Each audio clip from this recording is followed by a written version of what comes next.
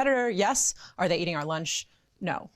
So that copycat culture, it's fair to say that most people are thinking we're past that stage. Dan, what do you think of that? Well, I think it's certainly the case that China focuses on different things. So President Xi Jinping is, I think, a little bit less enamored with the internet platforms, with a lot of the cryptocurrencies, with a lot of the AI businesses that Silicon Valley specializes. He's also a little bit less enamored of Wall Street and financialization and hedge funds. And if I had to think about what Xi's broad views are, it would be much closer to being something like capitalism with German characteristics, which is much more about building cars, building hydraulic pumps, building heavy machinery, the heavier the better, about all sorts of these major industrial projects. And I think China is very much a leader in things that include electric vehicle batteries now, solar photovoltaics. It is making a lot of electronics products, and it is innovating on a huge sort of a lot of the automotive supply chain. But I think they have a little bit less of a focus on AI, and therefore there is not so much political direction anymore to really push forward these consumer applications. I think it's fair, though, that some of those areas, the US is also innovating very, very strongly. So are there any areas where China is innovating significantly better than the US? Well, I would say something like electric vehicle batteries, where China has something like the 70% of all global expansion, all global capacity of electric vehicle batteries is now mostly in China. When it comes to the clean technology supply chain, again, these very industrial projects, these pieces of heavy machinery, that is a little bit more the focus. I think the US is really strong in things that include semiconductors, artificial intelligence, biotechnology. These are things, the smaller things, where China is not so good, but there are big areas in which China is way outbuilding the US. I mean, the semiconductors is getting significantly better in China. I mean, partly maybe as a result of the Huawei issue. Helen, what's your view on the semiconductor side of this? So China's definitely been investing for decades in trying to have their own independent semiconductor supply chain, and they've been making some progress. The thing to know about semiconductors is there's a huge range of sophistication, from the really basic semiconductors, computer chips that go in basic devices, your smart fridge, your car, up to the kind of more advanced chips that might go in a brand new iPhone, up to very advanced chips that go in kind of the data centers, gigantic warehouses full of computing, which is what you're training advanced AI systems on. So China has made a lot of progress on the more basic end of the semiconductor sort of scale, and is still really struggling to hit the most advanced end. And that's where, it's not even, you can't even say the US is, alone able to create those advanced semiconductors, but what you have is an incredibly advanced global supply chain. Many describe artificial intelligence and its development across these two superpowers as an arms race. Is that framework misguided, do you think? I think it's a bit misguided. I think you really want to look at what kind of AI are we talking about, and in what way might it be a race. I think the place where it's clearest that it makes sense to think in a competitive framework is in kind of military domains. So, it's just true that the US military really wants to make sure that it is keeping pace with, and ideally a little ahead of, the Chinese, or a lot ahead of the Chinese military in terms of what technology they have. Dan, Washington has taken some steps to curtail some of China's ability to get their hands on the cutting edge chips that really power these AI platforms. What's your take on that? Is that an effective strategy, or will China just find a way to build their own? I think that China is going to try to figure out a lot of the way to build their own. A lot of the chip makers now have been under very significant stress from US sanctions dating back to about a year ago now, released by the Biden administration, that is really stopping their ability to access not just the high-end chips, but also the semiconductor production equipment as well. And I think in general, it's really difficult to distinguish between what kinds of technologies should the US really not want China to be able to develop, and where is it fine. So, you mentioned, clean technologies before, where China, if you're looking at, manufacturing solar panels, as you mentioned, EV batteries, a lot of other areas, China is doing amazingly at that. And what you're starting to hear in some, US policymaking circles is that maybe that's a bad thing, that China is making a lot of kind of clean technology stuff. And I find that a little sort of tricky to reckon with, is at what point do we want to really shut them out or prevent them from being, able to manufacture anything if it's something good, useful that we can use. Of course, if it's technologies that we think have really significant military value, I understand, but then it starts the lines between those categories start to get very, very blurred. It seems like these tensions are just ratcheting it up even higher as time goes on. With each administration, they're intensifying. So to your point, if we do need these other technologies, solar technology for this transition into a greener future, I mean, what kind of happens next? How much do we place on kind of the AI arms race that could then potentially work against us in climate change? Is that a concern, or is that too far in the future still? Well, a few months ago, Beijing did announce some export controls on certain solar technologies involved in making production wafers. So it's already happening. It is already happening, that there are some threats out there that, relatively speaking, Beijing has been pretty restrained against retaliating against American companies of the likes of Intel, of the likes of Tesla so far, but these things could escalate more.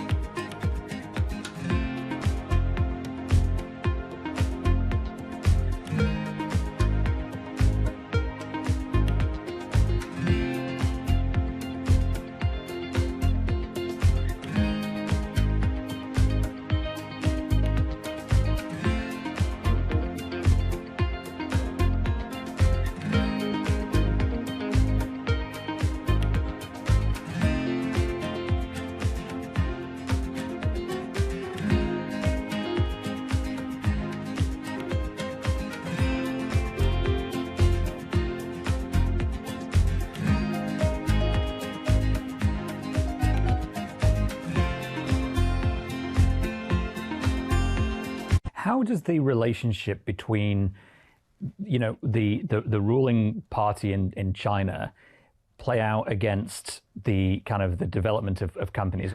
I think the Chinese system is definitely more top-down when it comes to AI development. You see less kind of individual tech companies like OpenAI or Google taking the lead, and more these kind of multi-institution partnerships, or maybe you have a university and a tech company and a government, department all collaborating on big AI projects. That's much more common in China. At the same time, China is a huge country, so there's a limit to how much the government can achieve from the top. So a lot of what you see is sort of Beijing providing direction, providing ideas, providing sort of signaling of this is what we in the central government would be excited about. Dan, how would you compare how the Chinese government is handling AI with its people versus how they handled social media? Well, I think President Xi Jinping doesn't necessarily view AI right now, a lot of these ChatGPT-like applications, as some of the most economically productive things that are coming into our society. So I think that President Xi looks much more at AI like, he would at Facebook or Twitter, now known as X or whatever it is. These are platforms like TikTok that, if you're asking me, is something like TikTok or Facebook really increasing my personal productivity? Well, I would say, actually, it is really horribly detracting from my productivity. And so I think that a lot of these AI platforms right now create speech issues. When an ordinary Chinese person sitting in Beijing or Shanghai asks AI, well, what happened in 1989? Well, what do you think of socialism? What do you think of President Xi's performance? These AI tools are having a lot of challenges actually answering socialist correct values that are in line with the government's ideas. And so these are major speech platforms, first and foremost, and perhaps not really the economically miraculous thing that raises our productivity growth at the very moment. Now, it might happen later on. Right now, I think the party views it as somewhere between economically not that useful and potentially very socially destabilizing. So from a consumer standpoint, AI is almost, it can potentially create more problems for the Chinese Communist Party. But then if you look at it from like a surveillance standpoint or military type of AI applications, that's kind of in a different camp. Is that right? Yeah, that's right. And I think they're definitely, I mean, one area where China is, I would say, leading in AI is on surveillance. They really have leaned hard into facial recognition, voice recognition, even gait recognition. So how you walk in a crowd, can they pick you out by that? I think in the West, there's been some development of these technologies, but with a lot of criticism from civil society, a lot of hesitation, sort of, I would say, like very yellow light. And in China, it's been blaring green light. On the topic of WeChat, I mean, when we spoke ahead of this, I think we touched on the fact that there are some generalized misunderstandings about China's approach to social media and data and AI. AI relying on huge amounts of data, and the perception is that because of things like WeChat and similar things in China, that there's this huge pool of data that the population in China is very happy giving over and is used to giving over, and therefore is just sitting around waiting to be exploited by AI. And I remember that you made a pretty significant point. It's like, that's probably not really the case. And people think that's the case, but it isn't. So I wonder if you could touch on that. Yeah, I think people have this perception that because the Chinese government is very controlling and has a lot of access to what's going on in Chinese citizens' private lives, that means that there's these beautifully curated, extremely complete, large databases of information that can be used to train AI systems or to do other things.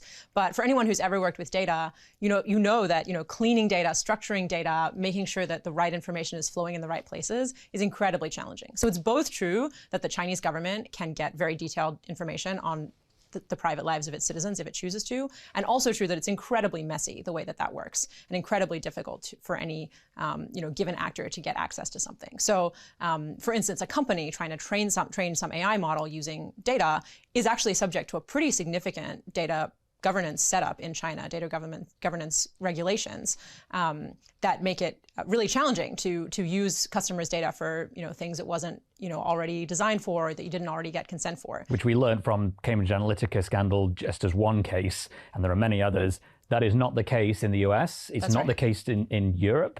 There's a lot going on. I mean, the EU's AI Act is pretty widely praised by some people, not everybody, but it's quite broad and far-reaching. But that's not the case in China, in terms of what you're saying. So China's setup is now more similar to the GDPR that exists in Europe. So around kind of protecting consumer data and giving people the right to opt in to different uses.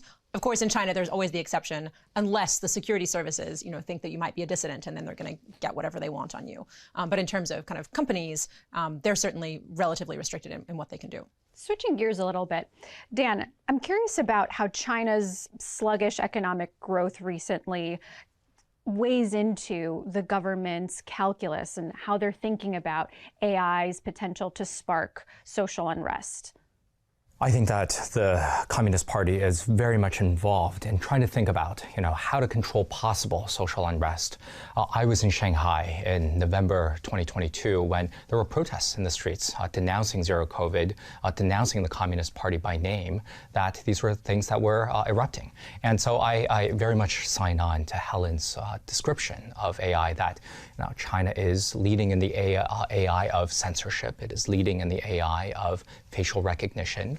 That right now it looks very much like the US is a place where ordinary consumers can tinker with and play around on a lot of these AI tools, whereas in China is mostly reserving these very powerful tools for its own use, potentially to control society.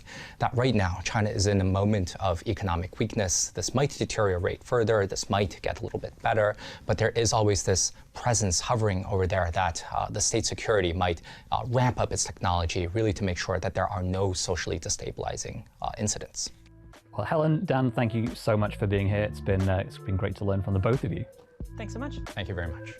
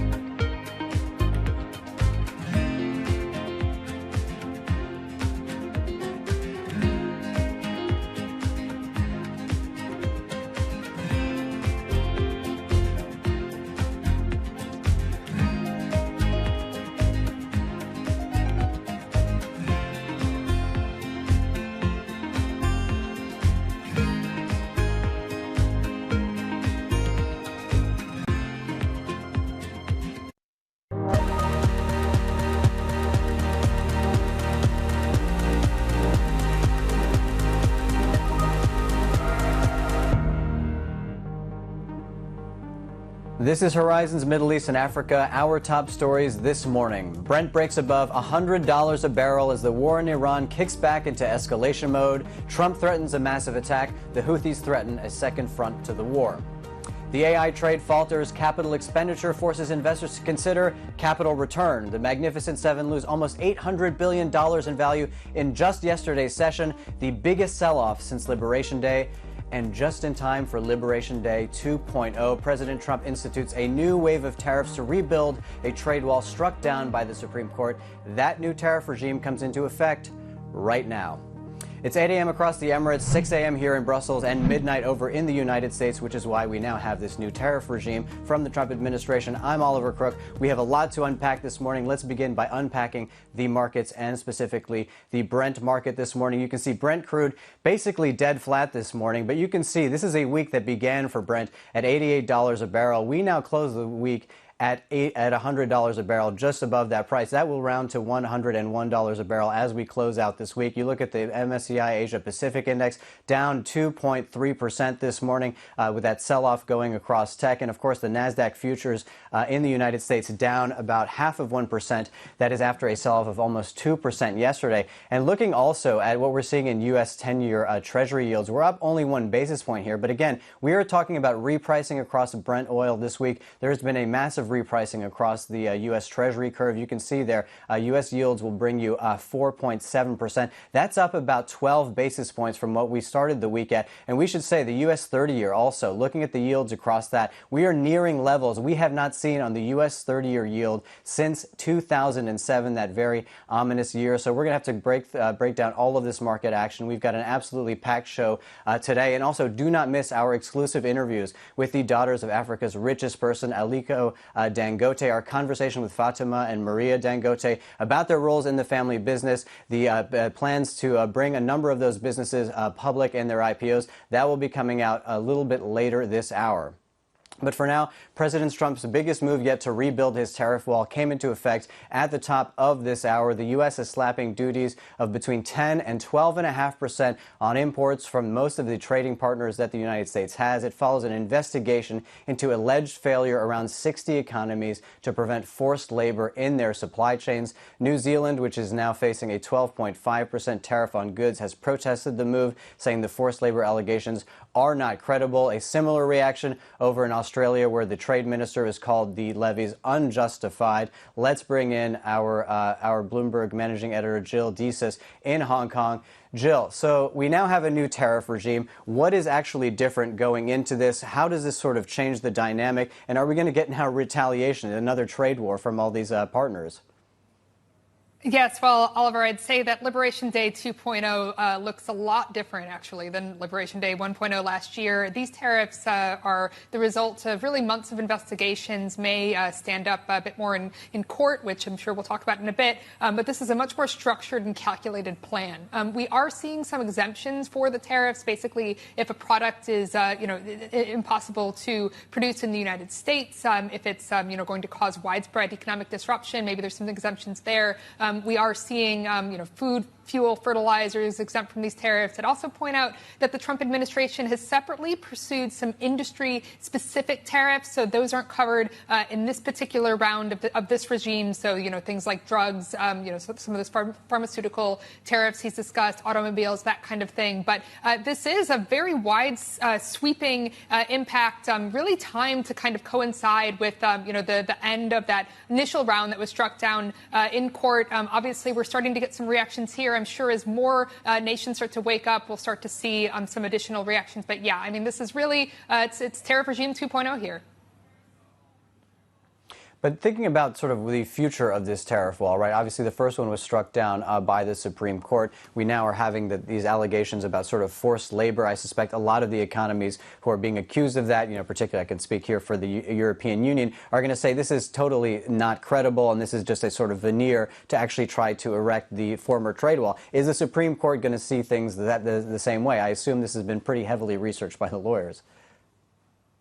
Yeah, so I think that that's really the difference here. I mean, obviously, I think, it's a pretty easy expectation that this may be challenged in court in some way. But this is clearly designed under these, sort of Section 301 code that the U.S. Trade Representative is kind of looking at here. I mean, these tariffs are enacted after sort of months of, public policy procedure, that kind of thing. So it is a pathway that is designed, in effect, to be a much more solid case that the Trump administration could potentially present were this to end up in front of the Supreme Court. I think the question is, whether or not, you have a court that interprets the arguments that they're using here to have these forced labor allegations as being, sort of an overstep of, the reading of that kind of code. I think that that's, sort of a question for the lawyers to particularly consider here. But I think, the end result here is that this is clearly a thought-out strategy to try to, put in place tariffs that do have that higher legal standing.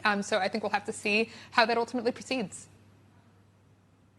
Well, Managing Editor Jill Desis there, thank you so much for your interpretation with that new tariff regime that is now 6 minutes old. Now, Brent crude is back over $100 a barrel after President Trump threatened to escalate strikes on Iran and hold the country responsible for any attacks by the Yemen-based Houthis on ships in the Red Sea. Stuart Livingston Wallace is Bloomberg's executive editor for the Middle East, North Africa, and Russia, joins us now. So, Stuart, now we have the 13th night of tit-for-tat strikes. We can't say that that is particularly new. Why the new risk premium in the oil market? So, I mean, I think a couple of things. Number one is that there have been multiple reports of more US forces coming into the region, or at least coming into areas that look like they might potentially support the region.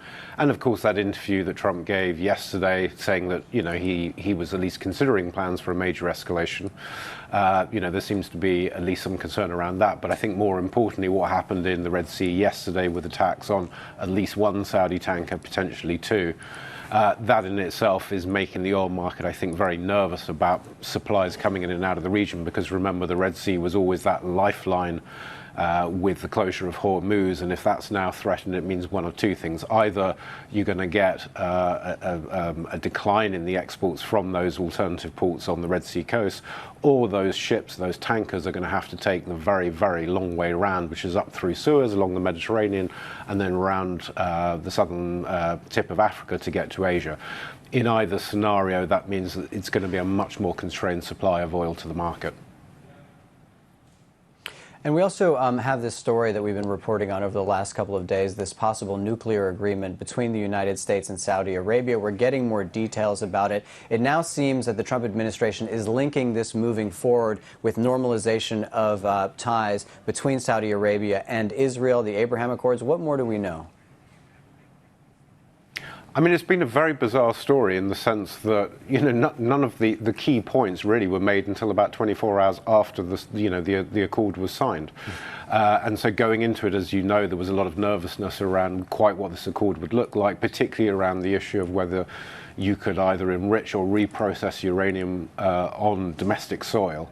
Now he's sort of really thrown a wrench into the whole process by saying it's going to be directly linked to Saudi Arabia joining the Abraham Accords. Now, the problem with that is that Saudi Arabia has made it an absolute red line for it to do so, that a Palestinian state be recognized, and in turn Israel has said that is never going to be an option. So there seems to be a total impasse here, at least on the face of it. That seems to hold the whole accord below the waterline. But again, look, we'll see. There's been lots of comments around this, and things have changed rather rapidly. So maybe in a couple of weeks from now, the situation may change again. But as of today, it doesn't look like there are a lot of options here to take this accord forward. Well, Stuart Livingston Wallace, thank you so much for your time. That's Bloomberg's executive editor for the Middle East, North Africa, and Russia. Thanks again. Now, Intel shares jumped in late trade as its revenue forecast shattered Wall Street estimates, indicating that booming data center spending is helping fuel a long-awaited turnaround for the tech giant. You can see it there, up about 5% in after-hours trading. Bloomberg Tech's Ed Ludlow has more from San Francisco. Intel is a CPU and a data center story. The CPU market is really taking off. That was the sort of overriding message from CEO Lip-Bu Tan when I spoke to him. And the situation is that demand growth is outpacing what is improving supply. If you remember, Intel left money on the table because they just could not meet customer orders, particularly on CPU, which is everything for them right now. So their own production and processes of their own products is improving, but they still cannot meet 100% of orders. But you look at the guide for the current quarter and the sort of 59% growth in data center, largely CPU gone, they are going in the right direction. Then it became a CapEx story. So CapEx will be more than $20 billion this year. That's a surprise, right? That's a change of plan, and CapEx will be higher next year too. And what gave Intel confidence, because Lip-Bu Tan is cautious, is the visibility they have on demand. They have a number of LTAs with customers. They look at the product side. They look at the foundry side. They would not invest into this. They don't deploy CapEx if they aren't sure of a return. There was this kind of very big reaction when the numbers hit and the commentary on CapEx. Things kind of pulled back a little bit. But for now, Intel is saying it's making progress. It's not fixed everything. Margins still aren't what they used to be. Foundry, there's a lot of questions, but they're headed in the right direction. This is Ed Ludlow for Bloomberg News in San Francisco. There you have Ed Ludlow in San Francisco for the latest out of Intel, and we will continue the conversation on the AI trade and everything that we're seeing there. A positive story from Intel, a less positive story for the Magnificent Seven, losing almost $800 billion in value in yesterday's trade. We'll break down the AI trade with Aisha Tariq from Macrovisor. That will be next, and this is Bloomberg.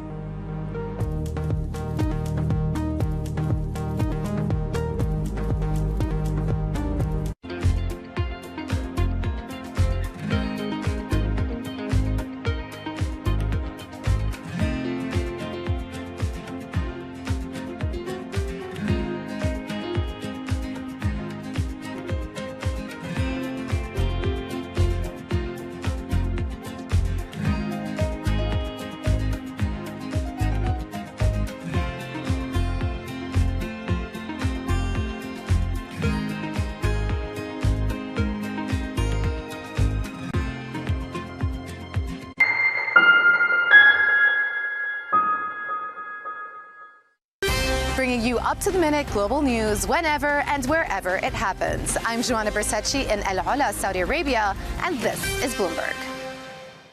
At a time when policy in Washington is driving Wall Street, we draw a distinction between the rhetoric and the action, bringing you market-moving guests and original reporting.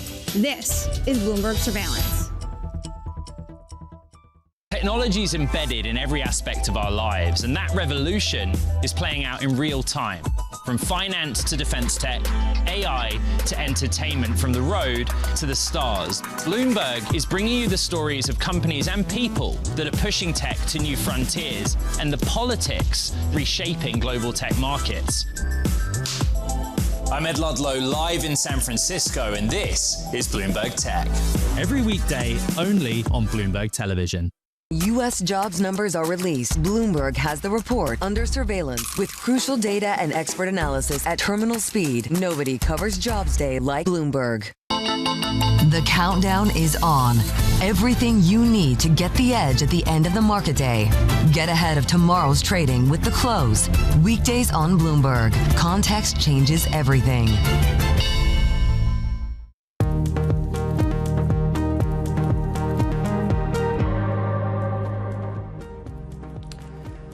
Welcome back to Horizons Middle East and Africa. Let's check in on the markets in Asia this morning. There is a lot going on. Winnie Su is here to break that down from our Hong Kong studio. Winnie. Yeah, good morning, Audie. Well, it is pretty much a de-risking day for Asia today, with the MSCI Asia here down more than 2% after having gaining for the past 3 days. Now, overall, it is the oil price really topping that $100 per barrel, weighing on the oil net importers here in the region. We have South Korea's Kospi index here down almost 6%. And with the higher oil prices, also those concerns around inflation, the expectation expectation for central banks to raise rates, and those are weighing on the region's currencies as well as bonds. When it comes to the Japanese yen, weakened overnight, and we are inching closer to that 164 level against the dollar. Now, it is really overall those expectations for the Bank of Japan to also raise rates further down the road. Flip the board, we take a look at the technology shares because tech sector today really leading declines in our region. Well, the news from Intel's earnings with the revenue forecast supposed to be good news for the sector, but for now it seems like there are more concerns around those spending by the U.S. hyperscalers. And adding to that, you also have SK Hynix and Samsung Electronics, the Korean chip makers, leading declines today ahead of China's CXMT IPO expected on Monday, expecting further competition as investors trim some of the bets from these Korean names as well. Ollie? Thanks very much to Winnie Su there in Hong Kong. A lot of red on the screen in Asia this morning. We look also at Brent crude, which would be a lot of green on the screen if you take it out for a week. This is a market now for Brent that is trading over $100 a barrel at 149 there. You can see it up about $12 on the week. Treasuries are beginning to price in prospects of higher rates in the United States. Those forces, coupled with concerns over AI spending for big tech, are also weighing on the stocks for the Mag 7. We saw an $800 billion sell-off in market cap yesterday. Here to help us break it all down and make sense of it all is Aisha Tarek, who is a macro advisor, the co-founder there. I'd like to start just with what we've seen most recently, particularly in the escalation in the Middle East. We now are in a situation where we have Brent over $100 a barrel. That's a $12 premium that we've added to Brent just over this week. How do you trade this in the short term? Good morning, Oliver. Well, a great question. I mean, what's bad for the market could actually be potentially good for us. So if we are buying Brent right now, we're basically looking at a situation where the market is in backwardation, right? So prompt spreads, what we have at the moment is much higher than the future price of Brent. And so if we do buy now, we will sort of gain on, every roll. But that's a little bit more of a difficult trade. Broadly speaking, the market, however, seems not to like Brent above 100, and even worse when WTI hits 100. So I think we need to be careful where the overall market is concerned. Well, we're thinking about the global market scenario and the kind of the macro stories we've got. We've got a lot of negative stories, right? We've got the conflict in Ukraine that's been going on for years. Obviously, now this conflict in the Middle East. You had this very, very positive AI story to kind of underpin the sort of market action. You're now starting to have some doubt in that AI story. Where do you see the AI story going in the sort of medium term? And at a certain point, there needs to be a conversation of what the unwind looks like coming down. Maybe not an aggressive unwind, but something. And how do you position for that? No, absolutely. I think the AI story has had its moments. And I think, overall, when we look at the technology, it is obviously useful. But now there are quite a few things that remains unresolved. Remember, we are treading uncharted waters here, right? So we don't exactly know what's next for this technology. But in the meantime, what we are seeing is spending just increasing and increasing. So I think one thing that we had pointed out earlier about the AI story was what happens when these companies start to turn to the market for funding. So all this while, we've been seeing the hyperscalers actually have massive amounts of cash flow, right? And with this recent result from Google, we see their free cash flow has turned negative, which means that they will increasingly be turning to the market for funding. So that sort of pushes yields higher, right? And there's only so much capacity that the market can have for absorbing these kind of issuances. So at the end of the day, either the market will be pulling the money out of other sectors, or they would choose to push yields much higher in order to fund this capex, right? So in which case, we're probably looking at quite a lot of rotation. And I think what we've seen in the past few weeks is when that momentum starts to, falter, we see quite a violent unwind. And so that's always something that we need to keep in mind when we look at this AI story and we're betting on AI companies at the moment.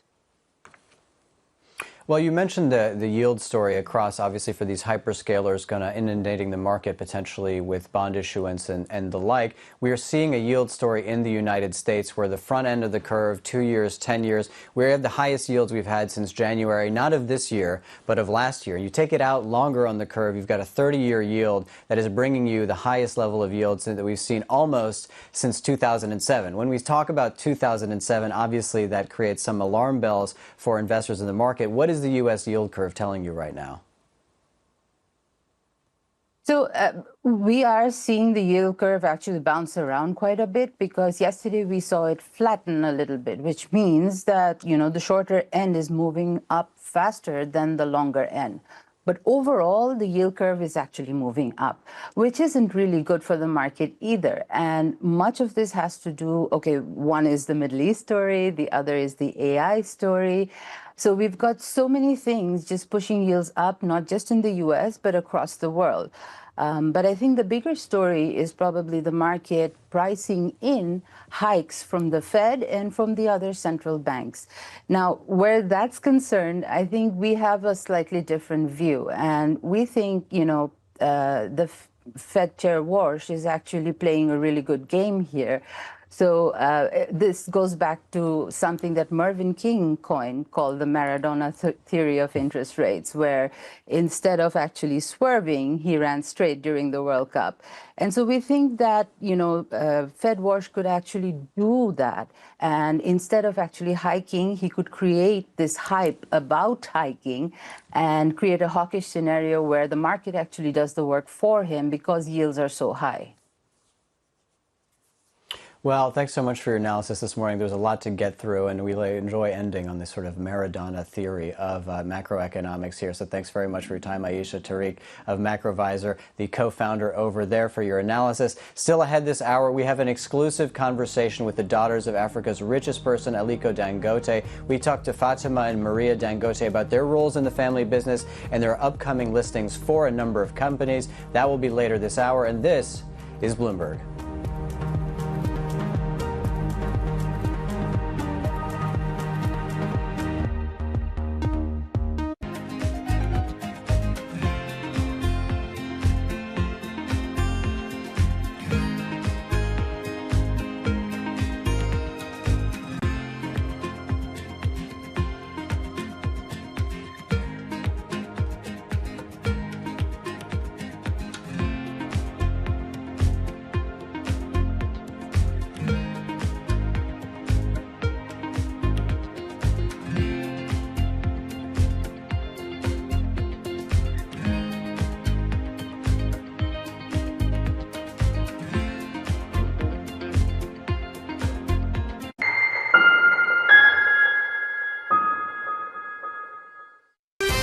Bringing you up-to-the-minute geopolitical news whenever and wherever it happens. I'm Tyler Kendall in Geneva, Switzerland, and this is Bloomberg.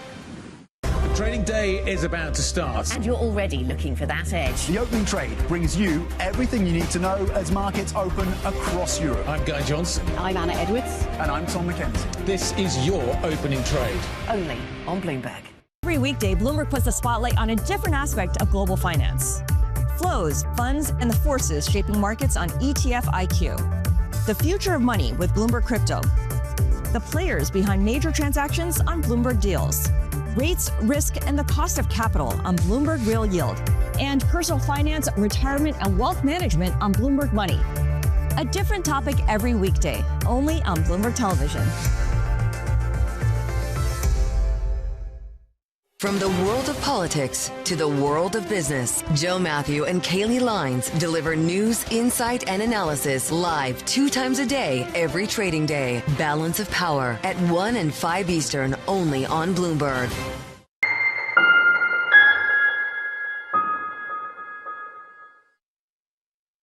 Thursday.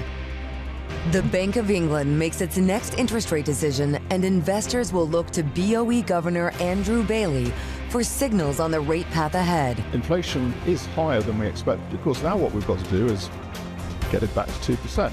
Join the opening trade team for live market reaction and analysis and on-the-ground coverage at the Bank of England. It all starts Thursday at 12:30 p.m. only on Bloomberg.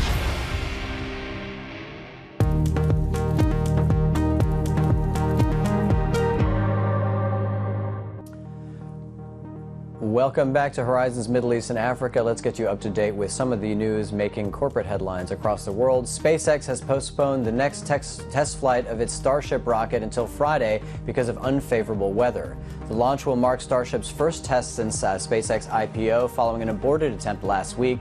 Meanwhile, Bloomberg's been told the company has started to turn away satellite operators seeking launches using its stable Falcon 9 rocket beyond 2028. That underscores the massive bet Elon Musk is making on the unproven Starship.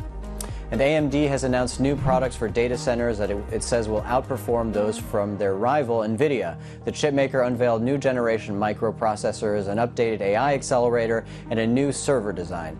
Investors took a more skeptical view, sending shares of as much as 3.5% lower during the presentation before paring losses ever so slightly. And shares of Chinese chipmaker CXMT will start trading on the Shanghai Exchange Star Board on Monday. Its marquee IPO is set to raise about $9.8 billion, making it the second largest Chinese listing ever. A successful debut will be seen as a milestone in China's drive for semiconductor self-sufficiency.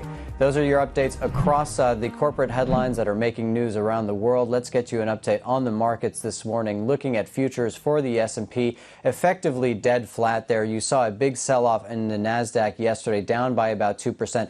That selling is prepared to continue on the NASDAQ today. You can see down by about 1/3%. We're watching also very, very closely some of the repricing we have seen across some very key assets, including the U.S. yield curve. You can see U.S. 10-year yields now yielding 4.7% as we close out the week. That is about a 12 basis point increase from where we were on Monday. That is illustrating a sort of a more hawkish view potentially on inflation, what the Fed is going to have to do. We have the U.S. 30-year yield that's yielding almost as much as it did back in 2007. And of course, Brent, which is the driver of a lot of this activity, you can see there down by 1/3%. That masks what has been a massive surge throughout the week for Brent crude, up about $12. We began the week at $88 a barrel. We now close the week at $100 a barrel. We'll have much more next, and this is Bloomberg.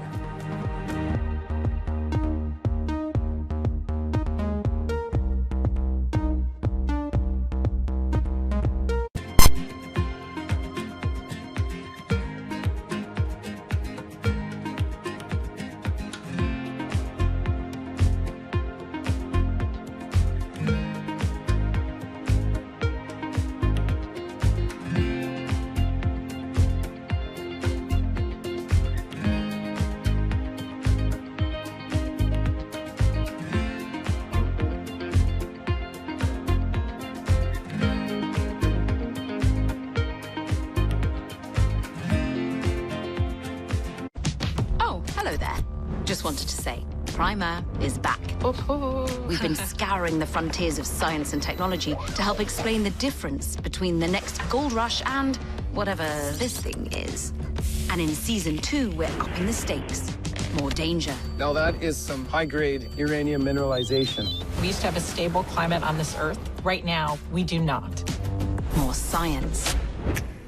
We're pushing the envelope of technology in multiple directions. Software, hardware, chemistry, physics. The cable is like very cold. And more CEOs that can nail the photo shoot. Hundreds and hundreds of billions of dollars are at stake. While the problems are economic, the solutions are too. And yes, we will be talking about AI. There is a lot of humanoid hype out there. But our future doesn't run on hype. It runs on innovation.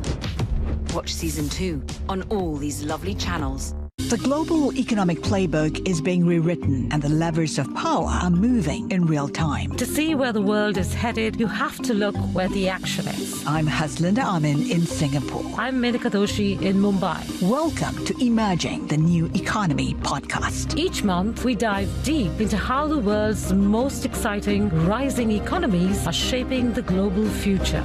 Join the conversation. Subscribe to Emerging on your favorite podcast platform today. Key investors, top executives, global innovators.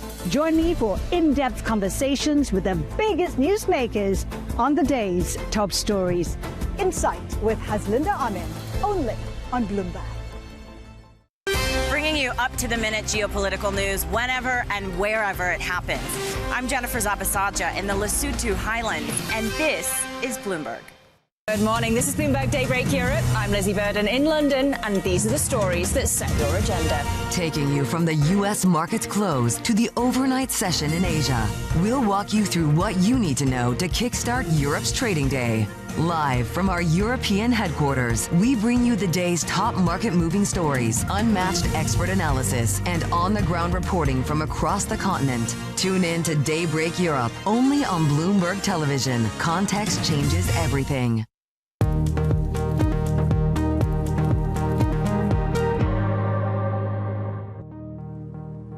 This is Horizons Middle East and Africa. Our top stories this morning. Brent breaks above $100 a barrel as the war in Iran kicks back into escalation mode. Trump threatens a massive attack. Houthis threaten a second front to the war. And the AI trade falters. Capital expenditure forces investors to consider capital return. The Magnificent Seven lose almost $800 billion in value in yesterday's session, the biggest sell-off since Liberation Day.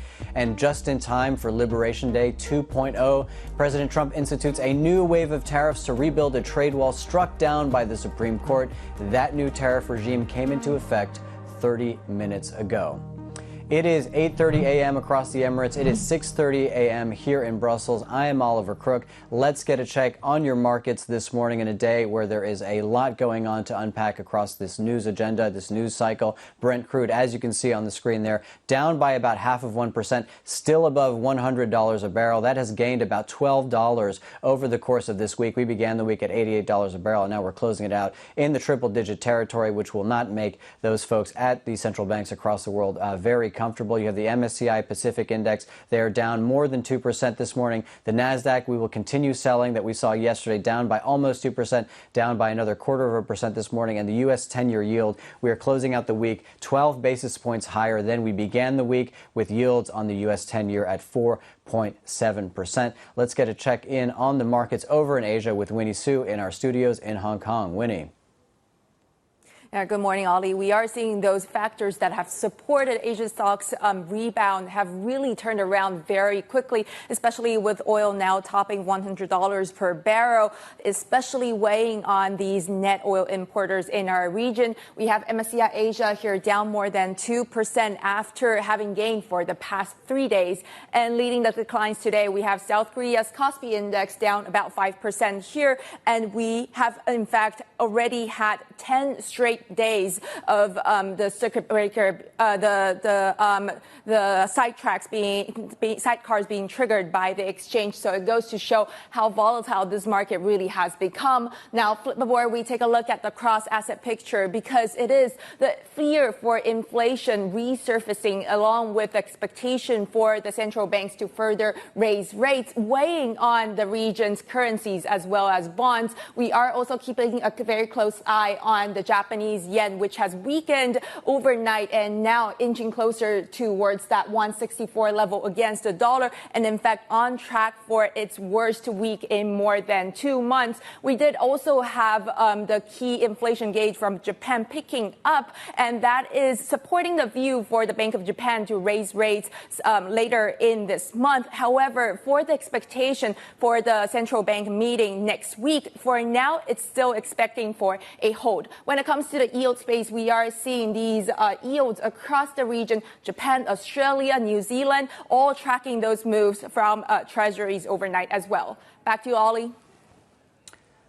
Thanks very much, Winnie Su in Hong Kong with the market action over in Asia. Now, President Trump is threatening to intensify attacks on Iran after Houthi attacks in the Red Sea opened a new front in the Middle East conflict. Escalating hostilities are also snarling traffic through the Strait of Hormuz, further interrupting flows of crude oil and gas. Joining us now is Control Risk's Maritime Security Director, Cormac McGarry. Thank you so much for joining us this morning. Exactly the person we need to speak to make sense of what we've been seeing over the last couple of weeks, the re-escalation in the conflict. Now we think about the Strait of Hormuz. I think we have now a different concept of how this is going to work going forward. At the end of this week, where do we stand on the volumes of ships that are actually able to cross the strait?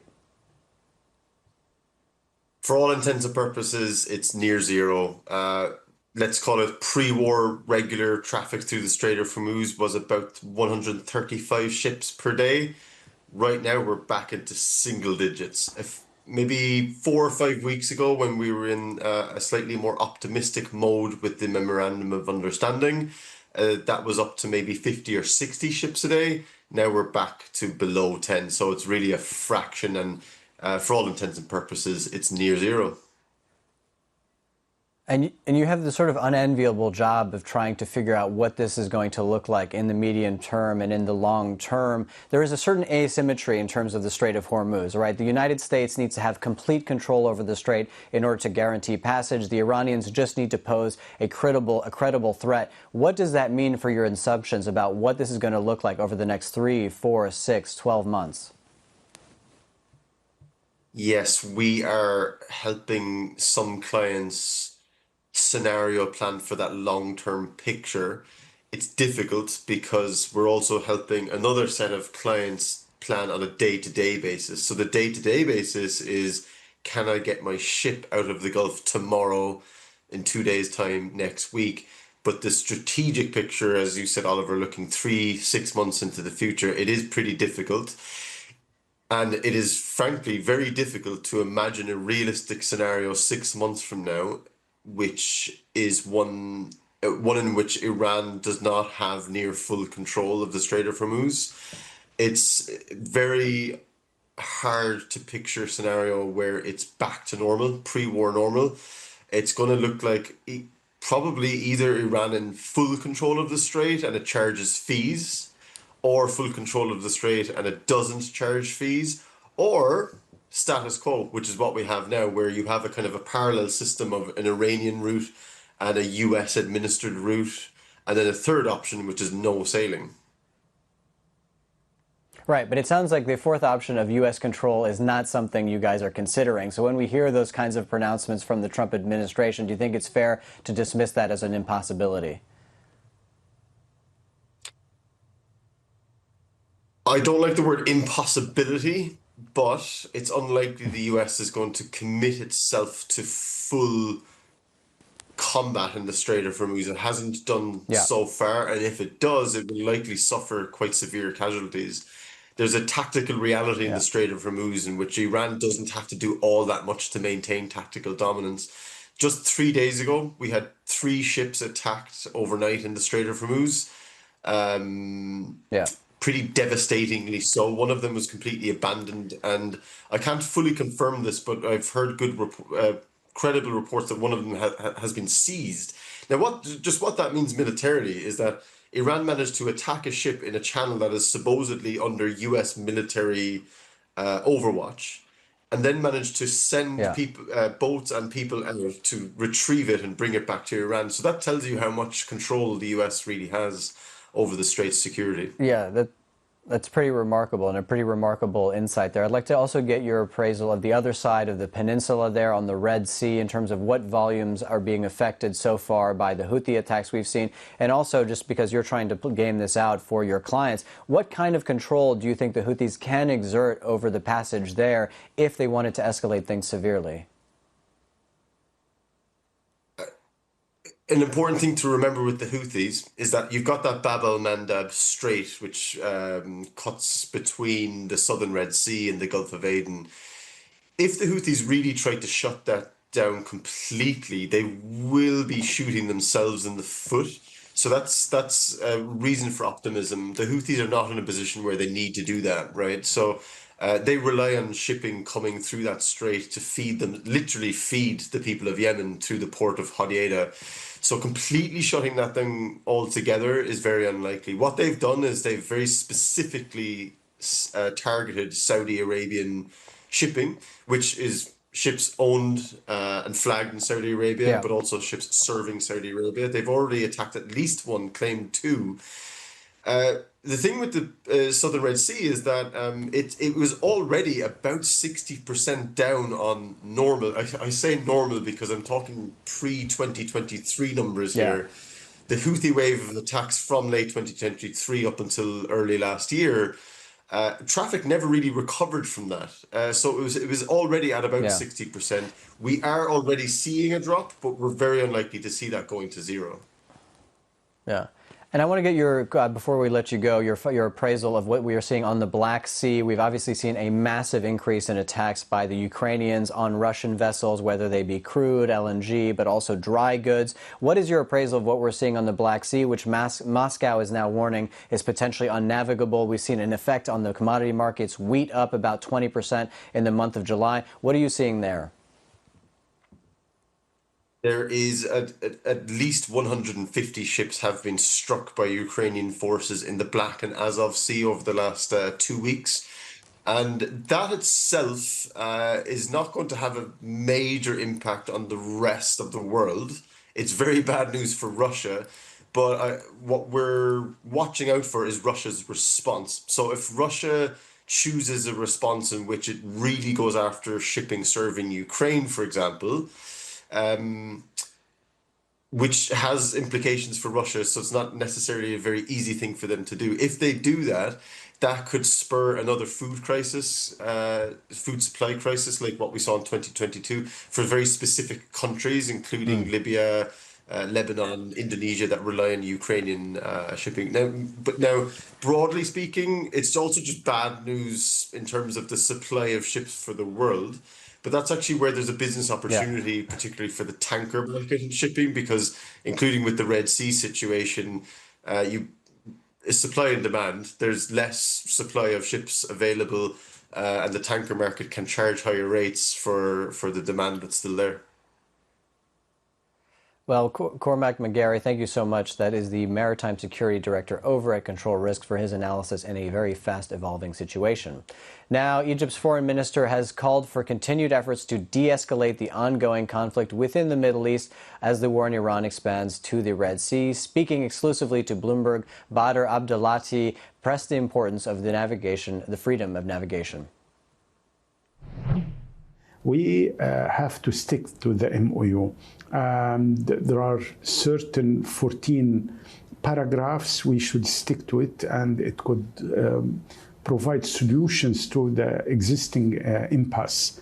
So this is what we are doing, and we will never give up, and we will continue pushing and pushing, and we hope that we can manage to de-escalate. There is a specific proposal now under discussions, and we hope that this proposal will contribute to de-escalation.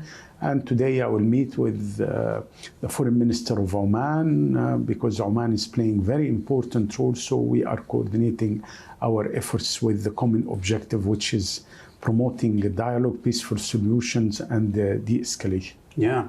Would you mind to go into detail about the specific proposal that is being discussed now? Well, I believe that, there is no need now to get into details, but there is a proposal now. It's subject to further discussions between Oman and Iran, and it's with regard the freedom of navigation in the Strait of Hormuz. So we are encouraging that, and we are pushing for having this proposal to be adopted by the parties concerned, and that will contribute hopefully to de-escalation. But it's all about the navigation and the freedom of navigation. Well, the Houthis in Yemen have announced a kind of blockade of shipping, Saudi shipping, and I wonder what impact this will have on Suez traffic. Well, we are pushing for dialogue and for de-escalation, for ensuring the freedom of navigation in the Strait of Bab el-Mandeb. This is very vital, not only for the Suez Canal, not only for Egypt, but for the whole world trade and the world economy. So we are pushing very hard for dialogue, for de-escalation, and we hope that things will calm down in order not to have a negative impact on the trade, on the world trade, on the supply chain.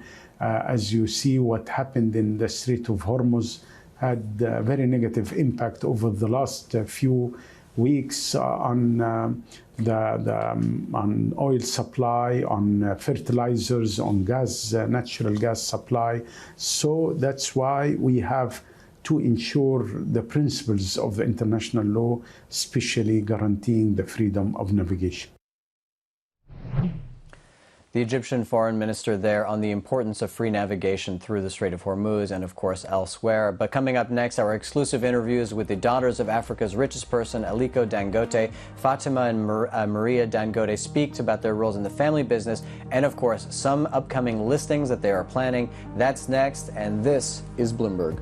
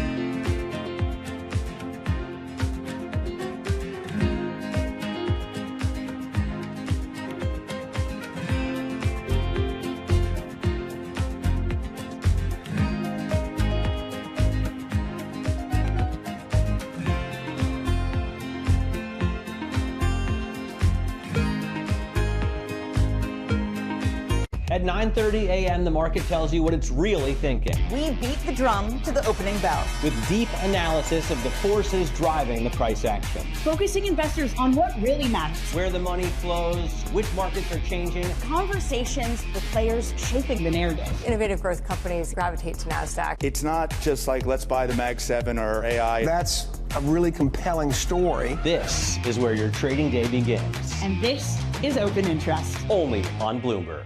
Middle East and Africa. Vibrant resources and high-yield investment opportunities abound. Join me on Horizons Middle East and Africa for the stories, newsmakers, and insight from this exciting region. Now weekdays, only on Bloomberg. Get your fixed income fix. Watch Bloomberg Real Yield around the world right here on Bloomberg. Context changes everything.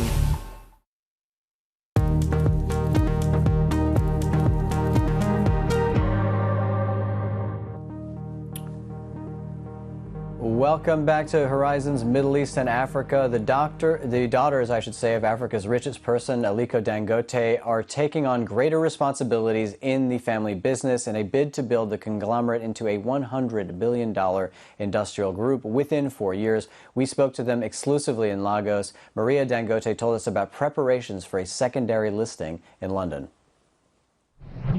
It will happen maybe by end of this year, the secondary listing, and we are planning to list in London because I think we compared many, like stock exchanges.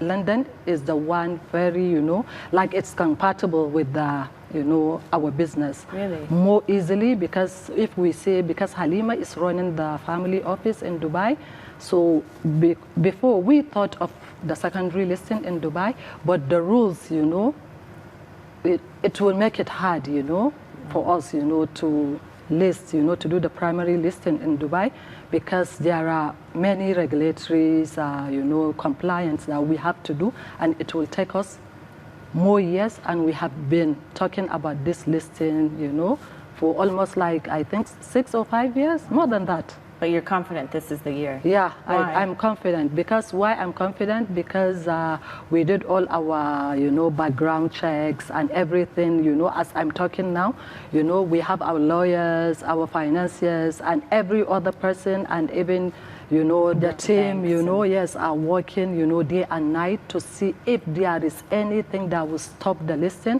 And as I'm talking now, nothing, no any constraint for now.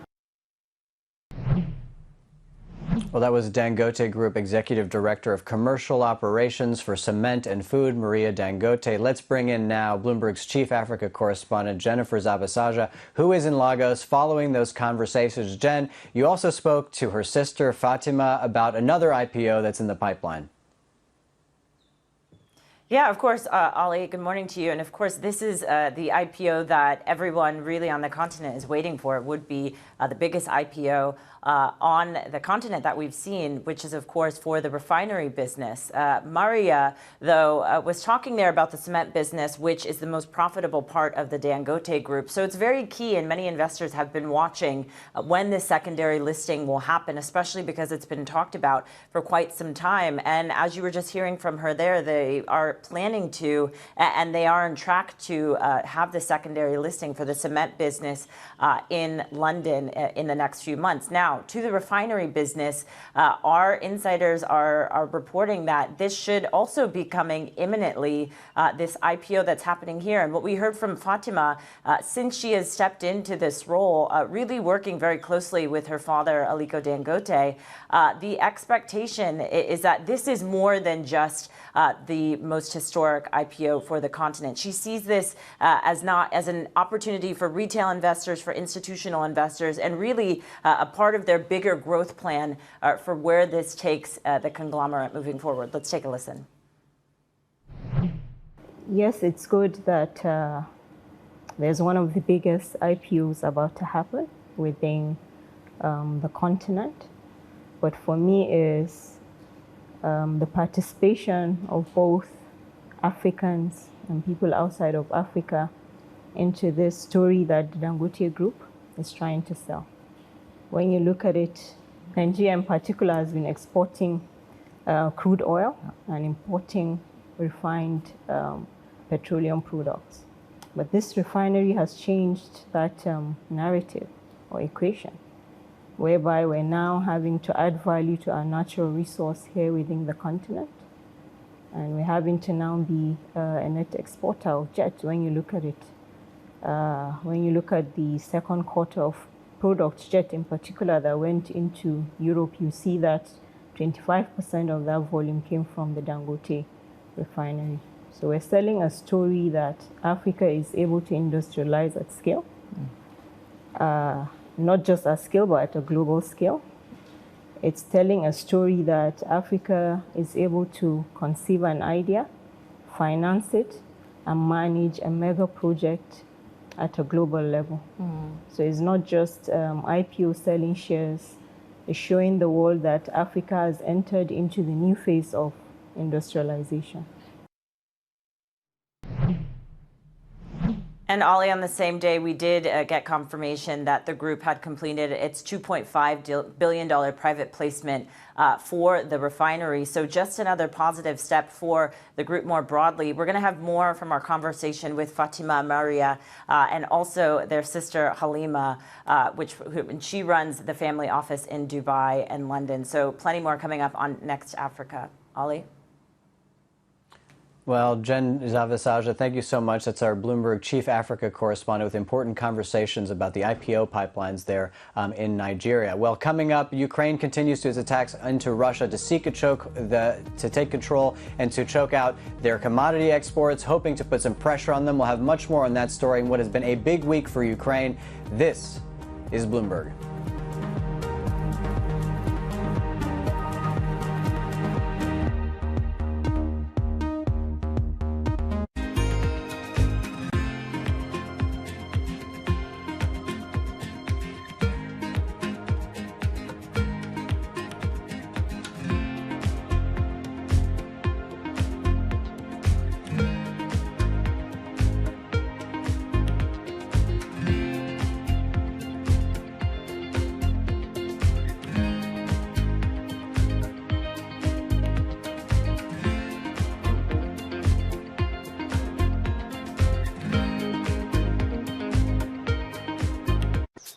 Welcome to Bloomberg This Weekend. I'm David Burr. I'm Lisa Mateo. And I'm Christina Ruffini. We're tracking breaking news today from Wall Street to Washington.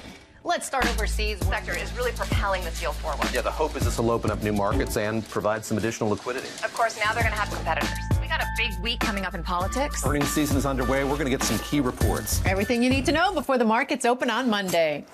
Introducing Bloomberg This Weekend, bringing a little Bloomberg into your weekend routine. Guys, buckle up.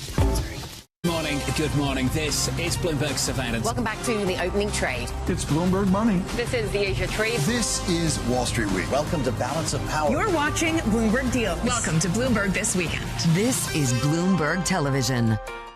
Bringing you up-to-the-minute space news whenever and wherever it happens. I'm Ed Ludlow at NASA's Kennedy Space Center in Florida, and this is Bloomberg.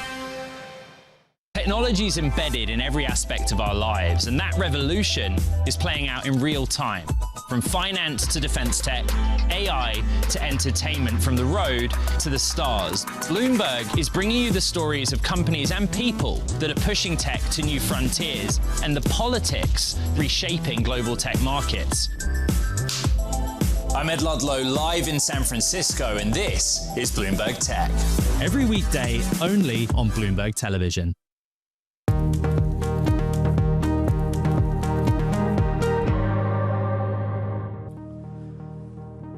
Will, it has been a very big week for Ukraine. We've had a massive reshuffle at the top of the government and the military operations. We see continued strikes throughout the Black Sea. To get an update on all of that we've seen this week, we'll go to Greg Sullivan over in Dubai. Sort of mark the week for us and round out what has been a really spectacular week in terms of action and news out of Ukraine. Right. There has been a lot of changes. First, starting with the reshuffle at the top of the military in Ukraine, Zelensky ended up removing his defense minister, Fedorov, after tensions with the commander-in-chief. That sparked nationwide protests and support of the defense minister, who was seen as a tech-savvy young reformer, partially responsible for the drone attacks that have seen Ukraine take the initiative as of late. Zelensky partially bowed to pressure, but only partially, by then removing the commander-in-chief, a Soviet-educated, old-school-style commander, and replacing him with a reformer. Though he said that Fedorov would remain on the team, Fedorov has so far resisted any of Zelensky's job offers, waiting for a comeback to the defense ministry, where he says he can then have the most influence on the war. Well, Greg Sullivan, thank you so much for your analysis and the latest from... Yeah, well, thank you so much for rounding up what has been a really sort of important week for the Ukrainians and, of course, at the top of the government, but, of course, also in the military strikes that we have seen in the Black Sea, which, of course, are having effects on the commodity markets. And I'd like to take it back to the markets to see what we are seeing across Brent crude. You can see that up to about $100 a barrel, breaking the week, ending the week in triple digits for Brent crude from the risk premium from the Red Sea, risk premium from the Strait of Hormuz. We see the 10-year yields in the United States slightly higher this morning, up 12 basis points this week. That will be a big focus going into the next week for the Fed, and this is Bloomberg.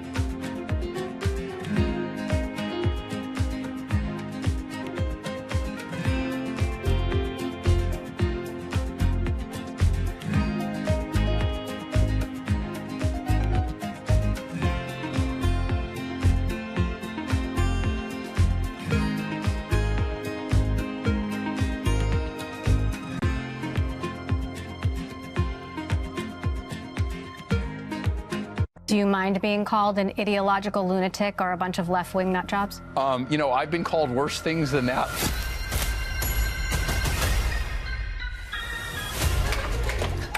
Oh! You'd think she owned the place. 23andMe, I think, is so incredibly valuable. We're coming back. It had that kind of detective story feel to it. You know, when you're hot on the trail of something, you know that it's very exciting. What magazines were you reading as a kid? I don't think I was reading magazines until I was in them. You are on the cover of all of these. Oh, and there's many, many more, but we just don't have time. Why should people trust you? I don't think anybody should trust any company or entity completely with any of this. It's very uncomfortable. Artificial intelligence is this force that is far bigger than we are. I want to build better businesses around these brands. The shock will never wear off. So you're a brother and sister running one of the most powerful companies in the world. When you argue, who wins? No one. The way I could see AI being banned or blocked is if something really went wrong. And if something really went wrong, then maybe it deserves to be. So is it paradise ahead or Gattaca? Maybe somewhere in the middle.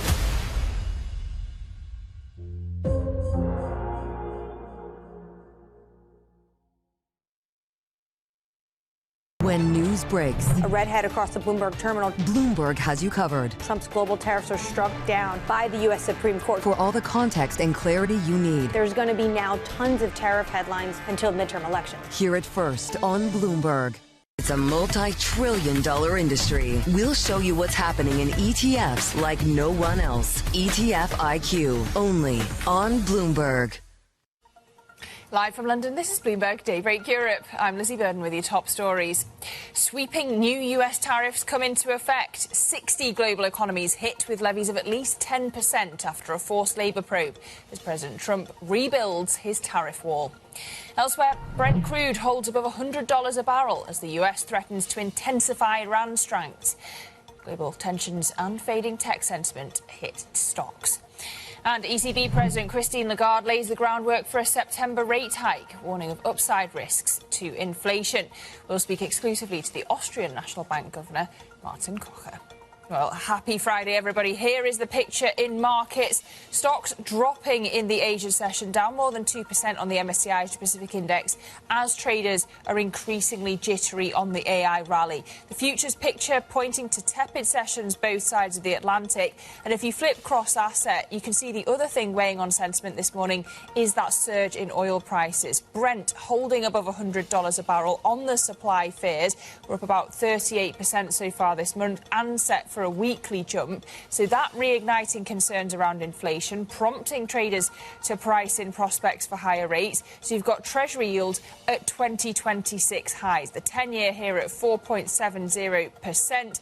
Already jumped 4 basis points yesterday, and euro-dollar pretty steady as investors weigh further escalations in the Middle East. Very little reaction to the latest breaking ECB lines. We've just heard from the Bundesbank President Joachim Nagel after yesterday's ECB hold, saying it was right to keep rates steady this week. But the Governing Council still facing intense uncertainty, and so he's nodded to a potential move in September when, of course, the ECB will have new data and projections. Let's take a look at the risk events on the agenda for today. At 7 a.m. London time, top of the hour, we'll get the latest UK retail sales numbers, expected to slip in June. Then for consumer confidence data coming out of Germany, that will be at 7 a.m. London time as well, the GfK numbers.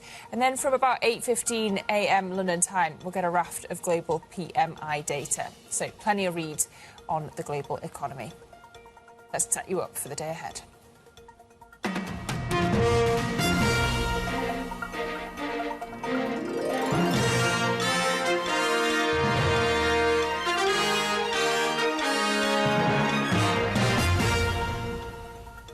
We begin with President Trump rebuilding his tariff wall with new levies on 60 economies.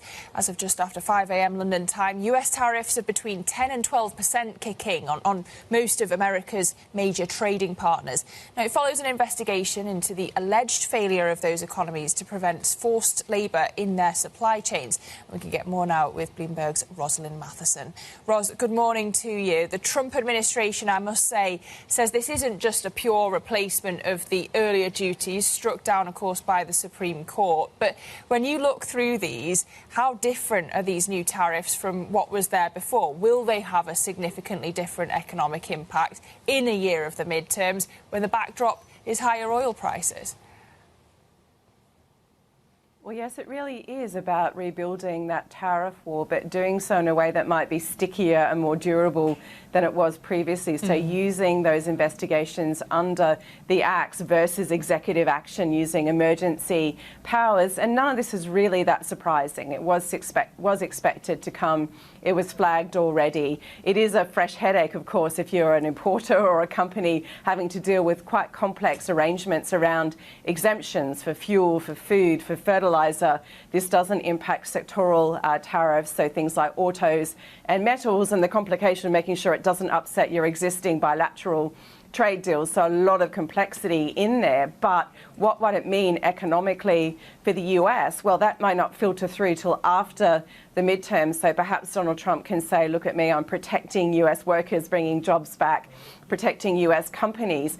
But the reality is that tariffs come through importers and affect the American consumer. And we've seen that already in the various tariff actions so far. The end result does tend to be on the American consumer, and that's at a time when prices are already under pressure in different ways, but particularly from that ongoing conflict in the Middle East, which has had a global impact on prices for oil, for other commodities, and for things like food. And that's filtering through to the US as well as other parts of the world. So this would probably have a negative impact on American consumers, but the specific impact of this may be felt only in some months past the midterm elections.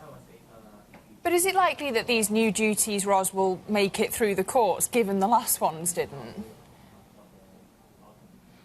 Well, they'll probably face some kind of legal action. We've seen, again, importers particularly taking those legal steps, individual legal actions, saying this is unfair on us and we're carrying the burden of this. But the idea, again, is to make this more durable and stickier. So you're using investigations under this Trade Act of the 1970s and saying we've conducted these investigations in accordance with that legislation, and now here is the end result. And this one is obviously around allegations of the use of forced labour in your supply chain. And there are other investigations ongoing around issues like excess capacity that we still need to see the results of. So trade experts say this is about making it more durable, probably less susceptible to those legal challenges. And again, that's why you're also seeing countries probably say at this point they're not going to choose to retaliate. So any changes to this probably won't come through the courts necessarily. You would hope if you're an importer or a company that it comes through the political level. So there's political negotiations to carve out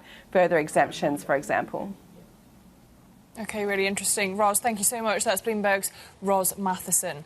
Well, those tariff tensions and a downturn in tech sentiment are hitting stocks in Asia this morning. Let's get a read on how markets are faring there with Winnie Xu out of Hong Kong. Winnie, what we should be watching? Yeah, good morning, Lizzie. We are really seeing a risk-off day in Asia as we head into the weekend. Now, as you just mentioned, these tariff threats, but on top of that, we are also seeing the higher oil prices, oil topping $100 per barrel, weighing on these net oil importers in Asia. That's why we are seeing MSCI Asia here down more than 2% after 3 days of gains, with South Korea's Kospi index here leading declines down about 5% here. Now, flip the board, we also see Japanese stocks falling, tracking those losses, with the tech stocks, in fact, Nikkei 225, the tech gauge, underperforming the broader Topix index. And in fact, on the Topix index, one of the only sub-gauge that is rising is the financial sector. And that is on the expectation for the Bank of Japan to raise rates to combat inflation. Now, speaking of inflation, because of the higher oil prices pushing the inflationary outlook, as well as central banks to raise rates further, we are seeing further pressure on the region's currencies as well as bonds. Now, when it comes to Japanese yen here, weakening overnight and inching closer to that $164 levels against the dollar. Now, that is also on track for its worst week in more than 2 months. So really, sentiment has been turning for the Japanese yen. We did have the key gauge for inflation picking up, and that goes to show how the expectation for the Bank of Japan to raise rates this year remains alive. But when it comes to next week, we are still expecting the central bank to stay hold. Now, flip the board, we take a closer look at the technology shares, because tech sector today leading losses in Asia. Well, the revenue forecast from Intel is supposed to be good news for the sector. However, that is being outweighed by these concerns around the massive spendings of U.S. hyperscalers. And on top of that, specifically for the Korean memory chip makers, Samsung Electronics and SK Hynix, they will be facing a big competitor coming on Monday. We have China's memory giant CXMT having its IPO on Monday, and we are seeing investors trimming some of these positions on the Korean memory chip makers ahead of this event. Back to you, Lizzie. Winnie, with the view from Asia, thank you very much. That's Bloomberg's Winnie Xu. Well, zooming out, as she says, this week's tech earnings really have heightened investor concerns over just how much big tech is spending on AI. Yesterday, the Magnificent Seven suffered its biggest one-day drop since the tariffs chaos of April. And we can get some perspective now with Ven Ram, cross-asset strategist at Bloomberg MLive. Ven, it feels like every other day AI jitters knock market sentiment. Then we get a bounce back. At what point does this cross into bubble bursting territory? Well, I think we are getting pretty close there, Lizzie, if you ask me. I mean, if you looked at the Philadelphia Semiconductor Index earlier this week, you would have noticed that year to date, every one of those stocks listed there, regardless of their merit, their quality, their return on equity, they were all bid up and they were all winners for the year. So basically, the markets were saying, you know what, we don't know who the winners are going to be, but we are betting that every one of those entrants into the AI space is going to be a winner. But that's not how it works in real life, as we know, Lizzie. Back in the start of the 20th century, when Henry Ford invented the Model T, famous Model T, and then we had a proliferation of automobile companies in the US. At one point, we had something like 1,000 companies in the US landscape. Now, if you look at the S&P 500 or even the broader Russell 3000, there are just a handful of companies. You could just count them in your fingers. And if you look at the combined market cap, it's just about $150 billion, excluding Tesla. So the markets are suddenly getting to the realization that, look, not everyone is going to be a winner, regardless of how we price them. If you look back again towards the internet bubble.com bubble era, Netscape was listed at $4 billion or something like that for that day, which was humongous back in the day. But then Netscape is not even in use now. So, you know, the idea that AI, everyone is going to be a winner, is what is being tested. And I think that will continue to be tested in the weeks to come.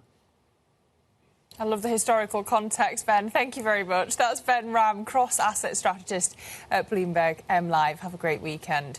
Well, let's focus on European tech because SAP's cloud revenue beat expectations in the second quarter, growing 24% in constant currencies to 6.28 billion euros.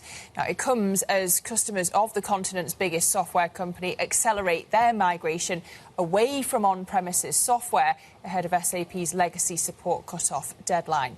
We can get more now with our tech editor, Mark Anderson. Mark, good morning to you. So we've been talking about the threats from AI to software, but it seems like SAP, at least, is doing well enough to impress investors. Yeah, I mean, I think these results show that SAP is on track in its transformation from a software as a service company to a AI enterprise AI provider. It's made this cloud division the focus of a business strategy, and it's really aggressively pushing clients to adopt those services, which is very much key to the success of this transformation. But of course, it's not really an easy transition for customers to make. You know, it's very time consuming, it's expensive, it comes at a time when there's a protracted war in the Middle East, which has upended some of the supply chains in very important sectors for SAP, like oil and gas. So that's made it quite difficult. But these results show that SAP's managed to get clients to move over. And of course, investors like that because it comes at a time when there are all these fears about impending SaaS-pocalypse. Yeah. Well, we've also had, really incredible results from Intel, a jump in revenue forecast, shattering estimates. What's Intel doing so well right now, especially when, it struggled for so long? Yeah, I mean, I think at the heart of that of those very strong results from Intel is Intel's data center division, which posted growth of about 60%, more than double the pace of the overall business. So, CEO Lip-Bu Tan has told Bloomberg that demand for his chips is outpacing his ability to supply them. And I think what we're seeing is that Intel is working very hard to improve production processes and boost supplies, and it is now confident that it's going to be able to capitalize on that demand in a way that it wasn't able to previously. So then as we look ahead to the European cash open, how much upside could we see for the European chip makers off the back of those Intel results? I'm thinking about players like ASML in particular. Yeah, it'll be interesting to see, won't it? But I think, what we can really tell from this, from these strong results from Intel is a fundamental shift in the AI industry, which is benefiting Intel in particular, and I'm not sure other European chip makers would share that benefit. The shift is going from training AI models, which is of course very much dominated by NVIDIA's advanced AI processors, to running them day to day. That day-to-day operation is benefiting Intel because, of course, you need things like CPUs and microprocessors that Intel is famously good at producing. So yeah, Lip-Bu Tan did tell us that he's, top of his mind is positioning Intel as a key beneficiary of AI spending, which, as I'm sure we've noted, is, running away to historic levels. And I think this shows that Intel might be in a good position to finally capitalize on that after years of struggling. Okay, really appreciate the context, Mark. That's Bloomberg's Mark Anderson. Thank you. And we're going to get another perspective on all of this later on this morning. Christian Klein, the CEO of SAP, will be joining the opening trade for an exclusive conversation at 7:30 a.m. London time. But still ahead, right here on Daybreak Europe, we'll be having an exclusive conversation with the ECB policymaker Martin Kocher as rising energy prices fuel bets on a September rate hike. But first, why are those bets being fueled? Well, supply fears are pushing Brent crude above $100 a barrel. So we'll dig into the oil outlook on the geopolitics of the Middle East and Russia next. This is Bloomberg.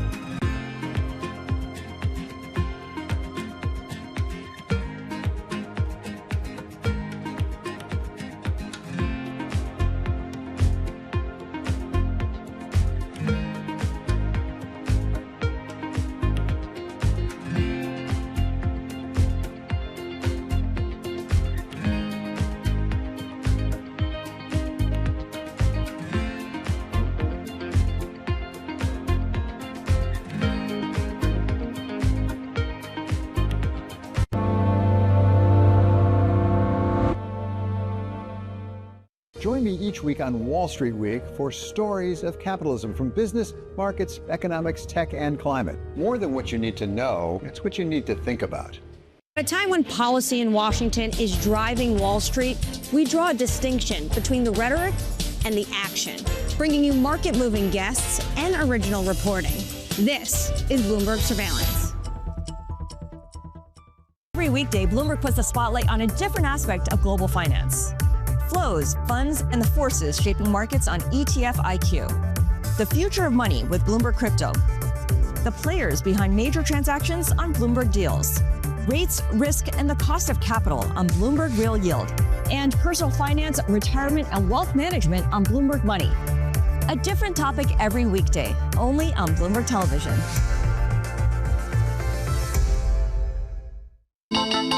The countdown is on. Everything you need to get the edge at the end of the market day. Get ahead of tomorrow's trading with The Close. Weekdays on Bloomberg. Context changes everything.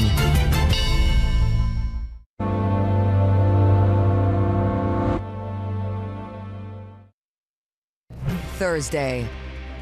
The Bank of England makes its next interest rate decision, and investors will look to BOE Governor Andrew Bailey for signals on the rate path ahead. Inflation is higher than we expected. Of course, now what we've got to do is get it back to 2%. Join the opening trade team for live market reaction and analysis and on-the-ground coverage at the Bank of England. It all starts Thursday at 12:30 p.m. only on Bloomberg.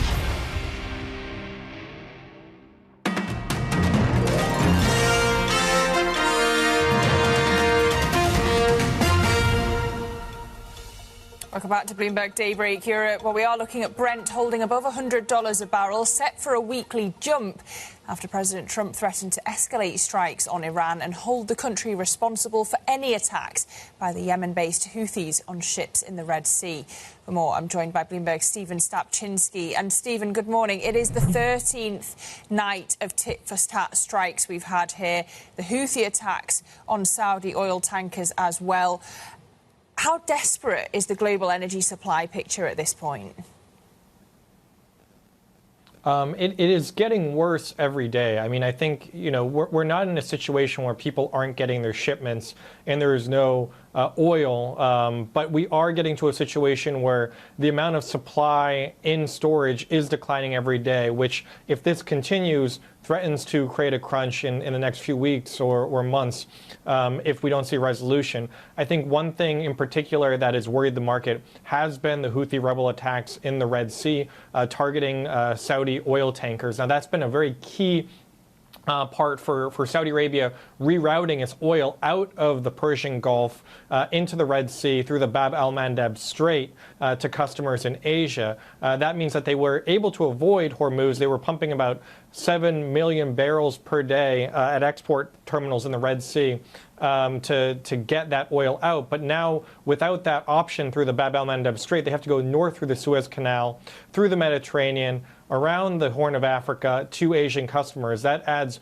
weeks to transit. It makes it more challenging to get the oil to the customers that need it in Asia. Now, again, there have been, customers have been able to find alternatives in the near term, but if this continues, it does potentially result in higher prices for customers in Asia that will also spill over to Europe and the rest of the world. And it's not, of course, just the Iran war that's hitting supply. You've had Moscow warning that its Black Sea waters are unsafe. We've seen Kazakhstan cutting oil production.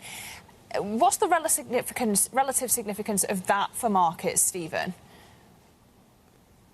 Yeah, I mean, this is all happening at the worst possible time. It's a perfect storm of key waterways sort of being restrained. So the Black Sea, while it is a Russian port, there is a port there that connects to the CPC pipeline. It ships 80% of Kazakhstan's oil production.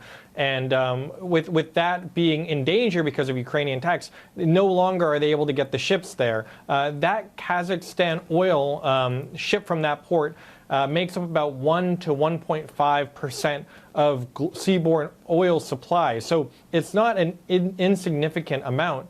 And when you take into account reduction in those flows, as well as flows through the Bab al-Mandeb Strait in the Middle East, as well as the Strait of Hormuz, you are facing a situation where the market is quickly getting tight. And in particular, this Kazakh oil via the CPC pipeline, it's a grade that you can't easily replace. There are refineries in certain parts of the world, including Europe, that depend on it. And so now you're also looking at a potential situation where the fuel supply begins to also tighten. Diesel prices are already rising. The refining price that you can get for producing diesel has also surged. And so you could see this also starting to hit the downstream markets where it affects consumers and adds to inflation. Okay, really appreciate the context. Stephen Stapczynski there. Thank you very much. Well, coming up, we'll bring you exclusive interviews with the daughters of Africa's richest person, Aliko Dangote. We'll be hearing from Fatima Dangote about the refinery business's upcoming IPO. Stay with us. This is Bloomberg.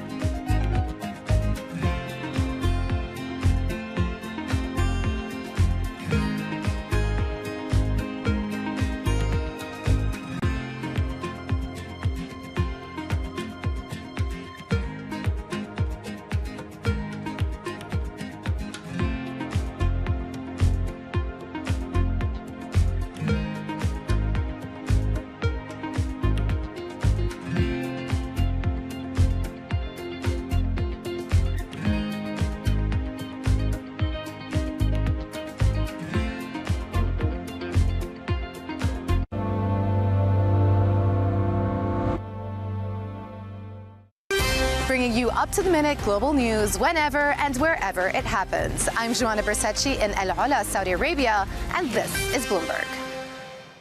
The trading day is about to start. And you're already looking for that edge. The opening trade brings you everything you need to know as markets open across Europe. I'm Guy Johnson. I'm Anna Edwards. And I'm Tom McKenzie. This is your opening trade. Only on Bloomberg. The global economic playbook is being rewritten and the levers of power are moving in real time. To see where the world is headed, you have to look where the action is. I'm Haslinda Amin in Singapore. I'm Menika Doshi in Mumbai. Welcome to Emerging the New Economy podcast. Each month, we dive deep into how the world's most exciting rising economies are shaping the global future.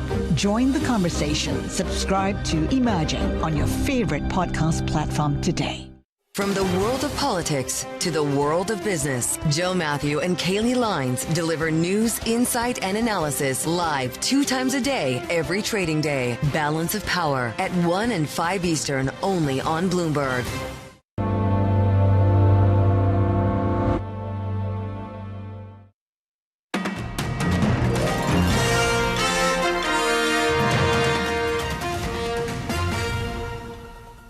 Welcome back to Bloomberg Daybreak Europe. Now, the daughters of Aliko Dangote, Africa's richest person, are taking on greater responsibilities in the family business in a bid to build the conglomerate into a $100 billion industrial group within 4 years. Bloomberg spoke exclusively to them in their first interviews in their new roles. Fatima Dangote, who leads commercial operations for the petroleum refinery, spoke about its upcoming IPO. Yes, it's good that there's one of the biggest IPOs about to happen within the continent. But for me is the participation of both Africans and people outside of Africa into this story that the Dangote Group is trying to sell.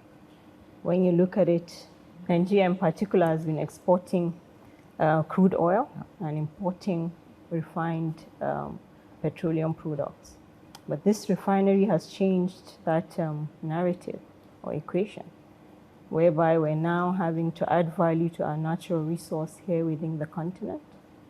And we're having to now be a net exporter of jet when you look at it. When you look at the second quarter of products, jet in particular, that went into Europe, you see that 25% of that volume came from the Dangote refinery. So we're selling a story that Africa is able to industrialize at scale, not just at scale, but at a global scale. It's telling a story that Africa is able to conceive an idea, finance it, and manage a mega project at a global level. So it's not just IPO selling shares. It's showing the world that Africa has entered into the new phase of industrialization. That was Fatima Dangote speaking exclusively to Bloomberg's Chief Africa correspondent, Jennifer Zabasaja. Now let's take you to some other top stories we're following for you around the world this morning. The US House has again called on President Donald Trump to halt the war on Iran, with 4 Republicans joining Democrats.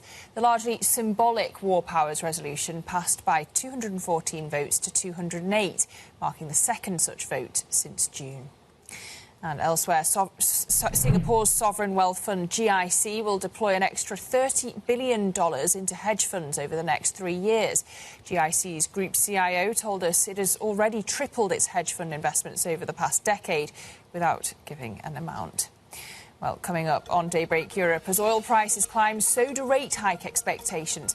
Our exclusive conversation with the ECB policymaker Martin Kocher is coming up next on Daybreak Europe. Stay with us. This is Bloomberg.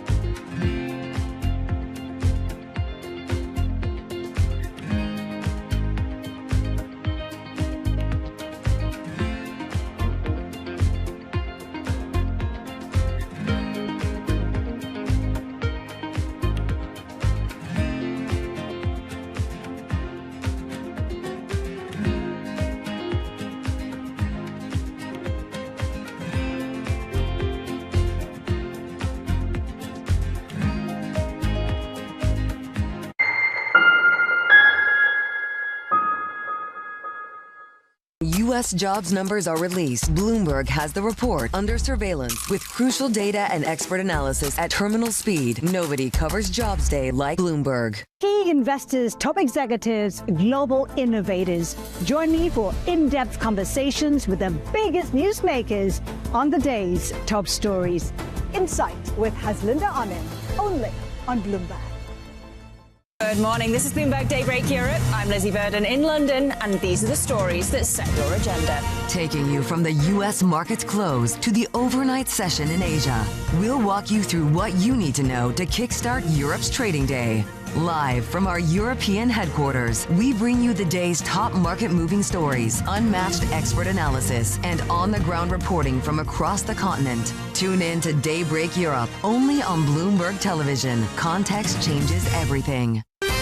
Bringing you up-to-the-minute geopolitical news whenever and wherever it happens. I'm Tyler Kendall in Geneva, Switzerland, and this is Bloomberg.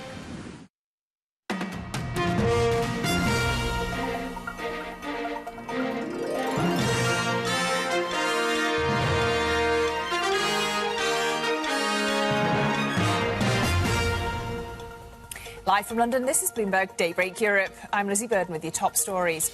Sweeping new US tariffs come into effect. 60 global economies hit with levies of at least 10% after a forced labour probe as President Trump rebuilds his tariff wall. Meanwhile, Brent crude holds above $100 a barrel as the US threatens to intensify Iran strikes. Global tensions and fading tech sentiment hit stocks. And ECB President Christine Lagarde lays the groundwork for a September rate hike, warning of upside risks to inflation. In just a moment, we'll be speaking exclusively to the Austrian National Bank Governor Martin Kocher.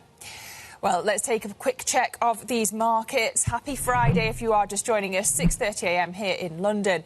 And we have still got stocks dropping in the Asia session by more than 2% on the MSCI Asia Pacific Index. We are also looking to a pretty tepid start on both sides of the Atlantic. Euro Stoxx 50 futures are only up 0.2%. S&P E-minis are just flat to the upside, but Nasdaq futures down 0.1%.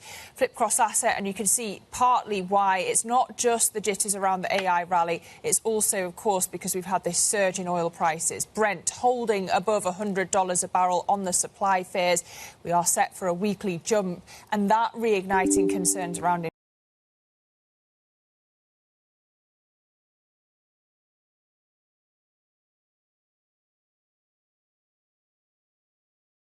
Colleague sat down the other day. We tried to ask him about the labour data, and he just sort of shrugged and said, "I mean, does it tell us anything anymore?" I mean, that's a very valid question. There are big concerns about the quality of the data, but I think when you look at the bulk of the information from various surveys, or so the labour force survey, it does suggest that the labour market has substantially weakened. But I would even say that even what matters even more is the starting point for the Bank of England. The fact that at 375, I think majority of the MPC members would still agree that we are in restrictive territory, whereas the ECB managed to get policy rate to 2%, which is closer to neutral. So the starting point is for the Bank of England that we're still in mildly restrictive territory. So from our perspective, the view has been that in order to address risks of second round effects, it would be sufficient for them to keep rates in current restrictive territory for longer. European bond markets are just beginning to open up. Germany yields down, France yields down a little bit, actually a little bit more. US yields are up, though. US yields are up a lot recently. 10 years at 4.7, front end's moving pretty aggressively as well. How much of that spills over into Europe? The spillovers are quite significant, especially when it comes to the UK markets. And obviously for the Eurozone that matters as well. Of course, oil has, and the whole the trajectory of the conflict has played a role as well. But US spillovers are very substantial. And of course, you know, markets thinking about the strength of the US economy matters for Eurozone yields as well. Okay, Anna, thanks so much. Thanks for joining us. Anna Tisareva, European economist at UBS Asset Management. Okay, let's talk about what else we need to know this Friday morning. SpaceX has postponed the next test flights of its Starship rocket until later today because of unfavourable weather. The launch will mark Starship's first test since SpaceX's IPO, following an aborted attempt last week. Meanwhile, Bloomberg has been told by the company that it has started to turn away satellite operators seeking launches using its staple Falcon 9 rocket beyond 2028. The move underscores the bet that Elon Musk is making on the unproven Starship. Volkswagen has cut its revenue expectations for the year as falling sales in China intensify pressure on CEO Oliver Blume to overhaul Europe's largest car maker. The German manufacturer now sees revenue declining as much as 3% this year. The results underscore the scale of the challenge for Blume, who is trying to make Volkswagen faster and leaner after years of software delays, bloated costs and declining profitability. And the UK Prime Minister Andy Burnham will open a new branch of 10 Downing Street in the northwest today, northwest England, in an attempt to demonstrate his vision for devolving power away from London. Named number 10 of the north, the office will be based in Heron House, Manchester, which is currently used out of interest by spies in Britain's Signals Intelligence Agency, which is GCHQ. Burnham, who became Premier on Monday, is expected to work there at least one day a week. There we go. The new working from home, or not quite, depending where you live. Nearer to home. Yeah, working nearer to home. Interesting on the data front in the UK, we actually got retail sales data out this morning that beat forecasts. And no surprise, drum roll, what were people buying last month? Outdoor products, clothing and air conditioning. Yes. That doesn't surprise anybody, does it? No. All the things that you basically need to deal with the oppressive heats that I'm really hoping is going to end soon. Anyway, what are we going to talk about next? SAP's cloud revenue comes in just ahead of estimates. We are about to speak to the company's CEO, Christian Klein. We'll get his take on all of this and the latest on the SaaS story and what it all means for his business. We'll do that next. This is Bloomberg.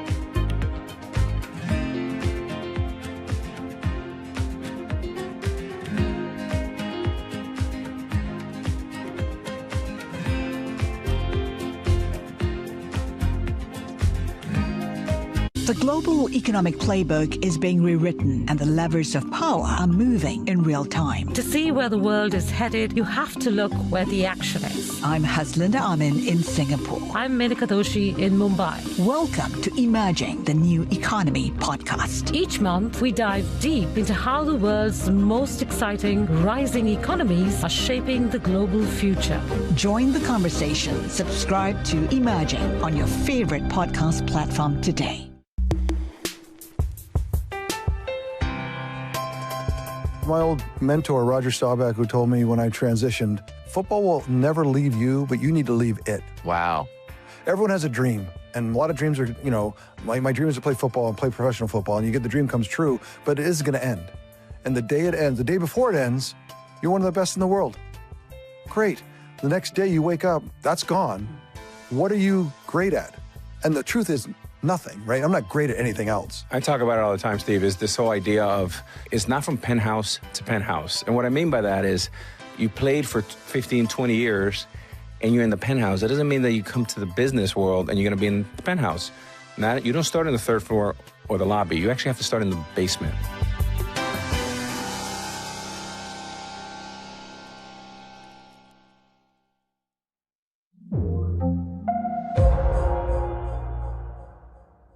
Good morning. This is Bloomberg Daybreak Europe. I'm Lizzie Burden in London, and these are the stories that set your agenda.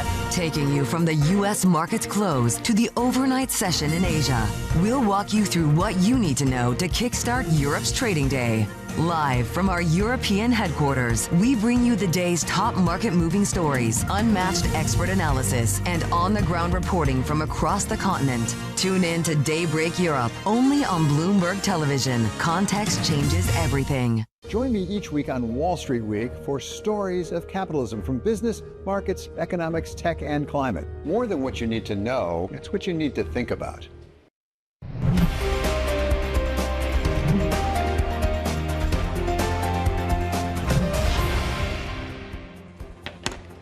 30 minutes ago until we start equity trading here in Europe. I have good news and bad news. The bad news is that there's been a really big sell-off in Asia overnight in the tech space. I have good news in the form of actually Europe looking okay.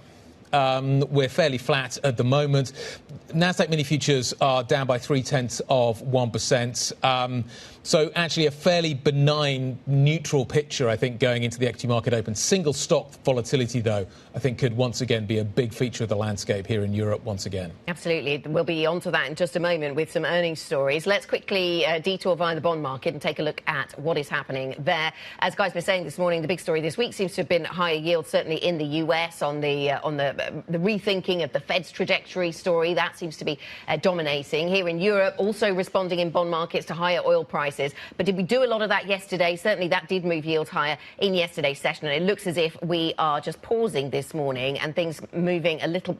Well, we're seeing some buying, actually, at the European 10-year, and some of those yields coming down a little bit, but not by a huge amount.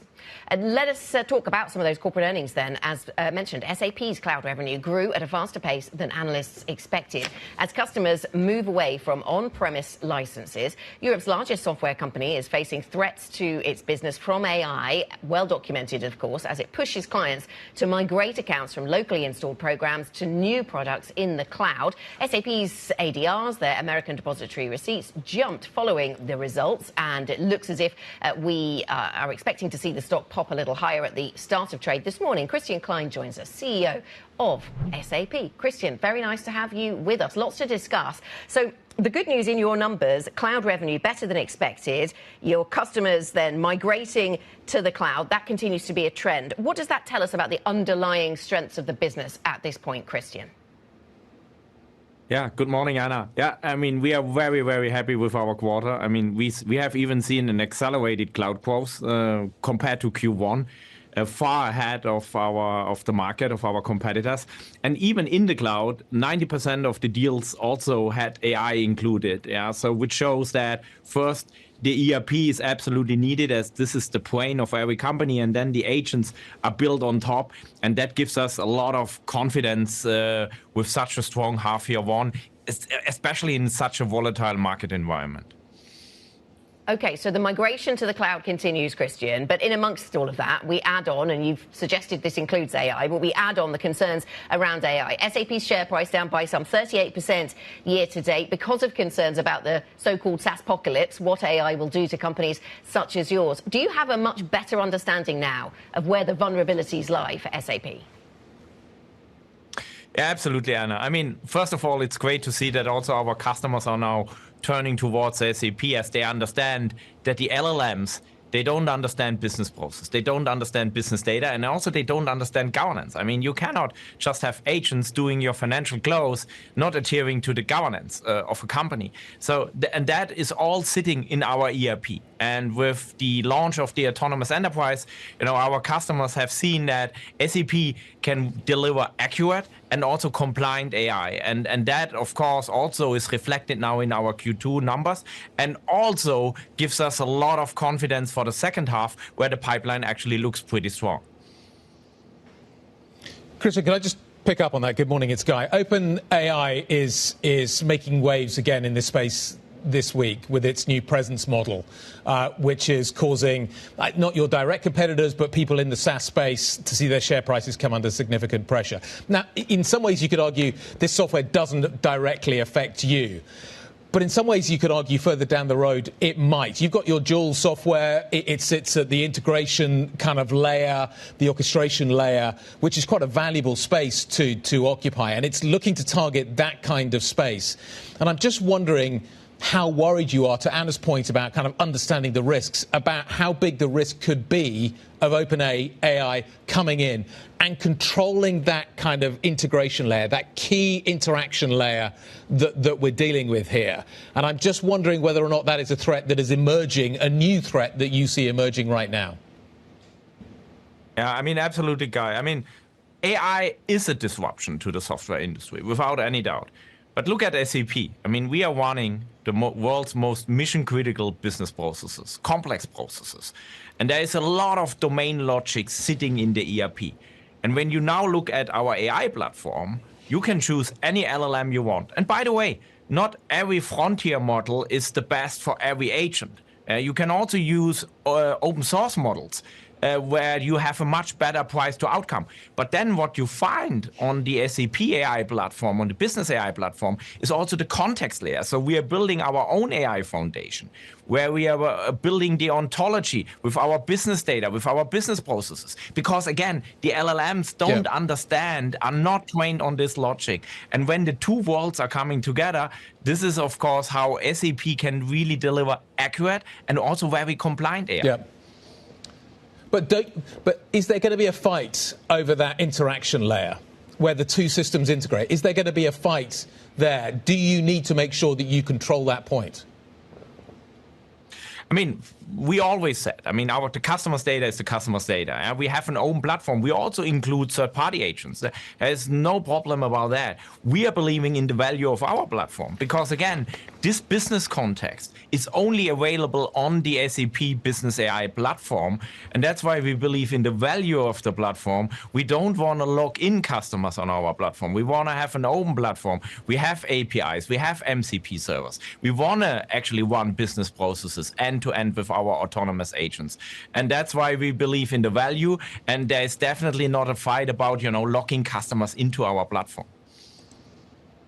I wonder, Christian, how concerned you are about costs and how much you're having to spend at this point to innovate and to keep up. I started this conversation talking about how revenues came in above expectation. Morgan Stanley suggesting that maybe the R&D costs were higher than they had anticipated. Are you concerned about how much you're having to spend to keep up in this race?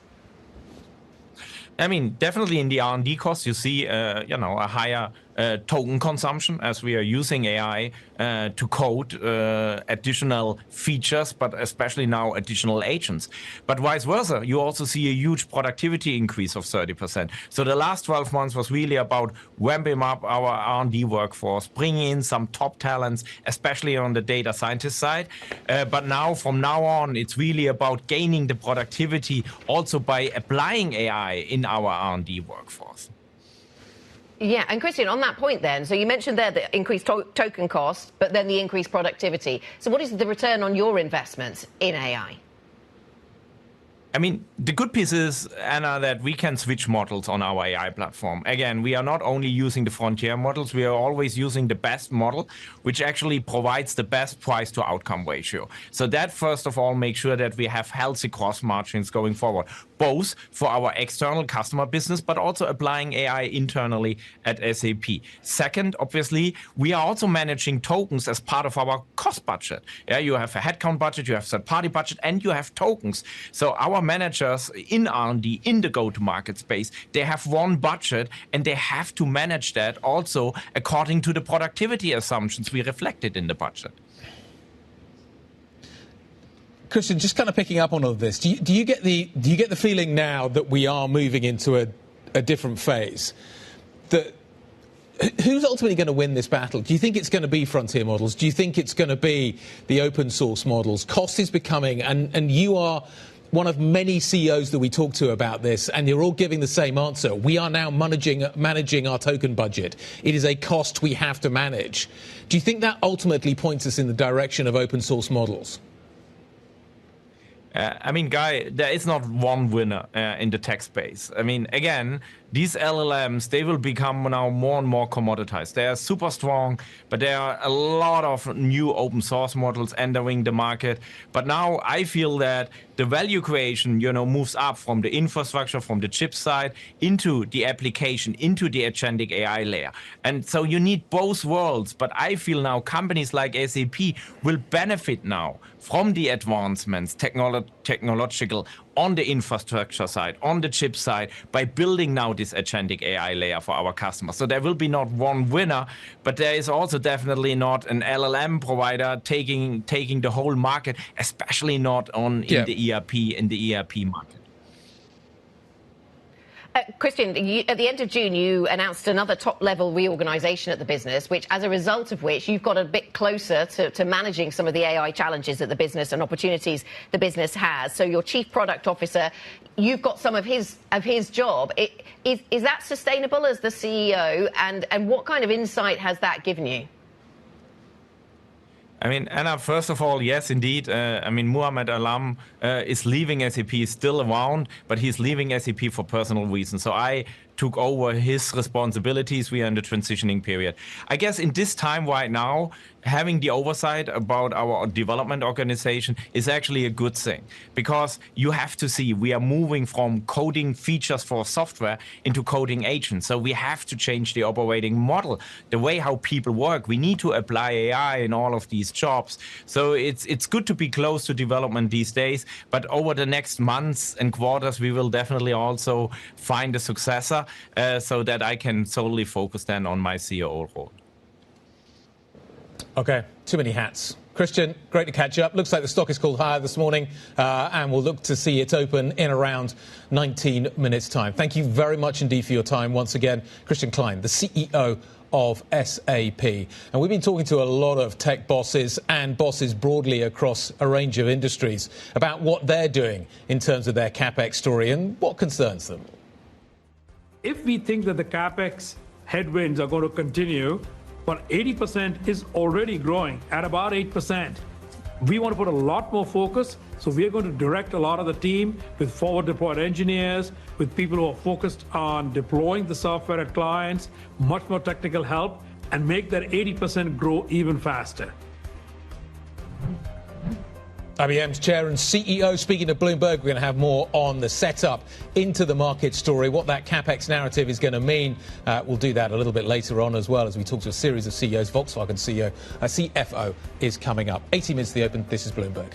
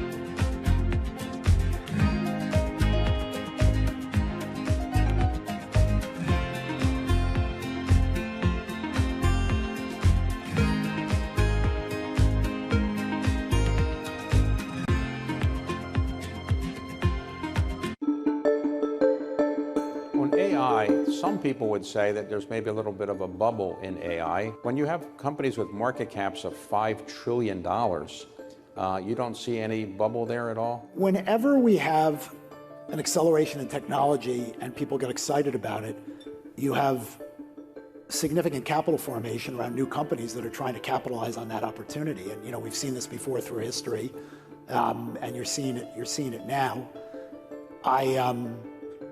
It won't be a straight line. The opportunity set with AI is enormous. There will be winners and losers.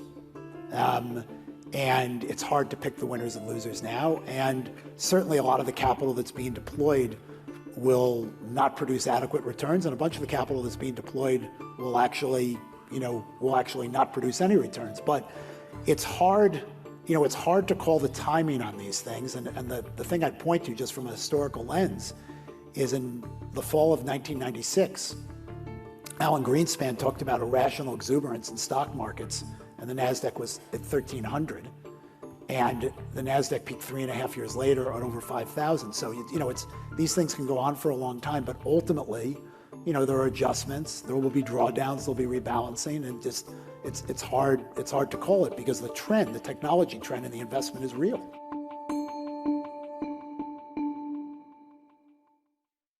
From the world of politics to the world of business, Joe Matthew and Kaylee Lines deliver news, insight, and analysis live 2 times a day, every trading day. Balance of Power at 1 and 5 Eastern, only on Bloomberg. Bringing you up-to-the-minute global news whenever and wherever it happens. I'm Joanna Bersecci in Al Ula, Saudi Arabia, and this is Bloomberg. Season is here. There are earnings galore. Some areas have done well. Equity trading has been an area of resilience. Bloomberg is first to break the numbers. Diving through the details of these earnings. That is the weakest growth in more than 3 years. With the smartest insights. Are we seeing dislocations that point to something a little bit more severe? If you look at where global growth expectations are, compare them to the start of the year, they're actually pretty similar. But there is this uncertainty, and we haven't seen it in the results. Continuing coverage on Bloomberg.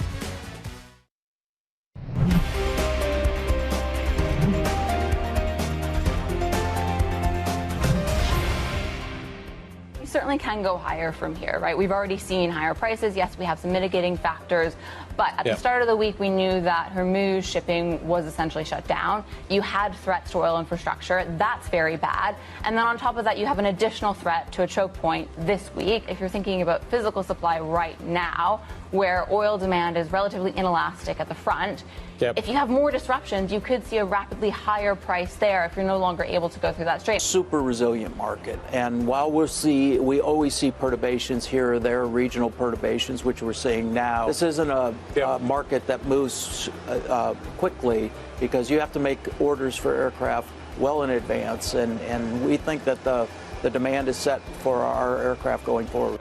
World has changed. There are many threats. We have to provide our customers and governments with new means of facing those threats, and this means accelerating in new developments, accelerating in new technologies, and accelerating in delivery of what we have already in our hands. Europe and China and Japan and Korea all need to build their storage of natural gas ahead of the winter. So I think we're going to have to face some competition for cargoes. Gas is the input of a lot of chemical processes. Europe's going to have high energy prices for the foreseeable future. You have a supply environment in Europe which is going to be challenged for years to come. Years to come. Just a few of the guests on the show that have been speaking to us this week discussing the impact of the potential escalation of the conflict in the Middle East. And let's start our next conversation there. Let's talk about the markets in 3 minutes with Adam Linton from the Markets Live team here on the opening trade. Adam, good morning to you. So the oil price, I mean, it retreats 1%, but that doesn't really matter, does it? Because we went back over $100 a barrel, up by some 38% in the month of July alone. Not $120 short, but back over 100. I was reading on the Markets Live blog yesterday, one of our colleagues talking about a focus on the Yanbu export terminal in Saudi Arabia, that's going to be the area to watch. What are you watching when it comes to energy prices and the hold that this narrative has over other assets?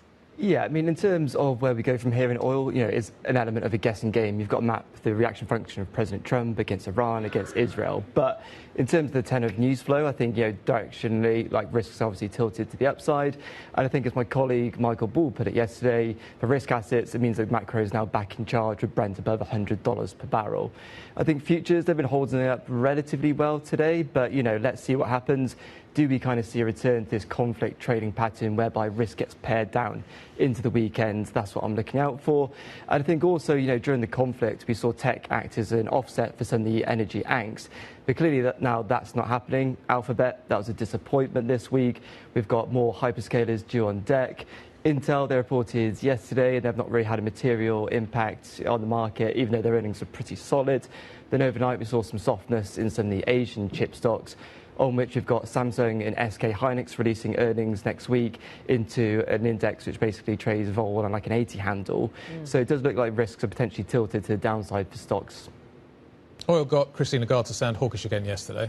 Is it going to get Mr. Walsh to sound hawkish as well next week? This is the question that everybody's... how big an impact is this going to have? The bond market is moving aggressively at the moment to start pricing in rate hikes for the Fed. when do we actually see that translating into reality? Yeah, I mean, this is the absolute big debate in the Markets Live IB chat yesterday. There's a lot of factions on here, but clearly the decision is a lot more finely balanced than it was a few weeks ago. I think the key for the market now is ultimately the Fed have reaffirmed their commitment to inflation fighting, and now there's an increased expectation they could potentially move next week. I think the problem for the market is we're not in the we're in the Fed regime where forward guidance has been pared back dramatically, and that's what the market's really contending with. Next week's going to be a lot more of a high vol event than it potentially would have been, owing to higher energy prices and the unknown reaction function that we have at the Fed. We're going to get PMI data out of Europe today, Adam. It hasn't broken yet, but when it breaks, are we going to have to think of it as too backward-looking, given the big ramp-up in oil prices that we've seen just in the last week or so? Yeah, that's pretty much my take. I mean, yes, it will cover, some of the fallout from the breakdown of the MOU, but it's just such a fast market at the moment that any piece of data that gets released feels relatively stale. None of it's going to capture the ramp-up that we've seen in Brent. Potentially the final releases will later in the month, but ultimately it's such a fast market. We're monitoring what we're hearing from central bank officials. And in terms of what we heard yesterday, from officials in Frankfurt, it merely just validated what we're already expecting. The ECB, they're going to probably move in September. What happens beyond that, is anyone's guess. But in terms of central banks as well, things pick up next week. We've got the BOJ, that could be the FX story of the week next week. Do we potentially see a move towards 165? And do the BOE stay dovish?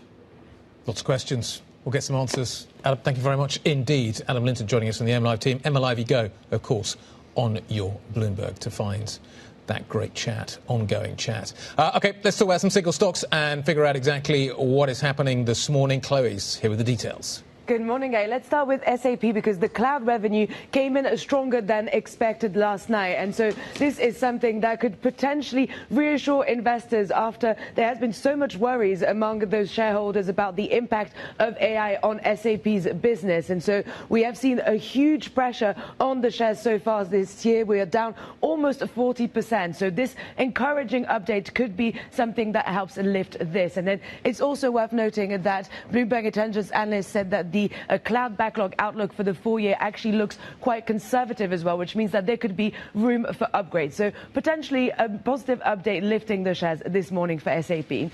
Moving on to Volkswagen, and it's not as positive of a story. We've got Volkswagen cutting its guidance because of that persistent weakness in the Chinese market, where it's facing so much competition from local manufacturers. The CEO is, of course, under so much pressure at the moment with this restructuring plan and trying to streamline the business. And we have seen Volkswagen shares underperform that broader auto market, which is really saying something given just how much weakness there's been in that broader car making industry already. We've got quite a few names in that German car making industry reporting next week, including BMW, Mercedes and Porsche. And so that should potentially give us a clearer and more complete picture of exactly what is going on there and how much that Chinese weakness is really weighing on those companies. And finally, we are going over to Allianz for some M&A. Allianz has bought HSBC Singapore insurance business for $2.1 billion. For HSBC, of course, that's part of that broader streamlining that the CEO has been doing. And then for Allianz,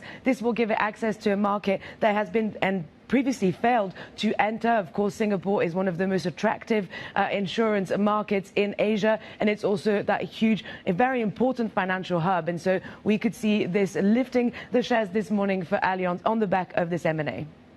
Chloe, thank you. Chloe Melly with a rundown of those stocks in focus. I'll add to that, we mentioned the retail sales number out of the UK earlier. Yep. Anything to do with retail in the UK? I mean, could it get a lift, or is this, again, another piece of backward-looking data? Because it's telling a story of optimism. Consumers improving their sentiment after the war in the Middle East had dented sentiment, as if this was a backward-looking dynamic, whereas now we're seeing a flare-up once again and a very unpredictable future for that conflict. I always think that UK consumer data is basically just a yesterday's weather report, basically. It's an old hat weather report. Was the weather good or bad? Seems to be the biggest dictating factor when it comes to UK shopping habits. And in this case, it was so hot for such a long period that it was very influential. Hasn't stopped yet. No, it has not stopped yet. But that's anyway one sector that we might get some movement in. We will watch that. The futures picture out of the States is sort of flat to negative, isn't it? With NASDAQ futures, interestingly, taking another leg down. So what you're not getting is a bounce, which I think is really quite significant. Do you want to buy back into the tech story ahead of what is a massive week next week in terms of the earnings story as well? Not after what Adam Linton just said about next week and SK Hynix and Samsung and all the volatility in those markets. So single stock ETFs bringing a lot of opportunity for some. It's a very nice way of putting it. So yeah, I just think the market's going to be cautious going into the weekend. You've also got the risk of a weekend, which traditionally has thrown up big geopolitical problems for the market to deal with. And this weekend looks like it could be just another one of those weekends. So do you want to carry risk into the weekend, I think is a key question.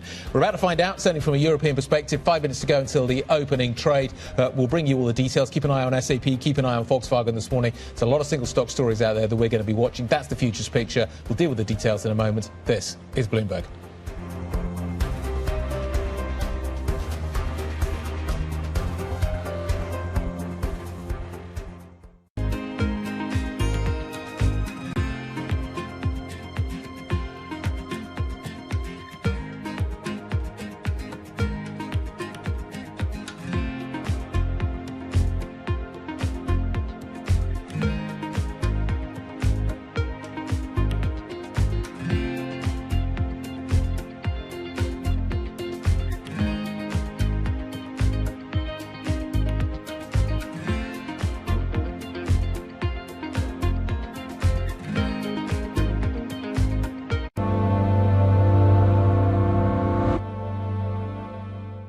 U.S. jobs numbers are released. Bloomberg has the report under surveillance with crucial data and expert analysis at terminal speed. Nobody covers jobs day like Bloomberg. Key investors, top executives, global innovators. Join me for in-depth conversations with the biggest newsmakers on the day's top stories. Insight with Haslinda Amin, only on Bloomberg. At 9:30 a.m., the market tells you what it's really thinking. We beat the drum to the opening bell. With deep analysis of the forces driving the price action. Focusing investors on what really matters. Where the money flows, which markets are changing. Conversations with players shaping the narrative. Innovative growth companies gravitate to NASDAQ. It's not just like, let's buy the Mag 7 or AI. That's a really compelling story. This is where your trading day begins. And this is Open Interest. Only on Bloomberg. Middle East and Africa. Vibrant resources and high-yield investment opportunities abound. Join me on Horizons Middle East and Africa for the stories, newsmakers, and insight from this exciting region. Now weekdays, only on Bloomberg. Welcome to Bloomberg This Weekend. I'm David Burr. I'm Lisa Mateo. And I'm Christina Ruffini. We're tracking breaking news today from Wall Street to Washington. Let's start overseas. The sector is really propelling this deal forward. Yeah, the hope is this will open up new markets and provide some additional liquidity. Of course, now they're going to have competitors. We got a big week coming up in politics. Earnings season is underway. We're going to get some key reports. Everything you need to know before the markets open on Monday. Introducing Bloomberg This Weekend, bringing a little Bloomberg into your weekend routine. Guys, buckle up. Bringing you up-to-the-minute geopolitical news whenever and wherever it happens. I'm Tyler Kendall in Geneva, Switzerland, and this is Bloomberg. Technology is embedded in every aspect of our lives, and that revolution is playing out in real time. From finance to defense tech, AI to entertainment, from the road to the stars. Bloomberg is bringing you the stories of companies and people that are pushing tech to new frontiers, and the politics reshaping global tech markets. I'm Ed Ludlow, live in San Francisco, and this is Bloomberg Tech. Every weekday, only on Bloomberg Television.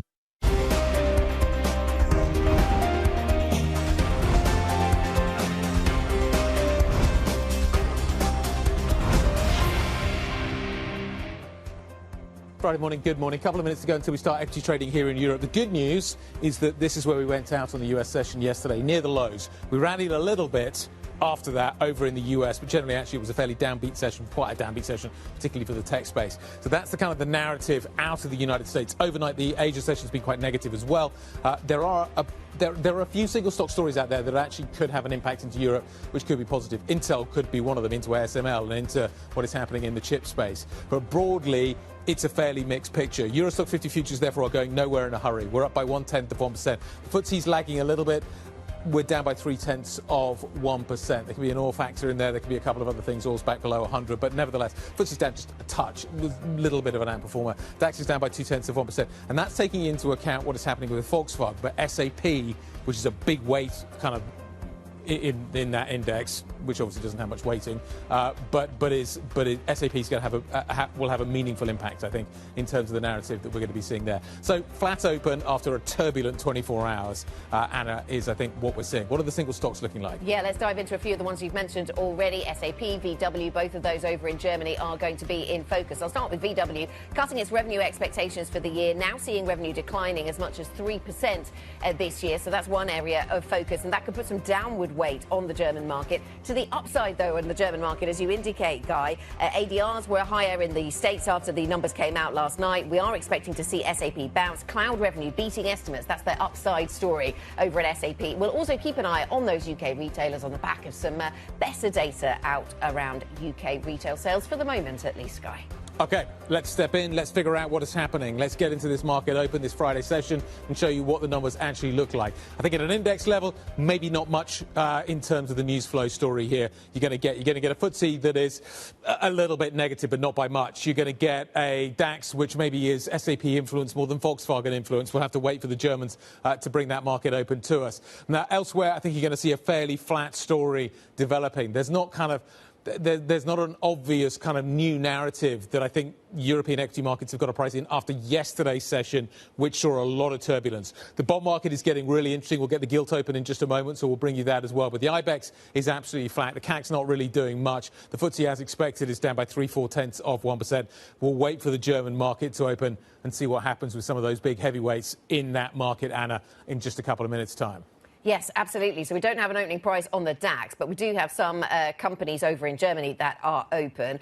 We'll get to that in a moment. Looking at the sector picture then, travel and leisure is up by 0.6%. So this is fairly mechanical these days, isn't it? The oil price drops a bit from that lofty level above $100 a barrel. We're at a 98 handle right now. And so we see a little bit of upside for some of those airlines that have been beaten up by a higher oil price. So Ryanair is moving higher, Lufthansa moving higher, and the like. Insurance also okay this morning. That is another sector that moves a little higher, not by a huge amount, but there is some resilience in there, along with real estate. We've seen M&A in that sector this week, which has sort of been offsetting perhaps some of the concerns around higher interest rates, because you would have thought that maybe the higher interest rate story has been weighing on the real estate sector.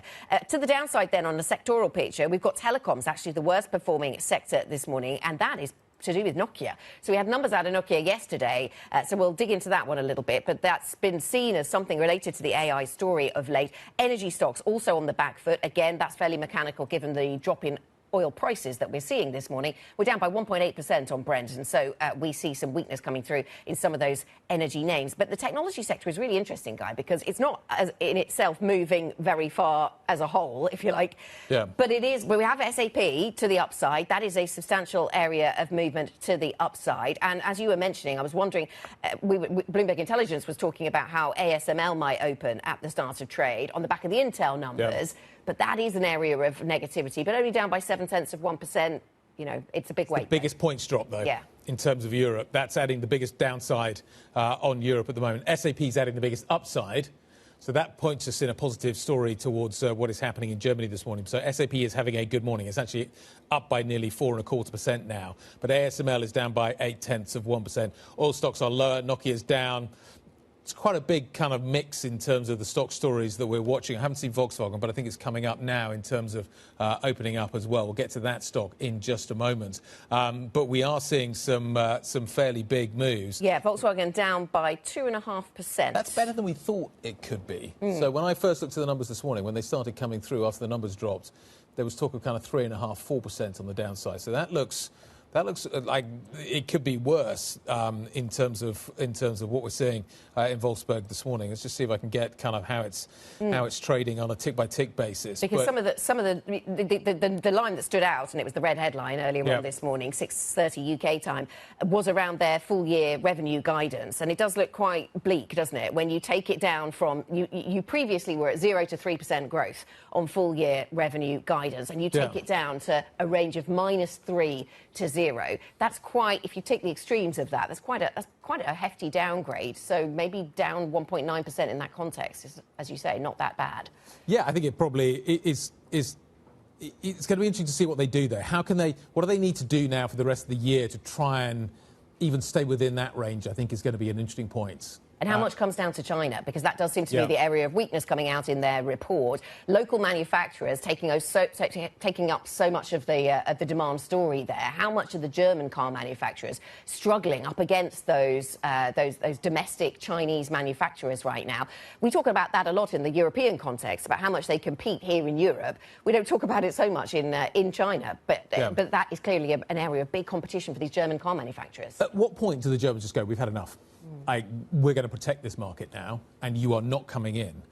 Are they willing to sacrifice access to the Chinese market to maintain kind of some degree of protection in the European market as we can increasingly kind of look for localized markets?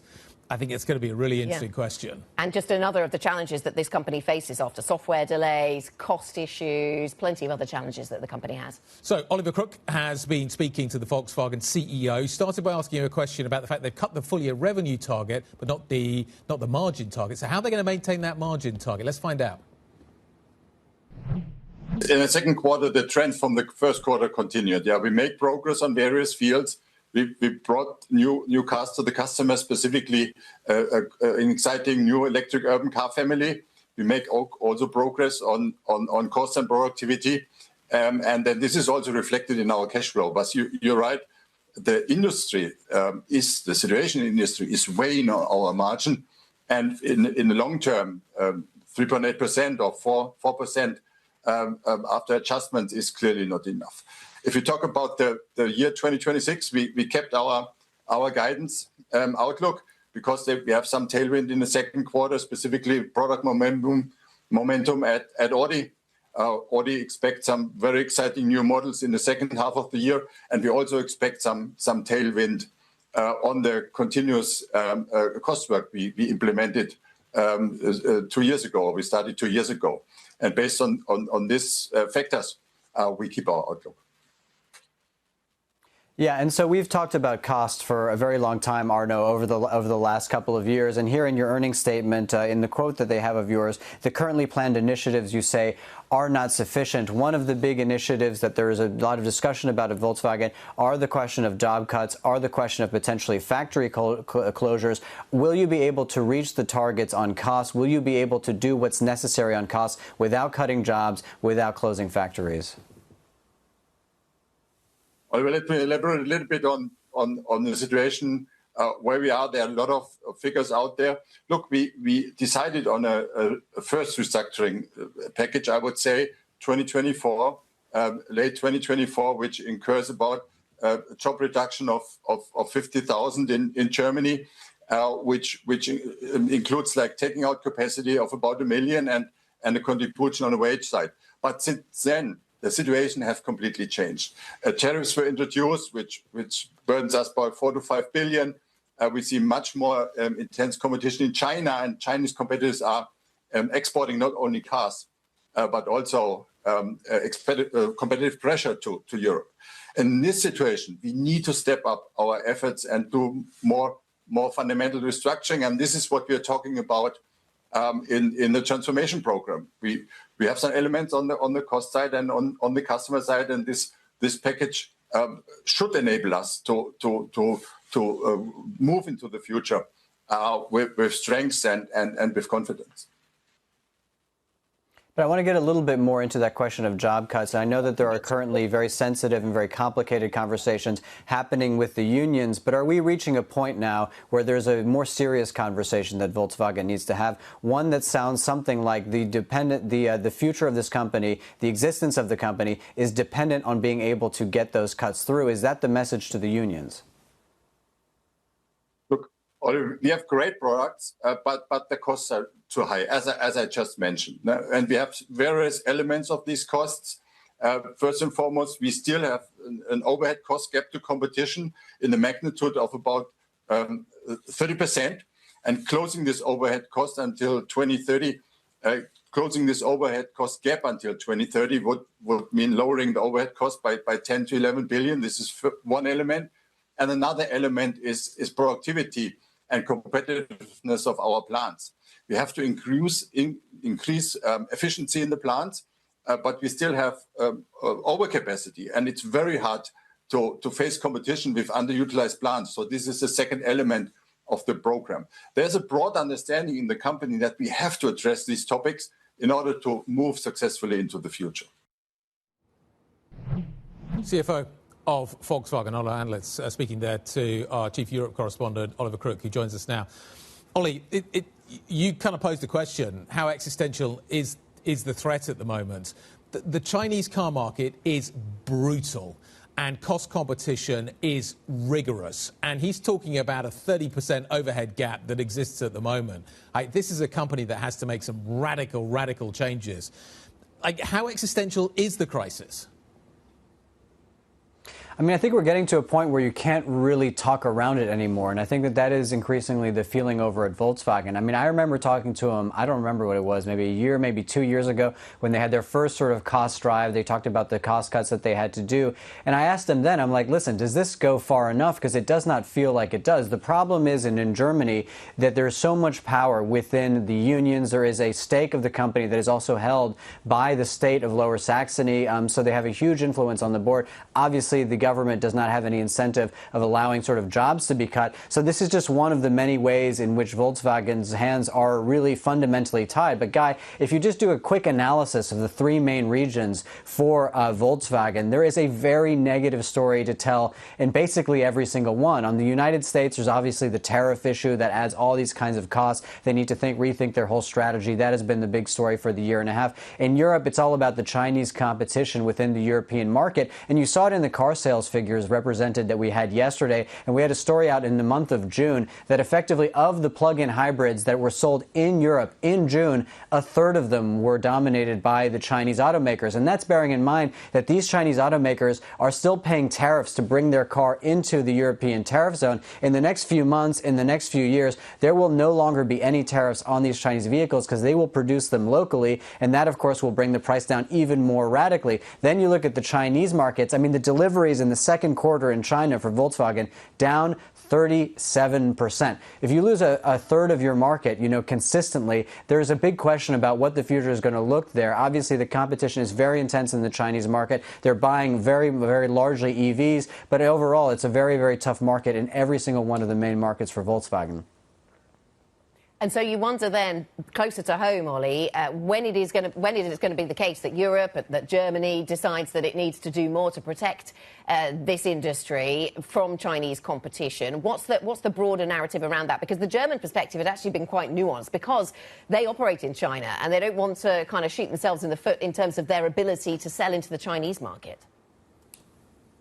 Yeah, absolutely. And I mean, this is a theme that you guys have been talking about a lot over the last couple of weeks, and I think it's dead on. I mean, if you lose a third of your market share, or say a third of your sales in China year after year after year, China becomes much less important to you as a market for these Chinese automakers. And of course, they are one of the great lobbyists against trade barriers, against keeping open markets, because historically, basically, Volkswagen had something close to a monopoly in China for ICEs back in the 1970s when it went in there. The dynamic has completely changed. Of course, the Chinese have basically adopted the German model. And in fact, until 2010, Germany was the largest exporting nation on the planet. It is now, of course, China. And so you're getting to a point now where some of the leverage that these companies had on the government and trying to put pressure on the government, on Friedrich Merz, not to basically get on board with some of the initiatives you get from, for example, Emmanuel Macron, who is much more conscious of trying to defend the European market. The reasons to not get on board begin to diminish. They begin to diminish. And we have reporting over the last couple of months that for Friedrich Merz, the Chancellor of Germany,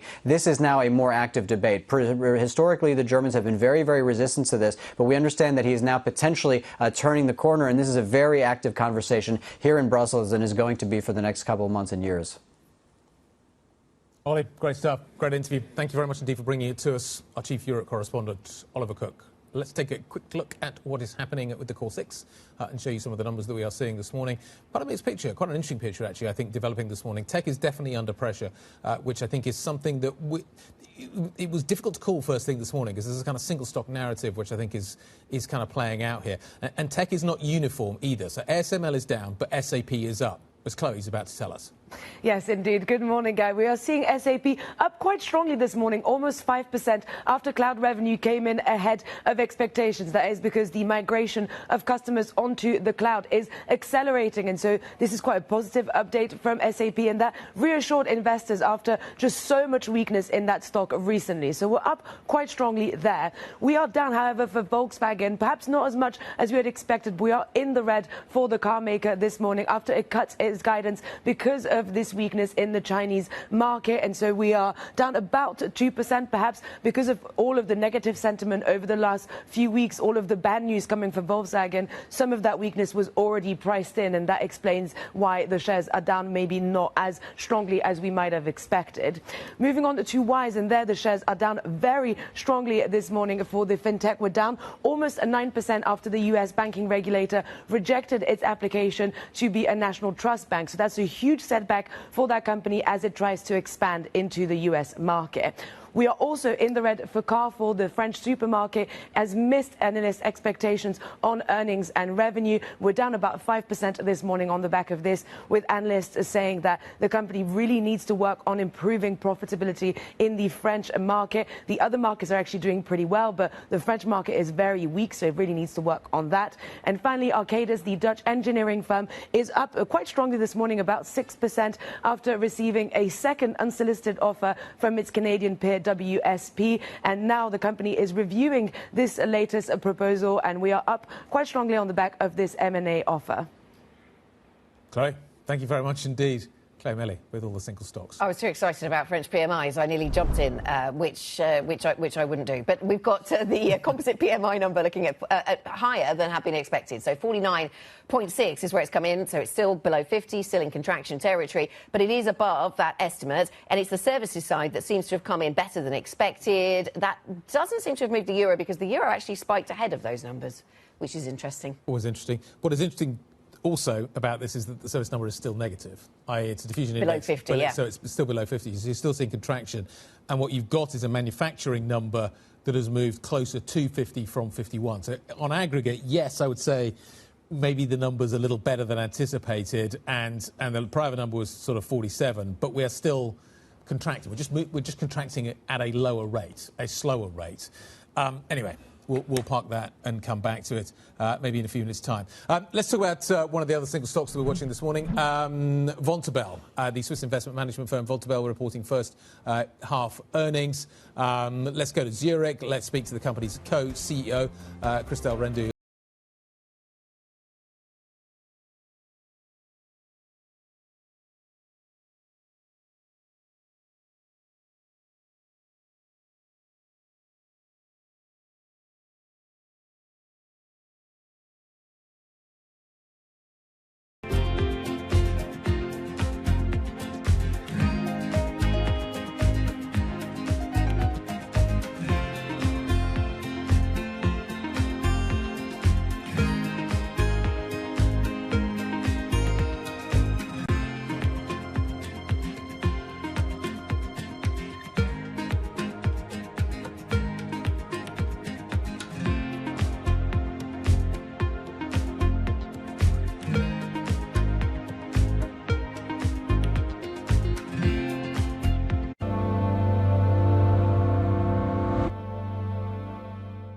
Every weekday, Bloomberg puts the spotlight on a different aspect of global finance.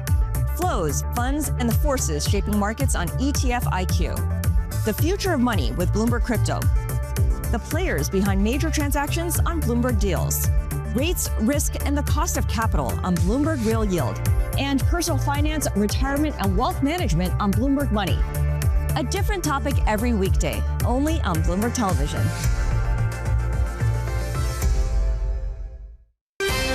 Up-to-the-minute geopolitical news whenever and wherever it happens. I'm Jennifer Zabasaja in the Lesotho Highlands, and this is Bloomberg. Good morning. This is Bloomberg Surveillance. Welcome back to the opening trade. It's Bloomberg Money. This is the Asia Trade. This is Wall Street Week. Welcome to Balance of Power. You're watching Bloomberg Deals. Welcome to Bloomberg This Weekend. This is Bloomberg Television.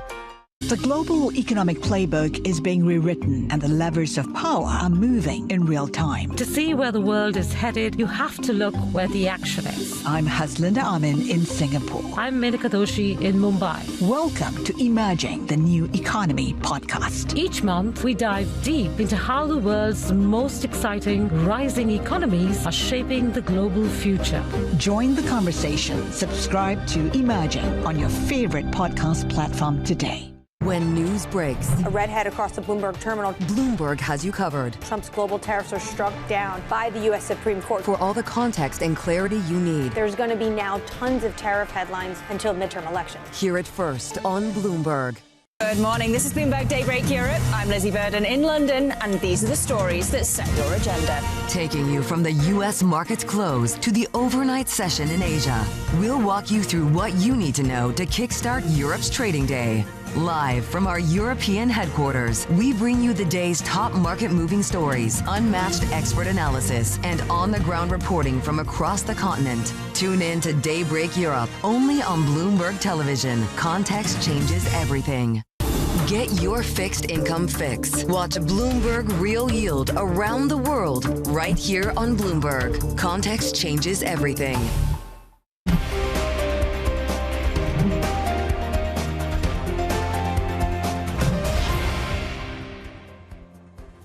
Tony past the hour, welcome back. Bontobel stock is up by, let's call it circa 1% this morning. This is the Swiss investment management firm reported a record profit for the first half.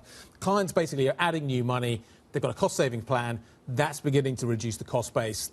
These two things basically working hand in hand to produce the numbers that we're talking about. Bontobel's co-CEO is Christelle Rendu de Lint, and she joins us now. Good morning. Is the plan working, I guess, is the simple question.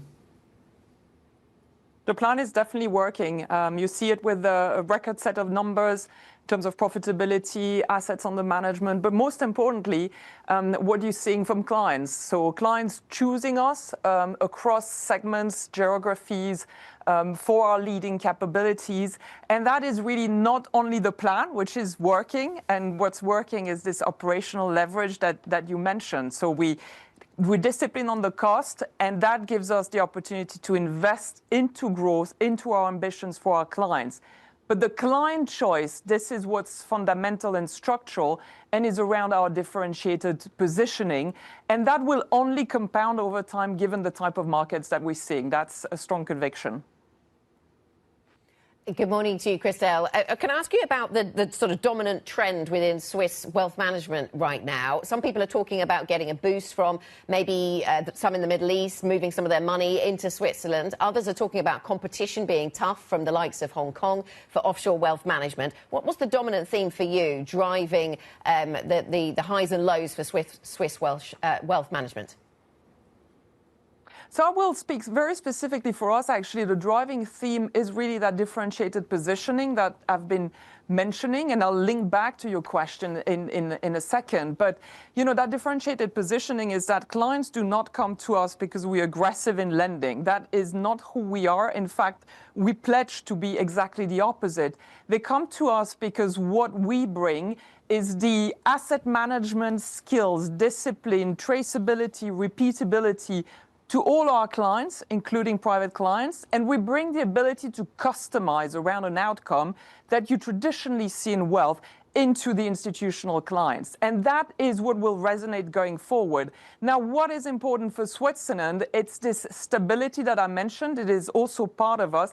That is still a trend that is very strong for Switzerland and continuing to play favorably for Swiss wealth and asset managers alike. Given you've got this plan and that it's working and it sounds like it's giving you confidence, are you starting to kind of raise your eyes a little bit and think about what you could do next, how you could sort of step change the growth that you're seeing? That takes me to the M&A story. Are you starting to think about that? Is that a way that you could utilize maybe to grow faster? Yes, by all means. I mean, this is something, in a sense, that we always have in our minds, and that was the whole idea about the program, the efficiency program that we decided, was to have that strategic flexibility to invest, whether it's organically or inorganically. And indeed, this is one of, again, it's something quite differentiated when you think about the landscape in Switzerland and how we have grown over time. We've grown both organically and inorganically. Many choose to do one or the other. And inorganically, what we do is either scale in our private client focus markets or additional skills. So in Ankala, for instance, which is still in the pipe for us. But we have our eyes very much open for this type of inorganic growth, yes. Okay, so eyes open for M&A. Can I ask about AI? The changes anticipated within the wealth management industry, they could be large in scale. Christel, what are you expecting around the AI theme? So I personally, I'm super excited because I think AI has these two components, right? The one aspect is automating tasks, which is not necessarily the most exciting. It's a nice feature, but the way we think about it is the augmenting skills part, because this is the part that really accelerates you. Is how do you build on your own edge? A little bit like on sport, you know, you should not only work on your weakness, you should actually predominantly work on your strength. And as an active manager, active advisor, you can definitely augment your skills with AI. And that is totally the frame of mind that we have. And it's going to up the ceiling of the industry for sure. Christel, you said earlier in this conversation, the first answer, you talked about these kinds of markets. What are these kinds of markets? What are your clients doing right now? How do they feel about private markets? We seem to have a story every quarter about massive redemptions. Are they steering clear of private markets? What do they think about the AI trade? Are they worried about bubbles? Talk to me about the narrative that you're hearing from your clients right now. Yeah, so these kinds of markets, what I meant was that it's actually quite schizophrenic, or it does feel at times, right? Because we're cruising along, and that is because the economy is strong, AI is a powerful theme, but we've got this massive turbulent phases, these air pockets. And that is, I think, what's here to stay. So that's these kind of markets. That's what I meant. And what we are talking about with the clients is about building resilience in the portfolio. The clients, both actually institutional and private clients, do not want to miss out on the up market. So just going to the side is not, you know, that's easy to discuss, but that's not the way you make money and you grow capital. But at the same time, no one wants to be caught sort of wrong-footed still in a theme that could look extended, or where for sure, in hindsight, people would say, how could you? Yep. So resilience can be, you know, how do you diversify away that theme? Okay, how could you? I'll remember that one. Thank you very much indeed. Christel, we really appreciate your time. Vontobel's co-CEO, Christel Rendu-de-Lind. What we got coming up? Coming up, we'll focus in on the oil price again, hovering above $100 a barrel, or it has been. It's at 98.65 right now. That's renewing inflation fears. We will get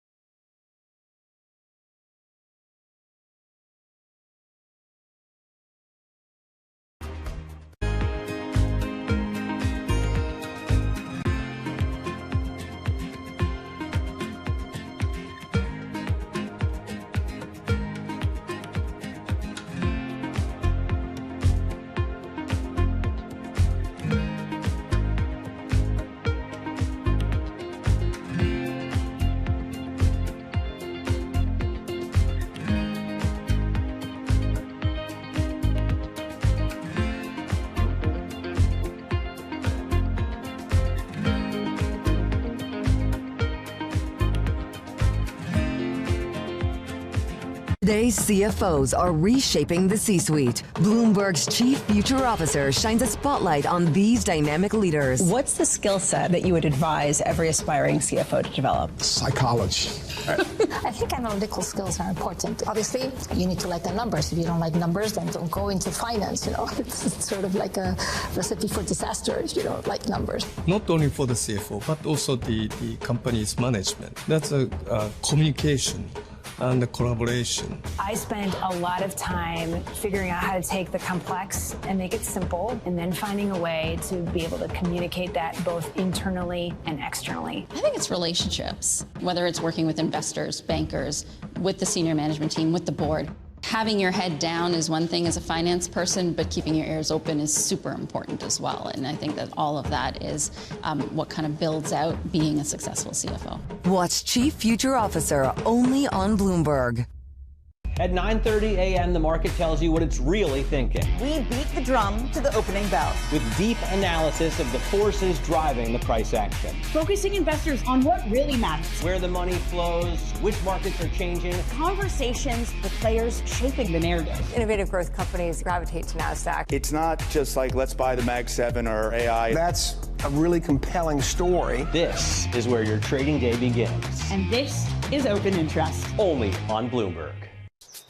Welcome to Bloomberg This Weekend. I'm David Burr. I'm Lisa Mateo. And I'm Christina Ruffini. We're tracking breaking news today from Wall Street to Washington. Let's start overseas. The sector is really propelling this yield forward. Yeah, the hope is this will open up new markets and provide some additional liquidity. Of course, now they're going to have competitors. We got a big week coming up in politics. Earnings season is underway. We're going to get some key reports. Everything you need to know before the markets open on Monday. Introducing Bloomberg This Weekend, bringing a little Bloomberg into your weekend routine. Guys, buckle up. At a time when policy in Washington is driving Wall Street, we draw a distinction between the rhetoric and the action, bringing you market-moving guests and original reporting. This is Bloomberg Surveillance.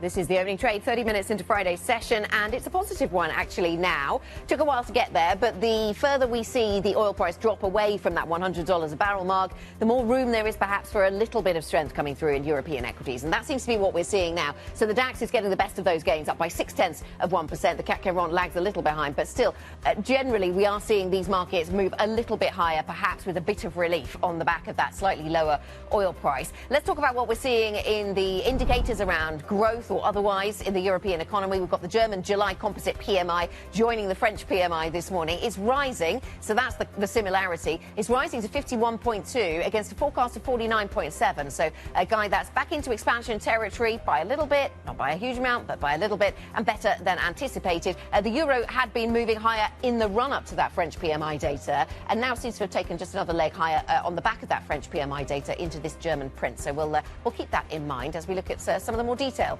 around this session. Can you just ignore the data, though, this PMI data? Because what we're seeing effectively here is a reaction to a lower oil price. Germany's clearly highly dependent on the oil price, particularly dependent, even more so you could argue, on the gas price, which came down pretty sharply as well. All of that's reversed since we took this data. So I don't know, pay your money, take your choice on that one. 2-1 on the upside, certainly is the narrative at the moment. Oil price is rolling over. We're just back sub 100. Volume's ticking up a little bit, but definitely we're on the front foot when it comes to the stock story here in Europe and gaining a little bit of traction. Leaders look like this. SAP on the back of its numbers, which have outperformed, are doing very nicely. Arcadis is up as well. I think that's an M&A story. I think the Renshaw's a numbers story. Both of those two stocks are reacting as well. I hope I've got that the right way around. Let's talk a little bit about what we're seeing on the downside. Here you've certainly got some weakness coming out of Germany as well. You've got, actually, I don't have Volkswagen on there. Wise is down as well. That's a banking license story. Carrefour is down 6%, and Neste in the oil space is down by 8%. So some fairly significant losers. But we are basically 2-1 on the upside in terms of the narrative, and that is pushing European stocks higher this morning, Anna. Let's get an update on some of the other news flow this morning then, Guy. Let's start with the tariff story. The US will collect duties of at least 10% on imports from most major trading partners as President Trump moves to reconstruct his global tariff regime. The new levies follow an investigation into the alleged failure of around 60 economies to prevent forced labor in their supply chains, to the detriment, according to the US, of American workers. Trading partners have criticized the tariffs as baseless and unjustified. The Spanish government has declared a national state of emergency due to wildfires on the outskirts of the capital, Madrid. Madrid's regional president has requested the central government take control of fire extinguishing tasks after blazes forced the evacuation of thousands of people across the region. And Volkswagen shares are lower this morning after the German automaker cut its sales outlook. Europe's largest car maker now sees revenue declining as much as 3% this year. The results underscore the scale of the challenge for the CEO, Oliver Blume, who is trying to make Volkswagen faster and leaner after years of software delays, bloated costs and declining profitability. Guy. OK, let's just come back to the market story this morning.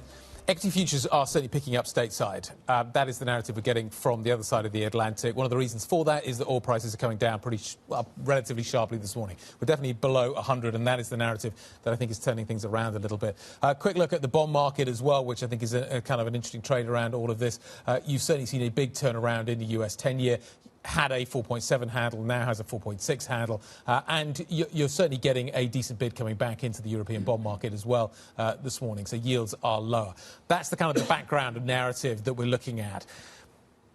Does it all hinge around the oil price? What else is a fact? What other factors do we need to fold in? How bullish should we be about this equity picture right now? Let's try and answer some of those questions. Sebastian Redler is the head of European Equity Strategy, Bank of America Global Research, joins us around the table this morning. Bullish or bearish? I'm bearish. Shocker. Talk to me about the narrative. I got some PMI data out of Germany that looks better. I've got an ECB that's only going to raise one more time. The oil price is up, but it's not streaking kind of above 100 this morning. Why is that all negative? So first of all, fully agreed. The data is looking better than expected. Once more, like last year, you had a big shock with the Iran war. Global macro surprises hardly turned negative, and they're now back at a 3-year high. But we have to see it. What is the picture in terms of the risks and the opportunity, and what is priced? And if I say to you what is priced, margin expectations at an all-time high. You've got expected 5-year forward earnings growth at an all-time high. You've got market cap to GDP globally at an all-time high, and you've got risk premium at a 20-year low. What the market is pricing is a scenario where everything goes right and there are no risks. And then we look at what happens in reality. There are a lot of risks, and specifically, you have a once-in-a-generation CapEx boom that has basically generated this kind of picture, but there are a lot of cracks in that CapEx boom, and we know historically how that story ends. And we're seeing problems coming up in terms of customers' willingness to pay, borrowing costs for the hyperscalers and so on. There are risks that are not priced. And then you look at the Middle East, clearly you've got challenges there, especially with the crack spreads exploding as they have. So I'd say the market is pricing no risks, but there are risks. You're not being compensated for those risks. That is not a bullish picture. That's not a bullish picture. No, it isn't. I'm stunned. We were talking to Vontobel earlier on, and they were saying that turbulence is here to stay. And so these are some of the risks, I suppose, that you think the market is underpricing. Sebastian, how do you protect yourself from an expectation that turbulence is here to stay? Because on the one hand, that can create opportunities for alpha, can't it? So what's the mindset when it comes to being in a world of higher turbulence? Yeah, so the interesting thing is that you have what I would call a K-shaped, very bifurcated equity market where everything that offers safety and defensiveness has been thrown to the dogs because it has been so far from the winning theme, which is the AI theme. Everything that's close to the AI theme, at least until the recent momentum unwind, was flying high and priced for something extremely bullish. So I would say the best way to protect is to pick up these very beaten up things like quality stocks, things like staples and pharma. They basically are trading on extremely undemanding valuations. If anything goes wrong in the world, they will look a lot more attractive. And you're picking them up at very cheap valuations. So that sounds like you should be quite bullish on Europe then. No, because Europe is still a very cyclical market. It's a value market. And on a relative basis, maybe if tech goes wrong, maybe if the AI story goes wrong, Europe will do well, but in absolute terms, it has been pulled up as well and is trading on very tight risk premia that really require everything to go right from here. Quality stocks are a relative trade or an absolute trade? It's a relative trade. Okay. So I think generally, if you're looking for hiding places, you're thinking about things that do better in a more challenged market. How big, if you do get a drawdown, how big could it be?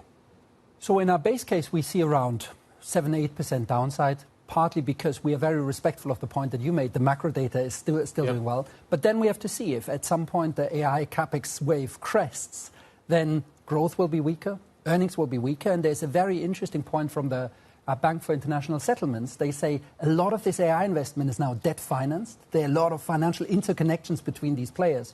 And what they say, once the music stops and once the spending disappoints, there's a lot of debt that will be hard to be financed. And then, of course, if you get financial stress, as they expect once that starts to roll over, then, of course, you're not talking about 5-6% downside, you're talking about something more. Okay, so you could argue, do you argue that then a cresting of the AI capex wave will become systemic on the other side? History strongly suggests, and they've got a very nice chart. Normally, I would never recommend to you reading the annual reports from the Bank for International Settlements. Right. I think this is an exception. We've got a weekend coming up, Sebastian, so you know. I'm sure you're going to do more fun things on the weekend. But maybe in a lazy moment, they've got a great chart that compares the current AI capex surge to the big boom-bust cycles of the past. They go all the way back to the canal mania of the 18th century, which I'm sure you'll remember. And of course, once that rolls over, that was harsh. Yeah, I know. No. Not personally. I mean, well, I wanted to. I'm aging really well. What I want to say, Anna's exceptional knowledge of financial history, of course, that's what I was referring to. Yeah. And the tulips. Exactly, remember all of it. Exactly. Yeah. And the way that has typically played out, of course, once that rolls over, especially because at that point, typically margins are very inflated, valuations are very inflated, growth is very inflated. Of course, the deflationary impact when it rolls over historically has been brutal. And so therefore, as one client said to me, we have to survive twice here, on the way up and then again on the way down. So for now, we only have mild downside. We just think expectations are too high. But of course, we are watching to see whether history is a guide. And if it is, then once the regime switches, it potentially will be quite a ride. But at the moment, we're on the way up. We're not on the way down. And I don't know how much further the way up has to go. So the danger is rotating into those quality stocks early, isn't it? Absolutely. But there's danger in both directions. Yeah. And what I'm saying is, in one case, you already have all the good news priced in. And look at how quickly the Kospi, for instance, which is the poster child of this whole thing, is down 25%, with very little happening by way of fundamentals. The more expectations are stretched on the upside, the more risky it becomes. And I'm saying is, sure, you could be early in the quality stocks, but nothing is priced in. So therefore, that scope for disappointment is a lot less pronounced than it is in the stretched AI trades. Just briefly, Sebastian, are you nervous about all of the tech earnings next week, including SK Hynix and Samsung and everything we might learn from that? I am nervous. And it's clearly a very high-stakes game. But what we're seeing, for instance, in the Google and the Alphabet results, you can have very good results. But if expectations are so stretched, you might still get pummeled. Thank you very much. Thanks for joining us. Sebastian Redler, Bank of America Global Research European Equity Strategy Head. Coming up on the programme, sweeping new US tariffs come into effect as President Trump rebuilds his tariff wall. But what impact does it actually have? We'll have the details.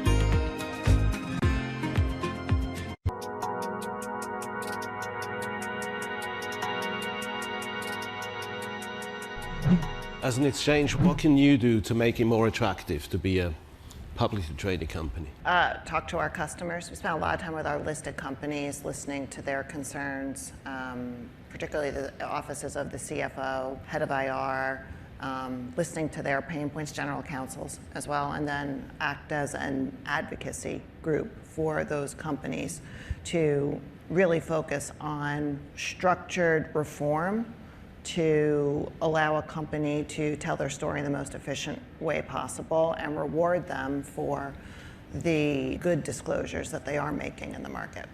Is there any sort of financial innovation that you could drive to get more companies to list? Tokenization has come up. Well, we did announce our tokenization initiative earlier this year. We already built the technology, we've already done a variety of proof of concepts. It allows for instantaneous settlement, 24/7 trading. It importantly allows for the rights associated with a share to move into that electronic form, but is going to be a platform that runs in parallel to our more traditional exchanges.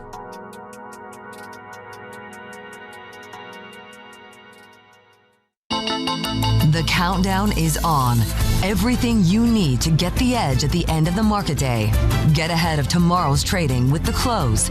Weekdays on Bloomberg. Context changes everything. Bringing you up-to-the-minute space news whenever and wherever it happens. I'm Ed Ludlow at NASA's Kennedy Space Center in Florida, and this is Bloomberg. Thursday. The Bank of England makes its next interest rate decision, and investors will look to BOE Governor Andrew Bailey for signals on the rate path ahead. Inflation is higher than we expected. Of course, now what we've got to do is get it back to 2%.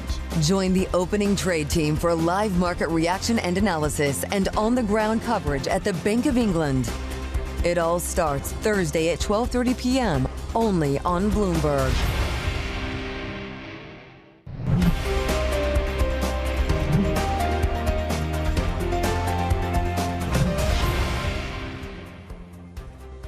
Welcome back. 44 minutes into the equity market session, and the big thing that you need to know right now is that the oil price is lower. Brent is back below $100 a barrel. We're at 98.84. We're down by circa 2% right now, and that is rippling across equity markets globally and equity market futures globally. European stocks are on the front foot as a result of that. I think they've just been given an extra boost by that. Plus, also, the German PMI data actually looked fairly favourable this morning.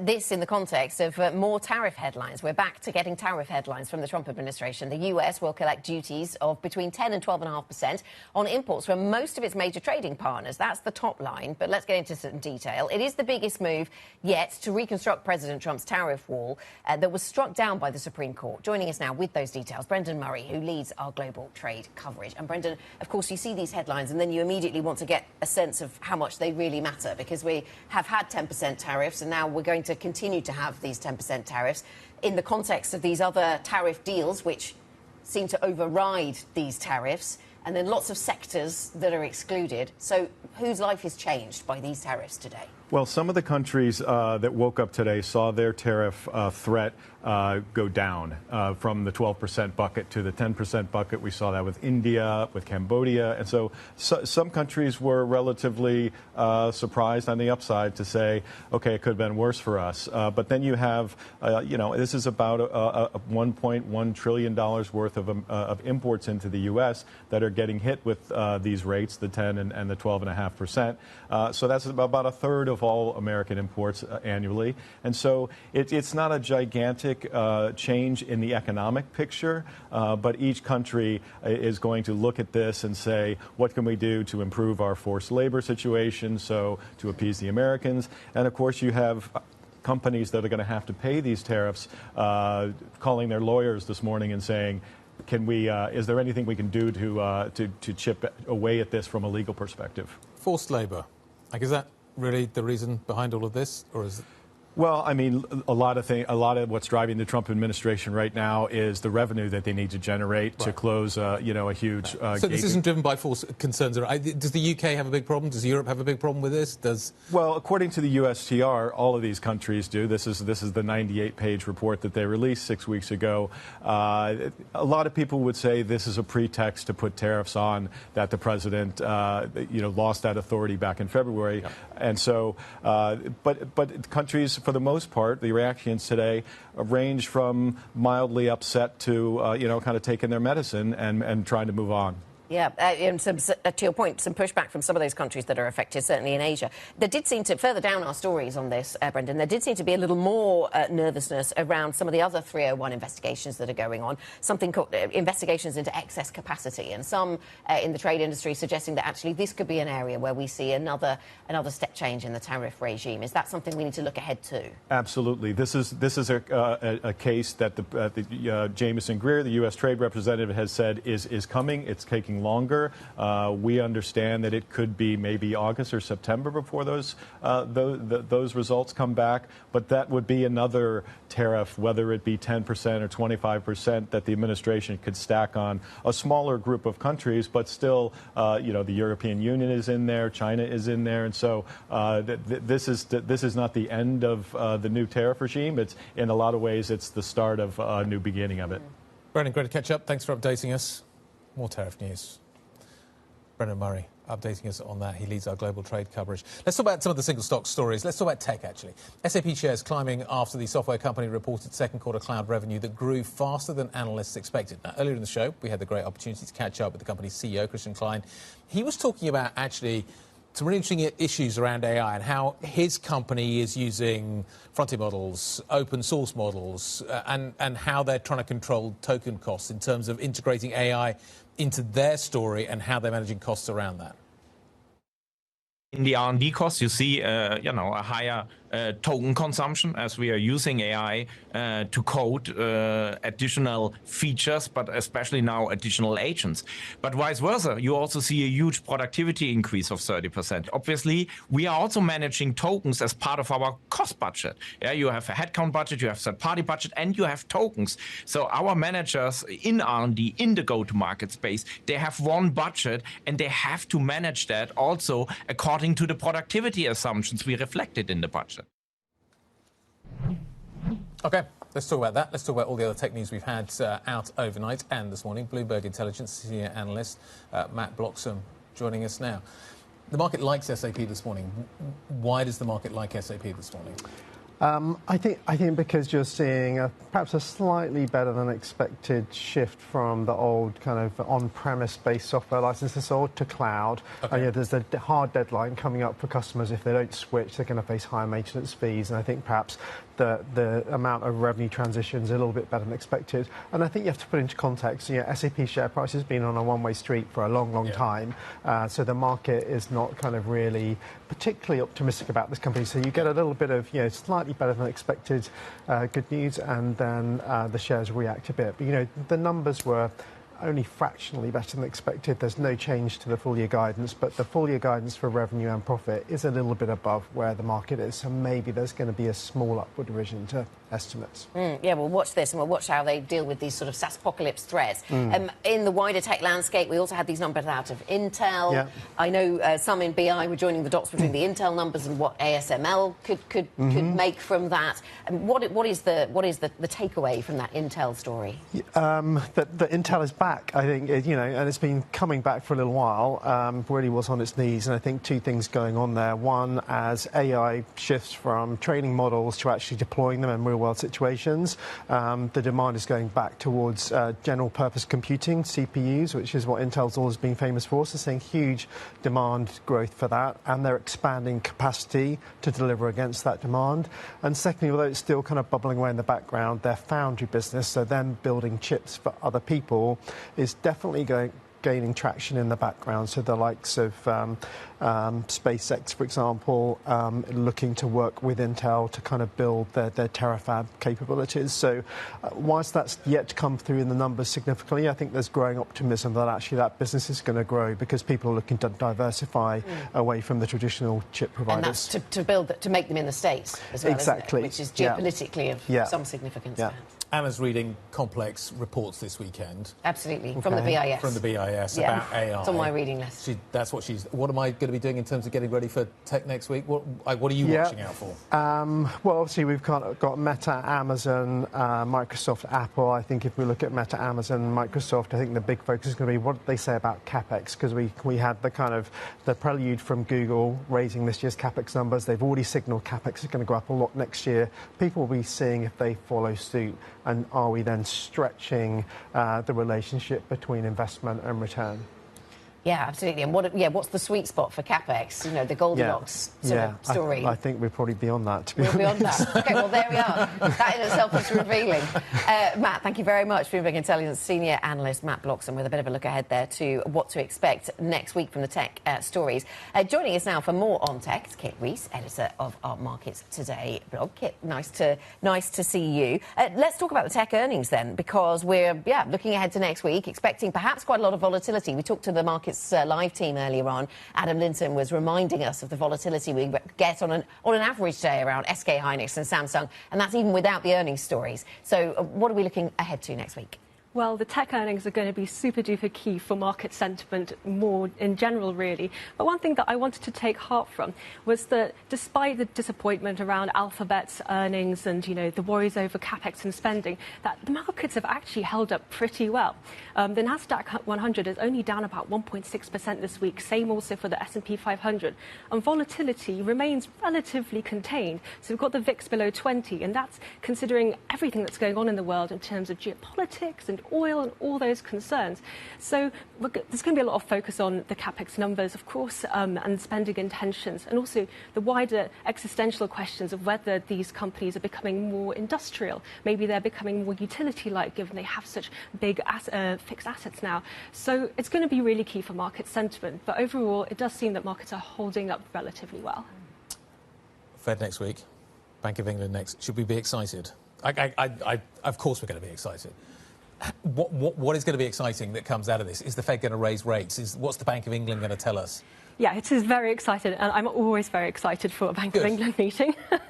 But, I mean, markets have moved so quickly this week alone, and we've had oil hit $100 a barrel. So, you know, central bankers are going to be paying very close attention to this. So we had the ECB yesterday saying that, you know, hinting at perhaps a September rate hike, and we might even have the Fed also think about moving in the future. So we're going to be looking a lot at the forward guidance, a lot of the rhetoric that comes out from central bankers.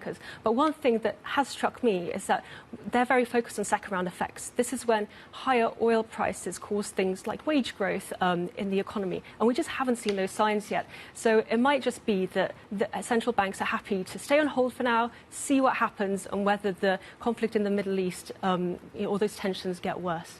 Yes, I mean, we're joining the dots between what's going on in the Middle East and what that means for central bank policy. You say we're looking for forward guidance, but I wonder what on earth we'll get from the Fed, because they're not such fans of that anymore. What about the oil story and how much you see that cutting through then, Kit, when it comes to the markets next week? The weekend always proves to be a huge unknown, doesn't it? I mean, all this week we've gone higher on oil. We're up 38% in July, but then we're tracked down today by 2%, and we just wait to see what happens, what's delivered over the weekend. Yeah, I mean, there could be a bit of volatility, especially coming back from the weekend next week. We'll just see what happens in terms of those tensions and also the questions over supply and whether, you know, we've had the Houthis open up another front in the Red Sea, which is obviously a bit worrying.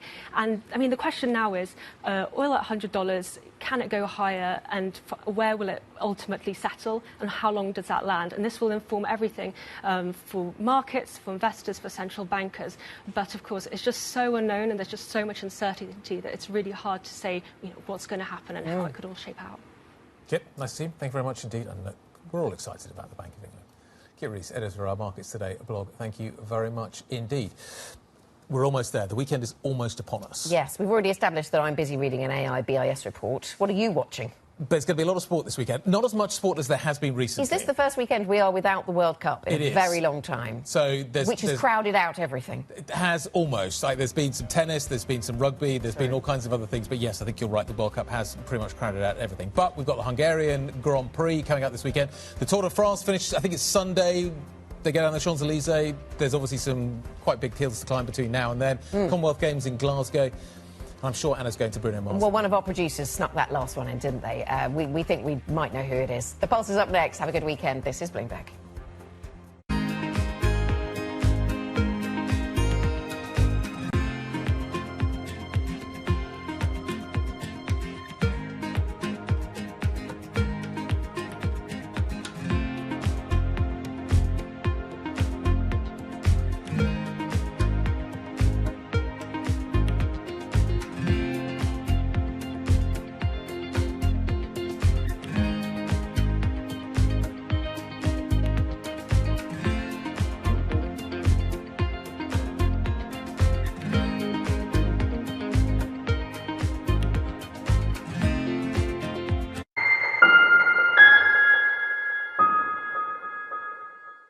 Technology is embedded in every aspect of our lives, and that revolution is playing out in real time.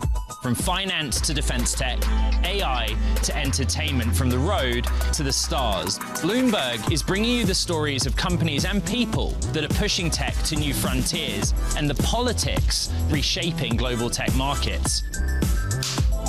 I'm Ed Ludlow, live in San Francisco, and this is Bloomberg Tech. Every weekday, only on Bloomberg Television.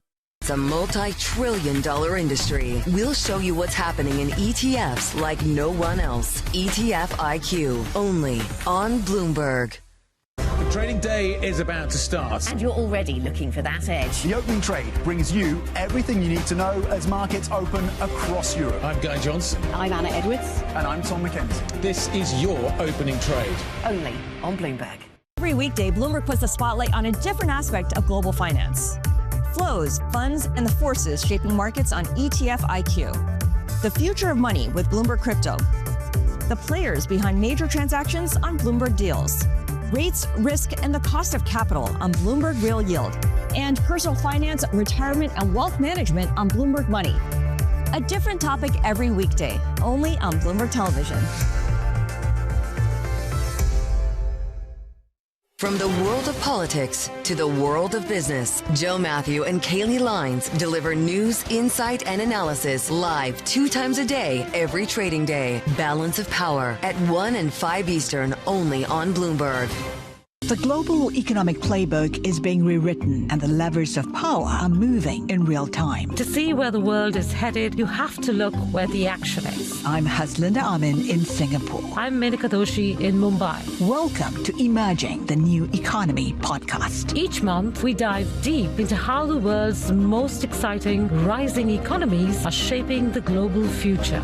Join the conversation. Subscribe to Emerging on your favorite podcast platform today.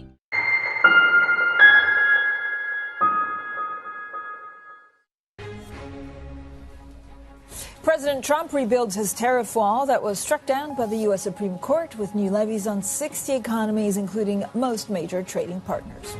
Well, traders fear the AI rally may have gone too far, with the Magnificent Seven shedding nearly $800 billion in market value in one session. And Brent touches $100 a barrel, with President Trump saying he's considering a, quote, massive attack on Iran to encourage negotiations. Also, don't miss our interview this hour with Meredith Whittaker, president of the Signal Foundation.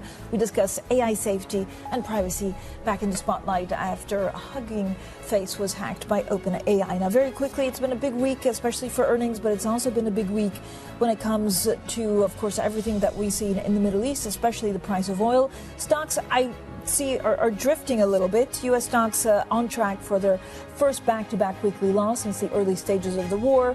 And then it does seem that traders are, for the moment, holding off on some of the big bets after a week in which stocks and bonds were rattled by not only the intensifying war in Iran, but these fresh concerns over AI investments and when they will pay off. If you look at the data points, Eurozone July composite PMI rising to 51.9%. Anything above 50 is expansionary territory.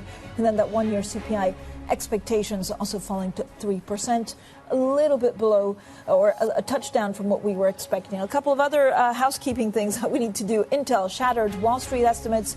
Its revenue forecast lifted by booming levels of spending on data centers, and so Intel pre-market gaining 4%. So for the conversations that matter and the insights you need, let's get started.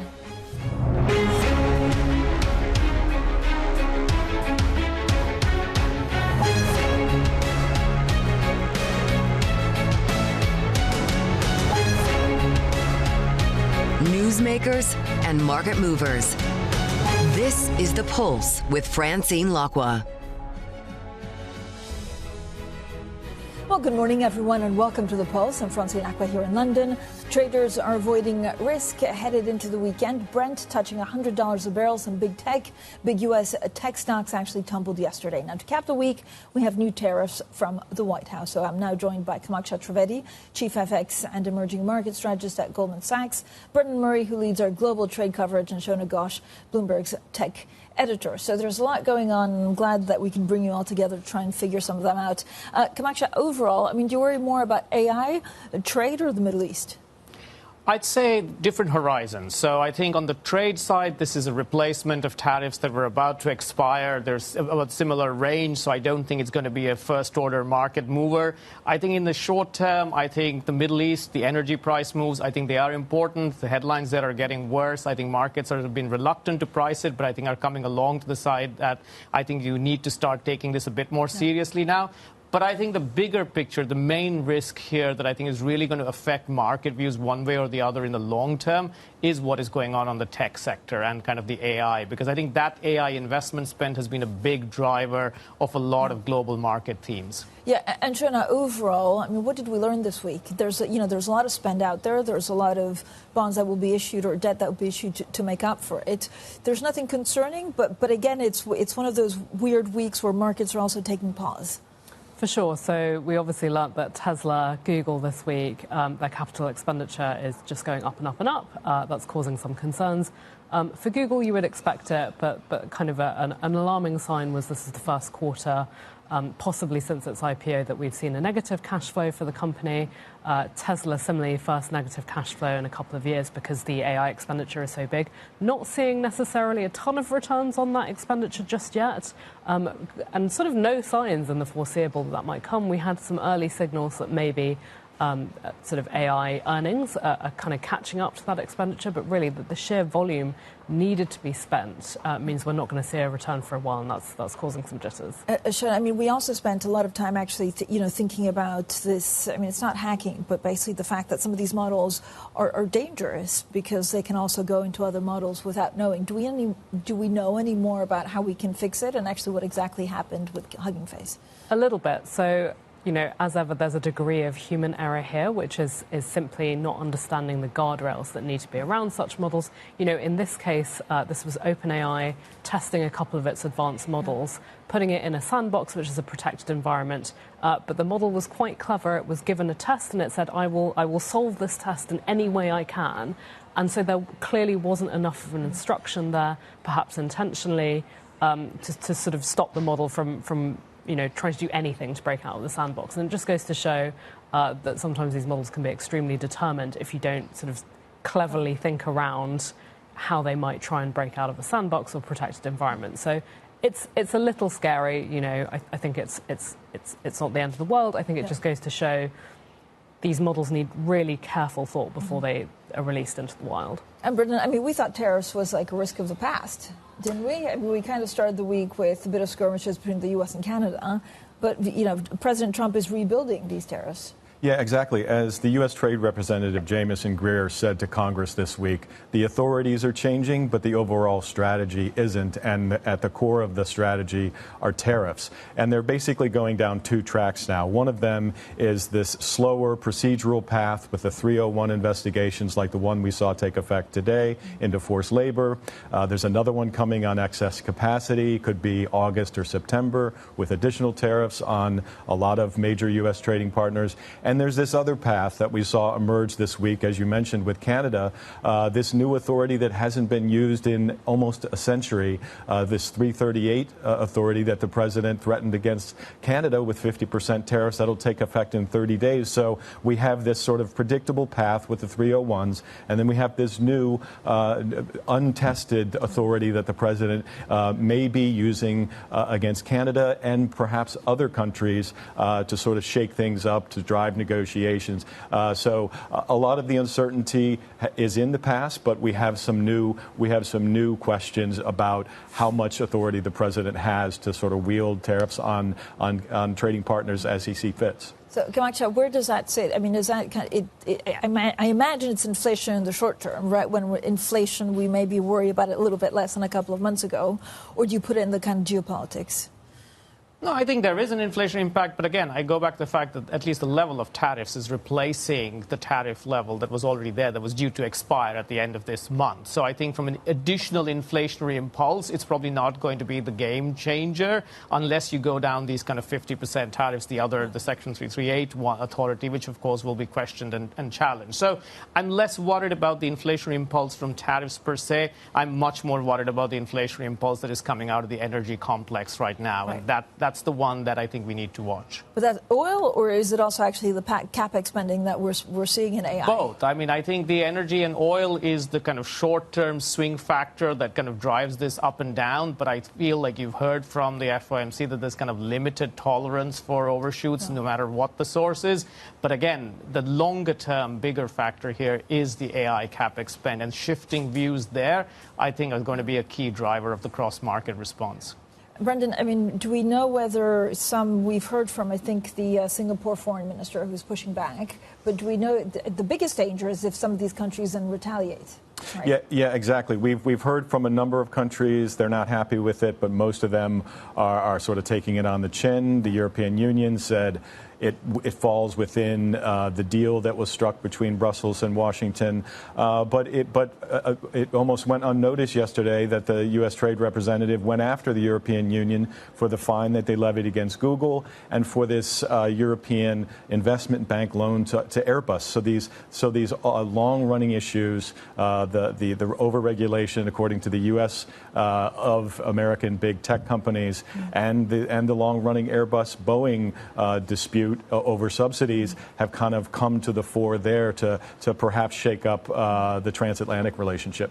And Shona, on AI, I mean, it is pretty incredible when you look at these figures. You know, Alphabet's future spending commitments are basically $111 billion. I mean, just the sheer size, and you wonder what kind of impact this has on inflation, because I don't know if anything happens with interest rates, they'll stop that. But there's also a couple of other stories like Microsoft replacing, OpenAI images. Like, are we just also going to, is our interface with AI going to change quite quickly?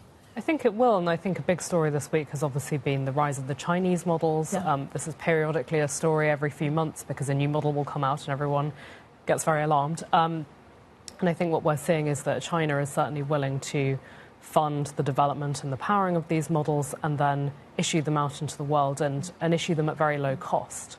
And increasingly businesses are beginning to notice. We're hearing perhaps not so much of the big players, but certainly smaller startups who, have limited runway are saying, I can't afford to spend all my tokens on Claude, which is expensive from Anthropic. I'll switch to DeepSeek or one of the other cheap open-weight Chinese models. So that's the other factor that is, going to have an impact on the spend, which is, some of these companies are relying on making their returns from being able to charge customers for their models, but the Chinese competition may undercut them. Yeah, something that we actually really need to keep a very close eye on. Shona Ghosh and Brendan Murray, thank you both for joining us. Kamaksha is staying with us because oil is holding around $100 a barrel after President Trump threatened to escalate strikes on Iran and hold the country responsible for any attacks in the Red Sea by Houthi militant in Yemen. Now, for more, let's bring Onur Ant, Bloomberg's managing editor for the Middle East and North Africa. Onur, so is there any prospect of de-escalation at this point? Well, there are certainly efforts underway to de-escalate. According to the New York Times, there was a truce proposal, a new one, that was relayed to Iranians by the Iraqi Prime Minister on Thursday, but that was flatly rejected. We are also seeing, according to headlines that are just moving on the terminal now, Iran's foreign minister Arakchi is meeting with his counterparts from China and Russia later today. That's also ostensibly about the efforts underway. But the differences between the two sides, especially over the issue of Hormuz and who controls it and how, remains really wide for there to be an imminent breakthrough, just judging by the narrative coming out of D.C. and Tehran so far, Francine. Onur, thanks so much. Onur Ant, Bloomberg's managing editor for the Middle East and North Africa. Let's get back to Kamaksha Trivedi, Chief FX and Emerging Market Strategist at Goldman Sachs. Kamaksha, I mean, when you look, and we talked a little bit about the inflation forecast and the fact that actually this war seems to be going nowhere and we don't really see de-escalation points.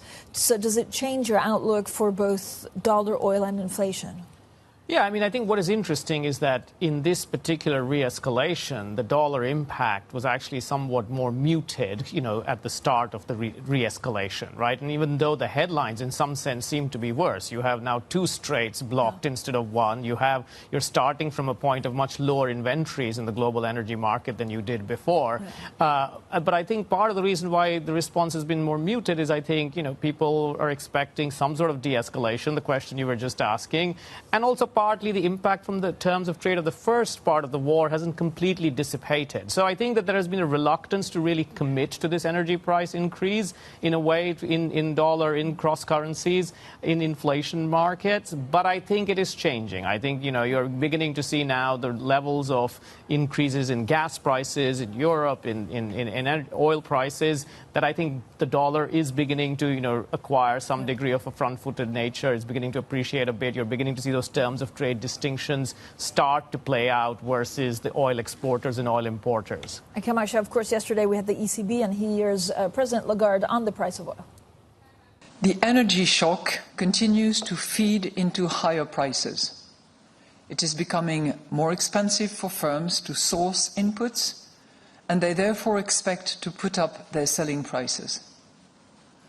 While developments in underlying inflation have remained contained, the full effect of the energy shock have yet to play out.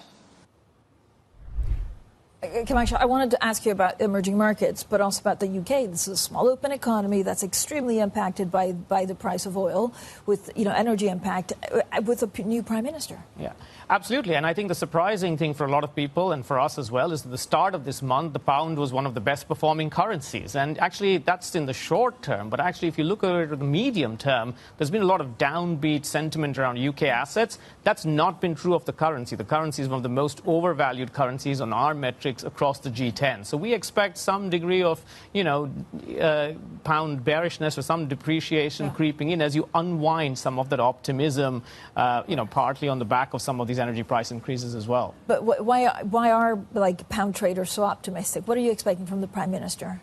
I mean, I think that what has happened here is, you had some unwind of negative positioning. You had quite a lot of M&A inflow. I think carry has been a big theme, both in emerging markets, but also in G10. And, UK and the pound in particular offers one of the highest carry in G10. And so I think that you had a number of factors come together. And ultimately, it's a pro-cyclical currency. It does well when equity markets are rallying. I think all of that has helped the pound. But we think it's gone a little bit too far. And, so far, it's early days with the new Prime Minister. We'll see. But I think that, if you are bullish on the prospects of the UK with the new Prime Minister, there are other better assets to express that, we think, whether it's mid-cap stocks or, bonds rather than the currency itself right here, right now. I mean, the million-dollar question, of course, what happens with fiscal discipline? And again, we're day 5, so it's a little bit unfair to put him and the Chancellor on the spot. But are you hearing the right noise? I mean, can they basically please the bond markets, but also make this a fairer society where citizens feel like they are not left out? It's a really tough question. I don't envy the shoes that he's in and those trade-offs that they have to make. But I think, again, it goes back to the discussion we were just having, Francine, which is that I think they can try and do a little bit to help people, but ultimately what bond markets will care about is if you're going to be a kind of cost of living prime minister, what happens if the energy price shock is a much bigger one? Like, how do you deal with that? And I think that's what bond markets are going to care about. Like, can you maintain fiscal discipline if you really get that? If we're lucky and the global supply shocks abate and the inflation picture is much more quiescent, I think bond markets will be okay. But I think, we haven't been very lucky with global supply shocks in the last few years. And that is very true, especially for emerging markets. Now, they've overall had a pretty good run, but actually the last 3 months have been extremely difficult for some of them. So what do you see, for example, in Japan, but also some of Southeast Asia? Yeah, I think that, again, a lot of these are big energy importers. And I think, again, that energy shock is not going to help. But I think the other theme, like I said, is playing out across a lot of these countries, both G10, EM, is carry and the ex-ante real yield. Places that have got a decent real yield cushion, they're holding on okay, even in the face of these supply shocks, even in the face of some of the volatility in equity markets. Japan does not have a big, yield buffer. It's one of the low-yielding currencies, which is why I think, we are more cautious there. And that's true of a lot of the Southeast Asian low-yielding economies as well, like Thailand and the Thai baht is a good example. We think it should be on the short side, on the funding side of global carry trades. Mike, I mean, I feel like we've spent 15 minutes looking at the forces at play, some of the risks out there. At the end of the day, what does it mean? What do you think is the best value play in the markets right now? Look, I think that in the near term, a lot depends on what's going to happen with the energy side of things, right? I think if the energy side of things comes off, we've seen a few episodes of this, I think some of the hikes that are now priced into the curve are going to be tough to sustain. That's probably the clearest, value play, if you like. Eddie there, Chief.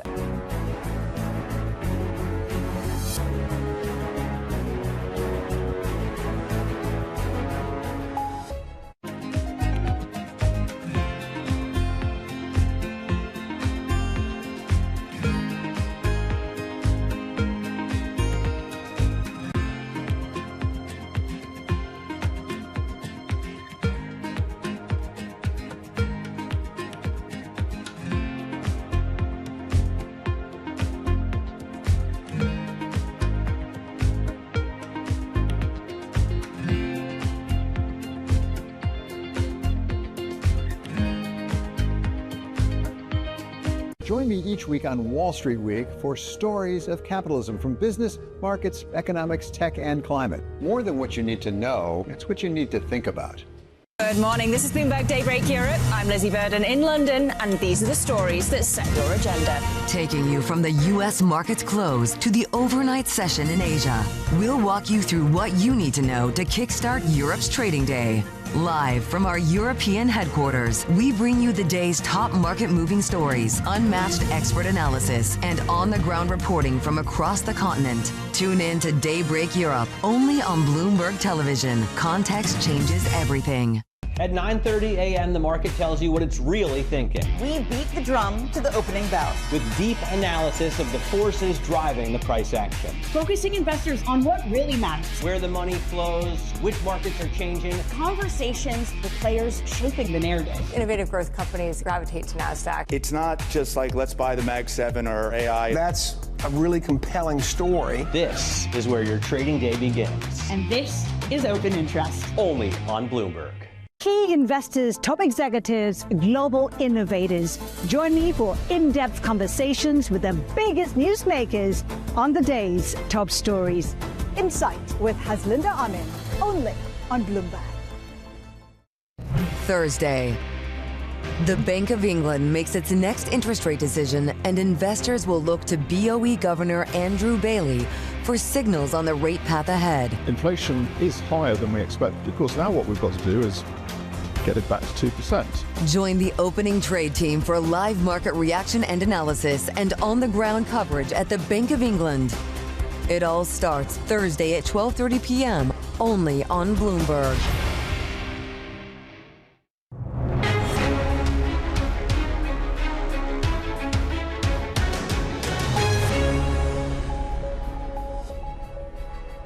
The conversations that matter and the insights you need. This is The Pulse, and I'm Francine Lacroix here in London. Now, President Trump is rebuilding his tariff wall with new levies on 60 economies.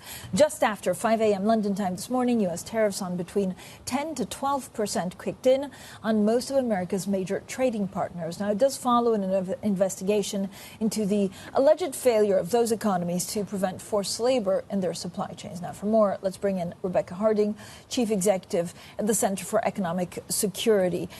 Rebecca, thank you so much for joining us. I mean, if you look at exactly what happens, like, what is the reason for this to be back on the agenda? We knew that President Trump was never going to let it go. Did you expect it to come back so soon?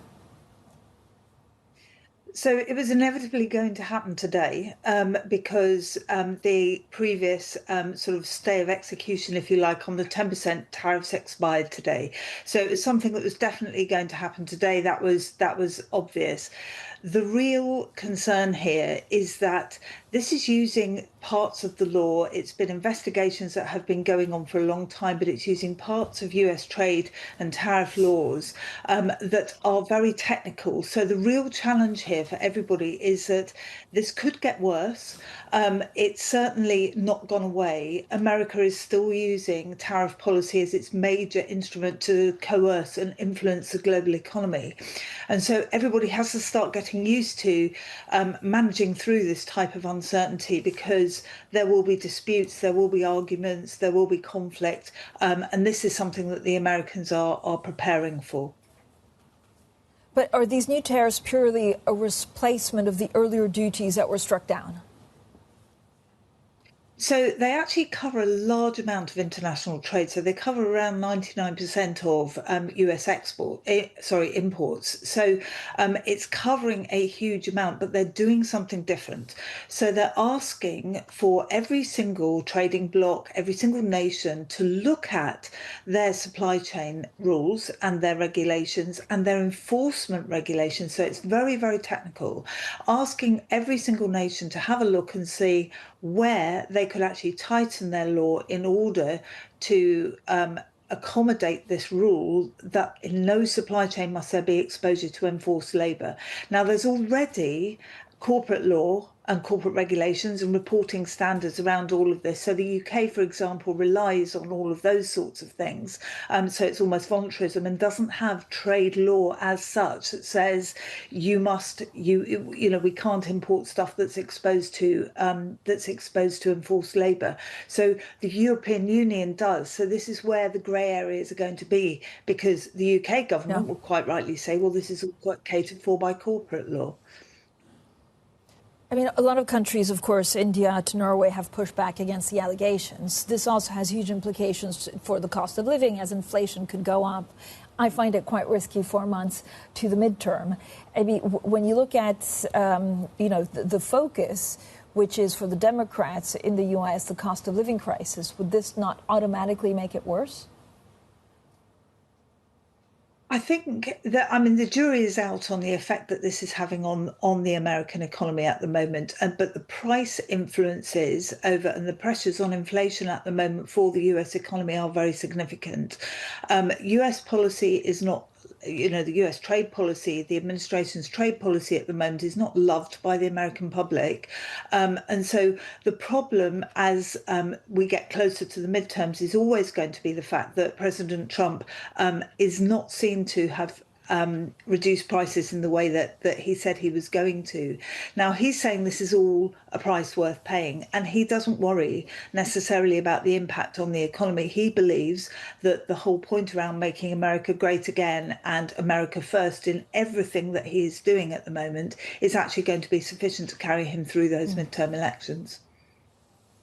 Is there, and again, also complicating things is that currently we understand there are refunds at the U.S. Customs and Border Protection from the previous, of course, trade agreements that were then struck down. Rebecca, what is your feeling? Will other countries be fed up with this and retaliate? Because if there's one thing that I remember from 2025 is that we're all quite surprised that actually the rest of the world took it on their chin and moved on. I think this is slightly different because it is accusing countries of so the 301 tariffs and the 301 reviews are accusing other countries of being unfair, and the European Union will kick back and say, well, we're not being unfair, and we've stood by the terms of the agreement. Now, the European Union, for example, does have a huge anti-coercion instrument that it can introduce in return for these types of tariffs, and it's never actually triggered that button, but it could. So there are mechanisms by which this would happen. So, for example, the pharmaceutical tariffs, which have come in as well on generic tariffs. Now, on generic pharmaceuticals, that's going to hit in 2 years' time. But it's going to affect the way in which countries think about investing in the United States. And it will particularly severely hit India because India produces so much of American generic pharmaceuticals. So there are going to be points where I think the rest of the world turns around and goes, actually, this isn't fair anymore on us. And there is a risk that other countries will retaliate. And the one country that could, of course, is China.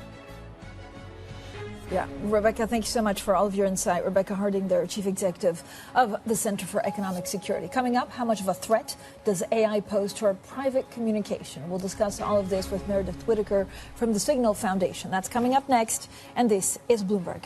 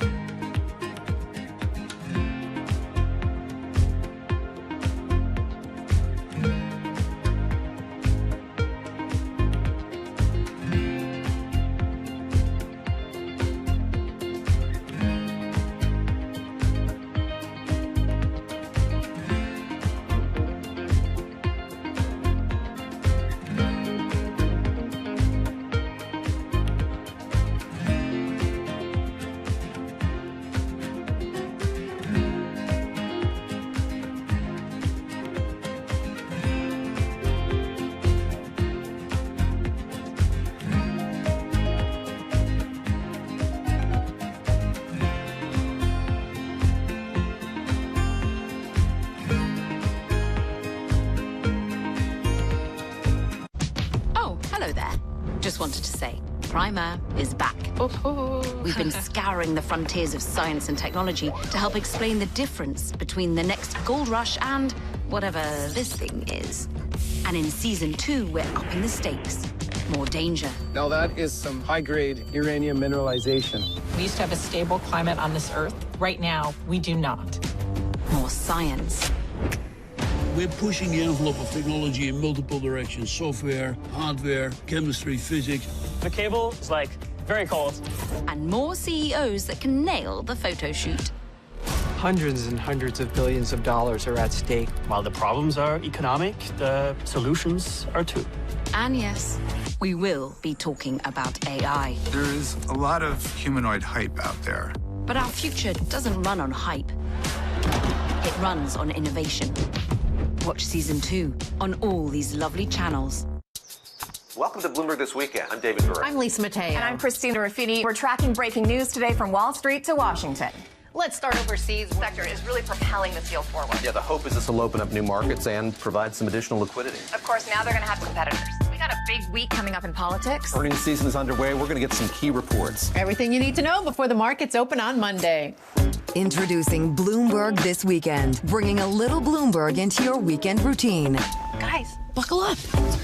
Middle East and Africa. Vibrant resources and high-yield investment opportunities abound. Join me on Horizons Middle East and Africa for the stories, newsmakers, and insight from this exciting region. Now weekdays, only on Bloomberg.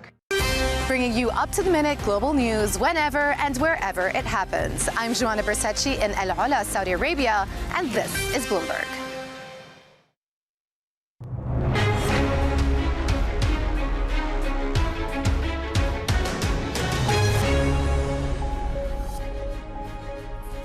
Good morning, everyone, and welcome to The Pulse. I'm Francine Lacqua here in London, and these are your top stories. President Trump rebuilds his tariff wall that was struck down by the U.S. Supreme Court with new levies on 60 economies, including most major trading partners. Traders also fear that the AI rally may have gone too far, with the Magnificent Seven shedding nearly $800 billion in market value in one session. And Brent touches $100 a barrel, with President Trump saying he's considering a, quote, massive attack on Iran to encourage negotiations. Now, AI security has come back into, of course, global focus this week after Bloomberg learned that OpenAI's advanced models attacked the startup Hugging Face in just a matter of hours. Well, my next guest is warning that the rise of AI, alongside further tech legislation, risks, of course, undermining the principles of private communication. Well, Meredith Whittaker is the president of the Signal Foundation. That's a nonprofit organization which also owns Signal Messenger. The organization says its app has been downloaded or installed hundreds of millions of times, including in countries like Ukraine, following the Russian invasion. Meredith, great to speak to you today. I mean, there's a number of questions, of course, about, what we should worry about most, but can you break down the potential security risks posed by AI agents? Well, for Signal, there's a very concrete security risk, which is that we're seeing these agents integrated into our core infrastructures, like our operating systems, iOS, Android. We see these updates, agentic capabilities. Great, it can live my life for me. It can book my travel. But, of course, in order to live my life, it needs to know about me. It needs to have access to data. So what we're seeing is agents that, under the guise of being our magic genie butler helpers, are actually demanding huge amounts of access and huge permissions to do whatever they want with that data. My credit card information, my calendar information, my contact list, to book a dinner for my friends. All of that then being sent to external servers, processed in ways that may not be secure. And Signal really sees this as a threat on our ability and every software developer's ability to really ensure privacy within these environments. So we see potential in these technologies, of course, as does everyone, but we're also seeing them architected and pushed into the markets in ways that we consider extremely reckless. Meredith, I mean, just to be clear, this would be because you could have someone hacking into the system and getting information, but it could also be a government, tapping in and saying, actually, I want that information because I need to surveil, a certain type of person or a group of individuals. Absolutely, all of the above. So there are 3 large commercial operating systems. We all know them: iOS, Android, Windows. And we all use one of those. And so an ability to tap into one of those circumvents signals encryption and provides a kind of honeypot, a master switch to be able to get that kind of information. And again, what we are calling for is much more constrained deployments of these systems, the ability for developers like Signal to say, no, you can't touch Signal data. Signal data is mission critical. These are communications between Ukraine's military commanders. These are human rights defenders in places where they could be harmed if their communications were leaked. These are journalists who are protecting their sources, and giving access there is something that is extremely perilous to these people and undermines Signal's mission and our ability to continue with our mission with integrity. Why do a lot of people not think about it? If you look at the big developers, is it just commercial, or is it because they think they can think about it afterwards?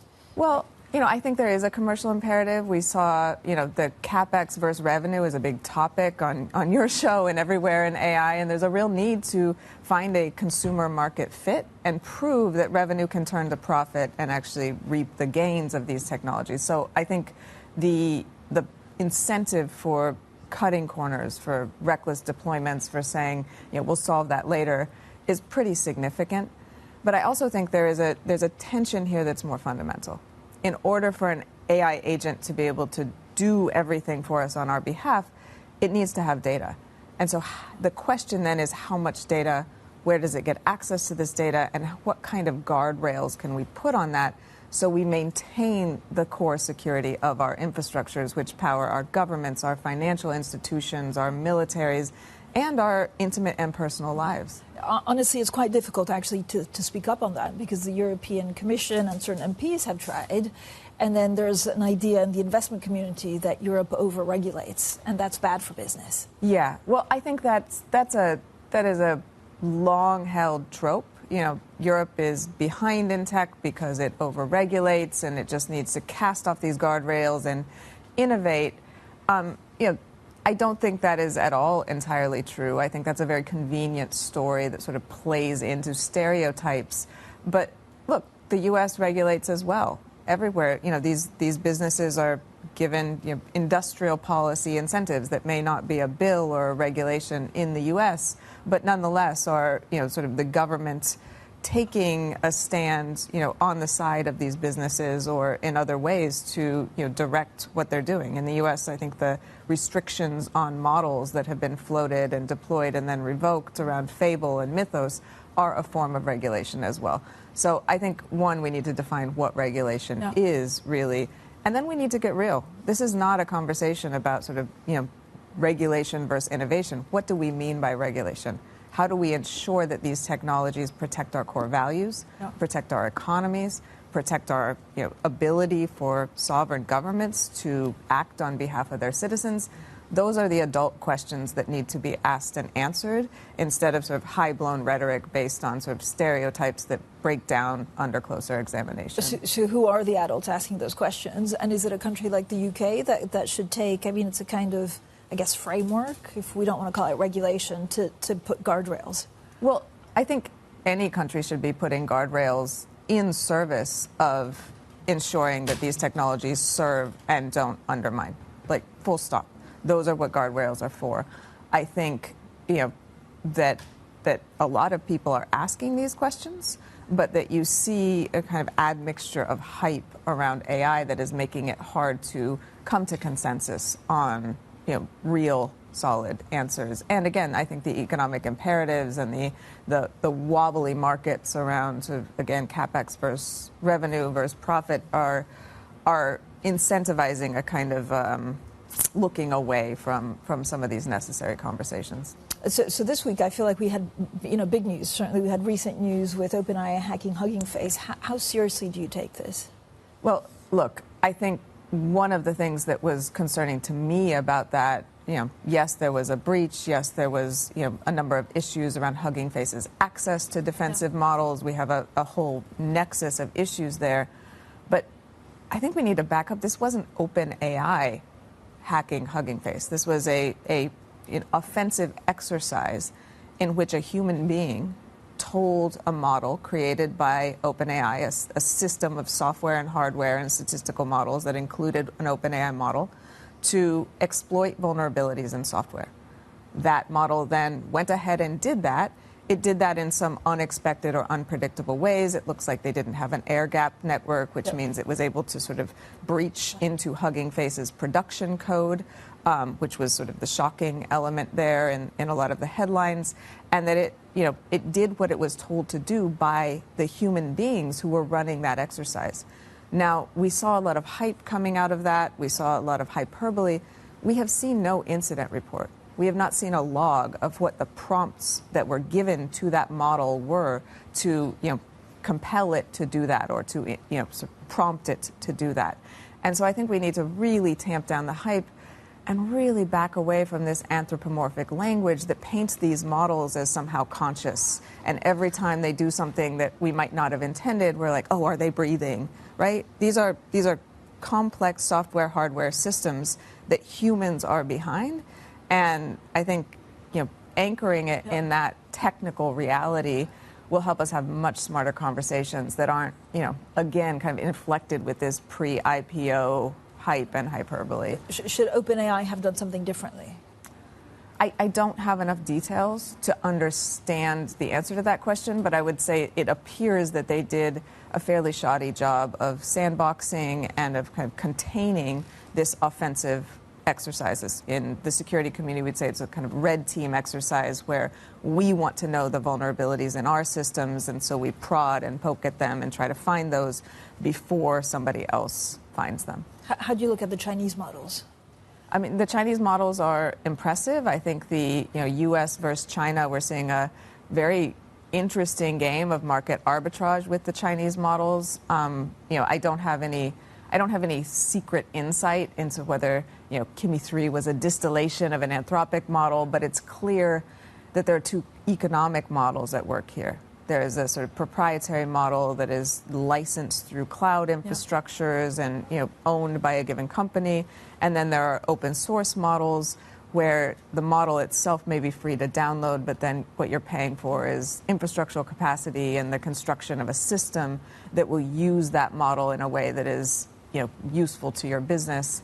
And I think, I don't have a crystal ball here. Things are moving very fast, but I think it's very interesting and to see what happened there and to watch the market's response. I mean, I like speaking to you because actually you're quite balanced, right? Because you either have a lot of concerns about some of these models, as you say, running away and kind of being at the end of humanity, or you see only the benefits. I see a lot of chief executives, but also maybe heads of state, not knowing the questions they have to ask. Yeah. Is this the biggest concern? Like how people go around thinking about this because it's moving so fast and all at once? I think this is a huge concern, and I actually think there's a lot of uncertainty and almost embarrassment on the part of people who are in positions of power, who over the past few years have been hit with questions around tech and are like, shoot, I don't know the answer to that, but I feel like I have to fake it, or all the men in the room seem to know about tech, so I'm just going to nod along. And I will see the same people who will tear up a balance sheet in a board meeting, just asking incisive questions. I don't understand how that accounting works. What's that group doing? Really, really confident in their ability to, ask the questions that matter for them, their business, their institution.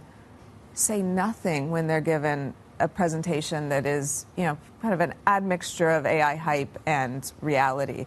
And so I do think we need to be asking much better questions, and those questions can be dumb questions, but they should be selfish questions. How does this actually work for our citizens, our government, the future we want to create? I may not understand the linear algebra to build a large model. That's not my discipline. But hey, I run a large hospital. I understand how that works, and I need to know whether a software system built with that model integrates with our legacy infrastructure, or whether I'm signing a contract that will ultimately not serve our patient population. Those kind of questions need to be much more front and center, and I think, hopefully integrating those into the public debate will give us a much more grounded understanding of how to govern and build these technologies. And what you said is also, at the end of the day, AI is also worry about the concentration of power, because there are so few actors. Yeah. And it seems that, when you look at the spending, this power is growing. Yeah, this power is growing. So is the cash flow is shrinking. Power is growing. Look, there is a long history to this. This is not, we snapped our fingers in 2023. ChatGPT grew an entire new scientific paradigm on which a large industry was built, and only the smartest won.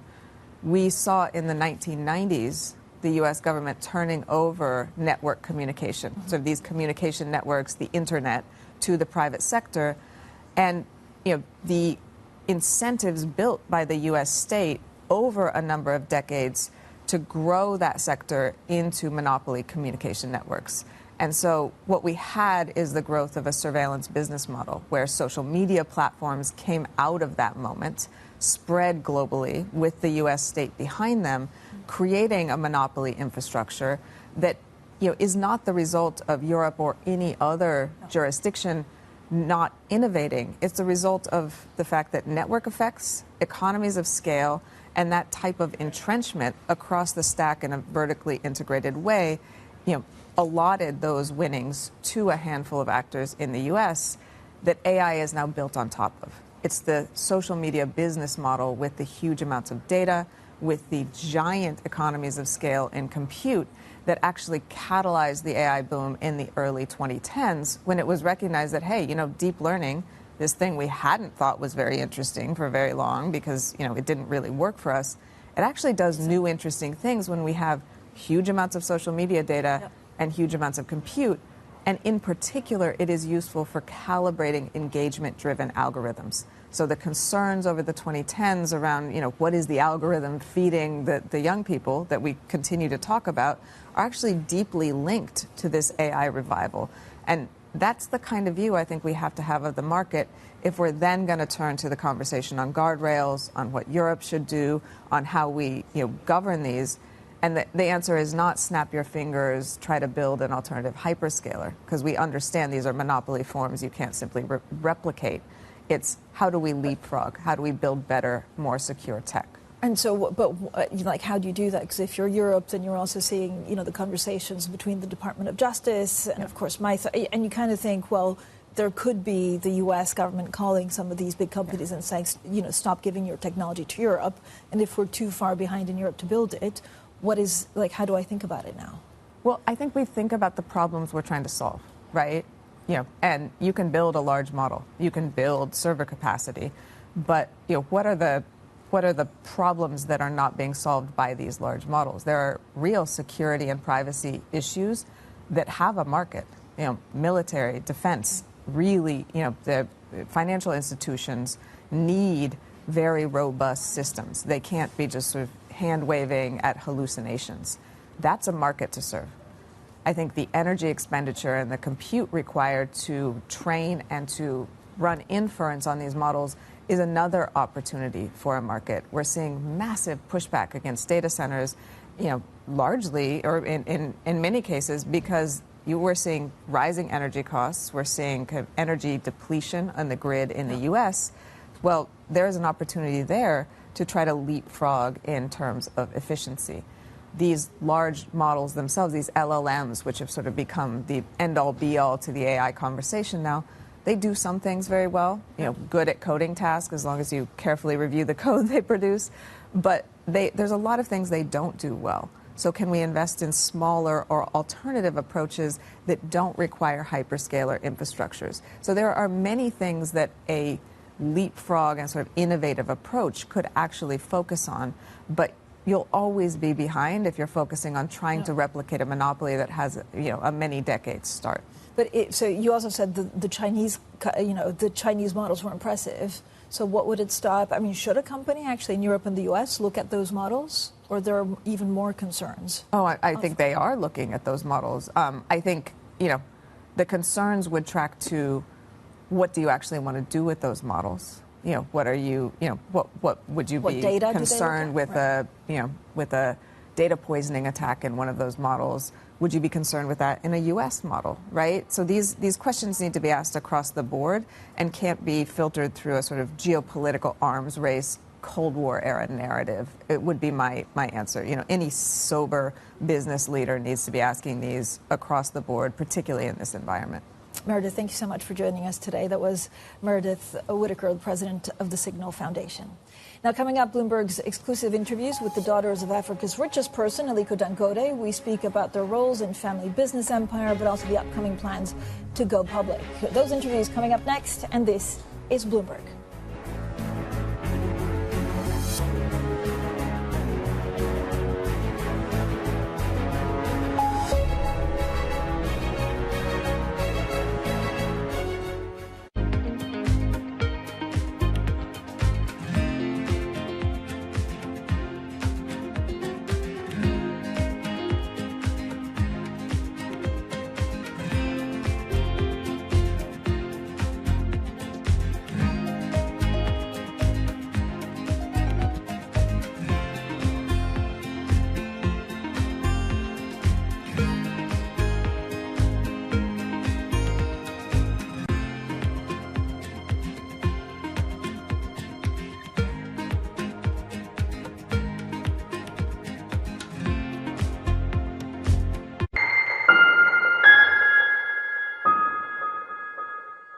Technology is embedded in every aspect of our lives, and that revolution is playing out in real time. From finance to defense tech, AI to entertainment, from the road to the stars. Bloomberg is bringing you the stories of companies and people that are pushing tech to new frontiers and the politics reshaping global tech markets. I'm Ed Ludlow, live in San Francisco, and this is Bloomberg Tech. Every weekday, only on Bloomberg Television. Good morning. This is Bloomberg Surveillance. Welcome back to the opening trade. It's Bloomberg Money. This is the Asia Trade. This is Wall Street Week. Welcome to Balance of Power. You're watching Bloomberg Deals. Welcome to Bloomberg This Weekend. This is Bloomberg Television. Every weekday, Bloomberg puts the spotlight on a different aspect of global finance. Flows, funds, and the forces shaping markets on ETF IQ. The future of money with Bloomberg Crypto. The players behind major transactions on Bloomberg Deals. Rates, risk, and the cost of capital on Bloomberg Real Yield. And personal finance, retirement, and wealth management on Bloomberg Money. A different topic every weekday, only on Bloomberg Television.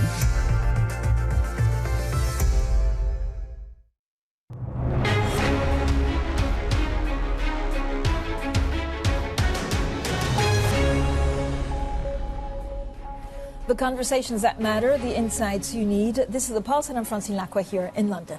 Now, the daughters of Aliko Dangote, Africa's richest person, are taking on greater responsibilities in the family business in the bid to build a conglomerate into a $100 billion industrial group within 4 years. Well, Bloomberg spoke exclusively with them in their first interviews in their new roles. Well, Fatma Dangote, who leads commercial operations for the petroleum refinery, spoke about its upcoming IPO.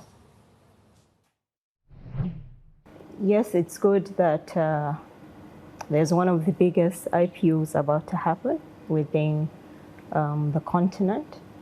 But for me is the participation of both Africans and people outside of Africa into this story that the Dangote Group is trying to sell. When you look at it, Nigeria in particular has been exporting crude oil and importing refined petroleum products. But this refinery has changed that narrative or equation, whereby we're now having to add value to our natural resource here within the continent. And we're having to now be a net exporter of jet when you look at it. When you look at the second quarter of products, jet in particular, that went into Europe, you see that 25% of that volume came from the Dangote refinery. So we're selling a story that Africa is able to industrialize at scale, not just at scale, but at a global scale. It's telling a story that Africa is able to conceive an idea, finance it, and manage a mega project at a global level. So it's not just IPO selling shares. It's showing the world that Africa has entered into the new phase of industrialization. Fatima Dangote there. Now, her sister Maria sits on the board of the family's cement business, and she told Bloomberg that the unit is hoping to complete a secondary listing in London this year, saying the city is more compatible than other venues. It will happen maybe by end of this year, the secondary listing, and we are planning to list in London because I think we compared many, like stock exchanges, London is the one very, like it's compatible with the, our business. Really? More easily because if we say, because Halima is running the family office in Dubai, so before we thought of the secondary listing in Dubai, but the rules, it will make it hard, for us, to list, to do the primary listing in Dubai because there are many regulatories, compliance that we have to do, and it will take us more years, and we have been talking about this listing, for almost like, I think, 6 or 5 years, more than that. But you're confident this is the year? Yeah, I'm confident. Because why I'm confident? Because we did all our, background checks and everything, as I'm talking now, we have our lawyers, our financiers, and every other person, and even, the team, yes, are working, day and night to see if there is anything that will stop the listing. And as I'm talking now, nothing, no any constraint for now. Well, that was, of course, Maria Dangote. Now, Pakistan is enjoying a moment in the diplomatic sun, having emerged as a key mediator between the U.S. and Iran. Bloomberg Regionals has been looking at how Pakistan's leaders may have opened a path to more economic opportunity by cultivating ties with President Donald Trump. The Roosevelt Hotel, with its Italian Renaissance-style facade, used to be a happening spot, a choice location when Hollywood visited New York. But ladies and gentlemen, we're not here to indulge in fantasy. The reality is, last year it was a migrant center. Today, it's shuttered. And yet, its owners say it's worth $1 billion, and they've called in help from this guy. Oh, and who are the owners? That would be the Pakistan government. It is one of Pakistan's most valuable foreign assets. In February 2026, Steve Witkoff, one of Trump's closest advisors, helped broker a deal for the U.S. government and Pakistan to jointly redevelop the hotel. But recent deals between the Trump administration and Pakistan have extended beyond the hospitality scene. Markets are waiting for Islamabad as delegations from Iran and the United States prepare for talks in Pakistan. The ceasefire remains fragile. Pakistan has done something impossible. Pakistan brought the U.S. and Iran together on one table after 50 years. This was a deliberate attempt by Pakistan to make itself a global player.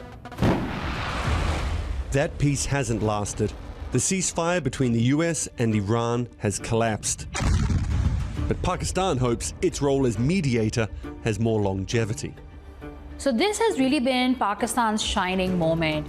So how did Pakistan become one of Trump's favorite diplomatic partners, and can it capitalize on it? Well, subscribers can watch that documentary in full right now on the terminal and on Bloomberg.com. Now, Intel shattered Wall Street estimates with its revenue forecast lifted by booming levels of spending on data centers. You can see pre-market Intel gaining some 4.2%. We'll have plenty more, of course, on the markets. U.S. futures, if you look at what markets are doing, they're getting a little bit of relief. Brent slipping below $100, but still concerned about AI. Up next, Bloomberg Brief, and this is Bloomberg.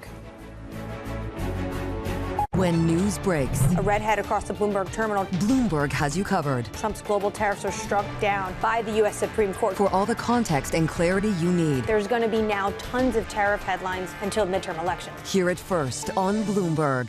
Do you mind being called an ideological lunatic or a bunch of left-wing nut jobs? I've been called worse things than that.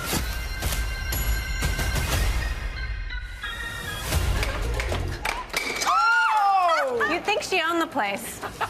23andMe, I think, is so incredibly valuable. We're coming back. It had that kind of detective story feel to it. When you're hot on the trail of something, you know that it's very exciting. What magazines were you reading as a kid? I don't think I was reading magazines until I was in them. You are on the cover of all of these. Oh, and there's many, many more, but we just don't have time.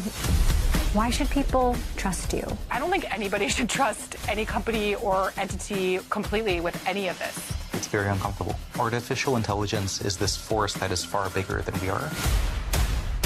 I want to build better businesses around these brands. The shock will never wear off. So you're a brother and sister running one of the most powerful companies in the world. When you argue, who wins? No one. The way I could see AI being banned or blocked is if something really went wrong. And if something really went wrong, then maybe it deserves to be. So is it Paradise ahead or Gattaca? Maybe somewhere in the middle.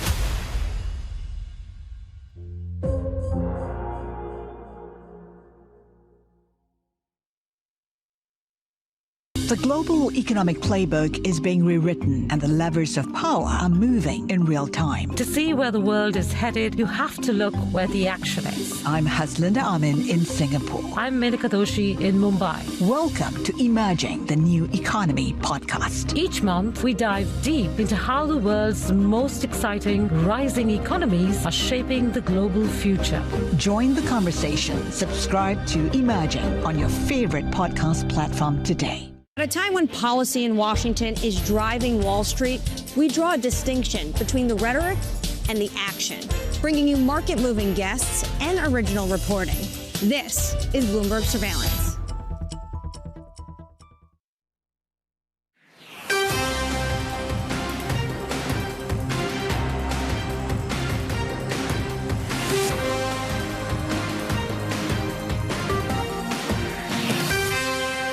It's 5 a.m. in New York City, 10 a.m. in London. Good morning, I'm Bonnie Quinn with your Bloomberg Brief. Let's get you set up for the day.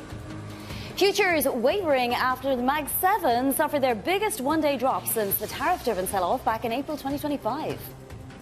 Fresh U.S. levies take effect on goods from 60 economies as President Trump rebuilds his tariff wall. And Brent crude below $100 a barrel now, having topped 100 as President Trump says he's mulling a massive attack on Iran. Let's check in on markets around the world. Asia closing out an eventful week. Winnie Su is in Hong Kong with the latest. Winnie.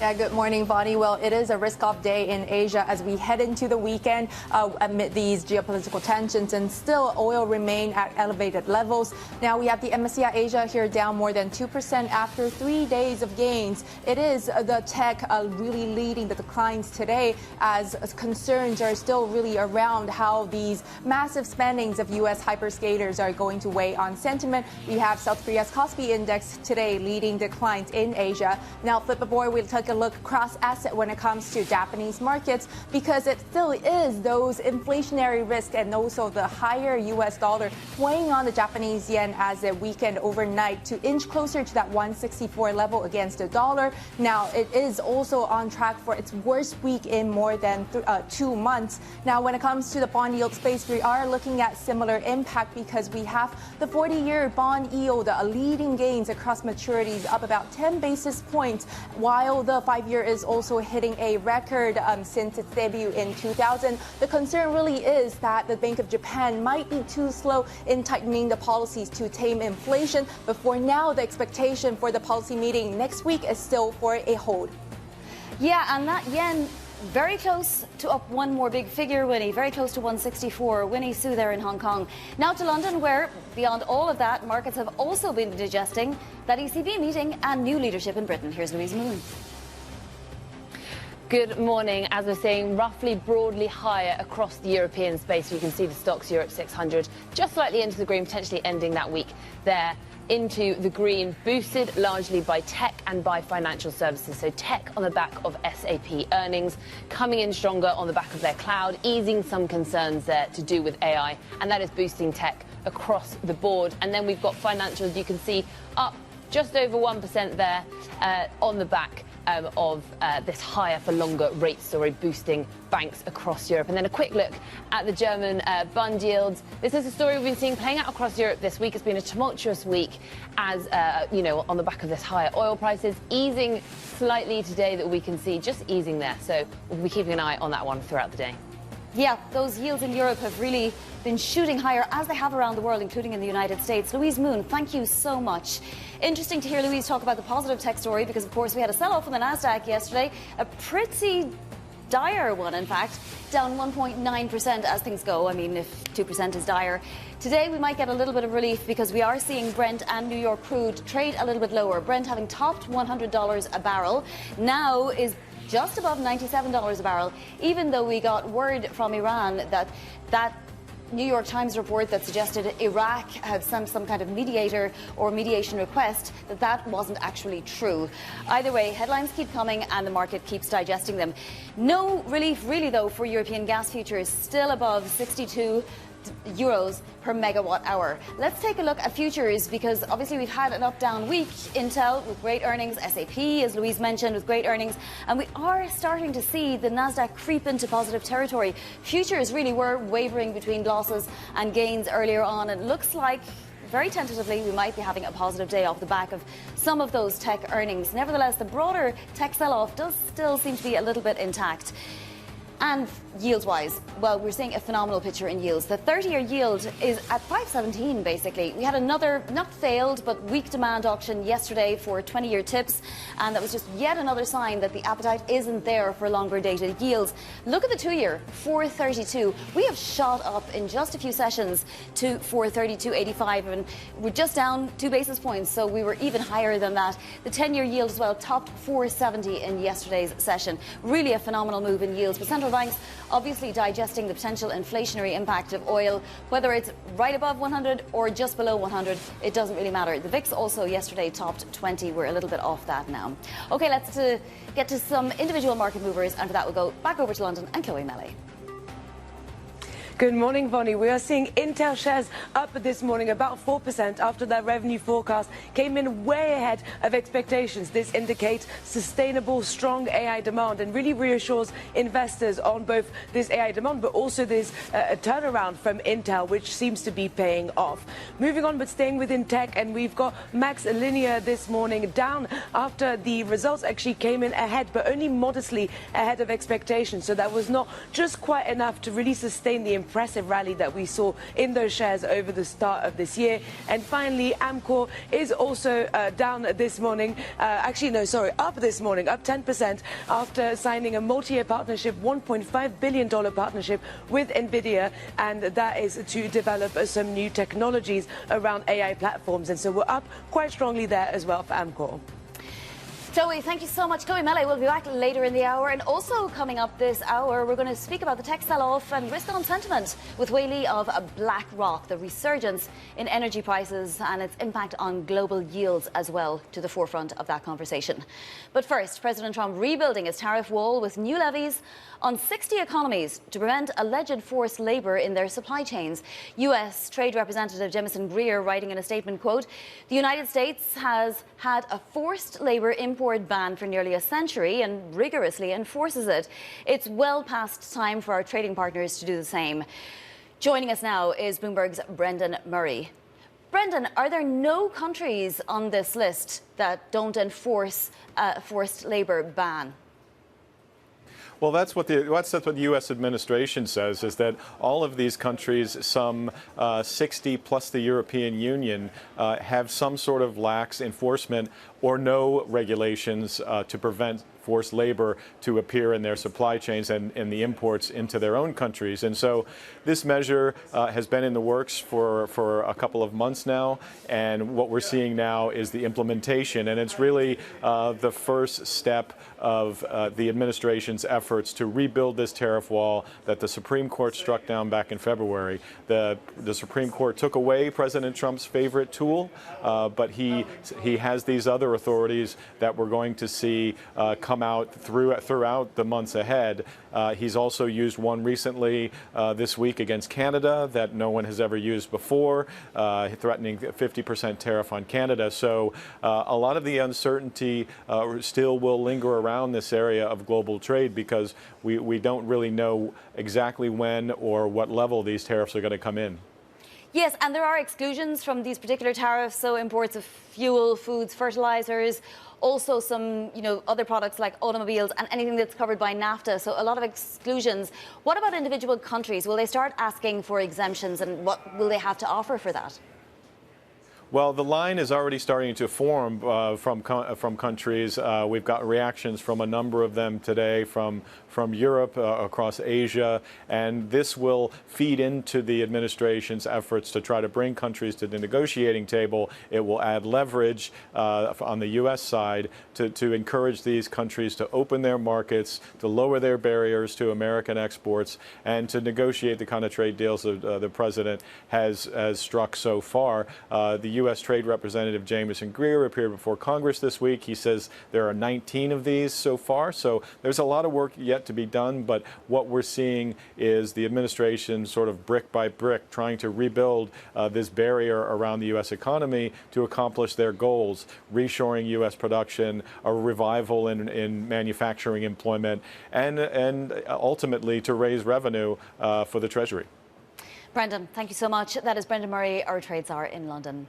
President Trump also sending a stern warning to Iran, telling Axios in an interview, quote, "I am considering a massive attack, bigger than ever before. I am close to making a decision. We are all set for it." Bloomberg's Onur Ant joins us now for more. Onur, if the president is serious, and he has carried out attacks, obviously, 13 consecutive days of them, would he need a new catalyst, or does he have enough already to make that military strike? He probably doesn't need a new catalyst, but if he needs one, he clearly singled out what it would be. He said, he has been saying that Iran should stop attacking maritime shipping through Hormuz.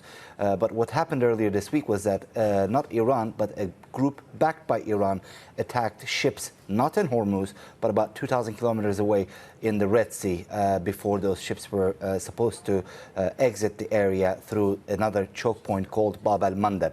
So that had created some confusion as to whether that would qualify as a trigger for further U.S. retaliation. And President Trump yesterday clarified that very openly. He said any shipping attack in the area, be it by Iran or any other groups that it supports, will be considered a fault or a mistake by Iran, and it could result in further escalation and retaliation by the U.S. So yes, in essence, he doesn't need a catalyst, but if he needs one, he clearly made it very clear what that catalyst would look like, and that's any attack on shipping in the Middle East, be it in Hormuz or Bab al-Mandeb Strait. You know, Onur, when the Strait of Hormuz was being blockaded by Iran, after a while, President Trump turned around and decided that the U.S. could also do that, could also blockade on the other side, right?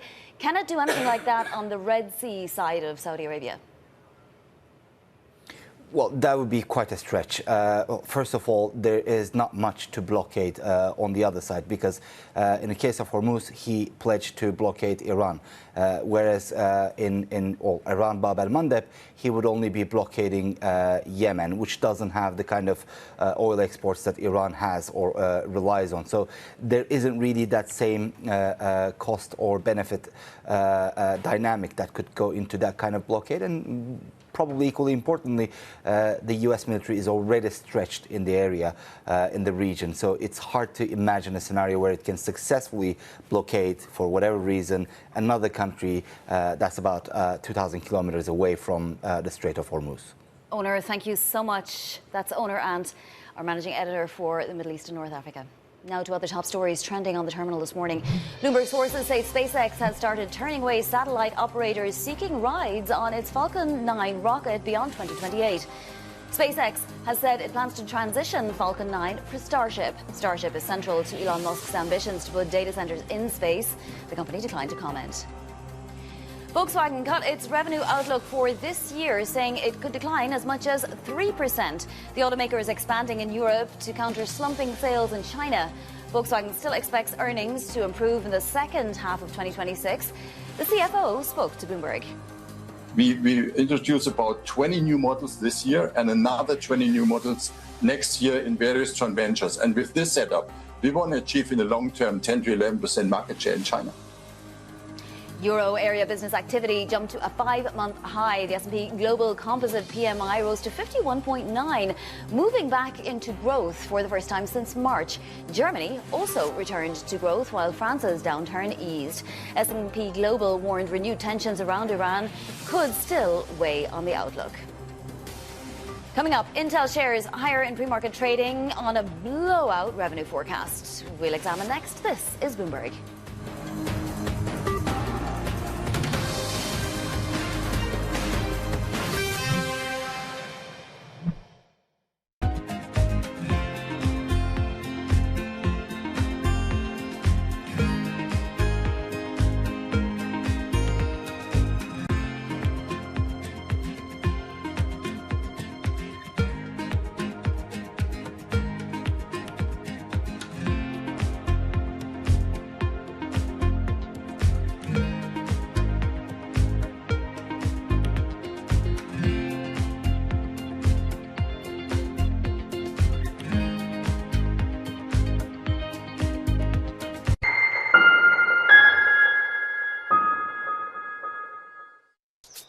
Welcome to Bloomberg This Weekend. I'm David Murray. I'm Lisa Mateo. And I'm Christina Ruffini. We're tracking breaking news today from Wall Street to Washington. Let's start overseas. The sector is really propelling this deal forward. Yeah, the hope is this will open up new markets and provide some additional liquidity. Of course, now they're going to have competitors. We got a big week coming up in politics. Earnings season is underway. We're going to get some key reports. Everything you need to know before the markets open on Monday. Introducing Bloomberg This Weekend, bringing a little Bloomberg into your weekend routine. Guys, buckle up. What is going to be the consequence for U.S. markets? We are seeing modest gains across European equity markets. Take a look at how we're faring when it comes to Asian markets. Bringing you up-to-the-minute global news whenever and wherever it happens. I'm Joanna Bersecci in El Ola, Saudi Arabia, and this is Bloomberg. Technology is embedded in every aspect of our lives, and that revolution is playing out in real time. From finance to defense tech, AI to entertainment, from the road to the stars. Bloomberg is bringing you the stories of companies and people that are pushing tech to new frontiers, and the politics reshaping global tech markets. I'm Ed Ludlow, live in San Francisco, and this is Bloomberg Tech. Every weekday, only on Bloomberg Television.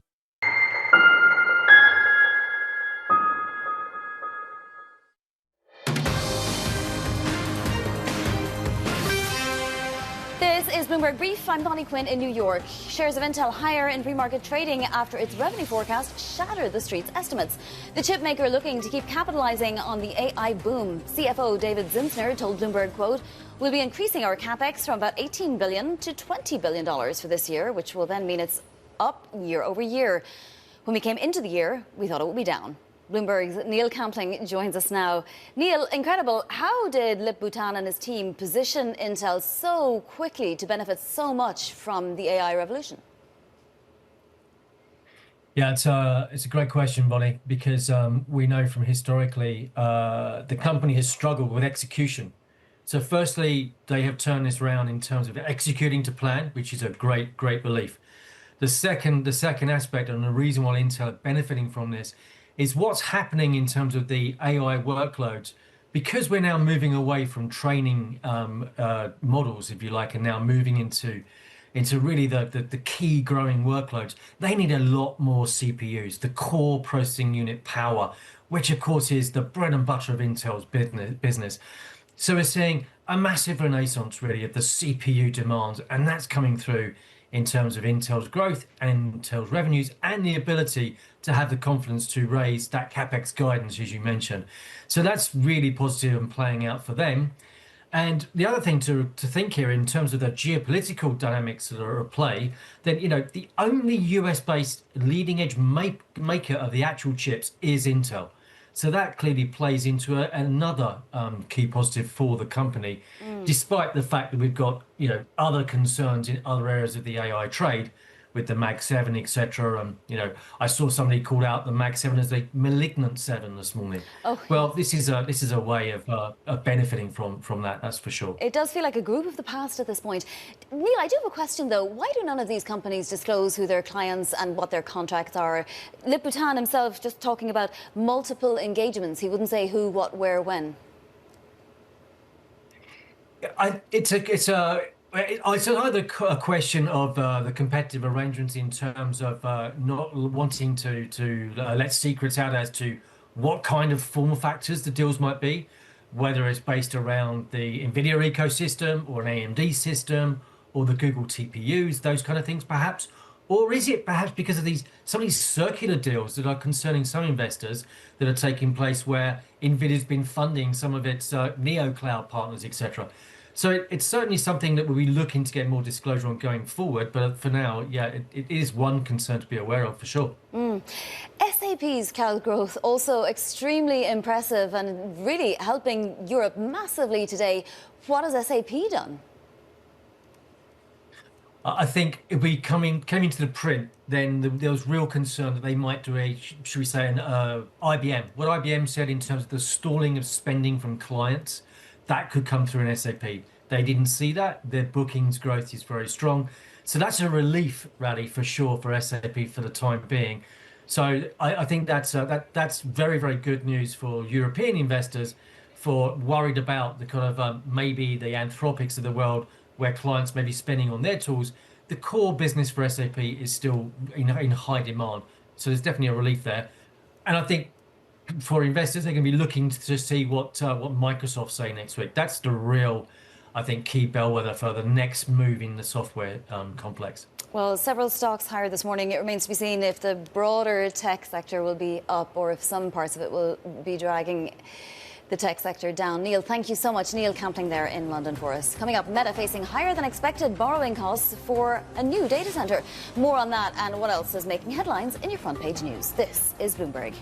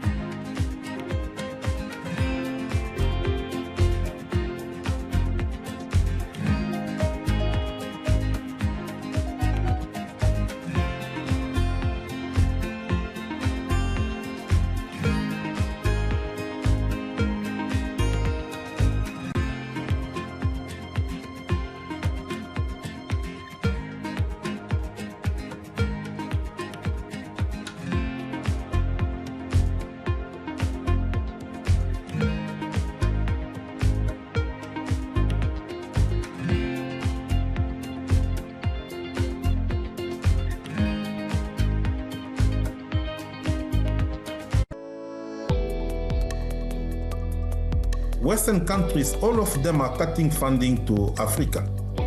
And some of these programs were supported by funding coming from Western countries, like for human resources, for testing, for transportation of samples. And suddenly, African countries have to think how to fund money and to cover this gap. But it takes some time. And I think the combination of all of these factors are fueling this mistrust that we see at community level. We value the support we got and we are still getting from the US. And we think that if we continue to work together, and there is no reason for the US not to work with Africa CDC, Africa CDC is the leader in terms of public health in Africa.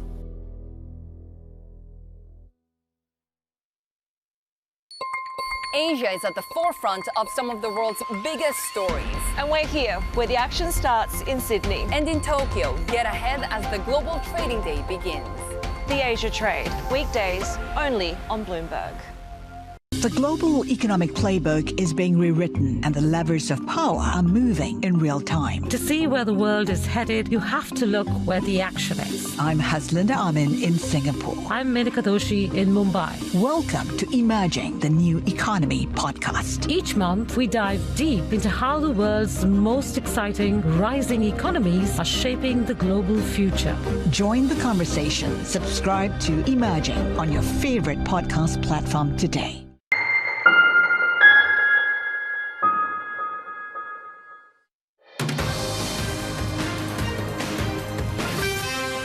This is Bloomberg Brief. I'm Bonnie Quinn in New York. This week on Bloomberg Wall Street Week, we take a look at housing affordability in the United States. There's one major city where that appears to be making real progress, while others are still struggling. The city itself was adding about $10,000 a month to the cost of a single-family home. And it was causing more than $500,000 a month to multifamily. Well, you can't, out of one side of your mouth, say you're for affordability, and out of the other side of your mouth, be getting in the way. And then, of course, the second big area is land use itself and how we make it so that people can use the land and build what they need to build. We came in and through what we called our home initiative, we changed that to allow by right 3 units on even a single family zoned lot. And then the second thing we did is change the minimum lot size. In Austin, our minimum lot size when I came into office was 5,750 square feet. That was the minimum lot you could build on. Well, what that means, if you got to have that big a lot, then you're going to need to build a big house. You're going to need to build a McMansion. But if you have the ability to have 3 by right and you reduce the minimum lot size, which we did, to 1,800 square feet, from 5,750 to 1,800, now you can start building what I was talking about a minute ago, those starter homes. You can build smaller homes and it makes economic sense. The market can react to that in an appropriate way.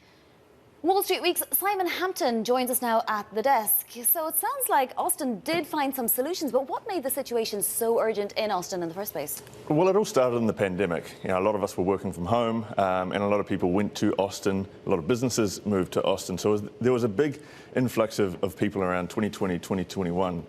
And rents, I think, increased around 25% in a single year. That was one of the biggest increases in the nation. So the advantage of that, I guess, is that the mayor there, you heard there, Kirk Watson, he really had support from both sides of the aisle to do something about housing. And so he got buy-in from everyone, and really he was able to turn things around and change a lot of zoning rules, change permitting, make things a lot easier for developers to bring supply online. And between 2023 and 2024, they built around 50,000 units.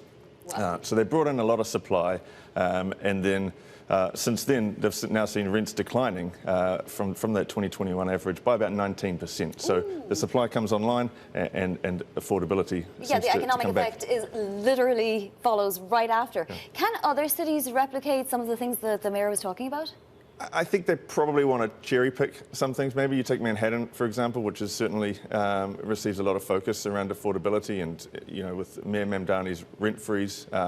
An unpopular move with landlords at the moment. You compare Manhattan and Austin. Well, you heard there the mayor talking about the average lot size of 5,750 feet before they made the changes. Yes. It's a lot more than a Manhattan apartment. Would we have that luxury in Manhattan? Bloomberg's Simon Hampton, thank you so much. Do tune in to tonight's edition of Wall Street Week. It's at 6 p.m. New York time. Coming up, we'll speak with Wei Li of BlackRock.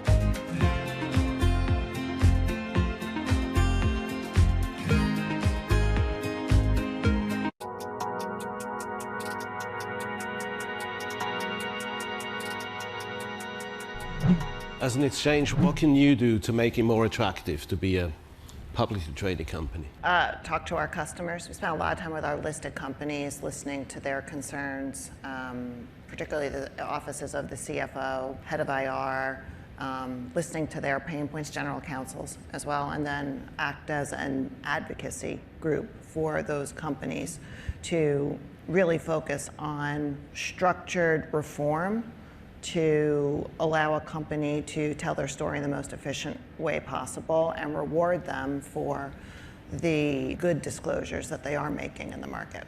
Is there any sort of financial innovation that you could drive to get more companies to list? Tokenization has come up. Well, we did announce our tokenization initiative earlier this year. We already built the technology, we've already done a variety of proof of concepts. It allows for instantaneous settlement, 24/7 trading.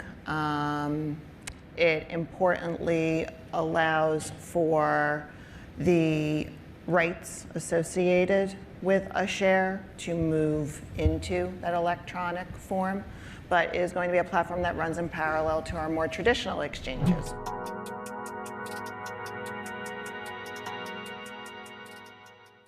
From the world of politics to the world of business, Joe Matthew and Kaylee Lines deliver news, insight, and analysis live 2 times a day, every trading day. Balance of Power at 1 and 5 Eastern, only on Bloomberg. It's a multi-trillion-dollar industry. We'll show you what's happening in ETFs like no one else. ETF IQ, only on Bloomberg.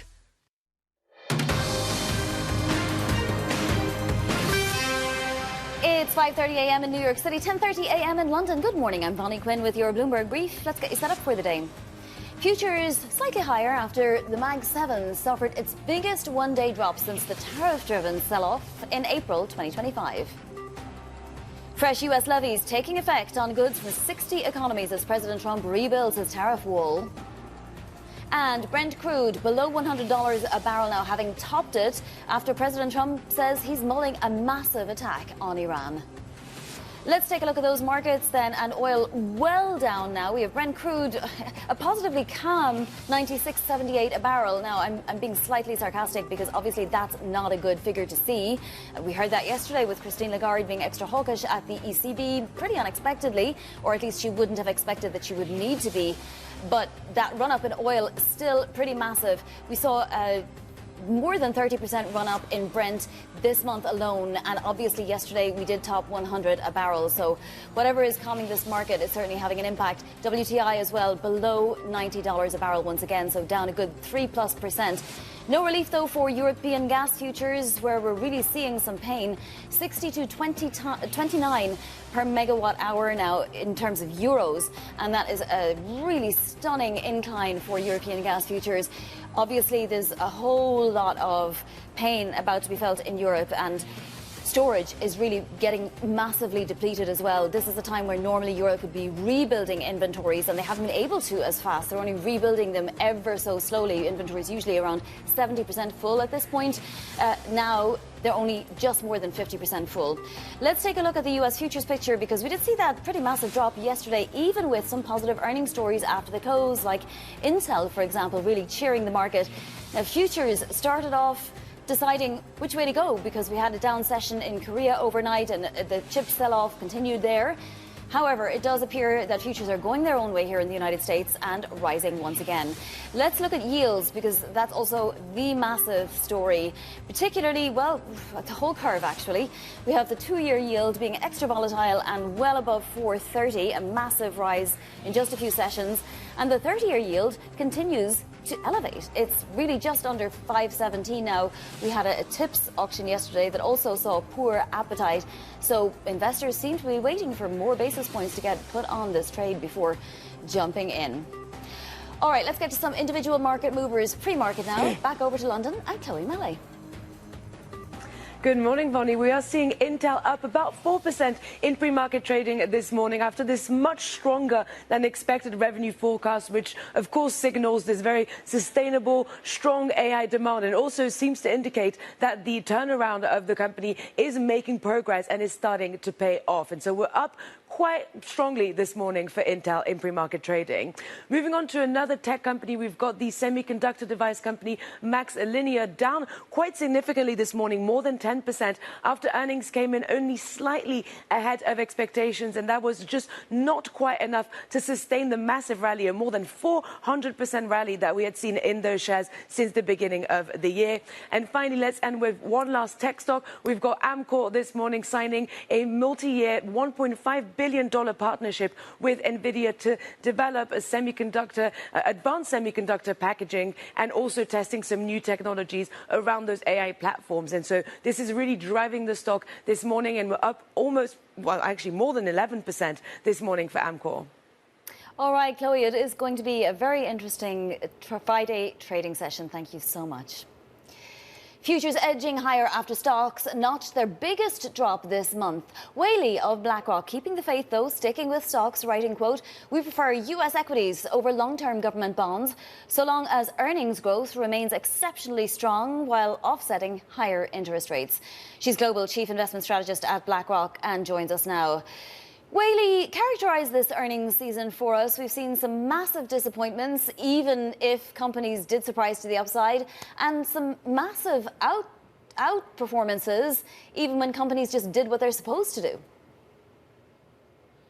That's right. Good morning. What we have seen so far in the earnings season is that the sellers of scarcity are doing much better than buyers of scarcity. But the bigger picture remains that earnings expectations are very strong and elevated. So expectation for 26 this year, earnings growth for S&P 500 has grown to 25% from just 18% 3 months ago. So momentum is very strong, but increasingly it's not just about kind of the levels, but also durability of earnings, which is why kind of looking just beyond the next quarter is important, especially in the context of some of the cheaper models also becoming very good, potentially impacting the economics of AI and also how rent can be captured, especially in the intelligence layer. So specifically for this earnings season,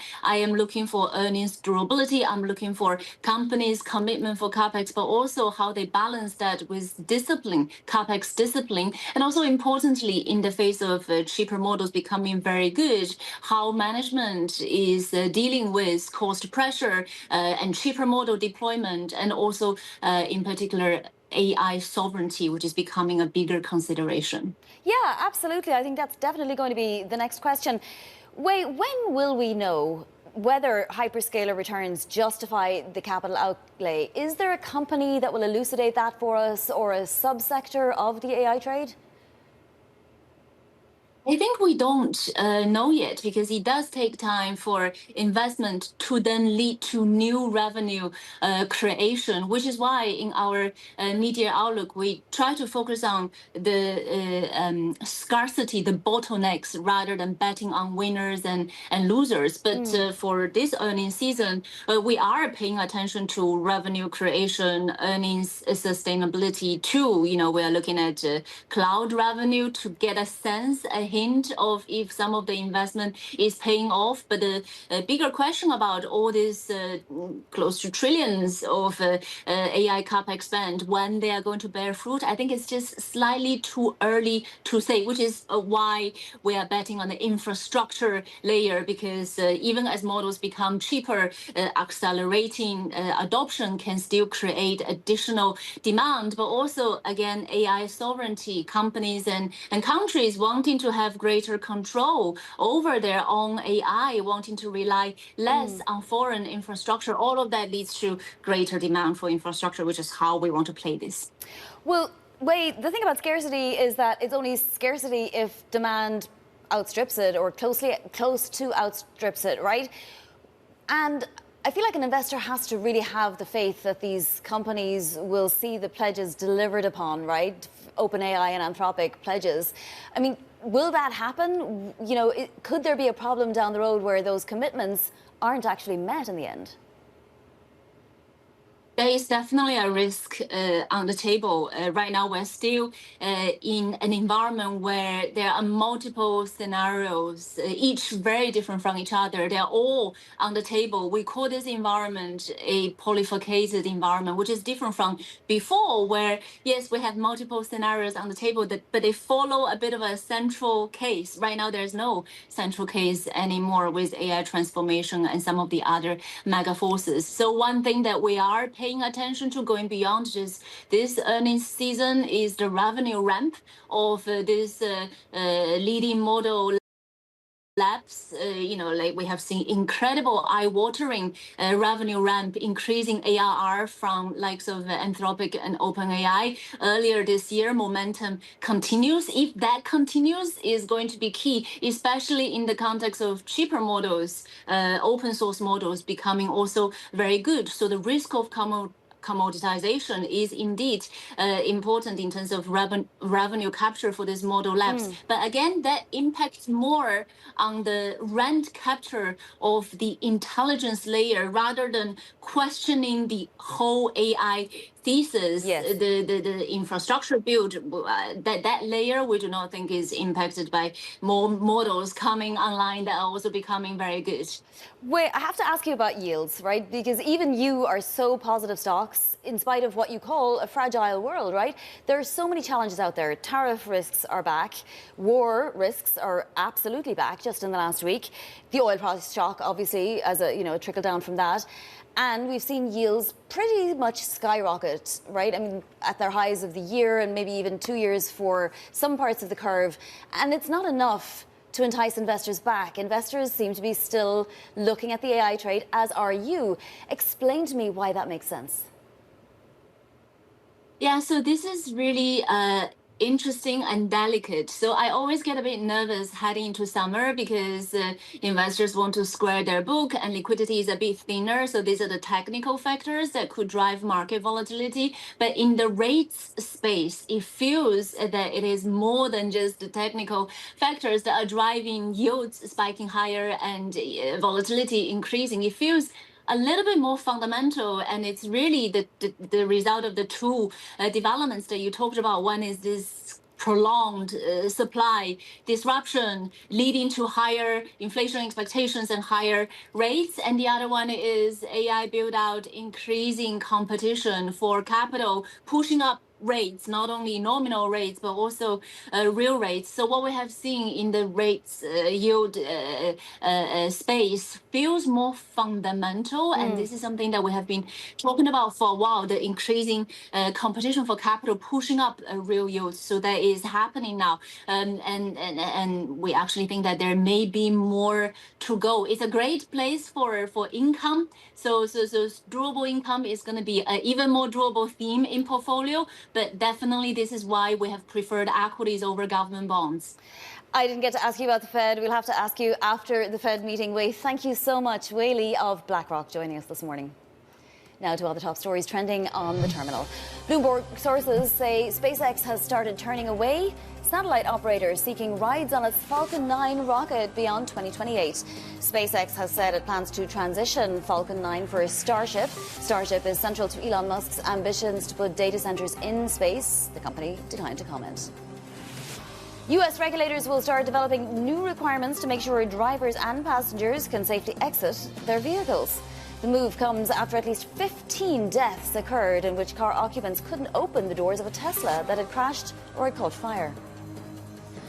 The World Cup, staycations and scorching weather helped Britain's private sector bounce in July. S&P Global UK PMI data rose to a 3-month high. It came in at 52.1, a sharp increase from June.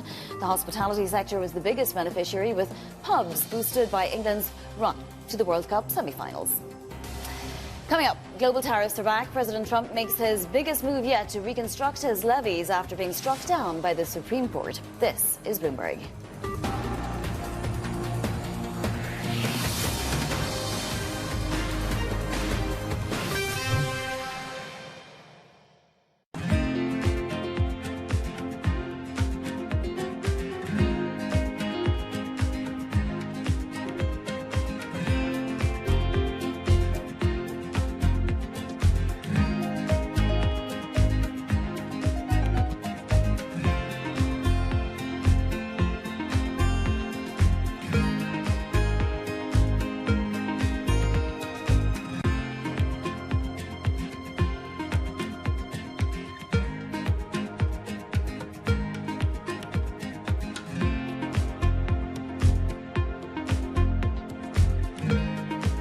World's most powerful investors don't ring a bell. They quietly reshape entire industries. This is the money shaping the world. The Dealmaker Playbook, where power and billions of dollars change hands every day. From private equity and credit to venture capital and M&A, we bring you the inside scoop on the biggest deals and debates, plus exclusive conversations with finance's ultimate insiders. I'm Danny Berger, and this is Bloomberg Deals.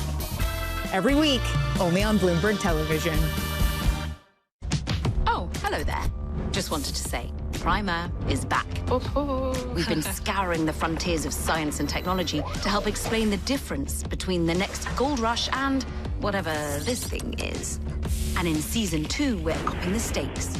More danger. Now that is some high-grade uranium mineralization. We used to have a stable climate on this Earth. Right now, we do not. More science. We're pushing the envelope of technology in multiple directions. Software, hardware, chemistry, physics. The cable is like very cold. And more CEOs that can nail the photo shoot. Hundreds and hundreds of billions of dollars are at stake. While the problems are economic, the solutions are too. And yes, we will be talking about AI. There is a lot of humanoid hype out there. But our future doesn't run on hype. It runs on innovation. Watch season 2 on all these lovely channels. Welcome to Bloomberg This Weekend. I'm David Gura. I'm Lisa Mateo. And I'm Christina Ruffini. We're tracking breaking news today from Wall Street to Washington. Let's start overseas. The sector is really propelling this deal forward. Yeah, the hope is this will open up new markets and provide some additional liquidity. Of course, now they're going to have competitors. We got a big week coming up in politics. Earnings season is underway. We're going to get some key reports. Everything you need to know before the markets open on Monday. Introducing Bloomberg This Weekend, bringing a little Bloomberg into your weekend routine. Guys, buckle up.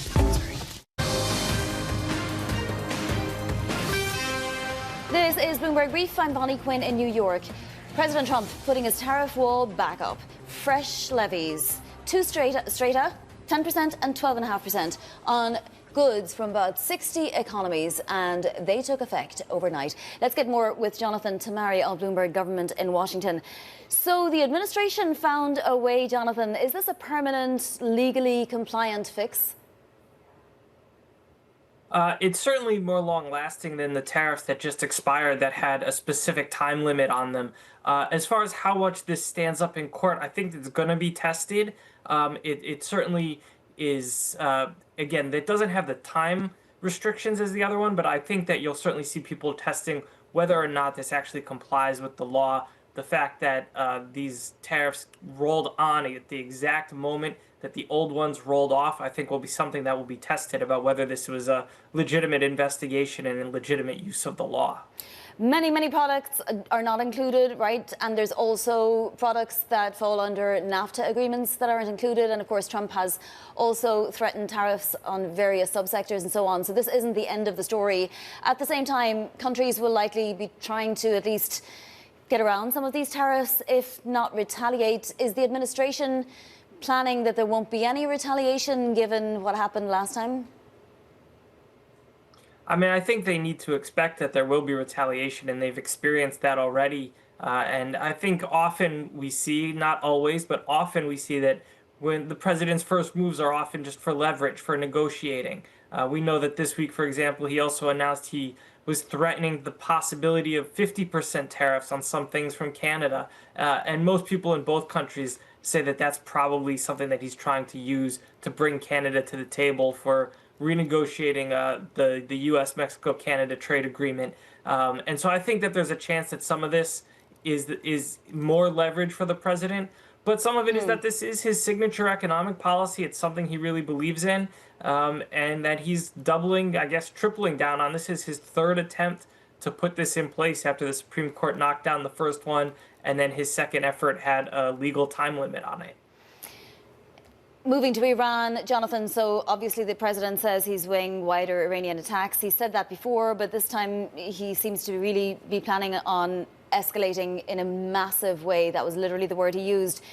You know, the cost of the war is increasing. There's an official count now of 17 bodies, right? As well as all of the munitions and the depletion of resources that are already, you know, going to 2 wars to help other parties. Will the president get a good response from anybody if he makes a massive strike on Iran? There's not a large appetite that we're seeing in the American public, in Congress, for escalating this war. The war has been unpopular in public polling since it began. Members of Congress have not been consulted. They have very little say in it. There's a lot of frustration about that. The House, which, as you know, is controlled by Republicans, just for a second time passed a resolution to try to rein in this war. It was mostly, to be fair, Democrats supporting that, but there were 4 Republicans who crossed over. And remember, we are heading into the heat of election season. And when you talk about tariffs that have the potential to increase costs, a war that much of the public doesn't like and is also increasing gas costs, those things are not great for Republicans who are campaigning right now. So I don't think there's a lot of appetite for it, but we have not seen any serious moves from Congress to rein this in. And so there's a lot of complaints, but not a lot of action. I don't think there's a lot of support for this move, but the president seems to be out of maneuvers as he's failed or not been unable to reach an agreement with Iran. Jonathan, thank you so much for all that context this morning. That is Jonathan Tamari of Bloomberg Government. Turning back to tech now, and shares of Intel jumping after the chipmaker's guidance blew past analyst estimates. CEO Lip Bhutan telling Bloomberg, quote, demand is outpacing our increasing supply, and so those are good problems to have. Let's get more with Matt Bloxham of Bloomberg Intelligence. Matt, what is Intel suddenly doing so right? Yeah, maybe it's not so much what they're doing right, but the way the market is moving, particularly in AI. So, you know, we went through a long phase where the investments were squarely focused on GPUs, the kind of chips that NVIDIA builds. And that was because the market was focused on training the big models. And because the market's now shifted towards actually deploying and using AI, particularly in a corporate environment, then you need a lot more of the kind of general compute, so CPUs, which is Intel's strength. And so I think the market's kind of shifted back towards where Intel really has strong capabilities. And yeah, as we heard there from the CEO, they've been expanding capacity alongside that, so they're more able to kind of match the demand that's out there. But also, Matt, I mean, it's been a bit of a land grab, right? And Intel seems to have been able to ramp up really, really quickly and grab those clients, or as Lip Bhutan calls them, multiple engagements, whatever that means. Yeah, so I think this kind of flips a little bit into the foundry market too. So, you know, in parallel to their kind of Intel-branded chip business, they're also building a foundry business, which is basically them contract manufacturing chips for other parties.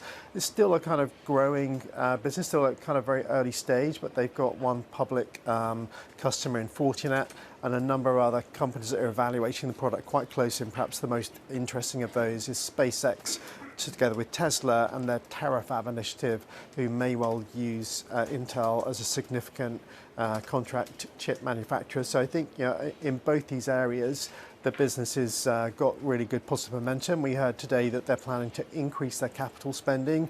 Historically, they've been cutting capital spending, and obviously now we saw a negative reaction to capex increases at Google earlier in the week. But I think Intel's coming from a very different place, and I think that's a strong signal of confidence in the forward book of demand that they have. Yep, an important note to make there. And Matt, you know, it looks like Intel is going to add to its 171% gain year to date. That's just year to date today in today's session. Matt Bloxham of Bloomberg Intelligence, thank you so much. Coming up, we're going to get you set up for your trading day with more earnings and economic data on deck. This is Bloomberg.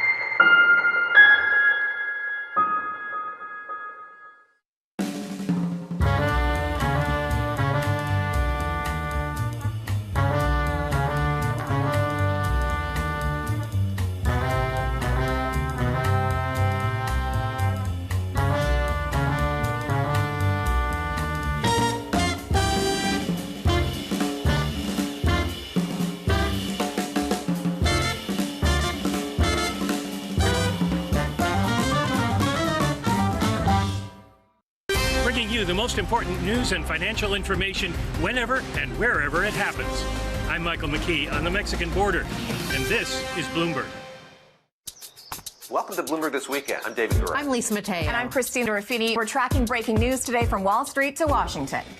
Introducing Bloomberg This Weekend, bringing a little Bloomberg into your weekend routine. Watch, listen, stream. Every weekday, Bloomberg puts a spotlight on a different aspect of global finance. Flows, funds, and the forces shaping markets on ETF IQ. The future of money with Bloomberg Crypto. The players behind major transactions on Bloomberg Deals. Rates, risk, and the cost of capital on Bloomberg Real Yield. And personal finance, retirement, and wealth management on Bloomberg Money. A different topic every weekday, only on Bloomberg Television.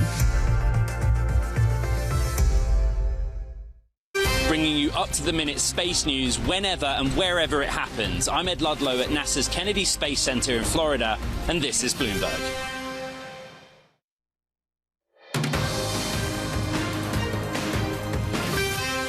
This is Bloomberg Brief. I'm Bonnie Quinn in New York. 6 contenders vying to be the next United Nations Secretary General made their cases at the UN headquarters here in Manhattan. Here's a part of the town hall.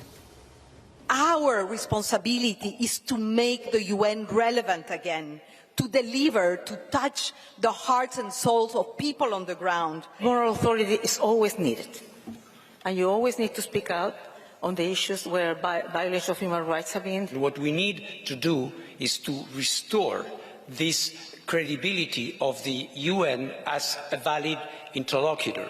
I would like to see a UN that is back at the table in the scenarios of conflict. I would like to see a UN that has rebuilt trust. The UN must be more present, especially in the peace and security arena, that we would have moved from where we are today to a UN that is delivering better in peace and security. Global security, peace and stability is something that is incumbent on the Security Council, and the lack of trust between the members today, particularly between the permanent members, is that means that crises go on without solutions being found. And that was part of the UN Town Hall. Now, a look at what's ahead for this Friday's trading session, where we get earnings from SLB and American Express before the bell. And then we get data, US PMIs at 9:45 Eastern, followed by new home sales at 10. Plus, President Trump slated to participate in the rescheduled White House Correspondents' Dinner tonight. That takes place at 7 p.m. in Washington. Some micro movers before the bell now. Obviously, Intel extending post-earnings gains as its blowout outlook underlined AI demand. Max Linear down 10%. Results failed to sustain the strong rally so far this year. And Amcor Tech rising pretty substantially after the firm announced a $1.5 billion deal with NVIDIA.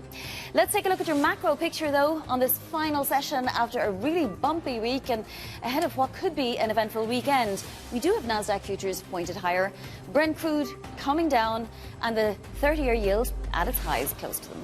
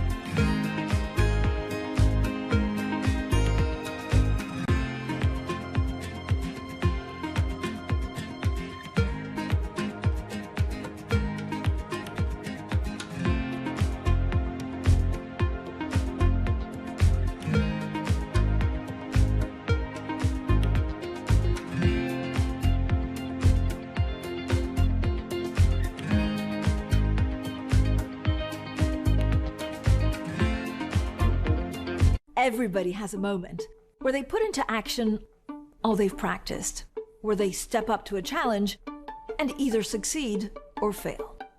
But what are those moments for some of the world's most influential leaders? It was a rough and tumble world, and I thought, okay, I can rise up, I can play this game, and I did play the game. It was great, and it was depressing, and it was disappointing. My chair at the time sat down with me and said, "Succession starts now." I'm Francine Lacqua, an award-winning journalist. For the last 25 years, I've interviewed world leaders, bank bosses, even fashion icons. I'm often asking about the news of the moment. But I've always been curious, who are these people as leaders? Join me for the podcast version of Leaders with Francine Lacqua. I'll start your week with conversations that explore what drives the world's most influential people, how today's leaders got to where they are, where they're going next, and how they've transformed their organization in the process. Make decisions. A poor decision is always better than no decision. You have to have truth tellers around you, and you have to be willing to listen. You don't want to be setting strategy in the middle of a transaction, that's for sure. Do it for the right reasons. Don't do it because of FOMO. We'll also learn lessons which we can apply to our work and daily lives. Tune into the podcast version of Leaders with Francine Lacqua. Listen and watch on Bloomberg Television or wherever you get your podcasts.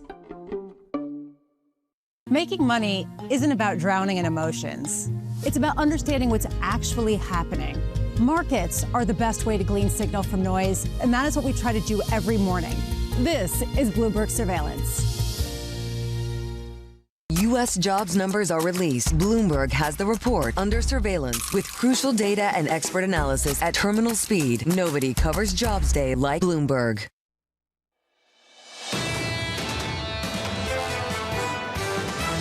I'm still very bullish on the overall AI infrastructure. Second quarter earnings will probably mark the peak. That bar, again, has become so much more challenging for rewards here. There are legitimate questions about cash flow. Aren't we all believing a little bit too much into that U.S. exceptional picture? This is Bloomberg Surveillance with Jonathan Farrow, Lisa Abramowitz, and Anne-Marie Hordern. Live from New York City this morning. Good morning for our audience worldwide. Bloomberg Surveillance starts right now. Coming into Friday, ready for the weekend. The U.S. equity market heading for back-to-back weekly losses as the White House is threatening bigger and broader strikes on Iran. President Trump is rebuilding the tariff war with new levies on 60 economies. Between 10 and 12.5%. That is the new levies under Section 301. This was widely expected as a way to get that income back that you hadn't gotten. I wonder if this is in response at all to the bond yields. I know this is kind of a crazy conspiracy theory, but there is this thought that people are getting increasingly concerned about deficits because you are not getting the income from what we had expected from tariffs. So if you recreate them in one way or another, maybe that could bring in revenues. Either way, it seems like people are wanting to fade the story hard as they have to focus at least on oil. I'm sure the Treasury Secretary loves the idea of more money coming to the United States, but Trump is tariff man, and the tariffs were always going to persist. He just had to find new ways of enacting them. One administration official, though, did reject the idea that Trump was imposing these just to purely replace the earlier duties. But it clearly looks like a plug and play for what happened with IEEPA, which was struck down by the Supreme Court. We got some better news this morning, at least. Crude is pulling back. Bring up the board. Brent WTI down by 3 to 4% this morning. Brent pulling back from $100 a barrel to 96.88. Check out the bond board too. 2s, 10s and 30s. Yields coming off the highs of the year. And in some parts of this market worldwide, the highs of the last several years, and for that matter, the last several decades. The 2-year at the moment is about 432, 10s at about 468. Yields are elevated here. So we've had the energy shock. We've had the rate shake-up. We haven't had the growth scare. And I think that third dimension is really, really important. So when you look at this bond board, why are we holding these levels for longer? It's precisely for that reason. We haven't had the growth scare off the back of all of this. This is unusual. Typically, when you have bond yields up, that is a problem for equities, yes, but typically there ends up being some sort of self-fulfilling prophecy where people go back into bonds. That's not happening precisely because what you are saying. Yesterday, we had the lowest initial jobless claims going back to 1969. One earnings after another highlight the strong consumer. I keep going back to Capital One, the fact that their charge-offs came in so much lower than they had expected, that they delivered much better than expected results. There isn't a sense of pain. In fact, it's resilience and even growth for the U.S. consumer. We don't have a problem in the labour market, not an obvious significant one anyway. So if you're going into the meeting next week, you can't really lean on that as a dove right now. As a hawk, you can just point to inflation, and inflation being a problem. This came from Ganeet Dhingra of BNP Paribas. BNP Paribas Ganeet has done a fantastic job of calling out this bond market ahead of time. When he talked about 5% not being a ceiling for this bond market, I wrote to him yesterday, this is what he said. Sticky inflation, healthy growth, hawkish Fed, ever-rising deficits, Bremo, and AI build-out raising the cost of long-term capital. It is harder to see how yields stop rising. And that's what you're seeing right now, not only in the U.S., not only in Europe, but also in Japan. And guess what? We heard this morning that the Bank of Japan isn't going to be hiking rates in response to this. And guess what? The long end of the Japanese yield curve continues to sell off. And so at a certain point, you have to wonder whether this is a resetting in global markets in a new era where suddenly we went from a financialized market where people could make money by actually just going into financial assets to one where people need to build stuff. And we need to build stuff. It is a very different proposition in terms of the value of money and how much people demand to have the privilege of borrowing somebody's money. You're just itching for the weekend, right? No, Seriously? I could do this for another. I thought we're not allowed to week talk straight. about the weekend at 6 a.m. Nah. That's a 9 a.m. conversation Honestly, as long as I've been working with you. I'm there right now. It's just been one of those weeks, right? Friday. Not that far. Friday is banned. I know. That's why I'm going to keep saying Without it all a doubt. day. We can talk about the weekend, but Friday is banned. Okay. Okay. It's been a long week. Yields this morning just about unchanged on 10. Small rally at the front end of the curve. The 30-year is not bouncing. Yields are unchanged there. 30s around 517. Coming up this hour, we'll catch up with Keith Lerner of Truist with stocks on track for back-to-back weekly declines. Angela Zeno of CFRA as Intel shatters expectations. And Rebecca Babin of CIBC with crude hovering near triple digits. We begin this hour with stocks attempting to rally following the biggest one-day drop in a month. Keith Lerner of Truist writing, the encouraging development is that this is still looking more like rotation than broad-based liquidation. Keith joins us now for more. Keith, I don't know when you wrote that, but does it apply to the price action of the last 24 hours too? Oh, yeah, certainly. And hey, good Friday, Jonathan. Friday.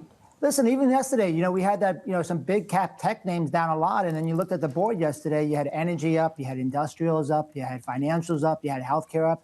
So I think we're still seeing this big move up. But I also, if you zoom out a bit here, Jonathan, back when we had that rally off the lows in March, for the S&P, there was only one sector that outperformed, and that was tech. And tech was up 47%. The closest sector behind it lagged it by almost by more than 20%. So you had expectations reset higher. It was one sector, it's very dominated, and now that money is rotating to other areas. And to the point that you just discussed, it's not leaving the market; it's just rotating to other areas. And you're also having some pretty good numbers yesterday. If I looked at the board yesterday, you had a lot of these industrials. Up 3, 4, 5%. Keith, I think in some ways that speaks to what we're talking about in the bond market too.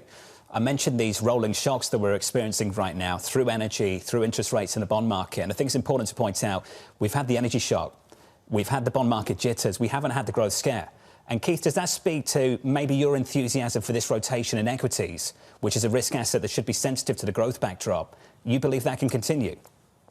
Yeah, I do. I will also say at the same time, Jonathan, we're still positive on tech longer term. I just think, as I mentioned, that it got too far, went too far too fast, and now you're resetting. And as we've been discussing this morning, the economy continues to prove resilient. And in fact, I think, most on Wall Street, if you thought, maybe a month ago, if you said, hey, yields are at 470, where's the stock market? You probably would think it would be, hit a bit more. And you are seeing some of those tighter financial conditions hit in more of the growthy areas of the market. But all in all, I would trade a stronger economy than a weaker one with a little bit higher rates. And I think that's what the market's doing, because ultimately that should still feed into strong earnings, which continues to be the North Star of this bull market. Which is the reason why, Keith, we're seeing a lot of people say the rotation is intact, but maybe the Magnificent Seven, or more specifically, the hyperscalers are no longer the same kind of bet that they were, say, 6 months ago. Yesterday, the biggest one-day decline going back to Liberation Day and some of the turmoil there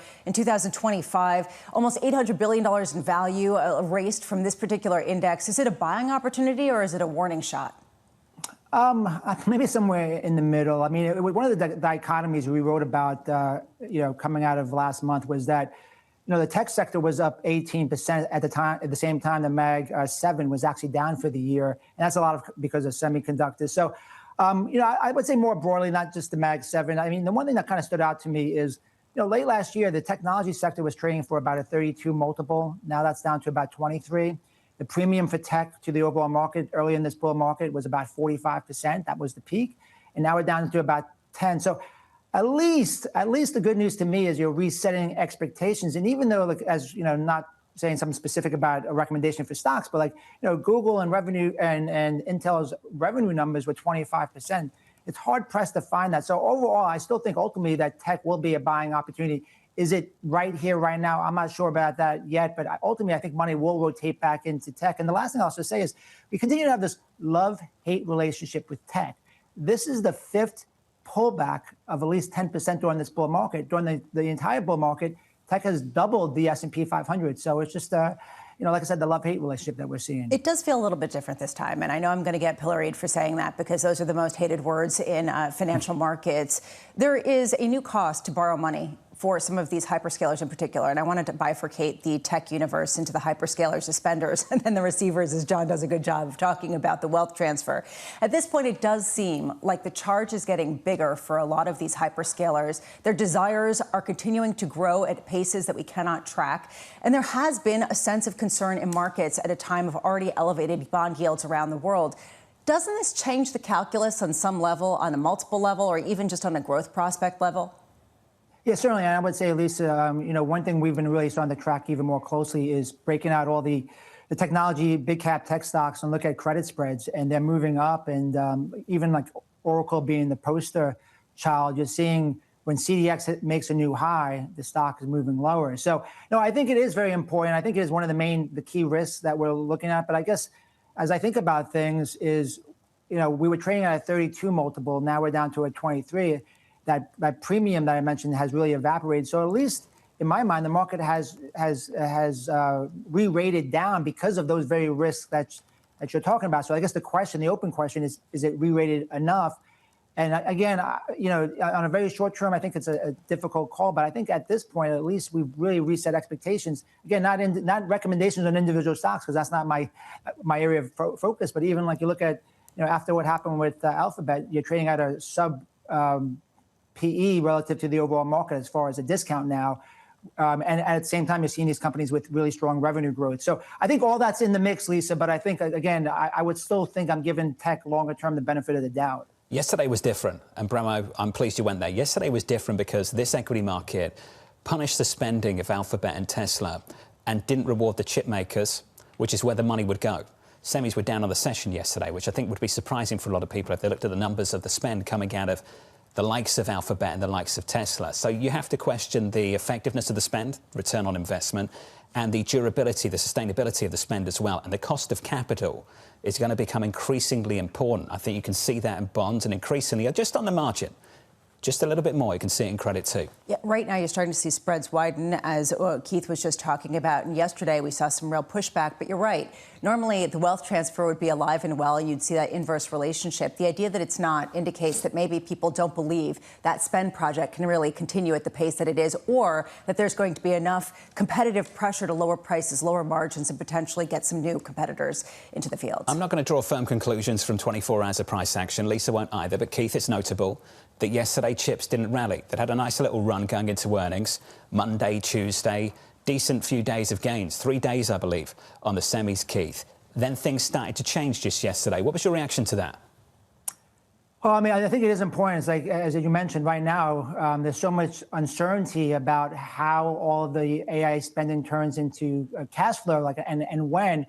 But I also remind folks, semiconductors just came off an 80% plus quarter. So in some ways, I think that was anticipating these good numbers, and it's priced in. So it does tell you at this point that this kind of cooling or this reset in tech and semiconductors likely has a bit further to go because it was so overheated. In fact, the move that we have seen in semiconductors over the last year is the strongest we have seen since the late 90s.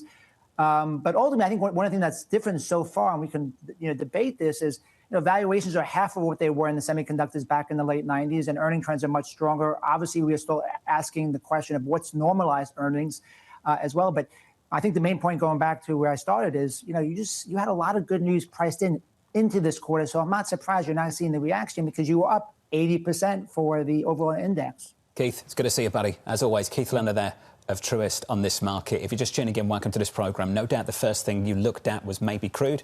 This morning we're pulling back by a little more than 3%. Brent down to 97. We had a little look at triple digits in the last 24 hours, a pullback of 3% so far this morning. The words of the president in the last 24 hours, according to Axios. The president telling Axios on Thursday he's seriously considering restarting major combat operations in Iran. Yet to be seen what that looks like heading into the weekend. Yet to be seen what that looks like, but at the same time, we have heard from CENTCOM, and last night there was another round of attacks, 13 straight days of attacks. The president also said in that interview that they haven't received enough pain yet, talking about the Iranians. He clearly wants the regime to capitulate, and at this moment they're not. And when it comes to the Red Sea, some vessels are still starting to turn around, while others are going for it and trying to get through the Bab el-Mandeb Strait. We'll have more on that story a little bit later this hour. Let's get you an update on news worldwide this morning with your Bloomberg Brief. Vonnie Quinn has more. Hey, Vonnie. Hey, John, good morning. The U.S. will impose tariffs of between 10% and 12.5% on imports from most major trading partners, after finding about 60 economies harmed American workers by failing to prevent forced labor. It's the biggest move yet by the Trump administration to reconstruct the tariffs that were struck down by the Supreme Court. The Magnificent Seven, suffering their biggest one-day drop since the tariff sell-off last April. The group losing almost $800 billion in market value, fueling the sell-off disappointing earnings from Alphabet and from Tesla. Intel shares, though, rising in the pre-market. The chipmaker's revenue forecast shattering Wall Street estimates. Intel reporting its fastest revenue growth in 15 years and adding $2 billion to its capital spending plans as demand for chips used in AI data centers accelerates Intel's turnaround. That is your Bloomberg Brief. John. Hey, Vonnie, thank you. More from Vonnie in about 30 minutes. Everyone's going to say Friday on this programme now, 100%. And I am so here for it. I can't wait to see. You like that word? I love it. I use it every day. Can't stand it. Oh, I know. I actually have no real strong feelings, but I think it'll be really fun. What did Kobe Bryant say? It's not over. Right? It's not over. And actually, week's not over. And actually, today could be a really telling cap to it's a not done. We have 2 hours and done. 45 minutes left. We have a lot more than that. You sound like you're there already. You really do. Up next on the programme, threatening further escalation. We're doing very well against the Islamic Republic of Iran. We're doing extremely well. They would like to do something, but I say they're not ready yet. We want to get it over with, and we want to do it right. 2 hours, 45 minutes sounds like torture for Anne-Marie. You're going to be okay. Well, what are the stories we're talking about? Conflict, tariffs. That's my world right now. I know you guys are in some AI bubble, but... We'll get to your world in a moment, OK? We'll make sure those 2 hours and 45 minutes fly by. Up next, Colonel Wayne Sanders of Bloomberg Intelligence, live from New York City this morning. Good morning.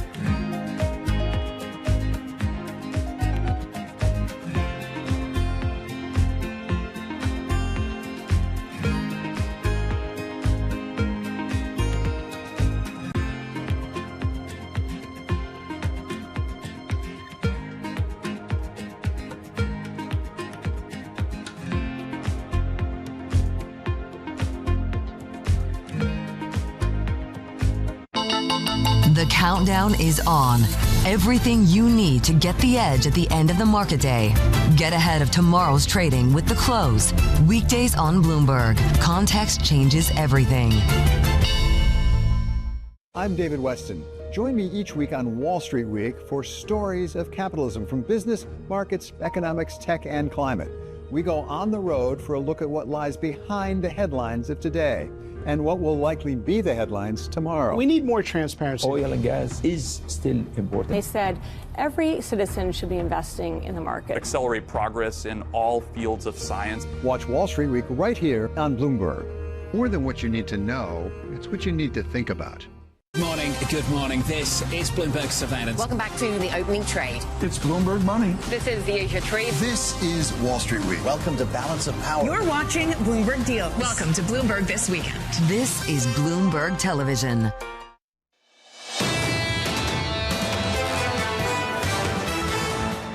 The price of oil, setting the tone for the price of everything. We're pulling back by 3% on Brent this morning, around 98. As Anne-Marie pointed out yesterday, 2 choke points now, not 1.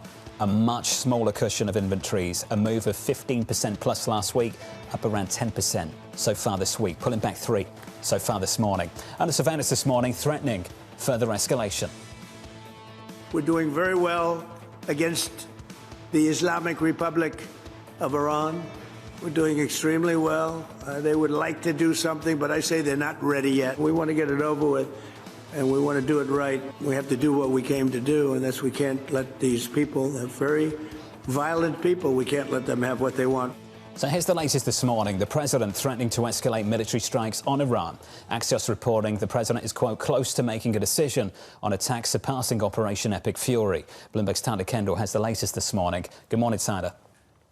Hey, John, good morning. Well, as the White House weighs this wider escalation, the U.S. is dealing with this whole new front. And President Trump's threats are now extending beyond action taken by Iran in the Strait of Hormuz and to action taken by the Iranian-backed proxy group, the Houthis, in the Red Sea, as that maritime blockade creates another choke point. And we're starting to see data analyzed by Bloomberg News show that Western ship owners appear to be making alternate routes and travel plans to avoid that Red Sea path, while those countries with closer ties to Iran, like China, have seen their ships transit safely.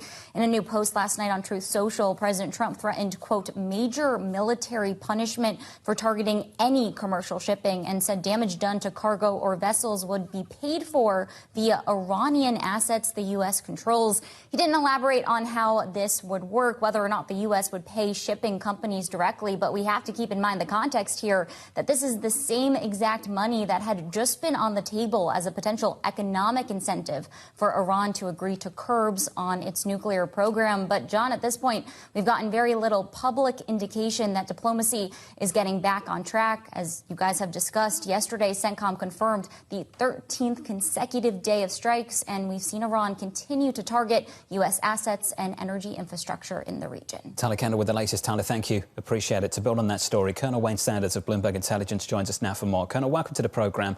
We have a new front, a new choke point, and in many ways it's an old choke point, an old front, an old problem. We have experience dealing with the Red Sea.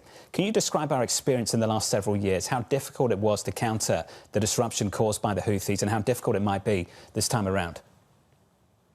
We had to spend quite a bit of assets actually helping out Saudi Arabia in that region, specifically not only from an air defense threat from the Houthis themselves, but also then offensive capability supporting Saudi Arabia in that region to be able to take them and bring them down to a level where, from a military capability perspective, we would call that a degraded capability. And so the U.S. was involved in that with the Saudis, and it got to a point where we think it was almost ready state operations, if you will. And then obviously then when the Iran conflict came up, this is something that I've been keeping a close eye on because I was actually worried that this was going to be a pressure point that was going to be pressed by Iran and by the Houthis. And now you're starting to see that as part of Iran's strategy going forward right now as an additional lever against the U.S. When the president says I'm considering a massive attack bigger than ever before, what does that mean in DOD speak? Are these different targets that the United States is looking for? Yeah, I would say it's going to be both, not only different targets, because up until now, I think there's been certain ones that you would call almost like restricted targets because of how high the operational and strategic risk may be for hitting some of those targets. But due to the casualties, the U.S. service members who were killed in Jordan, I think this is one of those times where then you start to accept some additional operational risk. So you're going to see some, your standard IRGC Navy bases, missile production facilities, drone manufacturing, and all things air defense. But what you probably may see now is the IRGC command and control centers that may be closer to Tehran. You may see something against Natanz, Isfahan, and Fordo, and just creating a deeper crater in the ground during that area. Strategic energy production sites may be in there. And now as we're sitting here talking about the Red Sea, long-range missile sites in Yemen could be another one of those pieces. Coastal forces at any time, anything that's going to try and help the Houthis in this blockade is going to be something that would be a target in that area. I'm glad you brought up the casualties because the Pentagon had announced that a total of 18 American service members were killed in the war in Iran on Wednesday. Then on Thursday, that number dropped to 14. Why? I apologize. I'm not tracking that. I was still tracking the number as 18. I don't know whether or not they're looking at it as they're changing the number in terms of maybe direct casualties due to a strike that took place from Iran, as opposed to, northern Iraq when it was a controlled detonation that killed one of the service members. But I'm speculating at that point. Colonel, is this a winnable war? Is there any kind of paradigm where you could see some sort of successful or at least satisfying end to what we're seeing? Yeah, that's a difficult one, because I don't think there's anybody who ever wins in a war. I think the best way that you can look at this is this was a war that needed to be fought in terms of Iran's dominance in the Gulf region based off of their military capabilities. That's been a big thing that President Trump has really tried to push, not only the nuclear side, but also just from the ballistic missiles in defense. So a lot of those capabilities have come down. It's allowed some of the Gulf states right now, even when they start looking at harden some of their military capability. So I wouldn't call it a win, but I think that those would be some of the only silver lining in this conflict that you could really point to at the end, is that the Gulf states, the GCC has come up and said, hey, we're not going to take any more of this, and they have strengthened their positions. Iran still wants to be able to say that, hey, we have the ability to affect Strait of Hormuz, but we're willing to not. I think it's a political side that Iran would be looking for to win, and the U.S. needs to be able to say that they did decimate Iran's military capability. Colonel, what would it take for Gulf nations, Gulf allies, to take more of an offensive posture in this war? That's a great question, because when you look at it right now, UAE's already increased their air defense focus on commercial infrastructure, and you look at Bahrain, who's the most exposed because of Fifth Fleet headquarters. They've largely remained out of it as much as possible at this point in time. I think that when you start hitting more and more of the civilian infrastructure, UAE is a great example. Iran's gone after their economy, so they're trying to bring in. I think at this point in time, where they're really trying to get to is they have to have enough military capacity. Up until now, they focused on some defensive capability. If you start seeing indicators into long-range strike munitions being purchased by some of these Gulf states, that's when they're going to say that I now have a strategic deterrence option, and it's not just a defense against Iran. Colonel, it's good to see you. I appreciate your input and your insight, experience. Thank you, sir. Colonel Wayne Sanders there of Bloomberg Intelligence. It became the story that you wanted to ignore and could no longer ignore once crude popped into the 90s and breached triple digits on Brent just briefly. It was in all our faces. This morning, we're back down to about 98. AMH, WTI, 89. Yeah, crude's going to be going higher, and potentially it depends. I mean, I know we're off the highs of yesterday, but we have to live with higher for longer, potentially throughout the rest of the summer, if the president is preparing major strikes that are going to expand what's going on in the conflict. And then, of course, you introduce the Houthis, and that's a whole other problem. I'm watching diesel up 10% since July 5th. This is an input into every other component of inflation. Now $5.24. Watch this space, because that's going to reverse what we saw in the CPI and PPI. Nothing Friday about crude product right now, right? Well, hey, I mean, nothing good about this story. There's nothing Friday about a lot of this, and that's the truth. You're trying to kill it right now? It's dead. It's gone. It's not. It's banned. It's going to keep coming up. Up next, Intel running in the pre-market.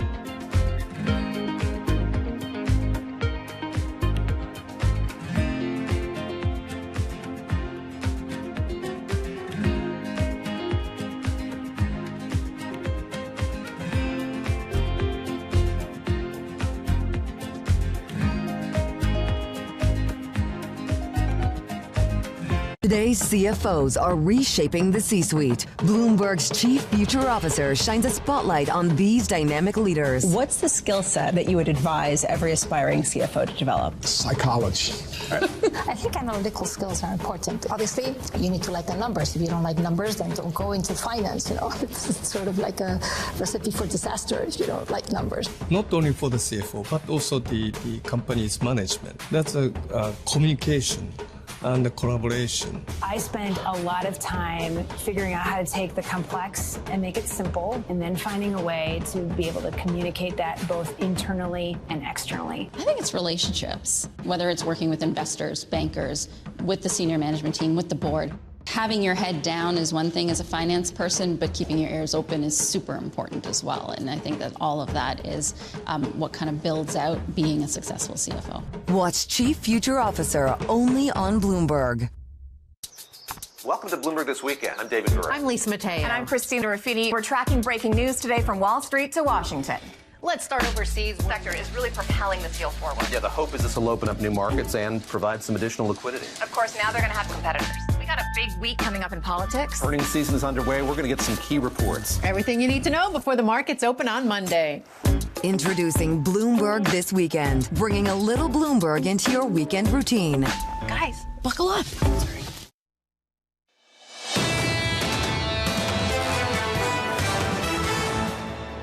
Mag 7, 5% slide in yesterday's session. Bramo gave you the number $800 billion of market cap, shaved off that particular group of stocks. This morning, a pretty unconvincing bounce, to be honest. Alphabet up by 0.75%, Microsoft up by 1%. It's mixed. Meta's down by 0.2%.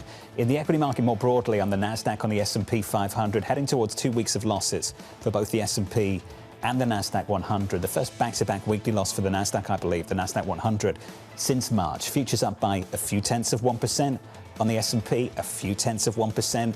On the Nasdaq, and not a convincing rally in the bond market either, given the sell-off we witnessed over the last several weeks. Twos hanging on to 432. 10s hanging on to about 470, and 30s still well north of 5%, and yields not coming in. There had been a lot of different stories that were kind of offsetting one another. Even though you had concerns about the Middle East, oil prices had come in enough to allow the AI story to take hold. Right now, that is not the case. Oil is clearly in the driver's seat, and a lot of these problems that get more magnified when borrowing costs go up are accentuated in the artificial intelligence trade. So yesterday was a puke day, and today isn't exactly a buy the dip day, because we don't know exactly when this is going to resolve or if it could potentially get a whole lot worse. Halima Croft talking about how this really is an incredibly dangerous tipping point with a lack of inventories and, frankly, not a clear off-ramp. So let's stay on the market and let's use that word danger zone. People used to think that was 450 on 10s. It's not. 460? It's not. Is it 470? I don't know. But I don't think this is a market, an equity market, going through a growth scare right now. And that's the important distinction to make this morning. And I keep going back to the framework. The rolling shocks that we've had so far in the last 5 months. You've had it through energy. You've had it through fixed income. You have not had a growth scare off the back of that. That's the missing component of this, is why the equity market is still within 2.5 to 3% away from all-time highs. It would take a bigger shock, and people say, how much bigger? And Marie talks about, is it going to be $100 a barrel in terms of oil? And when you start talking about levels, what everybody on this show says, it's not just about the level, it's about the pace of increase. It's the pace of increase in oil, and it's the pace of increase in yields. Right now, the pace of increase is starting to get alarm bells to go off, even if this economy is less interest rate sensitive. Brent crude, let's check out the price of oil this morning. Oil is down by 2.9%, but it's another big weekly rally, building on last week's big weekly rally. This morning, 98 on Brent. WTI just short of 90. Since the skirmish has started again and the attacks around July 10th, we're up some 25-30% on the oil price. We thought after 4th of July, potentially we were going to see this downtrend. We were moving forward. More ships were getting to the Strait of Hormuz. Now the attacks continue, and we've already bled through all those inventories. And now we introduce another issue with another choke point, which potentially could be a massive problem for Saudi Arabia and the global market. Crude down this morning by close to 3%. On our radar this morning, the president rebuilding his tariff agenda, imposing sweeping new levies on 60 U.S. trading partners. The White House turning to the Trade Act of 1974 to invoke the tariffs after the Supreme Court struck down his initial duties. Elsewhere, the president considering a massive attack on Iran as he aims to force the country to the negotiating table. Trump telling Axios that Iran hasn't yet received enough pain and the strikes would be bigger than ever before. And finally, Meta, facing higher borrowing costs for a $12 billion deal to fund a data center in Texas. The Financial Times reporting investors are demanding a higher risk premium than its last financing deal as unease builds over AI exposure. We've seen this movie before, right? I mean, this is Alphabet and what they experienced when they tried to raise money in a very similar transaction and faced a higher borrowing cost. This is a borrowing cost not exactly going to stop the presses at 0.4% percentage point higher than what they did earlier this year, but it highlights the exhaustion in debt markets right now of absorbing all of this debt. Just to put it into perspective, Amazon, Alphabet, Meta, Nvidia, and SpaceX have sold a combined $219 billion so far this year. Given the competition from everywhere else, given the endless rosters of wish lists that we're seeing from all of these companies, people are just feeling a little bit like they need more to lend their money. The pushback started with the SpaceX debt. I think it built when Amazon followed. And you're right to point out we need more money. It's important to make that distinction. The market's still open, but at a price. And the market's pushed back and said, if you want to keep coming to market, there's going to be a price, a high yield that we need to be compensated with. They're still willing to borrow, and frankly, people are still willing to lend.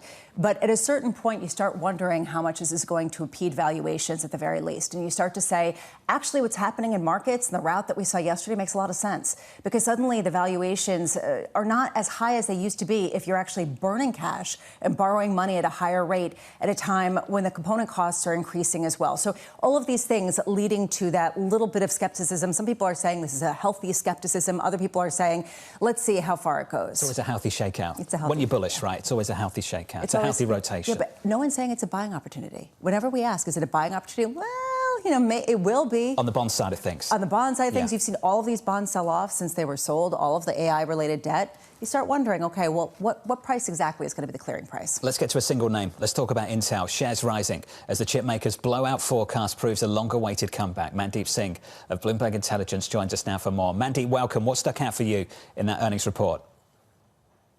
The fact that the turnaround seems to be working finally, and they projected an outlook where they see things improving. I mean, they're not going to reclaim their leadership that they used to have, given the size of NVIDIA and how fast NVIDIA is growing. But with all this capex spent from the hyperscalers, Intel is now getting a small piece of it, and that's good news, given how long this turnaround took. Mandeep, just to reflect on the hyperscalers yesterday and how the chips performed, the fact that we punished Alphabet and Tesla for higher spending, but chips didn't rally.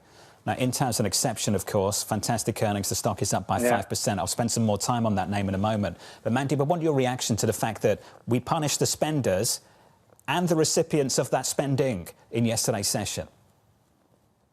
I mean, look, there are reactions like this from time to time where you kind of see a ceiling. Trees don't go to the sky, in terms of how much the estimates will keep going up. And at some point, all these higher component costs will cause demand destruction. I think that's a big risk. We are already seeing that in terms of the consumer devices. Everyone has tempered their expectations.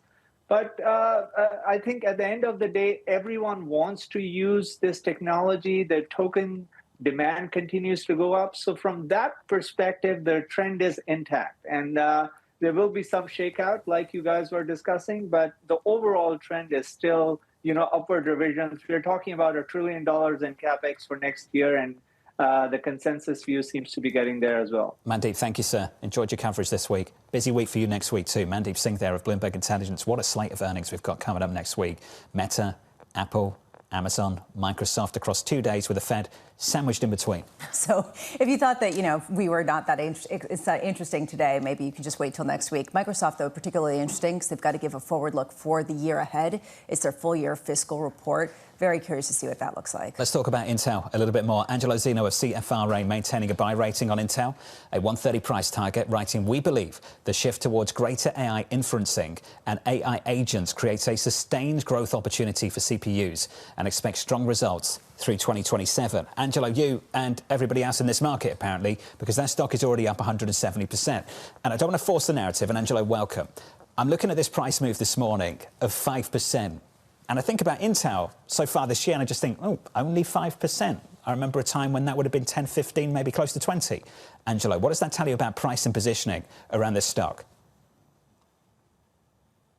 Yeah, John, and thanks for having me. So when I kind of think about just obviously maybe the lackluster gains that you're seeing here pre-market. I mean, clearly you pointed to the gains that we've seen this year thus far. I think we're at a point now within the semiconductor cycle where everybody is just kind of looking to maybe digest some of the gains that we've seen here in the first half of the year, especially from the more momentum-driven names, and clearly Intel being one of those momentum-driven names. I think at this point in time, the numbers matter less. Maybe they still matter actually a lot for Intel because Intel's more of an execution story relative to other chip makers out there. But as you kind of look ahead over the next couple of quarters, I think it's going to be more some of the derivative plays out there. It's finding another Anthropic. Does OpenAI, finally show a good growth story going into 2027 ahead of a potential late IPO next year?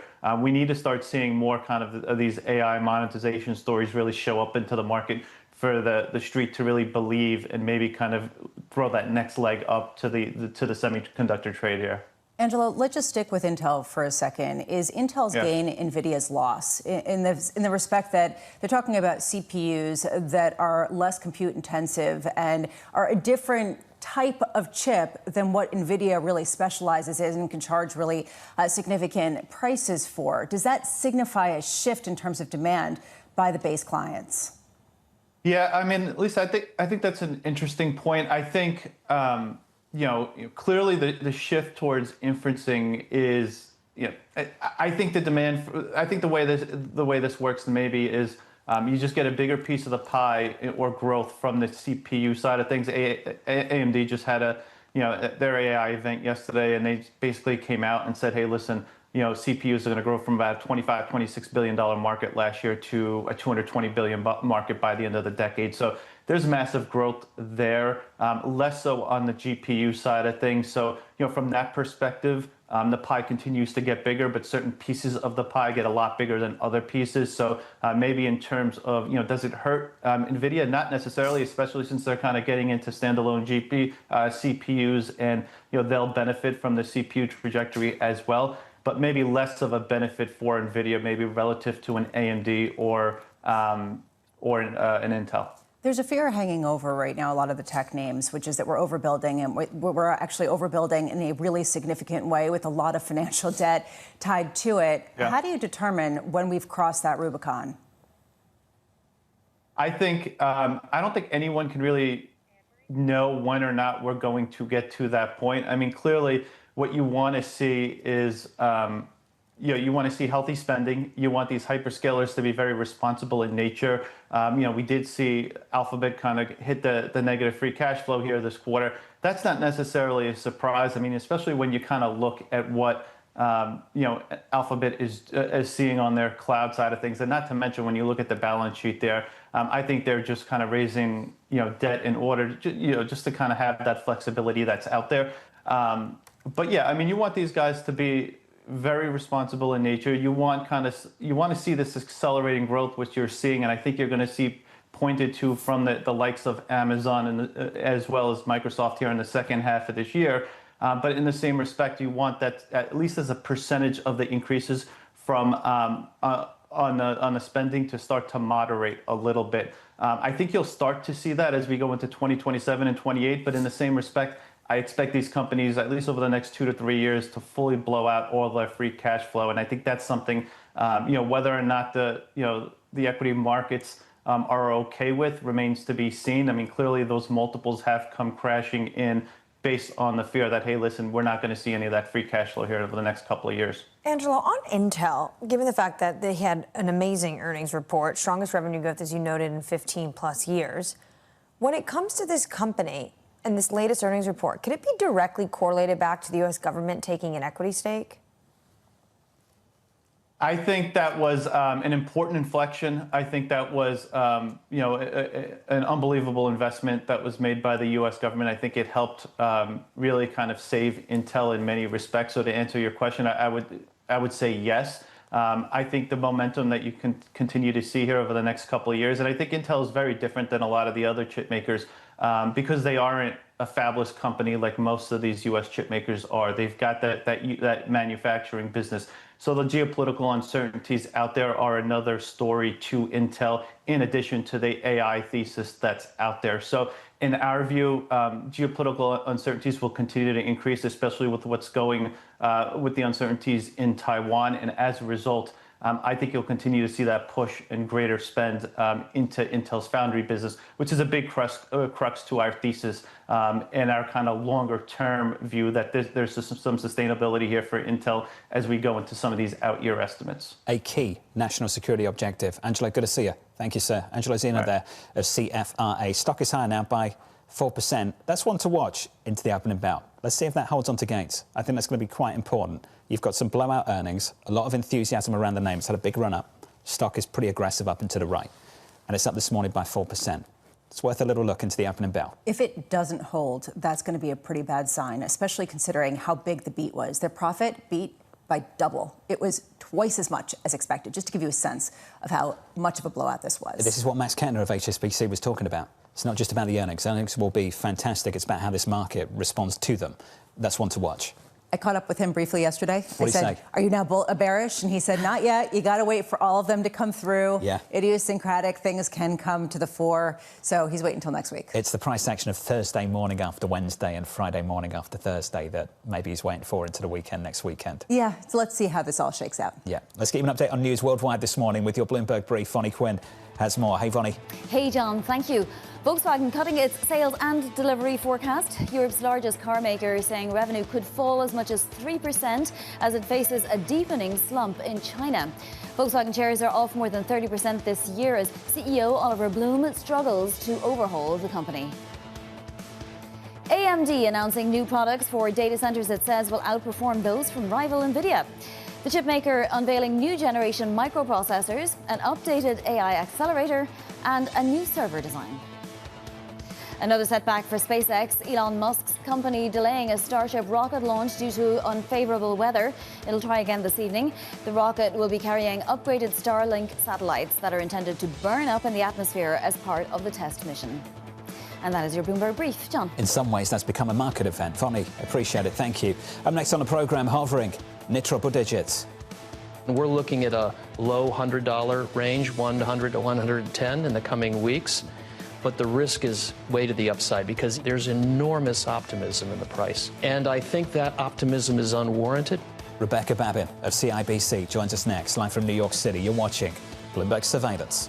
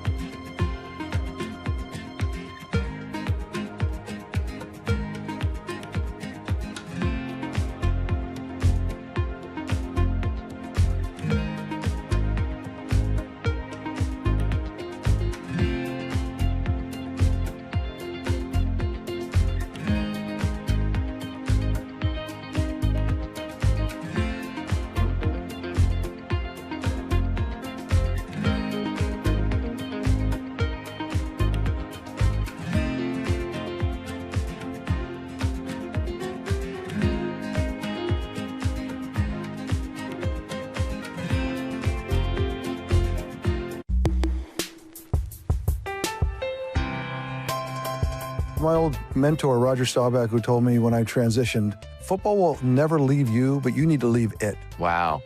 Everyone has a dream. And a lot of dreams are, you know, my dream is to play football and play professional football, and you get the dream comes true, but it is going to end. And the day it ends, the day before it ends, you're one of the best in the world. Great. The next day you wake up, that's gone. What are you great at? And the truth is, nothing, right? I'm not great at anything else. I talk about it all the time, Steve, is this whole idea of it's not from penthouse to penthouse. And what I mean by that is you played for 15, 20 years and you're in the penthouse. That doesn't mean that you come to the business world and you're going to be in the penthouse. You don't start in the third floor or the lobby. You actually have to start in the basement.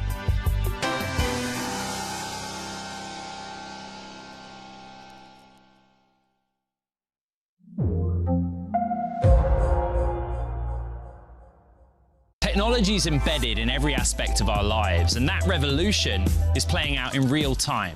From finance to defense tech, AI to entertainment, from the road to the stars. Bloomberg is bringing you the stories of companies and people that are pushing tech to new frontiers and the politics reshaping global tech markets. I'm Ed Ludlow, live in San Francisco, and this is Bloomberg Tech. Every weekday, only on Bloomberg Television. Key investors, top executives, global innovators. Join me for in-depth conversations with the biggest newsmakers on the day's top stories. Insight with Haslinda Amin, only on Bloomberg. Get your fixed income fix. Watch Bloomberg Real Yield around the world right here on Bloomberg. Context changes everything.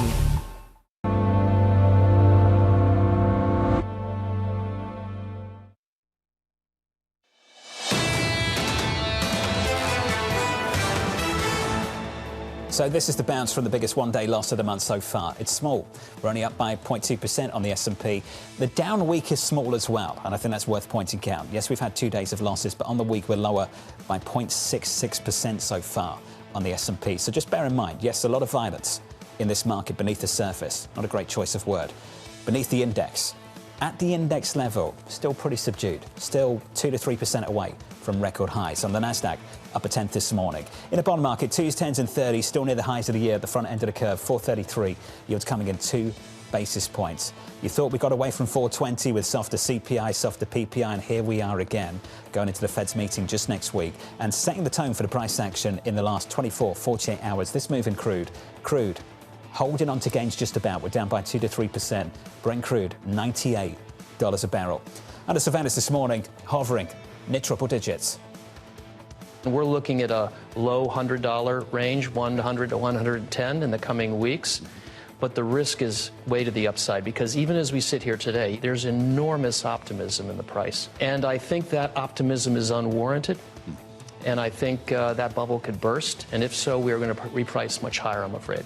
So here's the latest this morning. Crude set for double-digit weekly gains as the war with Iran intensifies. Brent briefly hitting its highest levels since May. Rebecca Babin of CIBC writing, rather than asking whether the market can absorb today's disruption, traders are increasingly asking whether the current set of solutions has enough runway to absorb tomorrow's. Rebecca joins us now for more. Rebecca, welcome to the program. I think that's an important statement to make, so let's think about it a little bit more.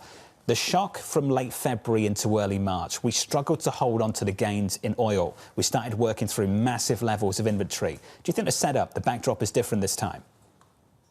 Yeah, I do think the backdrop is different this time. Clearly, we're in a situation where inventories are meaningfully lower than they were when we started this conflict. We've seen the SPR go from 415 to now 313. So that's a significant drop. Commercial inventories also lower. But I think it's important, Jonathan, to point out something that has also happened.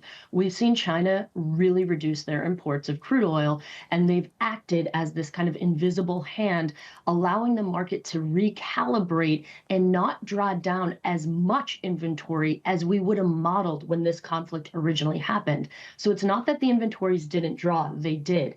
They didn't draw as extremely as predicted, and there's been some offsetting factors which have buffered kind of the price move. So the setup clearly is different, but the market's resiliency also has proven to be stronger than I think was initially expected as well. That's at the crude level, but what about the product level? China has been hoarding when it comes to actual products. Isn't that where the real problem is? Anne-Marie, you bring up a great point. Products is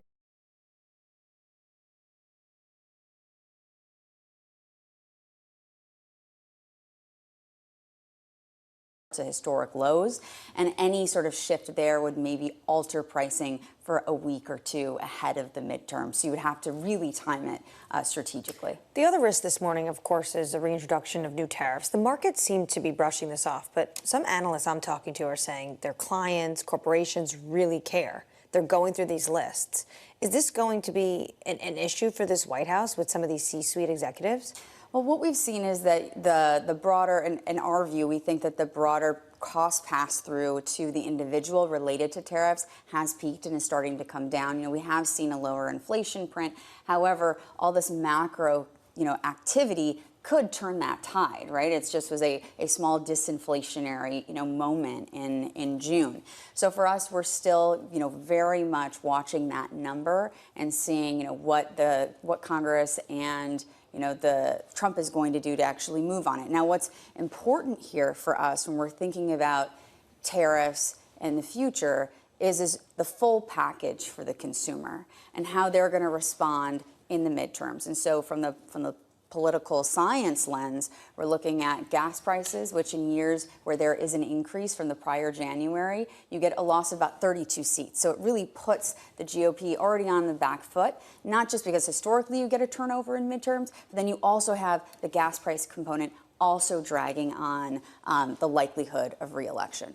So that's the election picture and sort of the lead up to it. From a market perspective, I understand that I've got a very skewed kind of view on a lot of things. But yesterday I saw the data on, or the news about the tariffs, and I thought, oh, they're looking for new revenue to plug some of the gaps because the deficit's going up so much. Maybe this could help bond yields. Is that even in their calculus? Because at this point, you're seeing bond yields really get carried away and affecting some of the areas that they've been talking about the most, like housing. Well, you have to remember that the tariffs that have been recently announced are largely symbolic, right? You're saying, Trump came out and said 100% tariffs on pharma, but that starts in 2028, again, post-election. So it's not necessarily a midterm factor, nor do I think that it's really a revenue plug because it's giving a long runway in order to get, these generics back to the U.S. In addition, when you think about the USMCA renegotiations, we've said for a long time now, over and over again, that this was going to be a pressure point for the summer. And we're starting to see that come to head on the 50% on Canada. That we think could have the biggest impact. But again, that's still an opening bid. And when you're working with Trump, you have to remember this administration, we always land somewhere in the middle. So as far as the tariff component, I think it's a little less risky than, say, the gas and U.S.-Iran piece of the equation. I share Lisa's bias. I was looking at the bond market too. Thank it was one you. of those days. I know. I was just thinking to myself, yes, but you were looking at it because of oil and gas. But I'm thinking, what can they do to actually cap these yields? They could, try to fire someone on the Fed, or they could potentially, try to raise revenue. I'm not sure firing someone at the Fed would help these yields. I know, but they're trying to figure out how to engineer a different Fed board and what that would look like. But I mean, it's sort of they're running up against a lot of challenges to maybe more revenue. Monica, good to see you. Thanks for being here. Thank you. Favourite airline? No, don't do it. Monica Guerra. I'm like, no. No. Monica Stanley Wealth Management. Monica Guerra. Monica, thank you. Fantastic guest coming up in just a moment, by the way, to talk about some of these issues. Senator Dave McCormick. He understands the backdrop for the geopolitics better than most, and he also pairs that with an understanding about financial markets better than most. That's about 20 minutes away. Yeah, I want to hear what he has to say, given where bond yields are and what the financing costs are. I'm also interested in what the modern warfare is and skeet shooting with billion-dollar skeet shooting. Billion-dollar skeet shooting, as you call it, yeah. Very expensive. How do we get away from that? With great difficulty at the moment. Up next, we'll catch up with Mike Ventura of RBC on this equity market.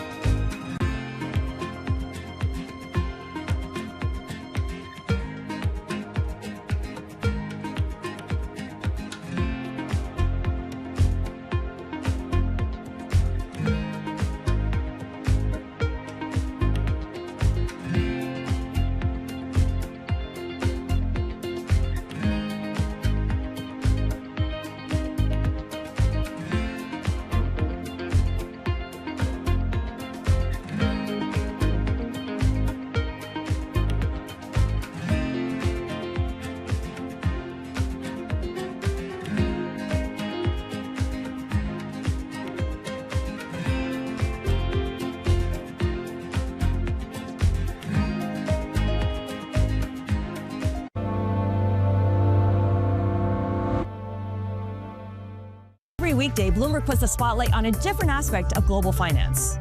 Flows, funds, and the forces shaping markets on ETF IQ. The future of money with Bloomberg Crypto. The players behind major transactions on Bloomberg Deals. Rates, risk, and the cost of capital on Bloomberg Real Yield. And personal finance, retirement, and wealth management on Bloomberg Money. A different topic every weekday, only on Bloomberg Television. Welcome to Bloomberg This Weekend. I'm David Gura. I'm Lisa Mateo. And I'm Christina Raffiti. We're tracking breaking news today from Wall Street to Washington. Introducing Bloomberg This Weekend, bringing a little Bloomberg into your weekend routine. Watch, listen, stream.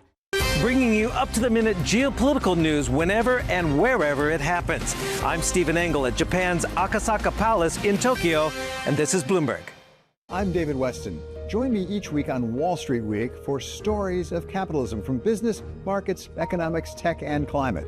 We go on the road for a look at what lies behind the headlines of today and what will likely be the headlines tomorrow. We need more transparency. Oil and gas is still important. They said every citizen should be investing in the market. Accelerate progress in all fields of science. Watch Wall Street Week right here on Bloomberg.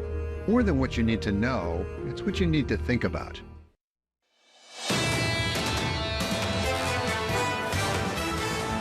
Usually when you get the kind of rout we saw yesterday in both the equity market and the bond market, typically you might wake up and see a big bounce, and you don't see that this morning in stocks or bonds. Equity futures this morning bouncing back by just a few tenths of 1% on the S&P. On the Nasdaq 100 higher by just a tenth of 1%. And in the bond market holding on to some of these levels. Pretty muted price action here. Yields down only a single basis point, coming off the highs of the year on a closing basis on 2s and 10s.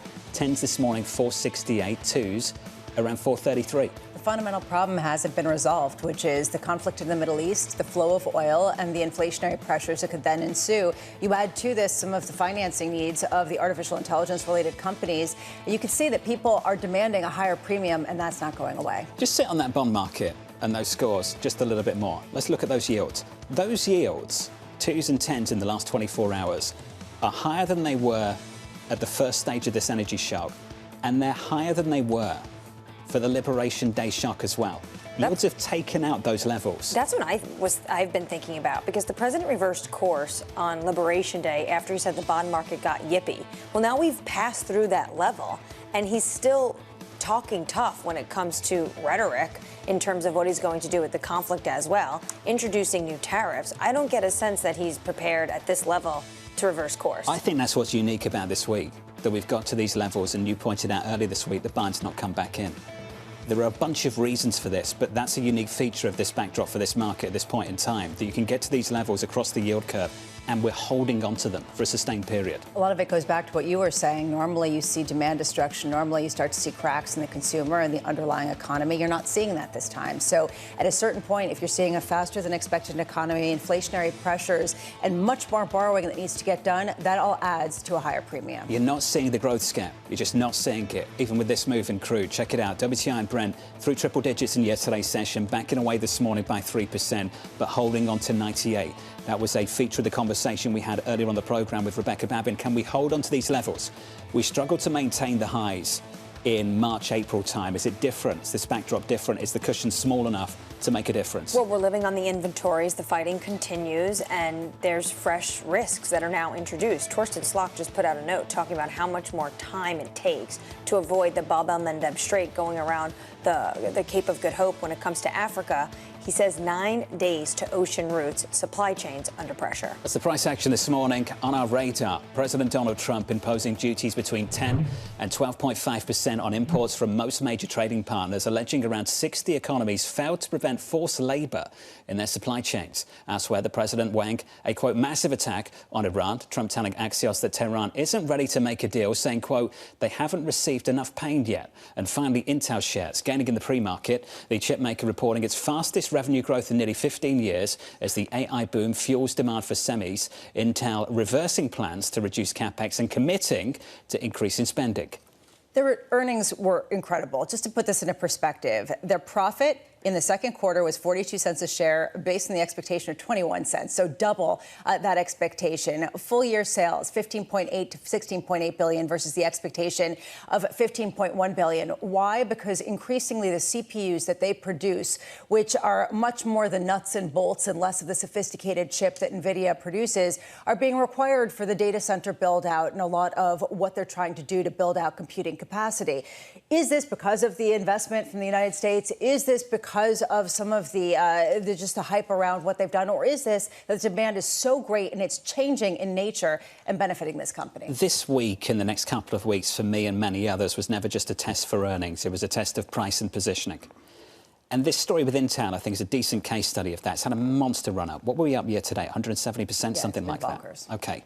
Earnings are a blowout. You look at those earnings, they're absolutely fantastic. Look at that stock move. 3 to 4% for a name that, you know, so you've blinked some days and Intel's up 10% sometimes, right? This tells me something about price and positioning. And the last few days have told me something about price and positioning too. There's not a problem with earnings, but it speaks to price. People's bar is incredibly high just based on where valuations are. Samsung, though, didn't work. I mean, even when they did have blowout earnings, their shares fell. So the fact that Intel's shares are up probably gives some people confidence that there's something left and that there still is some modicum of surprise available, at least if you really do have an incredible earnings. Yesterday was odd too. It was. You're punishing the spenders and the chip stocks don't rally. It was a puke day. I mean, it was an everything, sell everything kind of day. It was sell the levered trades kind of day because ultimately nothing was going to work if oil prices get incredibly high. Do you want to congratulate the president for his timing, his market timing with this particular stock? It's not bad, is it? No, how much money have they made on this? They've nailed it on Intel. They have. Totally. Billions of dollars. And, well, what happens with it? Is this going to be some sort of sovereign wealth fund? But at the crux of it, it is about, with a company like Intel, which is why some Democrats were in favor of it, it is about national security. Do you know what I'd worry about? And you're absolutely right. And I think we've sacrificed the free market and capitalism for national security. It's difficult to argue with. You need to develop the kind of production that we're developing with Intel domestically here in the United States for a bunch of reasons. Good news. Like anyone who gets involved in financial markets, when you get onto a winner early, sort of get emboldened, you're like, you know, I'm good at this. I'll start buying a little bit more. That's what worries me about Washington, D.C. Well, they might be doing that with AI companies. That it sets the tone for a new era of very activist White Houses looking to make the same kind of investments. And I would warn Republicans that if you're comfortable with this, just wait, because it won't always be Republicans in the White House, and Democrats will have their own ideas on the right things to buy, and we'll have a different problem. Let's see where this goes. Right now, Intel made a lot of sense. Let's see about getting a stake in it. Brahma doesn't want to go there. Intel up by 3.5% this morning. Let's stick with the AI build-out. Investors weighing the soaring price tag of the big tech arms race. Alphabet boosting spending plans for the year, signaling hyperscalers may continue to tap markets to fund their ambitions. Michael Ventura of RBC writing, the equity market was already showing signs of fatigue. Anytime you have a market that is fatigued and overwhelmed with issuance, you're likely to see an outsized reaction. Michael, a fantastic guest, joins us now for more. Good to see you, buddy. Thanks for being here. Thank you for having me. I have wanted to jump in for the last few minutes. You have highlighted a number of points that I think are germane to this discussion. The names that you have mentioned are some of the best business models in the history of capitalism. Many of them had blowout earnings this week. A lot of the news flow, from a macro perspective that you highlighted, is not new news. It's new cares. The market decided to care this week about a lot of things that they have been able to compartmentalize in a way that we perhaps have never seen before in history. Some of the news flow that you talked about would historically be macro events that would shut down the capital markets. We have looked past them, looked through them, and some of the issues that you highlighted are now problems that are sort of 6 inches in front of our face in terms of the AI spend, the build out. We've crossed the chasm, that we have been creeping towards with respect to will folks see free cash flow, see CapEx outstrip free cash flow. We're here. We're going to raise capital into it to support it. And so I think market now, despite the fact that we've lived in this world for the last couple of years, where there's this very highly concentrated group of systemically important publicly traded names, we're at the part of the programming where there's a quality curve being established even amongst those systemically important names. And that's going to be, I think, a fascinating, next wave of this thematic. Can you describe the issuance window and what it looks like now, given the amount of supply we might see in the next 12 months? Yeah, from an IPO perspective, we certainly saw some clients that decided to forego entering this July window. I suspect that they will look to access the next open window post-Labor Day. I suspect that'll be a very, very active window. There will be great breadth to the folks that attempt to enter the market in that window. IPO market in particular, largely concentrated around industrial names, space tech, defense tech, some of those thematics. We're starting to see a diversification into some consumer names entering the market. But I do think that September window, which is the next most practical one, will be exceptionally busy because there were high volume or high number of names that were already in the backlog. Add to it the folks that decided to forego the July window. Do you think that some of the highest profile potential IPOs on the docket, and I'm talking about Anthropic and OpenAI, have been stymied somewhat by some of the recent news and, frankly, skepticism around open source models and just the changing dynamic of where value creation will come from? Yeah, I think, obviously we're not in the business of mentioning single stock names, so forgive me for sort of talking around some of the specific names that you mentioned. I do think those will be the drivers of some continued seminal capital markets events this year, like we saw with SpaceX earlier this year. I do think institutional investors, by and large, believe that we are in a great industrialization, that the spend and the capital raise behind this thematic is warranted, should continue. Their dollars will be there to support it. Do they need to own 5 railroads? I think is a question that a lot of institutional investors are asking themselves right now. And so, again, I think we'll start to get into the part of the programming where we pick some real winners and losers amongst even this very concentrated cohort of again, very systemically important and highly valued names. What signals from the market would you say, hold on a second, this might be a closing of the opportunity to raise money in the equity markets akin to what a lot of people have been planning for? Great question. And I think one of the things that gives us a lot of confidence in this capital rotation that we're seeing happen right now, if you go under the hood with some of the volatility that we've seen intraday in the market, it's momentum down dramatically over the last 30 days, growth down dramatically over the last 30 days. It's a reallocation of capital into other parts of the equity market. It's not a withdrawal of capital from the equity market, flight to safety. You mentioned some of the bond market moves at the opening of this segment. If we had seen rates move more violently to signal that there was a real reversal of flows out of equities into bonds, a real flight to safety, that would have given me pause or indicated that maybe the window is closing. I think, again, there's a little bit of fatigue, a little bit of digestion. It's been a historically active issuance market. Institutional investors have also done incredibly well. And oh, by the way, it's August next week. And so this is sort of a time in the market when folks tend to try to take a break. And so I think we've all been rooting for that. I can say, having wall-crossed institutional investors on transactions over weekends in the first half of the year, folks are sort of looking for a little bit of a pause to the issuance pace. For a Friday. Right. Don't remind me that the summer's almost over. I'm starting to feel a little bit depressed now. When it comes to investors and how they're feeling right now about the AI data center build out, do you think some of it is also concerned that they're going to spend all this money and then certain states are going to say, actually, we're not going to allow this? Really interesting developments from a political front, particularly here in New York over the last couple of weeks.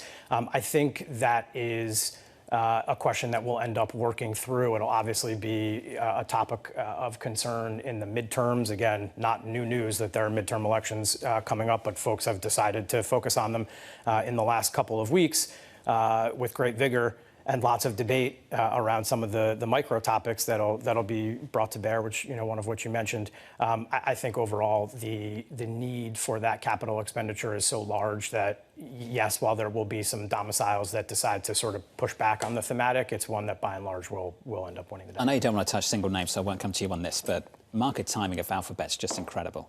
That C-suite, the way they timed that equity raise was just perfect. Tactically speaking, you might be wondering whether it was sort of opportunistic as well to maybe derail some other people thinking about doing the same thing. I wouldn't suggest such a thing, but I'm sure people might be asking that question. It's not just the equity raise. Also the debt issuances, they've all been raised at some of the peaks in markets. Perfect time. But this ultimately goes to the anxiety right now in markets. Why would someone IPO? Is it because they need the capital or is it because they see the window open? And how big is that divergence? I think that's an important thing. Is it that the market is just really open or is it just that they actually need the cash? I say, perfect timing, but they also shape outcomes because they're so large. So when they come to the market, they start moving things around. First mover advantage is a very real thing. I mean, I will touch the single thematic, which is Sure. we have seen more equity raised from investment grade issuers in 2026. And it's the largest investment-grade equity capital raising since the financial crisis, and obviously funding into growth as opposed to forced funding in many instances. And so I do suspect that we'll see similar thematics. Thank goodness they're doing it in the U.S. equity capital markets, which are capital formative, and they're pulling on every level available to them, private capital via pipes, at the market offerings, low cost, sort of go anywhere and raise at any time capital. So thank goodness that they're doing it here in our market. Harder to do in other parts of the globe. The window is open, and we probably, we're in the latter part of the cycle. So we have seen a lot of the first round of very high quality issuers come to market. Our private equity clients, who are responsible for nearly half of all IPO issuance year to date, have owned these private companies longer, scaled them more significantly, and are looking out at an equity market that's re-rated probably 10 turns in value since they bought these assets. And so we're still operating from a place where there is a lot of investor enthusiasm, even about what's left in the backlog. And so we shouldn't lose sight of that and what that could mean for an open window for the back half of this year. Michael, good to see you. Thanks for being here. Thanks for having me. Appreciate it. Thank you, buddy. You were fantastic. Michael Ventura there of RBC on this equity market. Anthropic, look, there's lots of demand for Anthropic, but the one I'm thinking of, OpenAI is kind of hanging out there, right? Talk of maybe delaying that IPO. Talk about first mover advantage. There isn't much of an advantage if you're the last of the big movers. Especially because people do seem to be tiring somewhat. I do think both of them are challenged by what we heard with the moonshot over in Kimi 3, given the fact that ultimately there's a question about whether they will be the beneficiaries or whether it really will be the hyperscalers. And that, I think,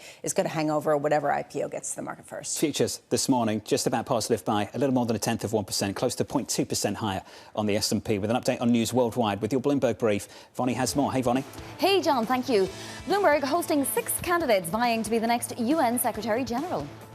Our responsibility is to make the UN relevant again. I believe moral authority is always needed. What we need to do is to restore this credibility of the UN as a valid interlocutor. I would like to see a UN that is back at the table in the scenarios of conflict. The UN must be more present, especially in the peace and security arena. The candidates are competing to succeed Antonio Guterres, whose term ends this year. In earnings, American Express raising its revenue forecast for the year after reporting second quarter earnings that topped Wall Street estimates. Customer spending growing 9%, the highest rate in 3 years on a currency-adjusted basis. And Verizon reporting second quarter mobility and broadband sales that beat analyst estimates. The company raising its full-year guidance for some metrics, including adjusted earnings and cash flow. And that is your Bloomberg brief. John. Bonnie, thank you. Thank you for the update. Up next on the programme, finishing the job in Iran. We're doing very well against the Islamic Republic of Iran. We're doing extremely well. We want to get it over with, and we want to do it right. We have to do what we came to do. That conversation up next.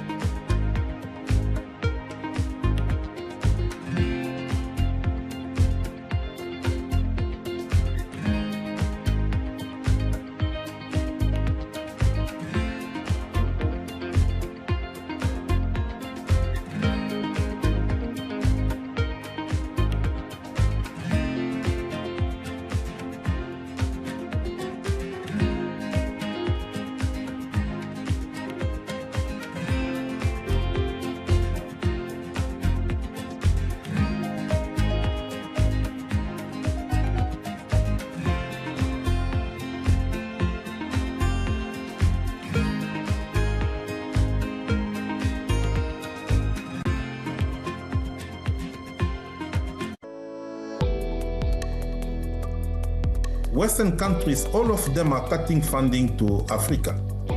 And some of these programs were supported by funding coming from Western countries, like for human resources, for testing, for transportation of samples. And suddenly, African countries have to think how to fund money and to cover this gap. But it takes some time. And I think the combination of all of these factors are fueling this mistrust that we see at community level. We value the support we got and we are still getting from the US. And we think that if we continue to work together, and there is no reason for the US not to work with Africa CDC, Africa CDC is the leader in terms of public health in Africa.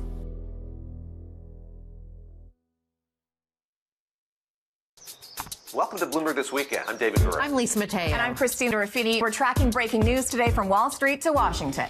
Let's start overseas. The sector is really propelling this deal forward. Yeah, the hope is this will open up new markets and provide some additional liquidity. Of course, now they're going to have competitors. We got a big week coming up in politics. Earnings season is underway. We're going to get some key reports. Everything you need to know before the markets open on Monday. Introducing Bloomberg This Weekend, bringing a little Bloomberg into your weekend routine. Guys, buckle up. Making money isn't about drowning in emotions. It's about understanding what's actually happening. Markets are the best way to glean signal from noise, and that is what we try to do every morning. This is Bloomberg Surveillance. Bringing you the latest business news wherever and whenever it happens. I'm Scarlett Fu, reporting from America's biggest military shipyard. This is Bloomberg.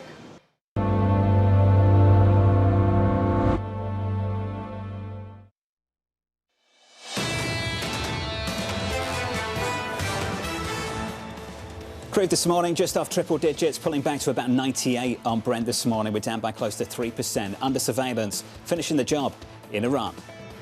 We're doing very well against the Islamic Republic of Iran. We're doing extremely well. We want to get it over with, and we want to do it right. We have to do what we came to do, and that's we can't let these people, very violent people, we can't let them have what they want. So here's the latest this morning. The US striking Iran for a 13th consecutive night. The president telling Axios he is considering a, quote, massive attack to push a peace deal. Bloomberg's Tyler Kendall has the latest. Hey, Tyler. Hey, John, good morning. Well, at this point, little public indication that diplomacy is getting back on track as President Trump now threatens wider escalation. He's previously previewed there's a few options on the table, including escalating strikes against Iranian infrastructure, including bridges and power plants, as well as going after what's known as Pickaxe Mountain, a site believed by the U.S.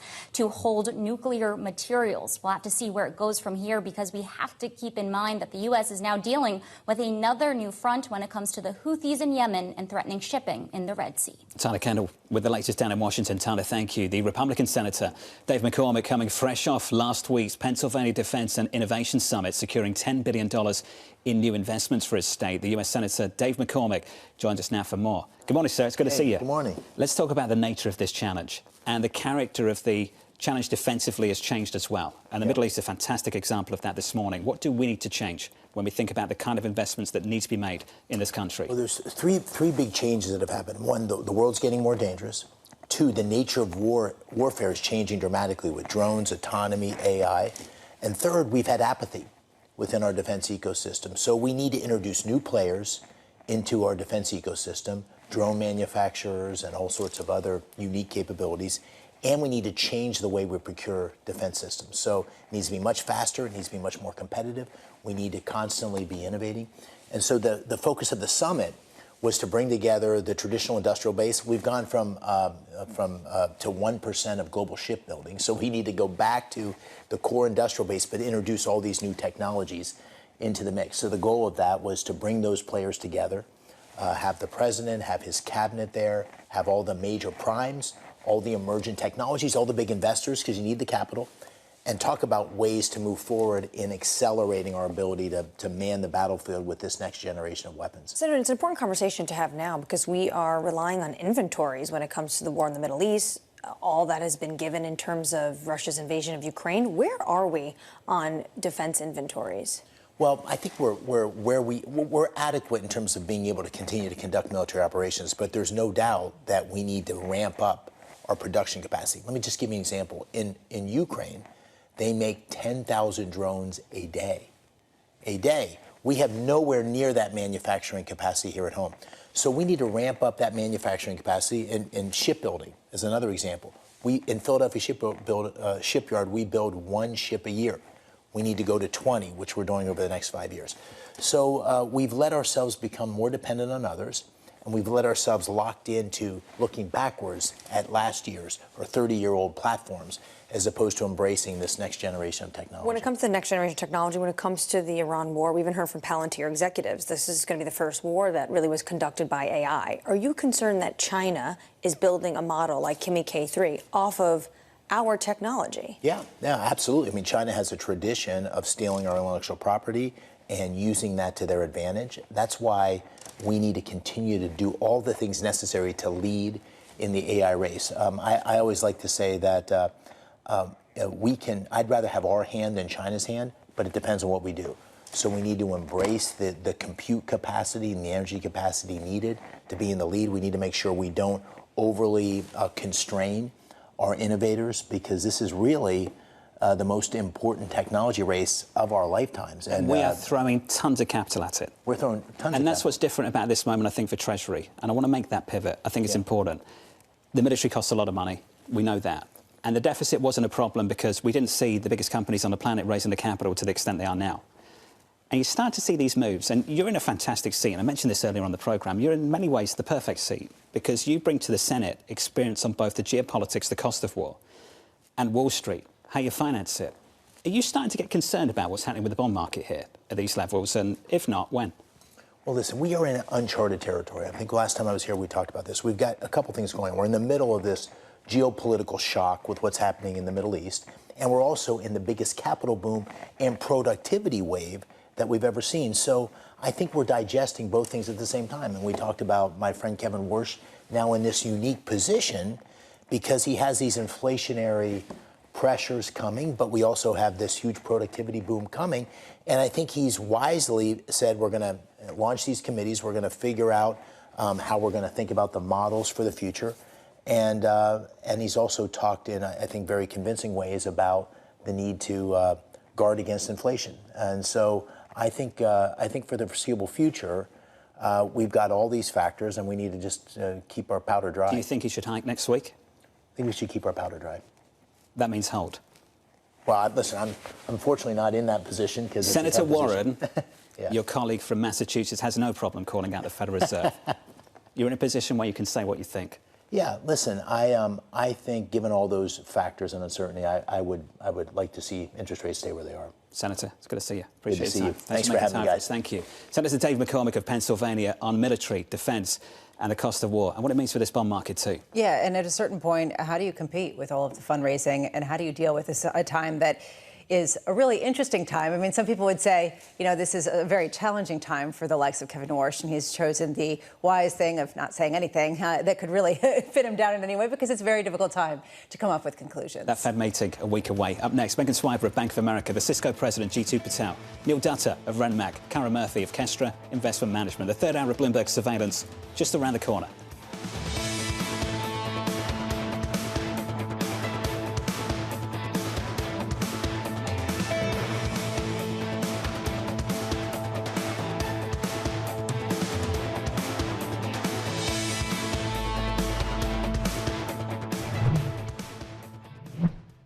Do you mind being called an ideological lunatic or a bunch of left-wing nut jobs? You know, I've been called worse things than that.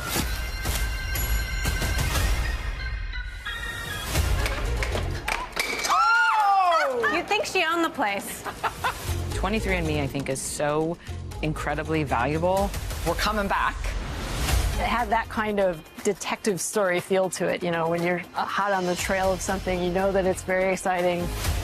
What magazines were you reading as a kid? I don't think I was reading magazines until I was in them. You are on the cover of all of these. Oh, and there's many, many more, but we just don't have time. Why should people trust you? I don't think anybody should trust any company or entity completely with any of this. It's very uncomfortable. Artificial intelligence is this force that is far bigger than we are. I want to build better businesses around these brands. The shock will never wear off. So you're a brother and sister running one of the most powerful companies in the world. When you argue, who wins? No one. The way I could see AI being banned or blocked is if something really went wrong. And if something really went wrong, then maybe it deserves to be. So is it paradise ahead or Gattaca? Maybe somewhere in the middle.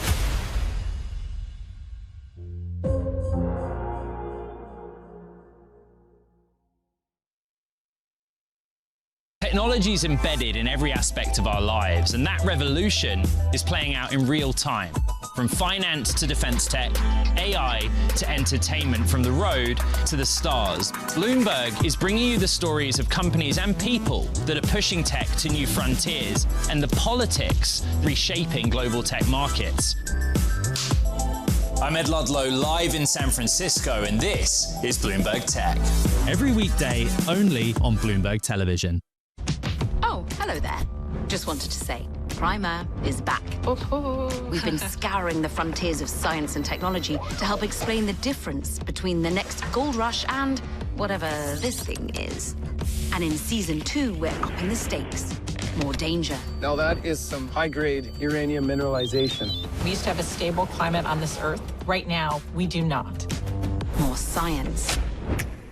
We're pushing the envelope of technology in multiple directions. Software, hardware, chemistry, physics. The cable is like very cold. And more CEOs that can nail the photo shoot.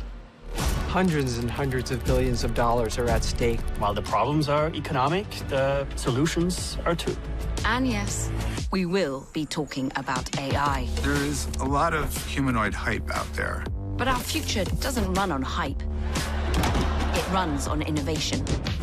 Watch season 2 on all these lovely channels. The global economic playbook is being rewritten, and the levers of power are moving in real time. To see where the world is headed, you have to look where the action is. I'm Haslinda Amin in Singapore. I'm Menika Doshi in Mumbai. Welcome to Emerging the New Economy podcast. Each month, we dive deep into how the world's most exciting rising economies are shaping the global future. Join the conversation. Subscribe to Emerging on your favorite podcast platform today. Bringing you up-to-the-minute global news whenever and wherever it happens. I'm Joanna Bersecci in El Ola, Saudi Arabia, and this is Bloomberg.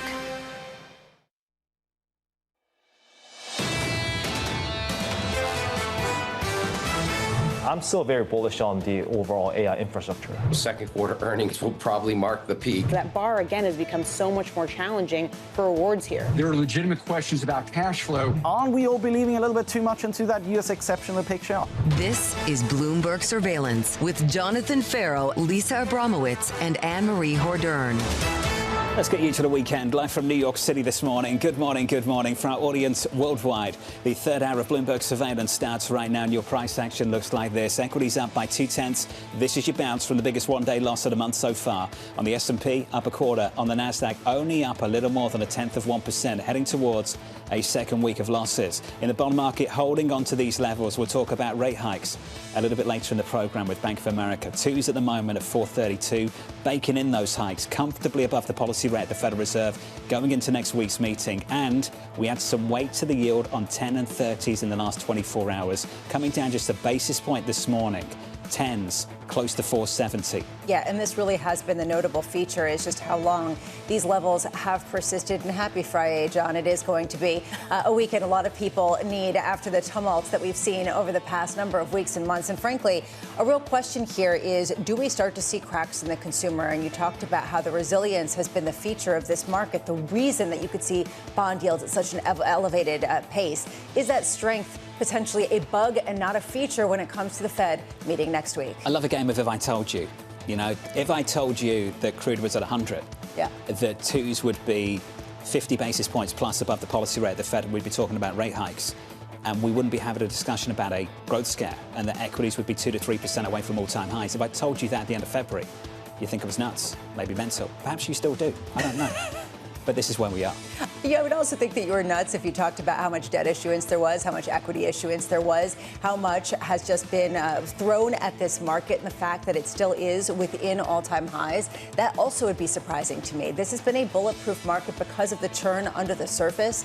Can that continue, or are you starting to see enough of the pillars start to just see a little bit of fractures? I'm really trying to think back at where we were for Liberation Day when Trump said the bar market's yippee, he's going to reverse course on some of these policies.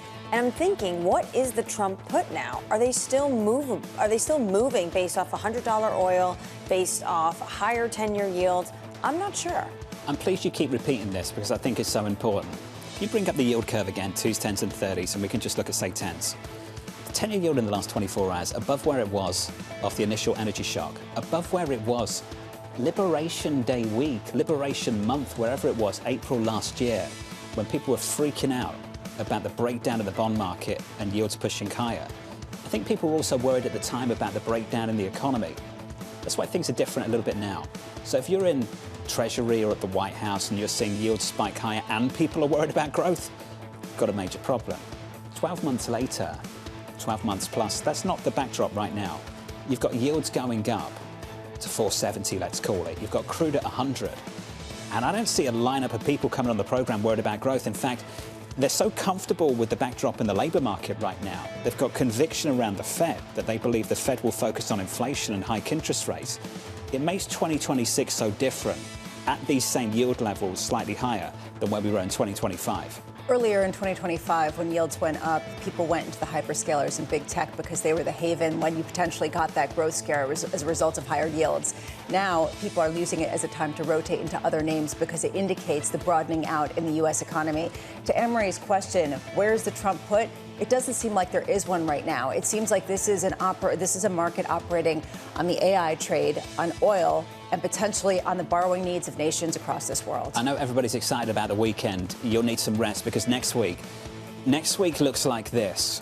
On Wednesday, a Federal Reserve decision and a ton of earnings from big tech start to come through as well, from the likes of Microsoft, from the likes of Meta, and then on Thursday, Apple and Amazon. That is a major week coming up next week for both earnings and monetary policy. If we get to Friday and markets are responding to earnings the way that they did this past week, Max Kettner, please come back on and let's hear if you're bearish, because ultimately that was the tell for him. If you saw people sell off in the face of good news, that would be the tell that for positioning, things were changing on the margins. We've got a big week coming up. Coming up this hour, a big hour too. Megan Swiper at Bank of America with stocks on course for back-to-back weekly losses.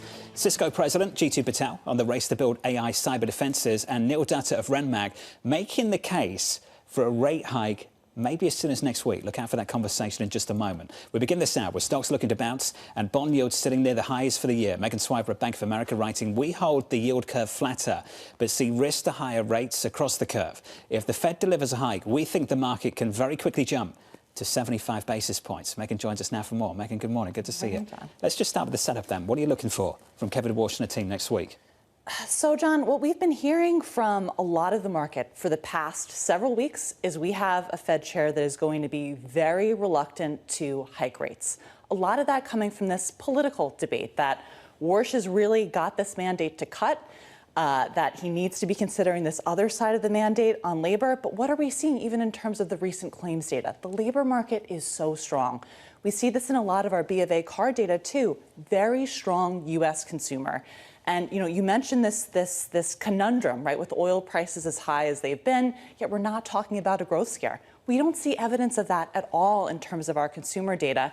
And it's not just upper income we're talking about. It's across the spectrum of a story of a very strong consumer and a Fed, when they think about this distribution of risk between unemployment and inflation. June meeting, every single FOMC participant saw more upside risk to inflation than the unemployment rate. So the jobs market, language matters. The way you described the jobs market, you said it's strong. There's a difference between saying the labour market's not a problem and the labour market's strong. There are some people on the Fed, I believe, who are focused on inflation and saying, I don't have to focus on the labour market because it's not a problem, it's OK. But saying it's strong, I think, introduces a different risk. Do you think the labour market is sufficiently tight enough right now to be a problem for inflation, to be a source of inflation? We're not seeing that in any of the official data yet. And really, the final tell for the Fed is going to be upward pressure in wages. We're seeing some of this in our B of A card data, in our B of A deposit data, but we're not necessarily seeing that translate fully through to what the Fed's looking at. But let's just talk about how we think about Fed Taylor rule. What are they looking at? Well, since this time last year, unemployment rate has declined, and the real Fed funds rate has eased over 100 basis points. So a Fed that maybe goes in July, maybe more like September, which is what our base case is. Once they go, the market's very quickly going to extrapolate what this means for the cadence of these hikes.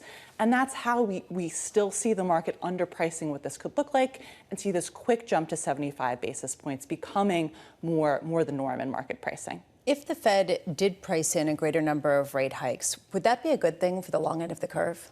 I think it actually would be, Lisa. And a big part of this, right, is the debate around Fed credibility, Fed independence, and inflation.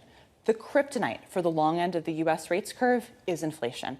When we think about periods of time where multi-asset investors, folks who are buying treasuries to diversify risk versus equities, the period of time that those types of investors really begin to worry about back end of the yield curve is when a central bank cannot control inflation.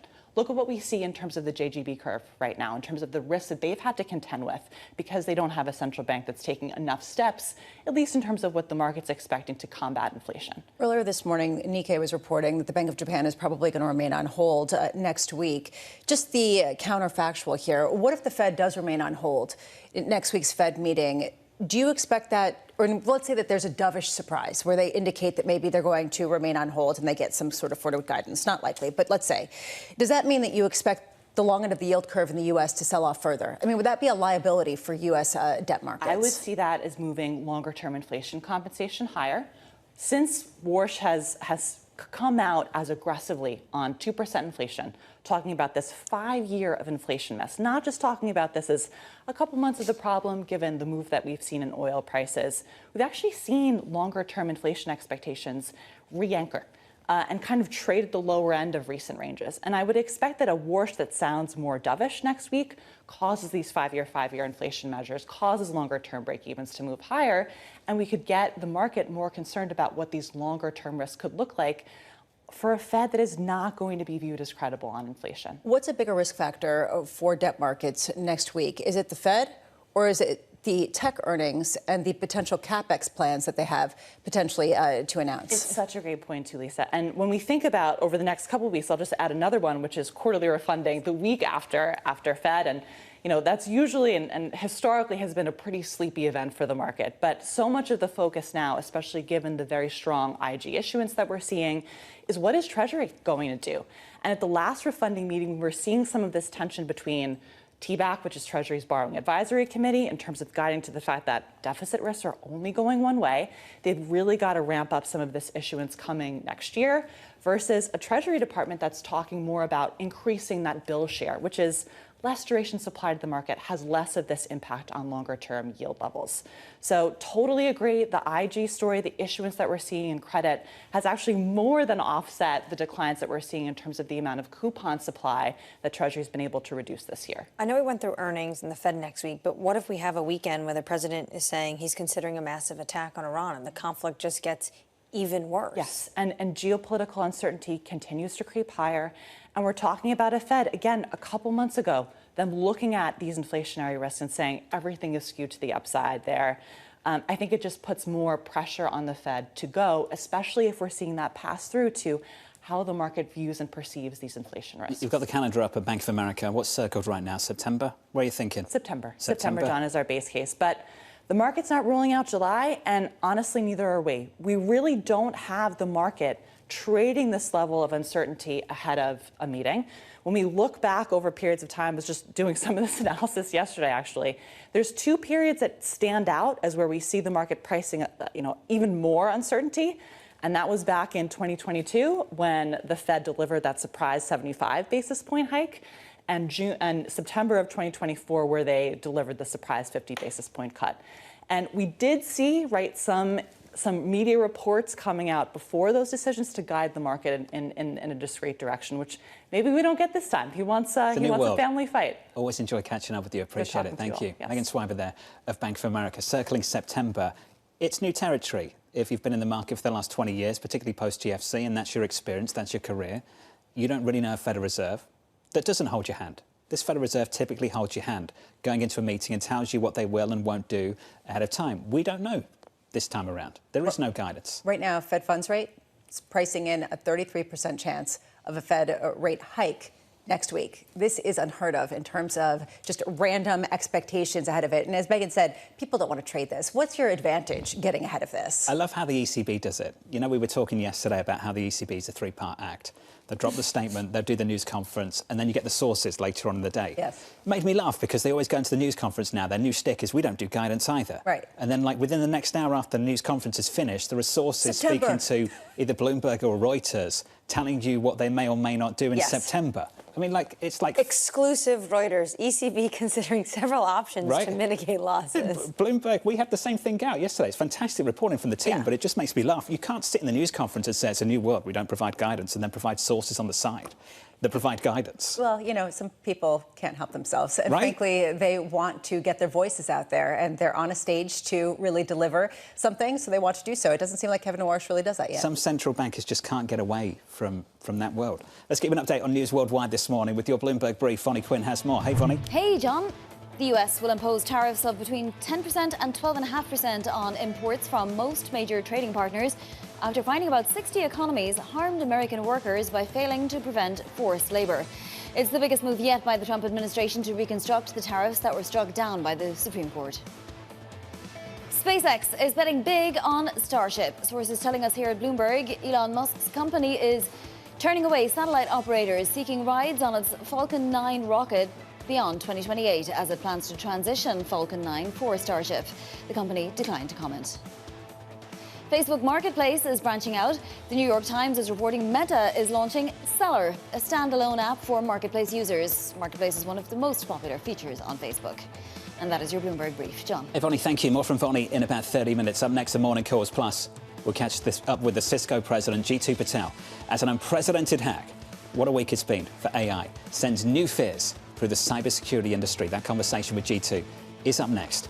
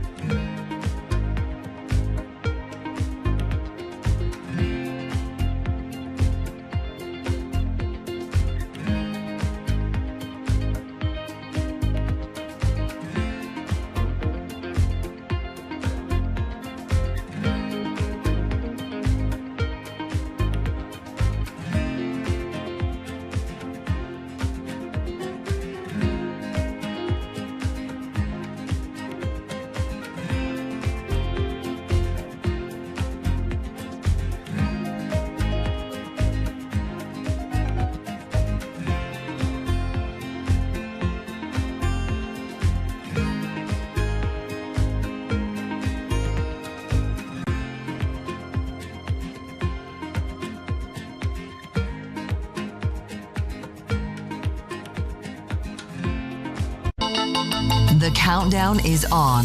Everything you need to get the edge at the end of the market day. Get ahead of tomorrow's trading with The Close. Weekdays on Bloomberg. Context changes everything.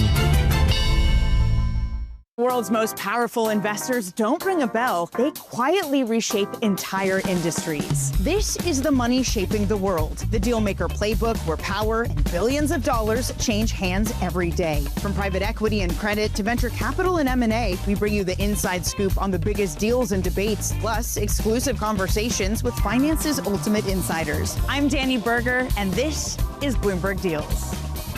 Every week, only on Bloomberg Television.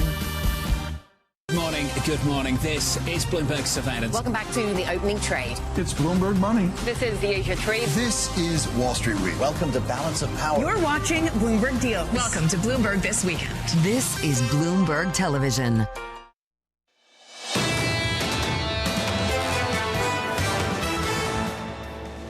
Overall, I still think ultimately that tech will be a buying opportunity. Is it right here, right now? I'm not sure about that yet, but ultimately I think money will rotate back into tech. This is the fifth pullback of at least 10% during this bull market. It's just a love-hate relationship that we're seeing. I would still think I'm giving tech longer term the benefit of the doubt. That was Keith Lerner of Truist giving tech the benefit of the doubt. Not much of a bounce for tech this morning, up by just 0.2 on the Nasdaq, and that's a talking point for this market this morning. Where is the bounce? What happened yesterday with chips? Had a decent run of gains, a bit of a bounce back for the chip players, and then kind of odd that we saw the names like Alphabet, Tesla punished for spending too much, and then the companies that receive all that money not rallying off the back of it much at all. Yeah, you know, you could come up with a narrative if you wanted to, that maybe there are questions just in general how much people are going to be willing to spend into the future, given the fact that there is some market pushback. I will say yesterday was just a big risk-off day, and we haven't had a correlated risk-off day like that in a long time, where suddenly all the pillars seem to be breaking down at the same time. If that continues, people might start getting nervous that the churn under the surface surface turns into something a little bit more directional. You nailed it this morning. What do you call it? A puke? It's one of those pukes, wasn't it? It was a puke. I just hate that word. I know, but it's just... Risk puke, bond puke. It was, every time she said it, I was cringing. I'm not a big fan of that word either. But it was, the classic sort of bond puke. We're doing Friday still. Well, I was going to keep doing it. 40 minutes, Grandma. Give it a break. No, let's hope it's not another puking day. That's the equity picture. Let's get to some morning calls. First up, Wells Fargo raising its price tag on Intel, seeing sustainable server CPU momentum. Your second call from Citi, trimming its price target, maintaining its buy rating. On IBM, saying the company's outlook is, quote, better than feared. And your third and final call from UBS, raising its price target on AMD, seeing a potential path forward towards sustainably higher EPS. That stock is up this morning by about 1.2%. That's three of your calls. Let's stick with tech. Cybersecurity concerns mounting after advanced models from OpenAI went rogue, hacking tech from Hugging Face in a first-of-its-kind incident. Cisco taking a head-on approach, unveiling a brand-new AI tool designed to find and address weak points in software. The Cisco President and Chief Product Officer, Jitu Patel, a good friend of this programme over the years, joins us now for more. Jitu, good to see you, sir. Great to catch up. Jonathan, great to see you. How are you? Let's get into this issue. I'm OK. I'm always nervous. You know I am. And then I see those stories like this week and it makes me even more nervous. I've been asking you this for a while. Can you tell us, do you think these developments will expose vulnerabilities or over time just make these systems more resilient? I think the reality is that, well, it'll be a little bit of both, because what you'll start to see happen is these agents are getting to be long-running agents that when they're given a task, sometimes they just keep going down that task. So for this thing that happened with OpenAI and Hugging Face, basically what happened is all that the agent was given was a goal, and it figured out a way to get out of the secure enclave and go out and make sure that it actually, stole the model weight someplace else and stole the test. And so what you can start to see happening right now is we have to, one, be prepared that an agent might behave out of the bounds of what you think is normal. And two, when it starts behaving that way, you have to be able to intercept it and be prepared that that behavior could be, pretty bad for you. So it's something that we're just going to have to live in this new world where agents are going to, as agents mature, we will have to figure out a way to intercept them and they're not behaving the way that we deem it to be appropriate. Jitu, I remember when IBM came out last week and started talking about the change in focus and the wholesale shift towards cybersecurity earlier this year, as we learned about Mythos and Fable and how that affected their earnings. I'm just wondering from your perspective more broadly, if you can sort of quantify or characterize just how much interest in cybersecurity has picked up and really concentrated the focus of CEOs around the world? I think right now, if you think about what's happening in AI, there are two areas that are of material concern for organizations. Number one is cybersecurity. Number two is the cost of tokens. And these are both things that most organizations are concerned about, because if you have an agent start to misbehave, are you prepared as an organization to be able to intercept that and make sure that your organization is safe from the exploits that the agent might be able to go out and create for you? And so it's a very, very important area of the business. It's something that actually prevents some organizations from leaning in all the way with AI. So we have to make sure that cybersecurity and the safety of AI is pretty important and dealt with it with appropriate level of emphasis. And then the second one is the cost of tokens. It's these cost of tokens can accelerate. These agents can, they're running 24/7. And if you don't monitor and observe the consumption of tokens, and when you start to see an agent go rogue, be able to put some boundary conditions around the agent, you could actually start having some very big bills that you hadn't forecasted for.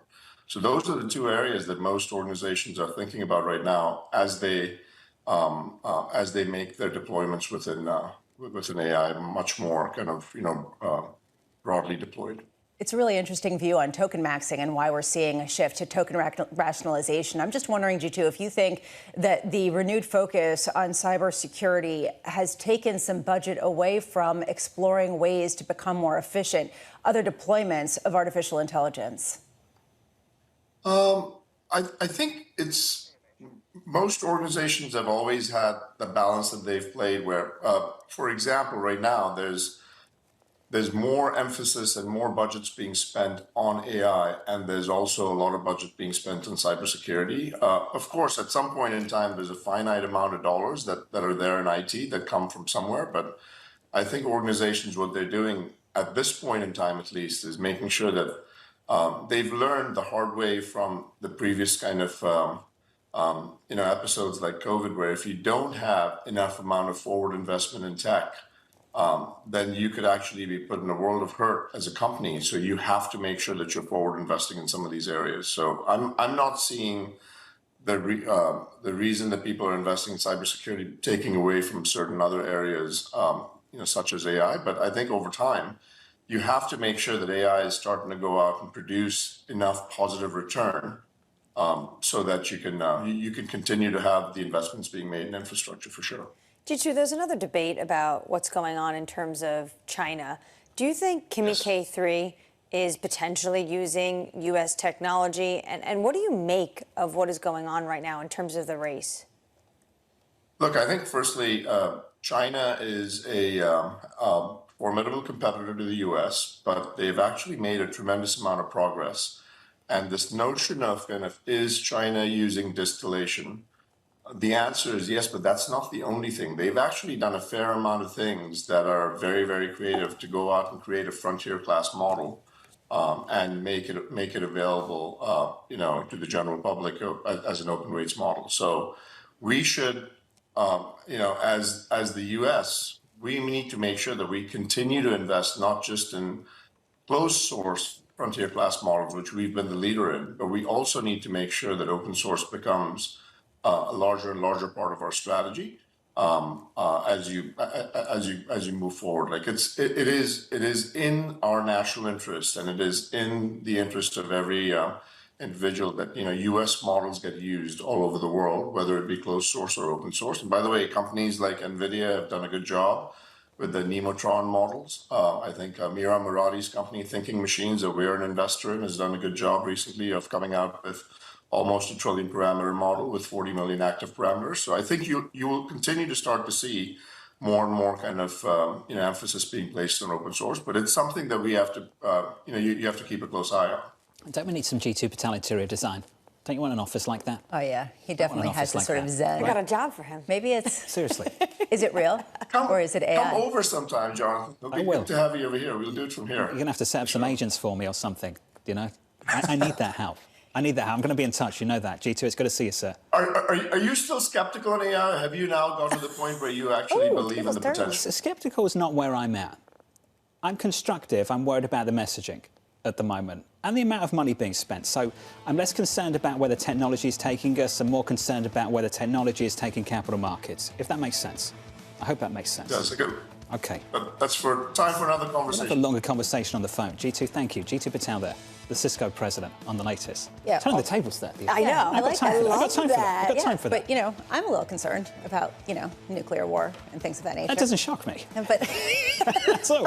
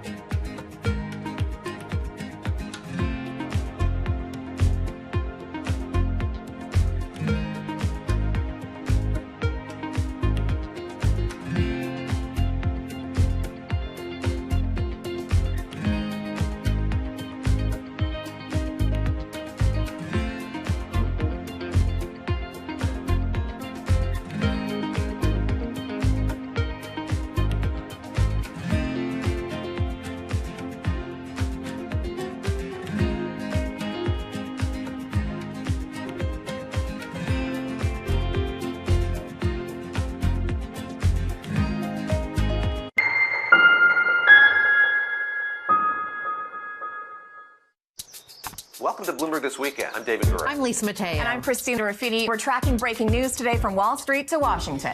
Let's start overseas. The sector is really propelling this deal forward. Yeah, the hope is this will open up new markets and provide some additional liquidity. Of course, now they're going to have competitors. We got a big week coming up in politics. Earnings season is underway. We're going to get some key reports. Everything you need to know before the markets open on Monday. Introducing Bloomberg This Weekend, bringing a little Bloomberg into your weekend routine. Guys, buckle up. Key investors, top executives, global innovators. Join me for in-depth conversations with the biggest newsmakers on the day's top stories. Insight with Haslinda Amin, only on Bloomberg. It's a multi-trillion-dollar industry. We'll show you what's happening in ETFs like no one else. ETF IQ, only on Bloomberg.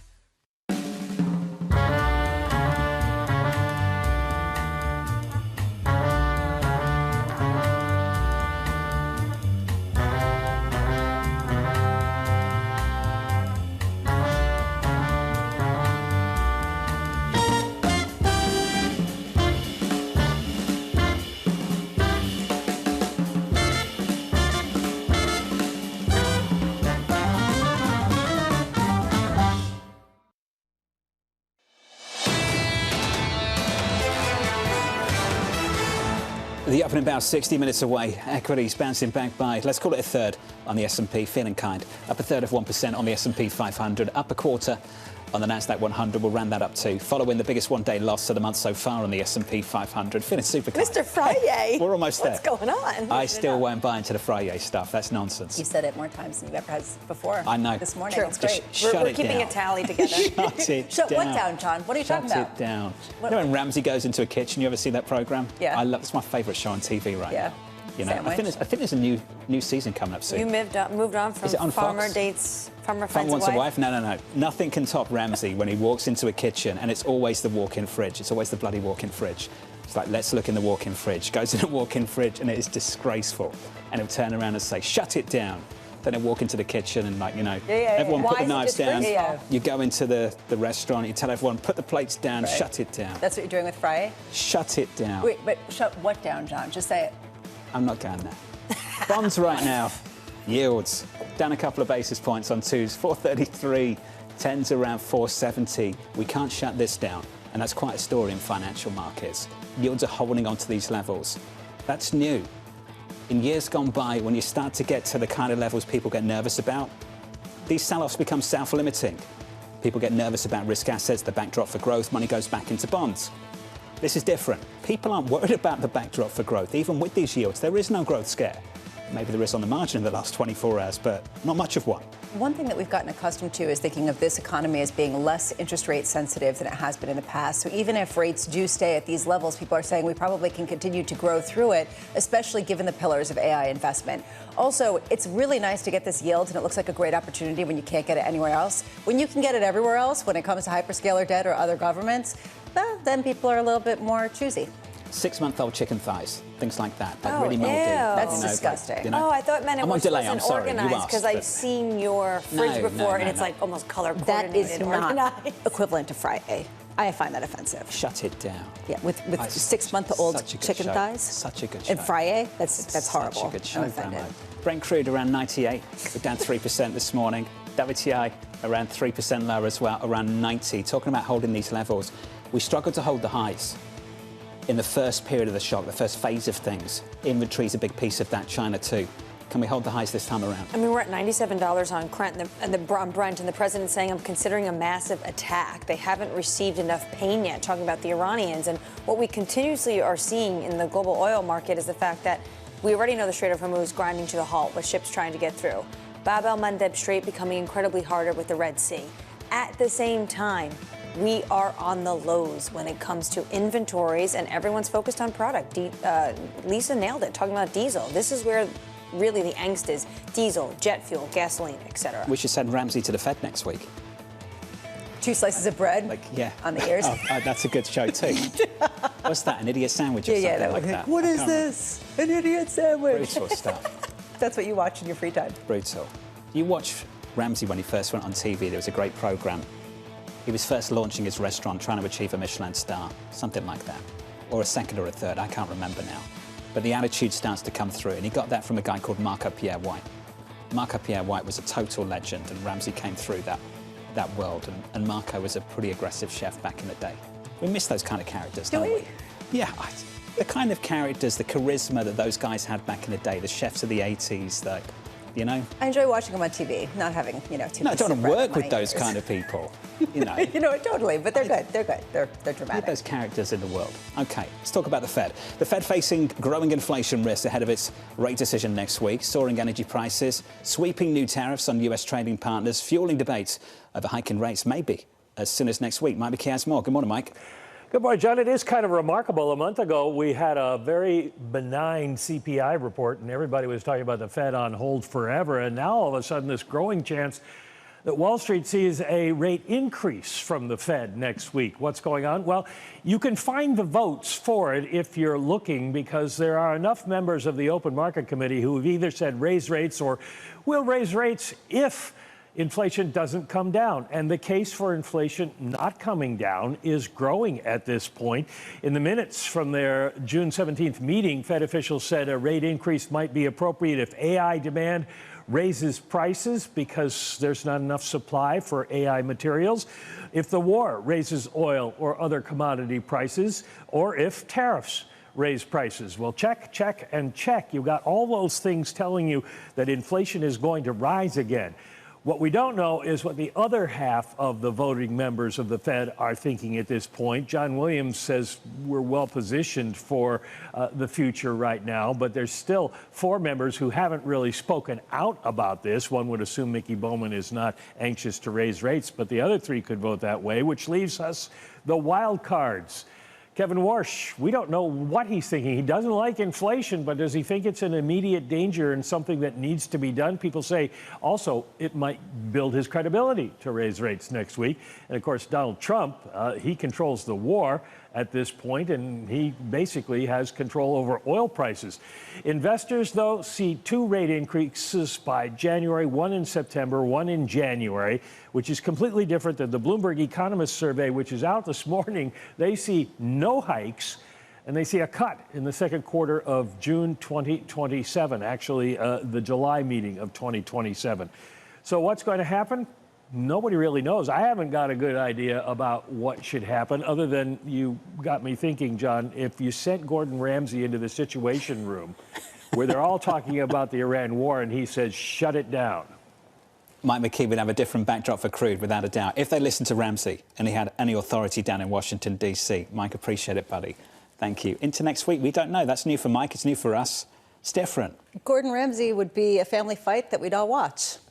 Without a doubt. That's a different kind of family fight. That would be a different kind of family fight. I'm not sure that's the language that will be used next week at the Fed, given the kind of characters on the Federal Reserve. But, maybe I'm wrong. Maybe they'll just... Can you imagine Beth Hammack dropping F-bombs in that meeting next week? I can't. Who knows? I mean, maybe that's what happens behind the scenes, I'm not sure that's how the Cleveland Fed president runs business. But just being thrown. Maybe we'll see. There might be sources afterwards that reveal what happened in that room. You can call in. Neil Dutta of Renmac, not seeing a reason to wait to hike rates. He writes the following: if you have one good month of inflation data, but you know the next 2 months will be bad, you might as well just do it now. Neil joins us now for more. Neil, provocative piece this week. Appreciate your time and thanks for coming on. Walk us through the setup for next week and why you think tactically this might be the right window to hike rates. Well, I think following with what Mike said, the sort of checking of the boxes, I mean, I almost feel like, guys, it's sort of hiding there in plain sight in the minutes, right? So you kind of have the AI demand piece. We see that hyperscaler CapEx continues to moonshot. You have the oil piece. And while it's encouraging that oil is down today, I mean, it does feel like the conflict is ongoing, and so I think it's possible that that's fleeting. But we do know that no matter what, gas prices probably go up into August. Lastly, tariffs. The president is doing what the president does with tariffs. So it's kind of, you just go down the list. Now, if you're Kevin Warsh, I think it's important to go hike when you can and maintain some modicum of control over the committee than to hike when you must. I mean, can you imagine a situation where if he wanted to, he could probably get the committee to get on board for a hold in July. By September, he may not be so fortunate. So if you're him, do you really want to have to deal with that? That would make him look, I think, like a much weaker Fed chair. So I think tactically, just give it to the hawks now. And if the data kind of improve, the war ends, oil falls, you kind of see a renewed disinflation from the housing market maybe, then you can go tell them to pound sand. But, I think you kind of have to fight one thing at a time. And I think the risk reward is, go now as opposed to having to go a lot more later. Neil, we've known each other a long time. You know how much I enjoy your research. And one thing I think that you're fantastic at, even though you have very strong feelings about a moment, is separating what you think a Fed should do from what you think the Fed will do. I'd love to ask, though, how wide is the spread right now between what you think they will do and what you think they should do? How much daylight is there between the two? I think the Fed should, to me, I'm more on the dovish side of the consensus. And I think that's because I see a relatively uneven economy that's being sort of held up by one area. People talk about the broadening out in the capital markets, right, John? But do you really see a broadening out in the economy? You don't, actually. If you look at non-AI related structures investment, it continues to remain weak. If you look at residential investment, it's still sluggish. The high frequency data that we have, your own Bloomberg second measure for consumer spending, that's actually quite weak to kick off Q3. So you don't really see that broadening out in economic activity. You see a very uneven economy. And so I think the risk, of course, with aiming policy at one specific area could be problematic because monetary policy is a blunt tool. So if all you're really trying to do, and by their own admission, they'd be raising rates to cool off AI demand, that can exacerbate the stresses in other areas of the economy, like credit sensitive spending, housing as an example. So that to me is why I'm somewhat cautious on them hiking. So it would put me more in a defensive mood if I'm an investor. But as you mentioned, my use case as a analyst is really what do I think the Fed's reaction function is? And I think they're all kind of tiptoeing towards a hike. There's not really anyone in there that's making the case that I just made. And when you think about just tallying up the votes, that to me is important, but it's also important to kind of think about it in terms of conviction. Right? Like folks like Beth Hammack and Lori Logan, they have a very high level of conviction. Folks like Philip Jefferson, Lisa Cook, maybe less so. But they I think are like sort of they're price takers, not so much.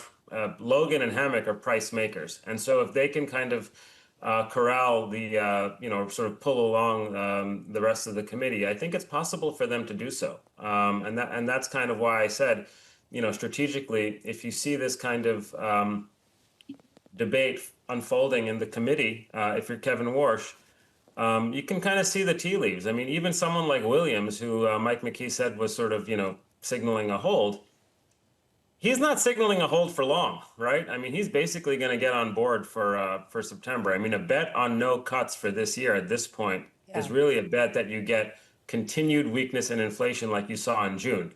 Possible, I wouldn't bet my life on it. And there's a lot of reasons to expect that some of the improvement we saw last month unwinds. Neil, I am wondering, a lot of people are saying, what will actually a rate hike accomplish? And you're talking about that, given the fact that there still is a very bifurcated economy.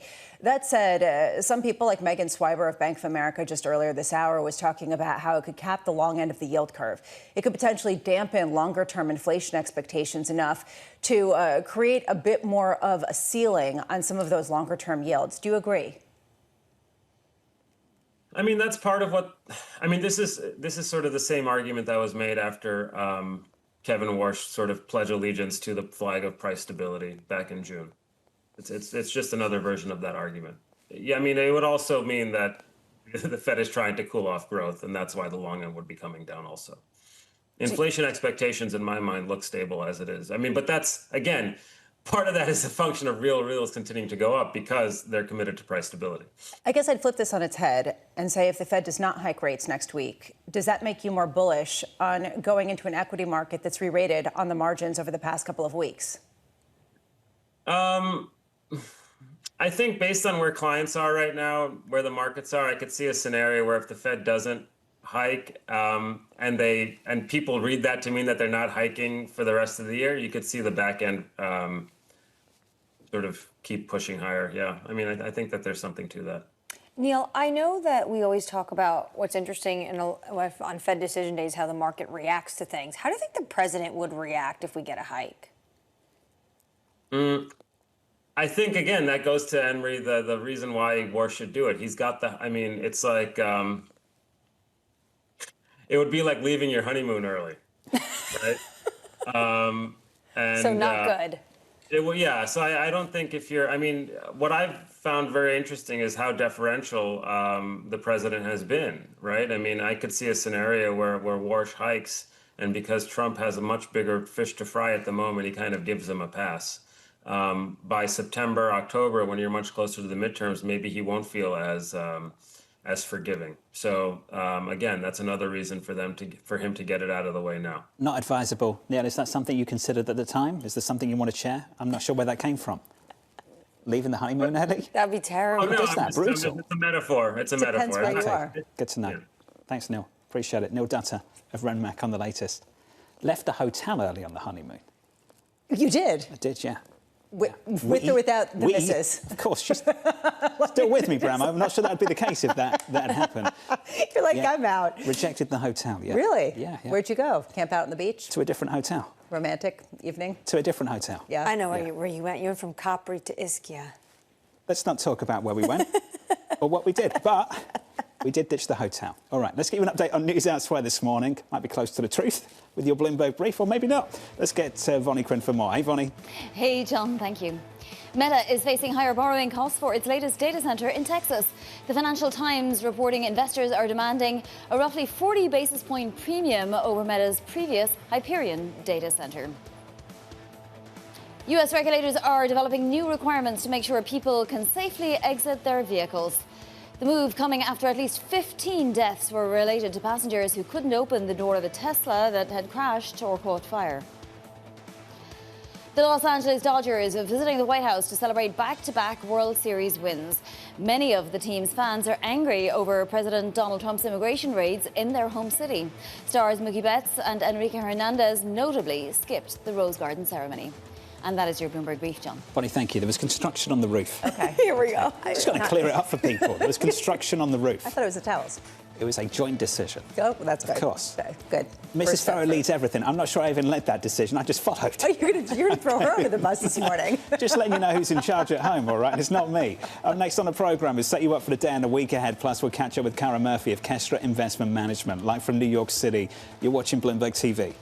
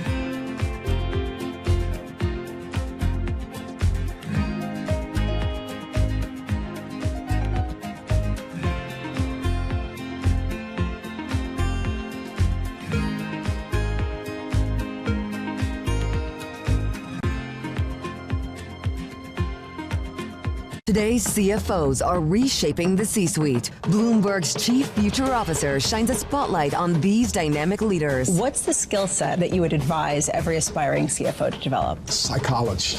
I think analytical skills are important. Obviously, you need to like the numbers. If you don't like numbers, then don't go into finance. It's sort of like a recipe for disaster if you don't like numbers. Not only for the CFO, but also the company's management. That's a communication and collaboration. I spend a lot of time figuring out how to take the complex and make it simple, and then finding a way to be able to communicate that both internally and externally. I think it's relationships, whether it's working with investors, bankers, with the senior management team, with the board.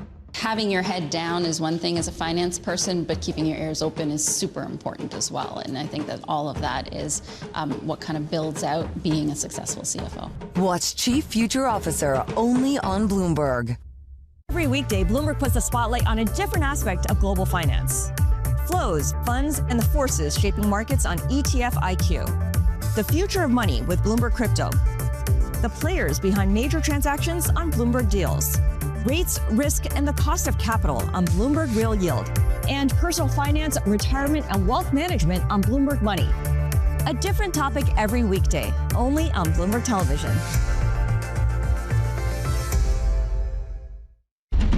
What is going to be the consequence for U.S. markets?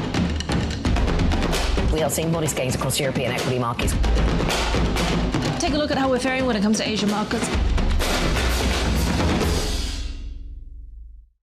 Bringing you the most important news and financial information whenever and wherever it happens. I'm Michael McKee on the Mexican border, and this is Bloomberg.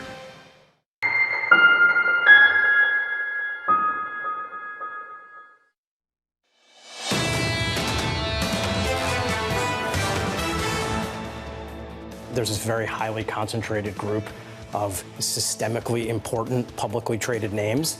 We're at the part of the programming where there's a quality curve being established even amongst those systemically important names. It's a reallocation of capital into other parts of the equity market. It's not a withdrawal of capital. There's a little bit of fatigue, a little bit of digestion. That was Michael Ventura of RBC on financial markets, the equity market, the indigestion we've seen, some of the jitters, the fragile moves we've seen in both bonds and energy and then equities for a brief moment in the last 24 hours. Equity futures okay this morning, bouncing back just by 0.1%. Check out next week, though. Next week's a monster of a week. It's a big 24, 48 hours, and it starts on Wednesday. So take a long weekend. Fed rate decision on Wednesday. You're going to take a long weekend? Maybe now. If you want. Then later on in the day, you'll hear from Microsoft and Meta. Then on to Thursday, you'll hear from Apple and Amazon. That is trillions upon trillions of market cap. And Lisa, you asked a really interesting question earlier on. What's more important to the bond market, the Fed or the earnings from the big tech players that are issuing a lot of debt? On one hand, you've got the Fed that has to give some sort of prognostication about inflation and where their policy fits in. And then you have the expectation for more than $1 trillion of capex from those companies, brought up from a $750 billion expected earlier this year.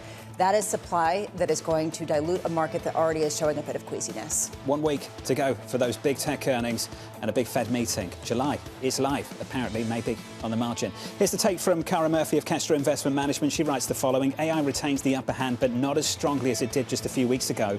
What's less watched are mid and small cap names. Cara joins us now for more. Cara, good morning. Good to see you. Good morning. No big bounce in tech this morning. What was your reaction to the sell-off in the last 24 hours? I think these are hints that the market is giving us that they're not going to give a free pass to these names forever.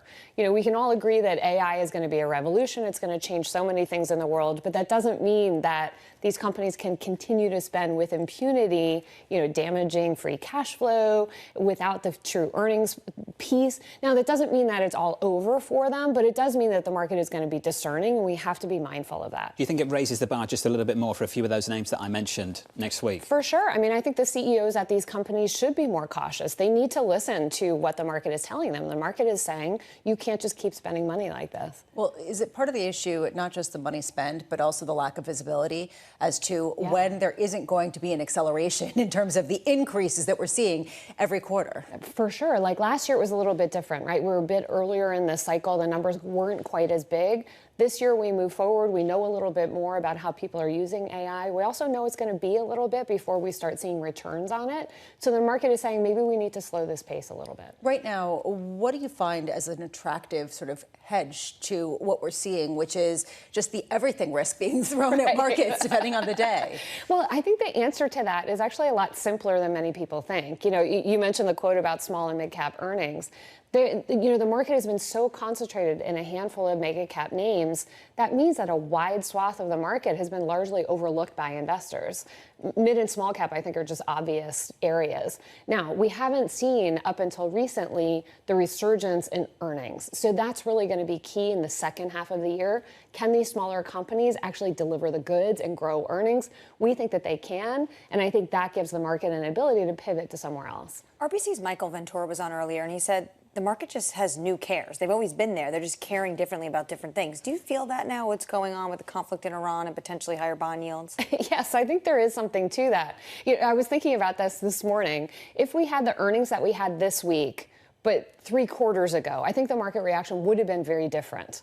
Now, Iran, it's a little hard to get around triple-digit oil, right? So that is very real. That is going to really start to hit consumers' pocketbooks, company P&Ls, and so those are very real concerns. I don't know. It's going to be hard for the market to look through that unless we actually have a peace deal and oil prices recede. But I think on the AI side, for sure. We're learning something about price and positioning every time we get these earnings. Absolutely. Intel's a good example of that, speaking to exactly what you just described. Intel out with blowout numbers, and if this was 3-6 months ago, we wouldn't see a move of 4% of the pre-market. You'd see something like a multiple of that, Bramo. Yeah, but 6 months ago, it was also lower by about half. Lower. So I mean, this is we're talking about a very different valuation. Yeah. I just wonder how much you can get that broadening out if you do have yields continuing to get higher. I mean, do you still see opportunities? I mean, that's ultimately one question that people keep asking. We've had a 170% rally.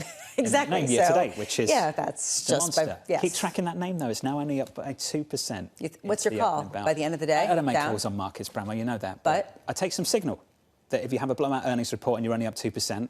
Tells you something about price and positioning. Yeah, it's the idea that the bar is so high that we can't even see it. And ultimately, even if you blow things out, people still are going to say, I don't know how much upside there's. $1 trillion question, Cara. What does that mean for where you want to be long? Where can you get more bang for your buck right now? And this is where we're actually bullish on the market overall. I'm cautious on kind of like the future of the mega cap tech names in the near term, but I think there's so much opportunity elsewhere in the market. Overall, the U.S. economy is in really good shape. We're talking a lot about the Fed and, maybe they hike a little bit, but we don't have a massive inflation scare yet. Labor market's fairly strong. Consumers are still spending. So I think we still have a really good economic backdrop, and going long U.S. equities just outside of the mega cap tech, I think is a great place to be. We are still 2 to 3% away from all-time highs on the S&P 500. Cara, thanks for wrapping up the week with us. We appreciate it. Thank you. We're looking ahead to a big week next week. That was Cara Murphy of Kestra Investment Management. What a week we've got coming up next week. To me, the idea that we get both the Fed discussion and tech earnings is going to be a massive kind of determinator for this market. This week, we saw clearly the reaction in markets. We're setting the signal. Any bar that we set is not high enough for you to clear because we have already priced in so much. Next week, if you have that move continue, what does that mean for the rest of this year? And ultimately, Max Kettner, come on and let us know. Have you turned full bull, full bear? Before next week, though, also, how do we get through this weekend with the president saying that he's all set? He just has to decide if he wants to make this massive move, like he's considering a massive attack. Some nervousness going into the weekend. We've had the energy shock. We've had the bond market jitters. We have not seen a growth scare yet. Coming up on Monday, we'll catch up with Seema Shah of Principal Asset Management, Frank Lee of HSBC, Elisa Shallard of Morgan Stanley, and a whole lot more. From New York City this morning, good morning. Have a wonderful weekend. Thank you for choosing Bloomberg TV. This was Bloomberg Surveillance. I'm David Weston. Join me each week on Wall Street Week for stories of capitalism from business, markets, economics, tech, and climate. We go on the road for a look at what lies behind the headlines of today and what will likely be the headlines tomorrow. We need more transparency. Oil and gas is still important. They said every citizen should be investing in the market. Accelerate progress in all fields of science. Watch Wall Street Week right here on Bloomberg. More than what you need to know, it's what you need to think about.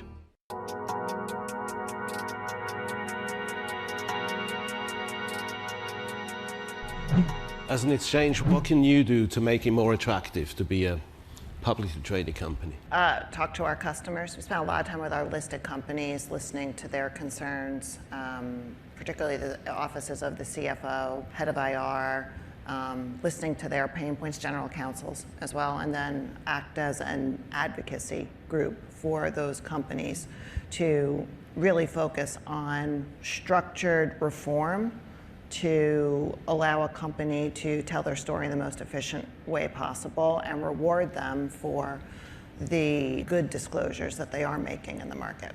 Is there any sort of financial innovation that you could drive to get more companies to list? Tokenization has come up. Well, we did announce our tokenization initiative earlier this year. We already built the technology, we've already done a variety of proof of concepts. It allows for instantaneous settlement, 24/7 trading. It importantly allows for the rights associated with a share to move into that electronic form, but is going to be a platform that runs in parallel to our more traditional exchanges.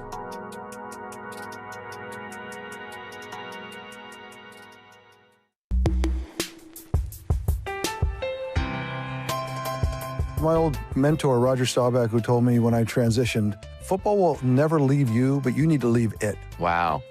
Everyone has a dream. And a lot of dreams are, you know, my dream is to play football and play professional football, and you get the dream comes true, but it is going to end. And the day it ends, the day before it ends, you're one of the best in the world. Great. The next day you wake up, that's gone. What are you great at? And the truth is nothing, right? I'm not great at anything else. I talk about it all the time, Steve, is this whole idea of it's not from penthouse to penthouse. And what I mean by that is you played for 15, 20 years, and you're in the penthouse. That doesn't mean that you come to the business world and you're going to be in the penthouse. You don't start on the third floor or the lobby. You actually have to start in the basement.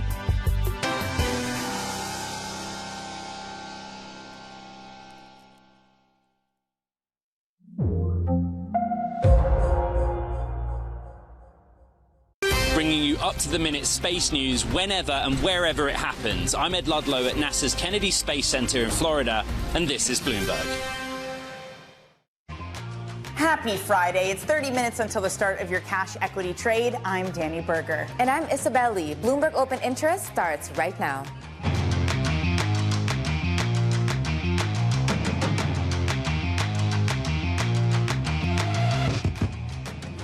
Coming up, an $800 billion wipeout in big tech stocks, but Intel delivers an AI bright spot. And President Trump rebuilt his tariff wall while threatening a massive attack on Iran.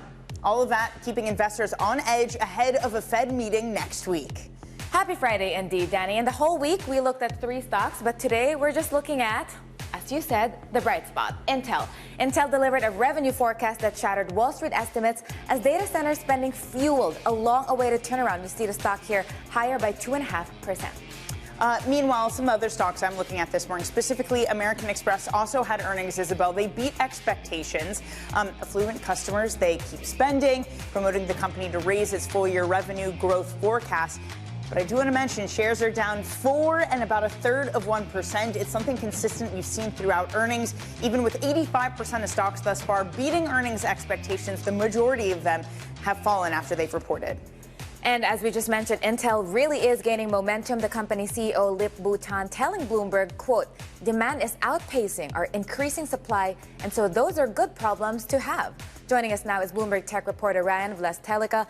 Ryan, Intel did beat on the upside. Is this going to be the turnaround for the company right now, especially under the leadership of their new executive officer? Well, this is certainly the latest indication that the turnaround really is progressing well. The stock has done extremely well over the past year, and there are a lot of signs that they're seeing incredible demand related to AI, that its foundry business is getting momentum. So I think a lot of the things that people were wanting to see in order to really have confidence that this turnaround, which was years in the making and involved a lot of money destruction prior to the turnaround, that it's really playing out. I think people are really seeing everything they wanted to be seeing. They also increased capital expenditures, nothing like we've seen from the likes of the hyperscalers, but still they need to spend more. What can be done, Ryan? The bottleneck from them, they've said it is not demand, it is their ability to continue to build. What can they do to try to get through some of these bottlenecks? Well, that's sort of the tricky thing is building these fabs really takes a lot of money and a lot of time. So even though they are allocating a lot to this, it's likely to be a while before we start to get more supply come onto market. Now, in the meantime, that's going to be good for them in terms of their pricing power and so forth. But this has really become a major issue in the markets overall because we've seen prices for some of these AI components really rising right now. It's just because there's not enough supply on the market. And you had a great piece, Ryan, that Thursday saw the Magnificent Seven suffer their worst one-day decline since Liberation Day, wiping out nearly $800 billion. And Wall Street for years have been applauding when it comes to big AI spend. But then now it seems like the sentiment is turning around. Where do we go from here? Yeah, so this is really the flip side of the Intel story, which is that these companies are spending so much, and a large part of that is because prices have risen so much for things like memory chips and so forth. There has been a real shift in sentiment. I think there is some growing appreciation that these companies are seeing a return on this AI spending. Alphabet's cloud growth, for example, was more than 80%. That's extremely strong, much stronger than expected. But at the same time, they're spending so much that their cash flow turned negative. That was the first time in their history as a public company that that happened. That forces people to reconsider how they are viewing these companies. They were real cash cows just for years and years, and that was one of the most attractive things about them.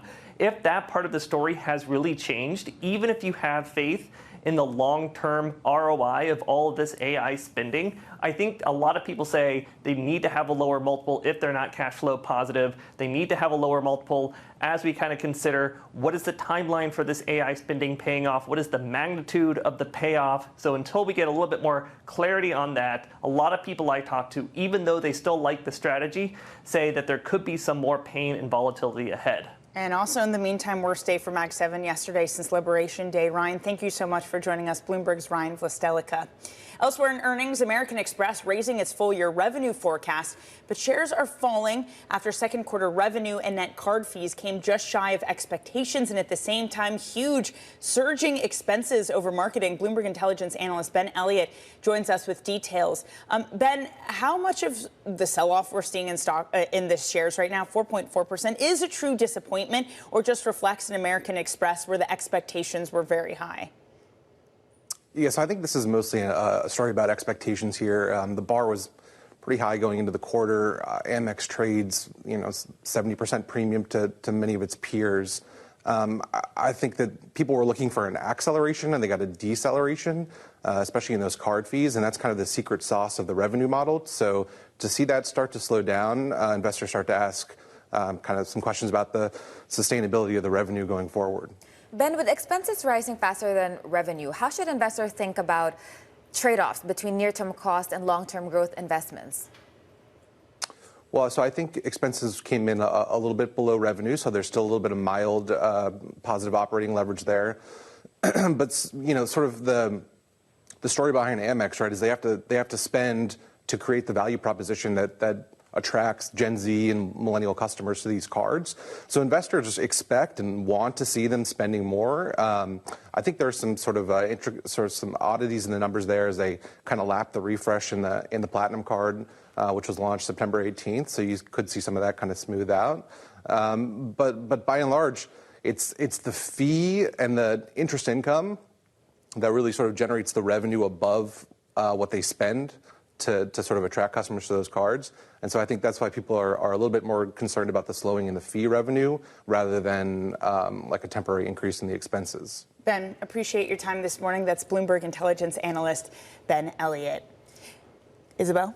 Now to Washington, President Trump is rebuilding his tariff wall, imposing duties of 10% to 12.5% on imports from dozens of trading partners. Let's get the latest from Bloomberg Washington correspondent Tyler Kendall. So, Tyler, supporters argue that this is about rebuilding American manufacturing, but can you talk to us about evidence, whether they actually have that?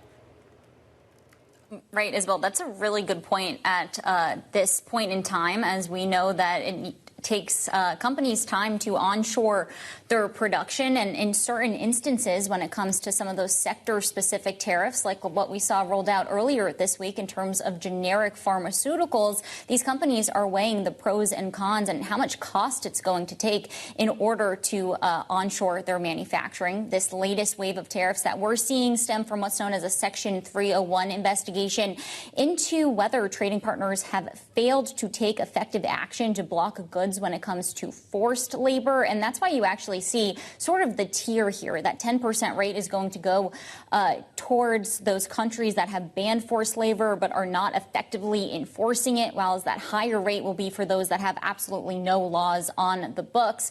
At the same time, though, we are expecting exemptions to come down. We've already gotten a few of them from the USTR, including oil and gas, fertilizer, food products, those items that are very highly exposed to supply disruptions. And in fact, a senior administration official tells me that we should expect more exemptions to come down the pipeline, that the administration has already gotten, at this point, hundreds of requests amid this new flurry of action that they are taking. And Danny and Isabel, at this point, we should be expecting more. I mentioned those generic pharmaceuticals earlier this week. We also got those tariffs against Canada earlier this week, too. But keep in mind, there's another Section 301 investigation pending out there that has to do with excess capacity. And that, too, could lobby on additional stackable tariffs for many of these trading partners. Just with these tariffs around forced labor, Tyler, you described it. It's not necessarily that they're using forced labor.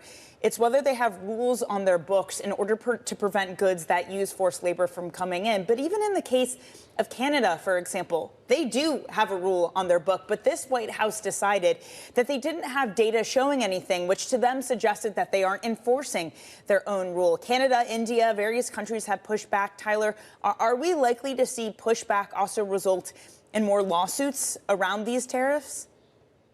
That is also a really good point. Though Section 301 is considered to be that more legally durable action that the administration does have when it comes to their tool and their toolkit. We had Section 301 tariffs from the first Trump administration that are still on the books. So they're a little bit more difficult to challenge, but we do expect there to be challenges or at least negotiations going further from here. You mentioned India. We saw the USTR outline that India at first was supposed to get that higher 12.5% tariff rate, and then that was dropped down to the 10% rate. But in the case of Canada, for example, we know that Canada wants to come back to the table with active negotiations, and perhaps this could be used as one of those pressure points, as we saw the USTR in Mexico this week negotiating with the other trading partner in the USMCA. So there are just so many different parts of the puzzle that we have to keep in mind here, as the Trump administration has made it absolutely clear they want to double down on this economic policy, rebuild that tariff trading wall, even as we head into the midterm elections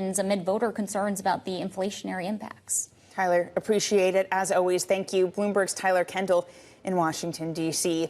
Only 2 bells to go until you can start your weekend.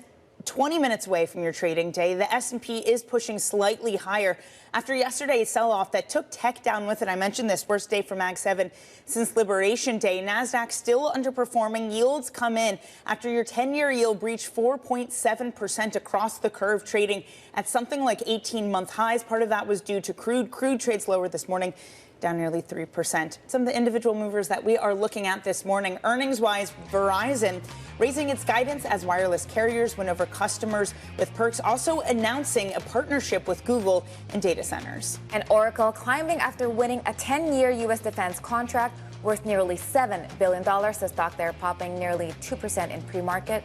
And Deckers, the shoemaker, reporting full-year guidance coming in below estimates, down 1.8%. Do they make Vans? I'm pretty sure Deckers makes Vans. That might be wrong. I think that, you know, when I first... No, they don't make Vans, I'm being told. I thought that they made outdoor stuff.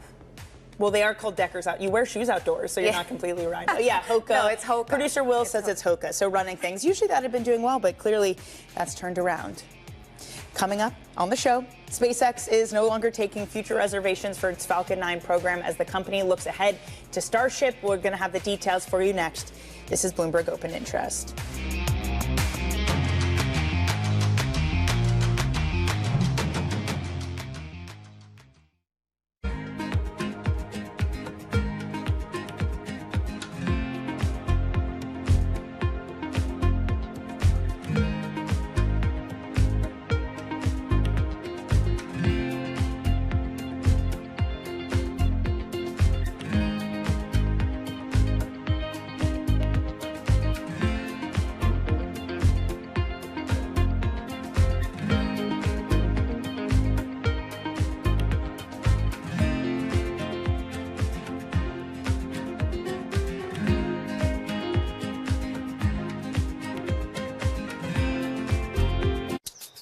Welcome to Bloomberg This Weekend. I'm David Gurr. I'm Lisa Mateo. And I'm Christina Ruffini. We're tracking breaking news today from Wall Street to Washington. Let's start overseas. The sector is really propelling this deal forward. Yeah, the hope is this will open up new markets and provide some additional liquidity. Of course, now they're going to have competitors. We got a big week coming up in politics. Earnings season is underway. We're going to get some key reports. Everything you need to know before the markets open on Monday. Introducing Bloomberg This Weekend, bringing a little Bloomberg into your weekend routine.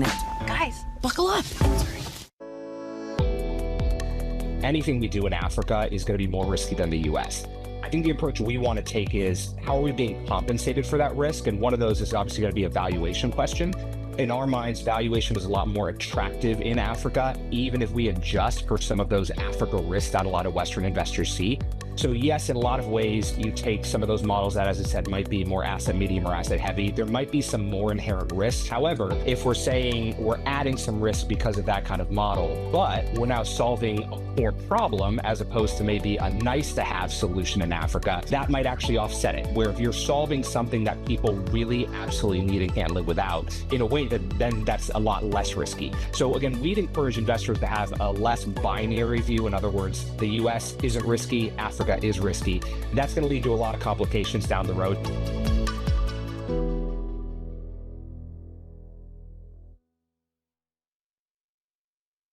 Get your fixed income fix. Watch Bloomberg Real Yield around the world right here on Bloomberg. Context changes everything.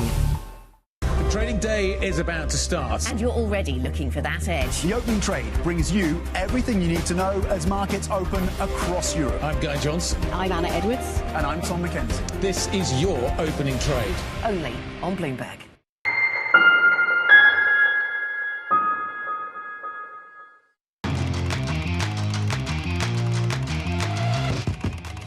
Now to high interest, a look at what's making headlines around the world. 6 contenders are vying to be the next United Nations Secretary General.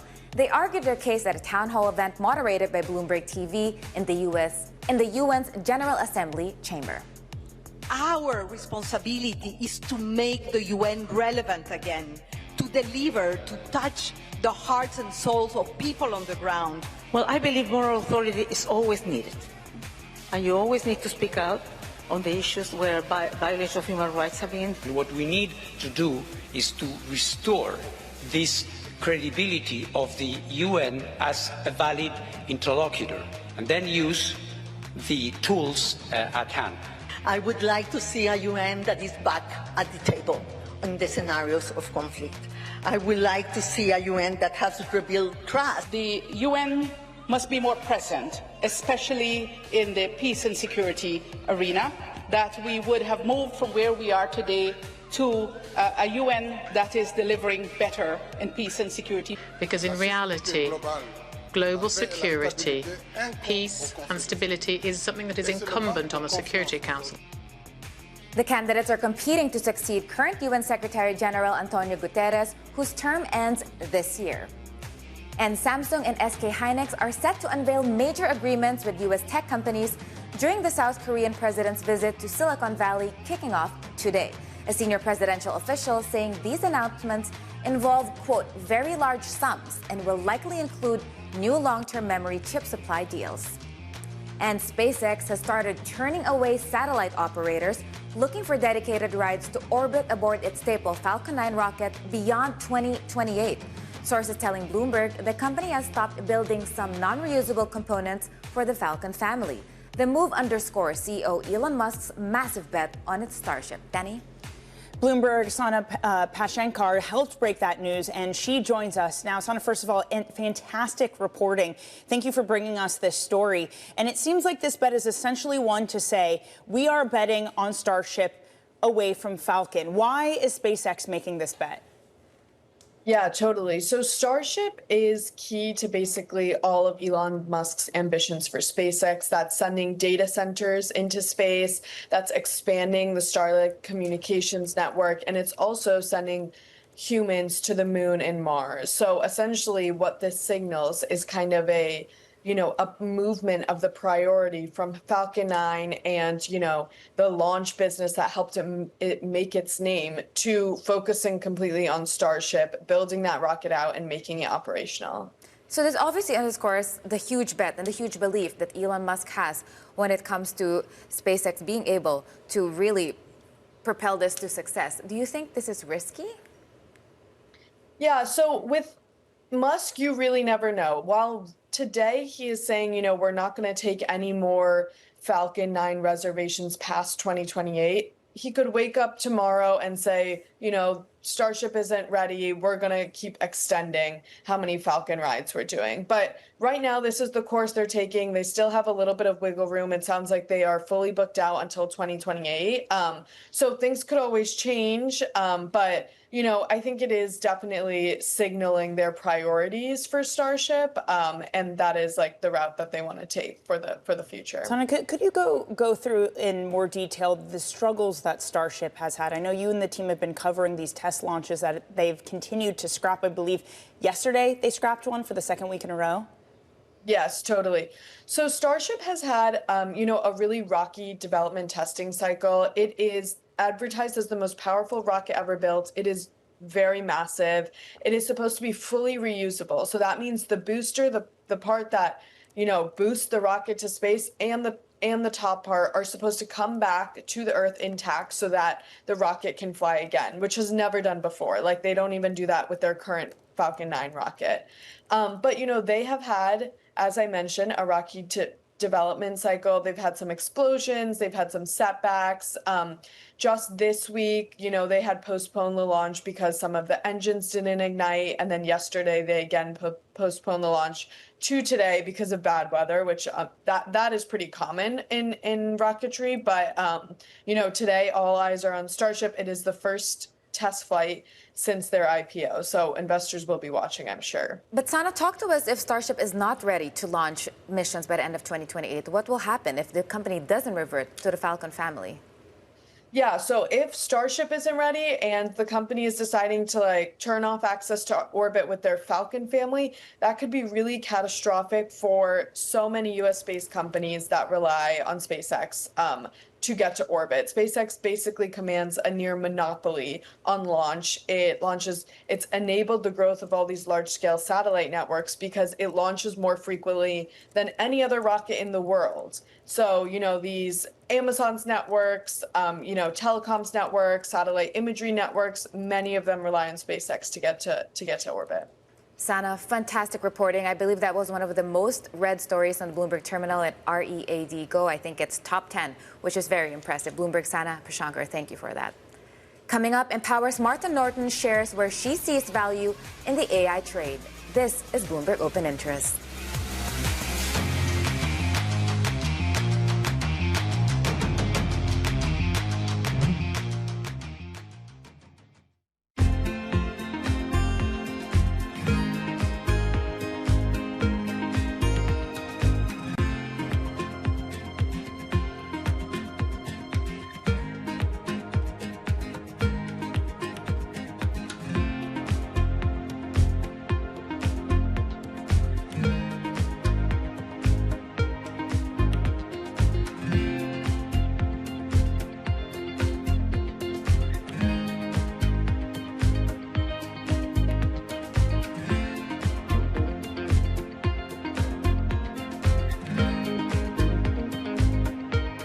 Every weekday, Bloomberg puts the spotlight on a different aspect of global finance.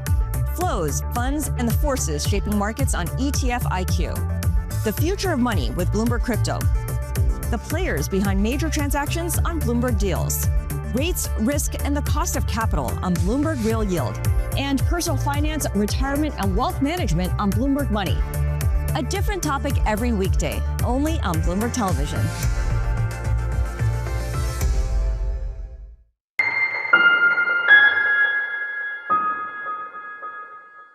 Join me each week on Wall Street Week for stories of capitalism from business, markets, economics, tech, and climate. More than what you need to know, it's what you need to think about.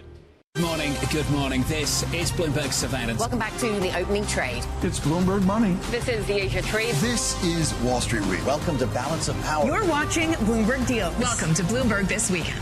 This is Bloomberg Television. Good morning. This is Bloomberg Daybreak Europe. I'm Lizzie Burden in London, and these are the stories that set your agenda. Taking you from the U.S. market's close to the overnight session in Asia, we'll walk you through what you need to know to kickstart Europe's trading day. Live from our European headquarters, we bring you the day's top market-moving stories, unmatched expert analysis, and on-the-ground reporting from across the continent. Tune in to Daybreak Europe, only on Bloomberg Television. Context changes everything. Welcome to Bloomberg This Weekend. I'm David Gura. I'm Lisa Mateo. And I'm Christina Ruffini. We're tracking breaking news today from Wall Street to Washington. Introducing Bloomberg This Weekend, bringing a little Bloomberg into your weekend routine. Watch, listen, stream.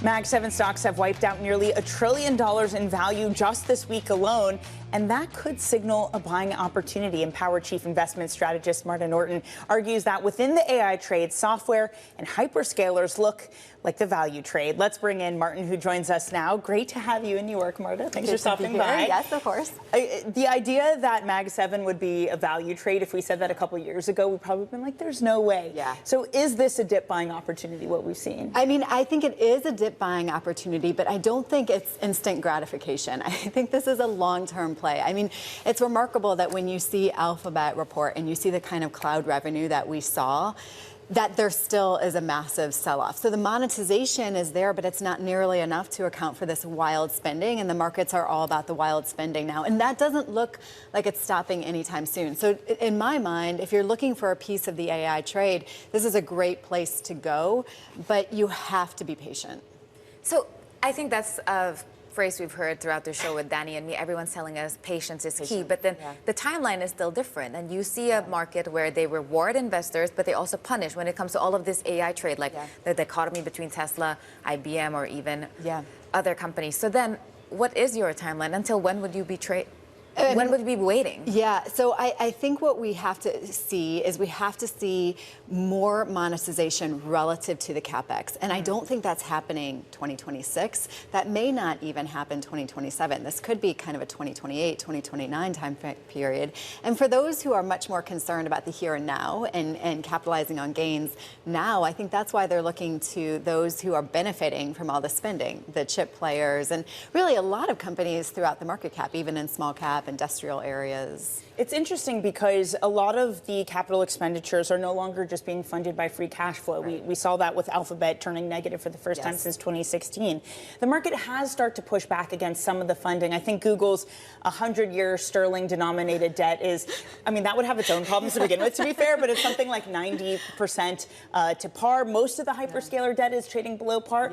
Do you think that these companies might run into any issues just raising the amount of money that they are committed to spending? I think it all depends on what kind of money are we asking for here. And I think that is one of the biggest concerns in the market. I mean, certainly there is a range, when you think about the range of outcomes, there's an outcome out there where this is wasted money and good money after bad. And I think we have to account for that. And that's why I think you want that discount, that margin of safety if you're going to move into these names. You know, last fall, that was not the time to be buying these names. There was so much enthusiasm around them. So it's really that combination of the possible optimistic outcomes and where the prices are today that makes them a buying opportunity. Okay, Marta, you're going to stick around with us through the opening bell. That's Marta Norton. And a check on your markets ahead of that opening bell. 5 minutes to go until we get there. And it is an unchanged market, but maybe that's better compared to what we saw yesterday with a broad sell-off. Worst day for Mag 7 since Liberation Day. The dip buying opportunity. Calm also in this bond market. At one point, the front end of the curve was up 6 basis points yesterday, all of them trading near 18-month highs. We're at 468.52 for your 10-year yield, while Brent crude also takes a breather, down 2.5% after reaching over $100 a barrel. On the other side of this break, we'll have your opening bell.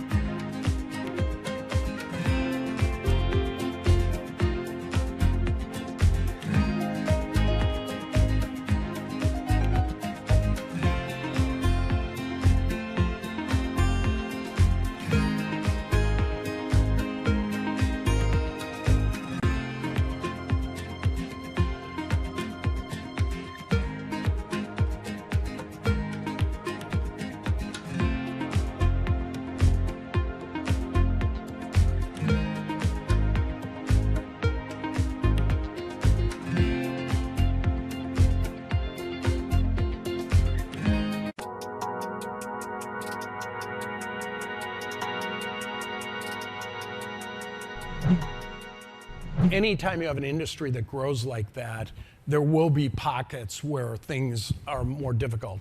So if they're smaller companies, it's harder to deal with tariffs, it's harder to deal with labor and with rising interest rates. So there you may see some poor performance. That doesn't necessarily mean that lenders will lose money, but it may be more difficult. And then pockets of software, everybody's been worried about how will that play out. I think there was a lot of capital that was put in from very smart private equity and very smart institutional investors into software really in the 21-22 vintage that was pretty highly priced. And that, as that works its way through the system now 4 or 5 years in, you may see pockets there. But I also think that the need for income, people want income in their portfolio, and they can get that in many ways. You can get that from the treasury market, you can get that from a bank, you can get that from high yield right now is pretty good. High yield has very little exposure to software. And then you can get it from private credit where you maybe get more return and a little less liquidity. And so that, I don't see that going away. In fact, I see investors wanting more of that and wanting it from real estate, wanting it from real assets.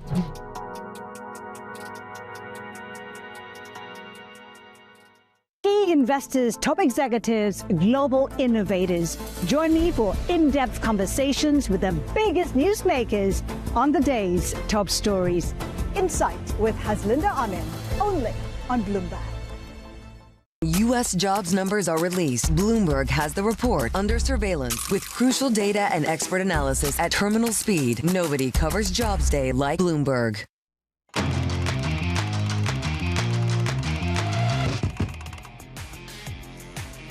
Let's get you started in this trading day. One bell now to go until you have your weekend. I'm Danny Berger. It's a market that is tepid after yesterday's sell-off fueled by inflation woes over higher oil and yields and some of the earnings we got from Alphabet with CapEx spooking investors. Today, it's the S&P little change and the NASDAQ starts to fall yet again. Ringing the bell at the New York Stock Exchange, we have Oliver Scholars that helps give education to underserved communities here in New York City, a great and worthy cause. Meanwhile, down at the NASDAQ, we have a new listing. It's Scribe Therapeutics. It's a biotech company backed by Eli Lilly. So you got some of the... I saw up here, they have the scientists from the labs beaming in. And I'm just is that sanitary? Aren't these very sanitized labs? Are you allowed to have cameras and that kind of equipment in them? Probably, but maybe they chose a corner where they will. I never noticed that. Do they always have that? Sometimes when it's a big company and you can tell here they really want to one up it. And I love it when they bring their kids. Everyone should bring their kids to. It's a once in a lifetime event. I would have loved to have been there, but maybe we'll have just our needed time. A parent that started a public company. That's not too hard. No. Let's get you to some stocks to watch now. We're looking at Intel, which just flipped to red right in front of my eyes. In pre-market trade, it was edging higher, but now it's in the red, down by 0.8%, wavering after it delivered a revenue forecast that shattered Wall Street estimates. And this comes as data center spending really fuels that long-awaited turnaround. Danny. I'm looking at American Express this morning that continues to see its shares fall. It raised its full-year revenue outlook as affluent customers kept spending, but shares are lower. Second quarter revenue, card fees, and expenses disappointed. All of the marketing that they had to do in order to attract customers with their higher fees. We're back in the studio with Empower Chief Investment Strategist Marta Norton. And Marta, we've been talking about the sell-off in tech. It hasn't just been that's been troubling for these markets. I mentioned it. It's also higher yields at the front end and in the middle of the curve, trading near the highest since 2025. At the same time, higher oil prices. What is a bigger risk for this market? Some of the concerns about CapEx and tech, or what's happening with the concerns over inflation? I mean, it's no question that investors are worried about both. I think if I have to pick a bigger enemy right now, I do think it's the CapEx concerns, because it kind of takes some of the momentum out of earnings, which of course is what's been driving markets higher. I think that is a source of volatility that we're probably going to have to contend with for quite some time. But there's no question that there are concerns about higher yields. And I think the uncertainty is something that markets have a really hard time handicapping, because we don't really know how this geopolitical situation is going to work itself out. So Danny and I have been talking about the headline ping pong that we're seeing. Have you made any tactical allocation changes recently, like maybe added your hedges or downgraded? as some asset allocations? Well, I think the thing that we're thinking about the most these days is how do you get defensive in this kind of market environment? Now, I am not one of the people who's lost the faith in fixed income. I still think that there's a value there to diversified investors, especially at these yield levels. I mean, to your point, they're pricing in a lot of different risk, whether it's real rate risk or whether it's inflation risk. But I also think within your equity portfolio, it does make sense to try to find that balance between the anti-AI trade, which is not the easiest thing to find in the U.S., and also something that would be defensive if you do see some sort of massive concern around oil prices. And that leads me to healthcare. Don't you have to do the same thing in your corporate bond portfolio now, too? BlackRock, for example, just started kicking off a more than $12 billion sale for a Meta data center. Every day there's a new bond offering worth billions coming for the various AI projects. Are bonds in danger territory of also getting highly concentrated in AI and tech, too? Well, I think it's certainly a trend that's on the move. I think we have a ways to go. I mean, when you think about the size of these companies and how much they've issued historically, these are not companies that have been heavy borrowers, so they have some room to go. But I do think, and this is a refrain we've been hearing for years, but spreads are tight, right? And so it's not necessarily a timing indicator, as we know, but it is an indication that you shouldn't be careless with the risk that you're taking on the bond side. Part of the reason that spreads have been tight that people have pointed to is just the amount of cash that needs to be put to work. Yeah. Is there a scenario as we keep seeing more issuance, not just on the debt side, but equity too, with more IPOs, cross listings, Google coming to market with another equity offering, that balance flips, that there is more supply that starts to challenge markets? I mean, I think that is one of the concerns that we have to keep front of mind for us. I think when the IPO market doesn't bother me quite as much because it's not like we're seeing one wild idea after another. It's really these big mega deals that are coming out. But absolutely, there's just a lot more options to tack into these markets. And when you have that much supply, I think it can just weigh on markets. So the idea that the second half of the year could match the first, I think that's a little too optimistic. And then we have, of course, rising oil prices, which can add to the inflationary pressures, which may make it more likelihood for the Fed to really talk about hiking rates, and they meet next week. But you said you're in the no hike camp for this year. I am, yeah, and I think that's largely because I don't understand what a hike would do for us. Now, maybe politically it's a good signal, right? Maybe it's a signal of independence and that kind of thing. And maybe it gives those who are really concerned about inflation a win and helps them relax about concerns around inflation. But when we think about what has been the major source of inflation, and it hasn't been wild consumption. It's been more supply shock after supply shock. And if you raise rates by 25 basis points, is that really going to slow this AI train, which is really what's been, pushing the market forward? I'm not sure it will, but it will add to affordability concerns, and particularly around housing. So I think those are the types of questions that the Fed is going to have to grapple with. No, it is interesting because AI, for now, the way that inflation has showed up is maybe through chip prices. Do you expect that to change? Not in the near term, right? I mean, especially when we look at these CapEx numbers that continue to move higher, and we'll see more of that next week. We'll see what that looks like, but it looks like a big proportion of that does relate to that chip buying, and that doesn't seem to be slowing anytime soon. So at least as we think about the intermediate term, the next few years, I think we can still see some of that inflation force coming from the AI trade. And you also in your notes said that investors are already assuming strong earnings growth. Danny and I talked about this, that it's not even the beat that matters. It's what investors react to when it comes to those beats. Talk to us about how much of that optimism or overconfidence maybe is already priced in. Well, it's interesting because when we roll the clock back to the last earnings season, the focus was all on geopolitics, and we weren't really thinking about what earnings could do. And then we see these remarkable numbers that aren't just, above average, they're almost historic in terms of what we're seeing from an earnings perspective.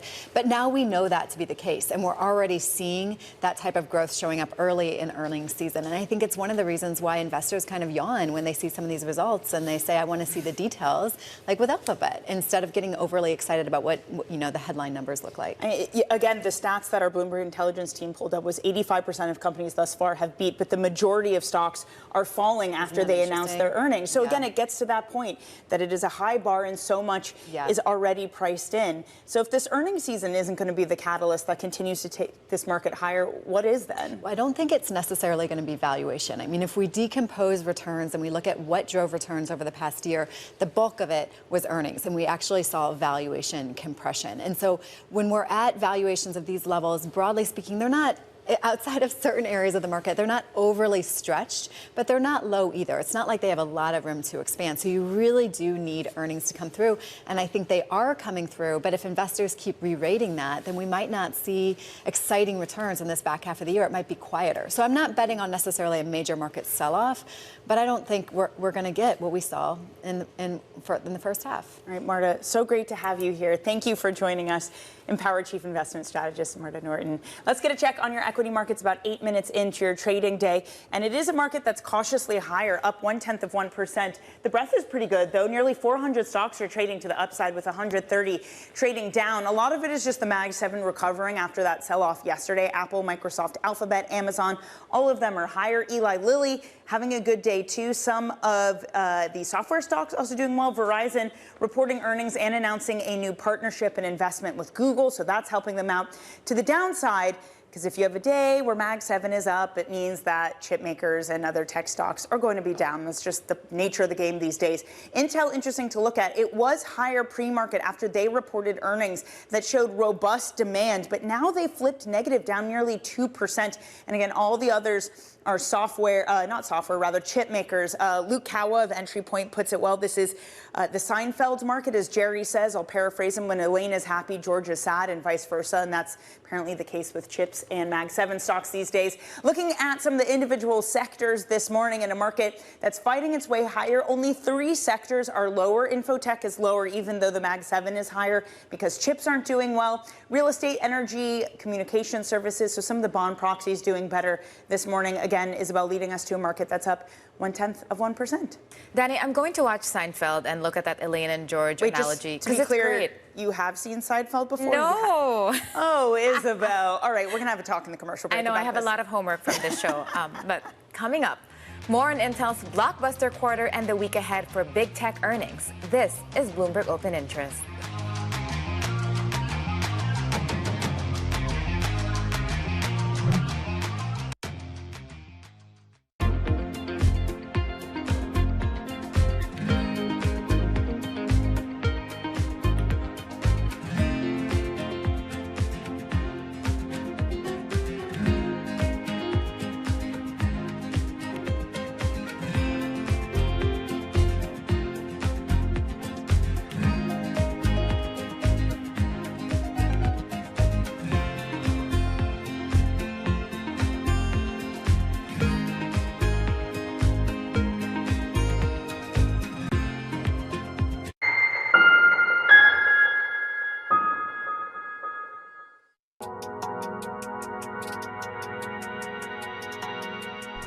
We should not deny that change is coming. And change is not coming just in data centers and AI.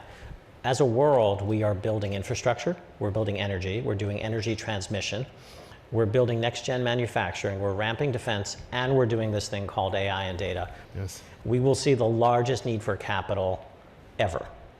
And that's what we've seen so far this year. And so now to your specific question, it's about underwriting. There are a number of very strong US tech companies who run diversified businesses, Amazon, Google, Microsoft, who are interested in seeing these centers built and are interested in not consolidating the debt on their balance sheet. And to the extent they are prepared to lend their credit, one can lend against those types of things and make sensible underwriting decisions. The world's most powerful investors don't ring a bell. They quietly reshape entire industries. This is the money shaping the world, the Dealmaker playbook where power and billions of dollars change hands every day. From private equity and credit to venture capital and M&A, we bring you the inside scoop on the biggest deals and debates, plus exclusive conversations with finance's ultimate insiders. I'm Danny Berger, and this is Bloomberg Deals. Every week, only on Bloomberg Television. Bringing you the latest geopolitical news whenever and wherever it happens. I'm David Gura on the Salar de Uyuni in Bolivia, and this is Bloomberg. We're at the epicenter of a global realignment on a scale not seen for decades. At the intersection between markets, economics, and geopolitics, a forum for sophisticated conversation. This is Bloomberg Surveillance. Welcome to Bloomberg This Weekend. I'm David Gura. I'm Lisa Mateo. And I'm Christina Ruffini. We're tracking breaking news today from Wall Street to Washington. Let's start overseas. The sector is really propelling this deal forward. Yeah, the hope is this will open up new markets and provide some additional liquidity. Of course, now they're going to have competitors. We got a big week coming up in politics. Earnings season is underway. We're going to get some key reports. Everything you need to know before the markets open on Monday. Introducing Bloomberg This Weekend, bringing a little Bloomberg into your weekend routine. Guys, buckle up.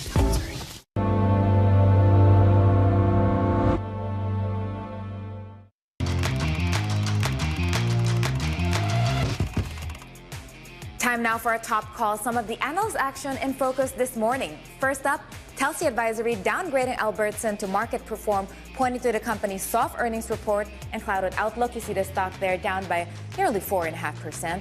And next up, we're looking at Citi raising its price target on HPE to $74 and opening an upside 90-day catalyst watch on the stock.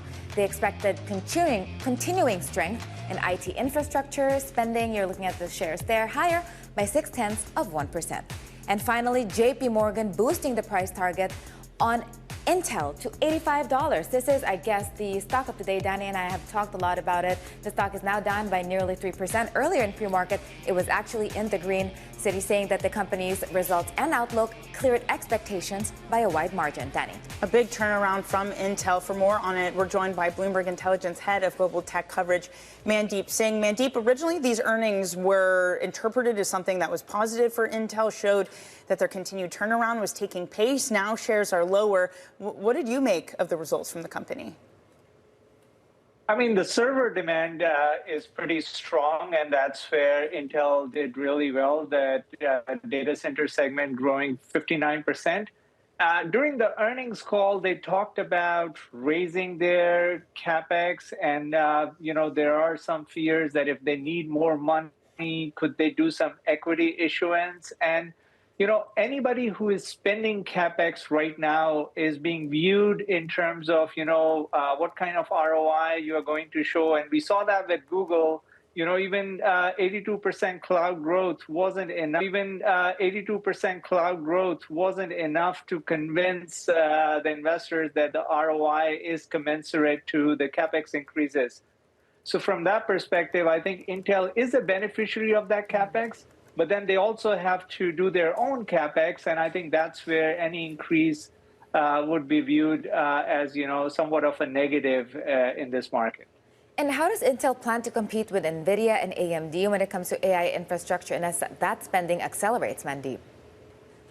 Yeah, I mean, look at, what consensus has for NVIDIA right now for the upcoming quarter. Even at the base that NVIDIA is at, they will probably end up growing faster than what Intel just printed. So, look, I mean, Intel is a turnaround story. Things seem to be heading in the right direction after a number of years of struggle, whereas NVIDIA is just executing to perfection, and probably that's why they're not getting the credit that there is more upside left in terms of, positive sentiment, but very different in terms of, where they are at with respect to their exposures to this capex. When it comes to inference chips and others, Mandeep, Intel's mission, be it their partnership with SambaNova and elsewhere to try to keep those costs down, how is that progressing? And do we know sort of the uptake from companies, the demand for them versus something like a GPU? Yeah, I mean, look, Intel is trying different things, and you're right. I think they're trying to boost their exposure on the accelerator side because on the CPU server side, you will have a lot more competition. Even NVIDIA makes own CPUs. We saw that from AMD yesterday. And all these companies are trying to sell you systems now. So it's not just about CPU or accelerator, but complete systems where Intel actually trails. And so they're trying to ramp up foundry as well as inference exposure, but it's the foundry side where there are more expectations in terms of positive surprises, because if they end up landing up Apple or somebody new on the foundry side, that could be huge, and that could justify all the capex investments that they're planning to make. And Mandeep, next week we hear from Microsoft, Meta, and Amazon. It's going to be another busy week for you and for everyone here. Anything you're going to be on the lookout for? Do you think investors will be grading the market on AI results more than their AI ambitions? Yeah, I mean, you could compare the cloud growth. So if Google is growing 82% and Microsoft Azure comes out at 40%, that's half of what Google grew, or even Amazon AWS, if it's 35%, that's not good enough. So they have to show acceleration in the cloud growth because Google has put the bar really high now. Mandeep, thank you so much for joining us. Looking forward to your coverage next week. Mandeep Singh of Bloomberg Intelligence. Coming up, an ETF startup named Corgi is launching hundreds of funds in hopes that just one will be a blockbuster. That's next. This is Bloomberg Open Interest.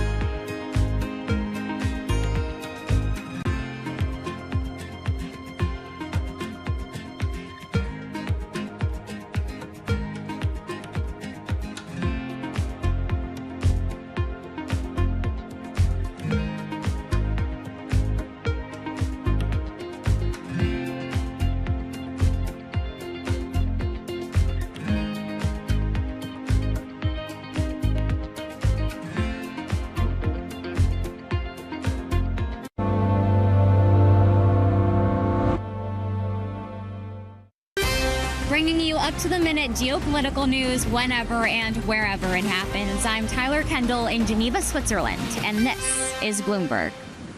From the world of politics to the world of business, Joe Matthew and Kaylee Lines deliver news, insight, and analysis live 2 times a day, every trading day. Balance of Power at 1 and 5 Eastern, only on Bloomberg.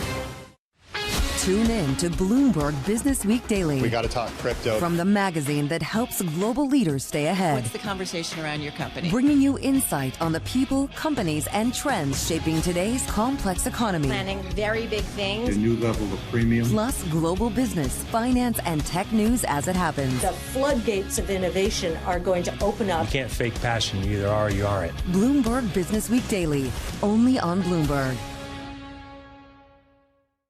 Bringing you up-to-the-minute geopolitical news whenever and wherever it happens. I'm Anne-Marie Hodern in Beijing, China, and this is Bloomberg.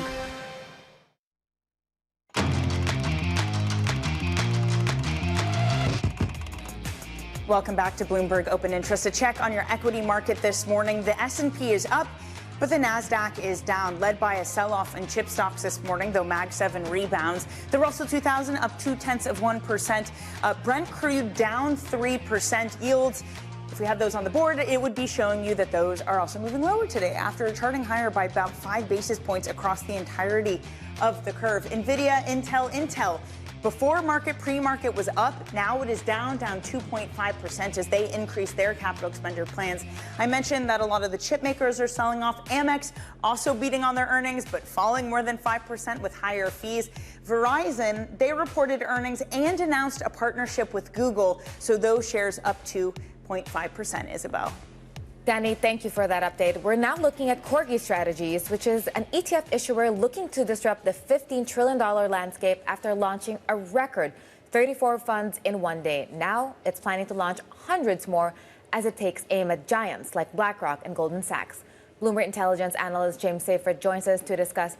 James, Corgi is a little known startup in the humongous ETF world, but then they're already in the top 10 issuers by count. How unprecedented is this, and are they even profitable? Because it seems like they're throwing spaghetti at a wall and seeing what sticks. I mean, that's exactly what's happening. This is spaghetti cannon in action. We don't know. We can't see the internal financials of exactly what's going on, but it's almost certainly the truth that they're not profitable right now. But they have VC backing. They're a larger fintech type play. And they're using the VC playbook. So they've filed for well over 500 ETFs.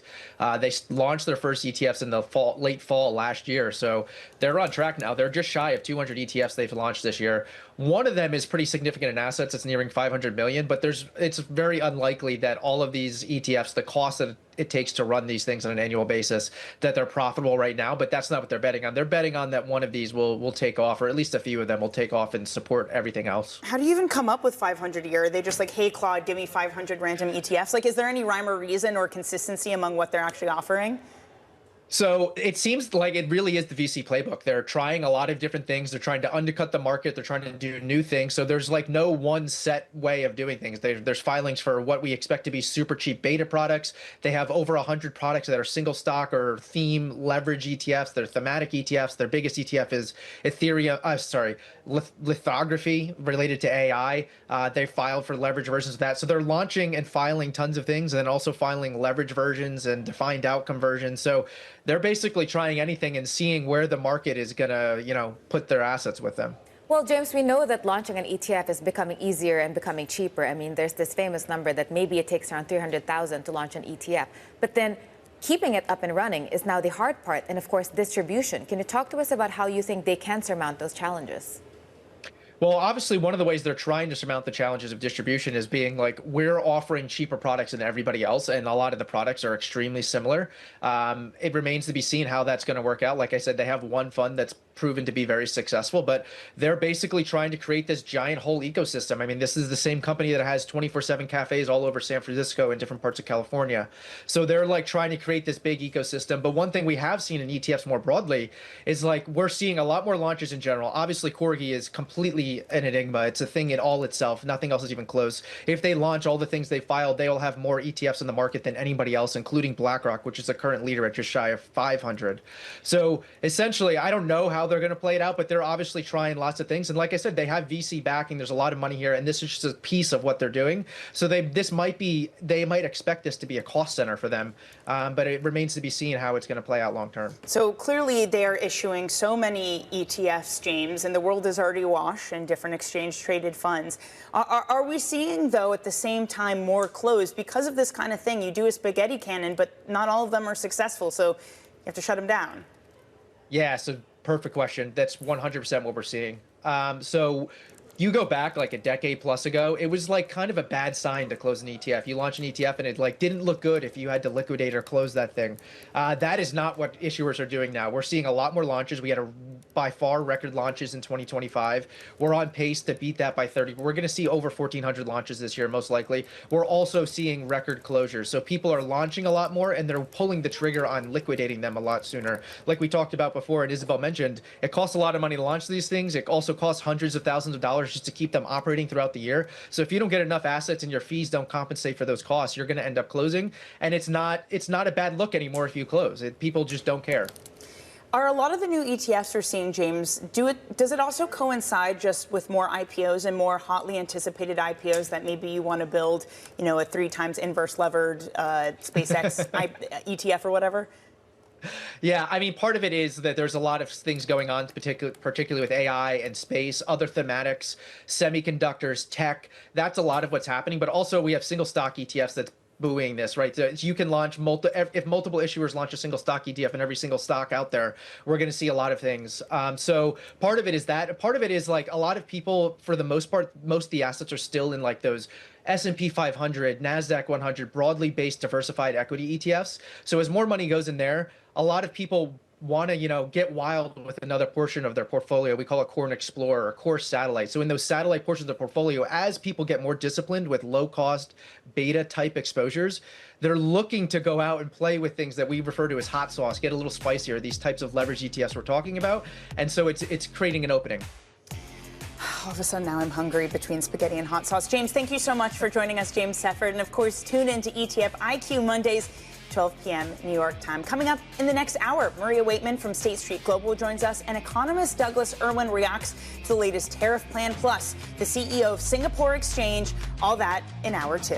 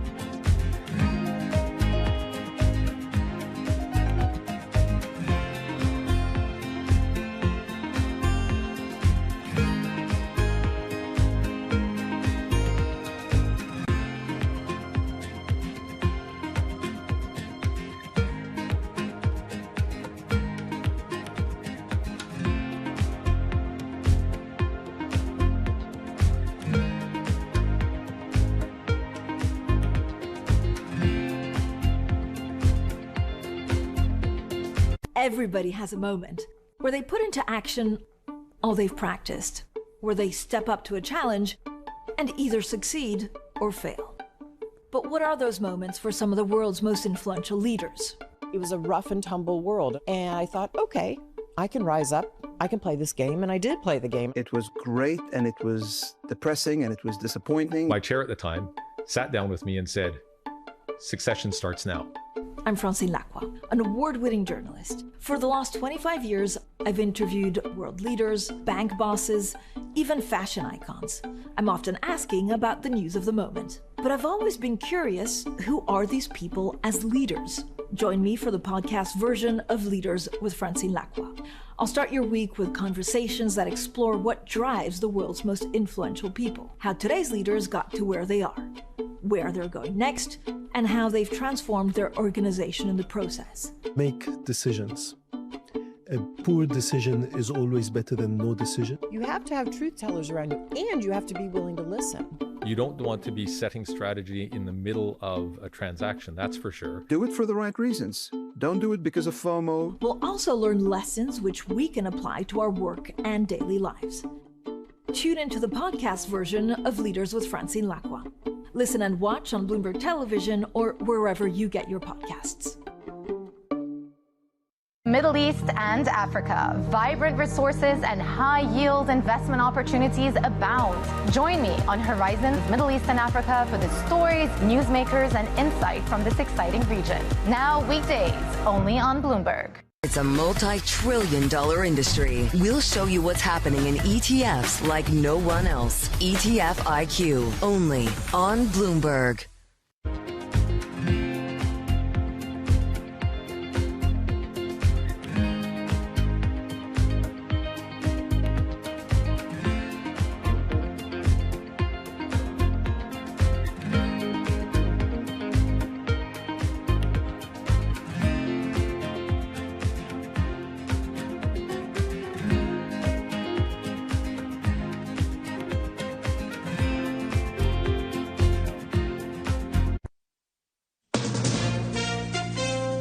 ABC News.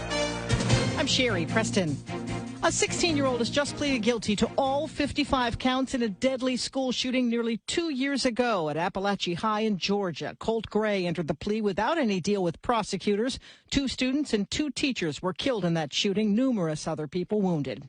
Tensions remain high in Madison, Wisconsin, following the police-involved fatal shooting of a black man earlier this week. ABC's Pierre Thomas has more. Police were responding to reports of a man checking the doors of parked cars Wednesday afternoon. Officers spotting him, but police say he took off on a bike.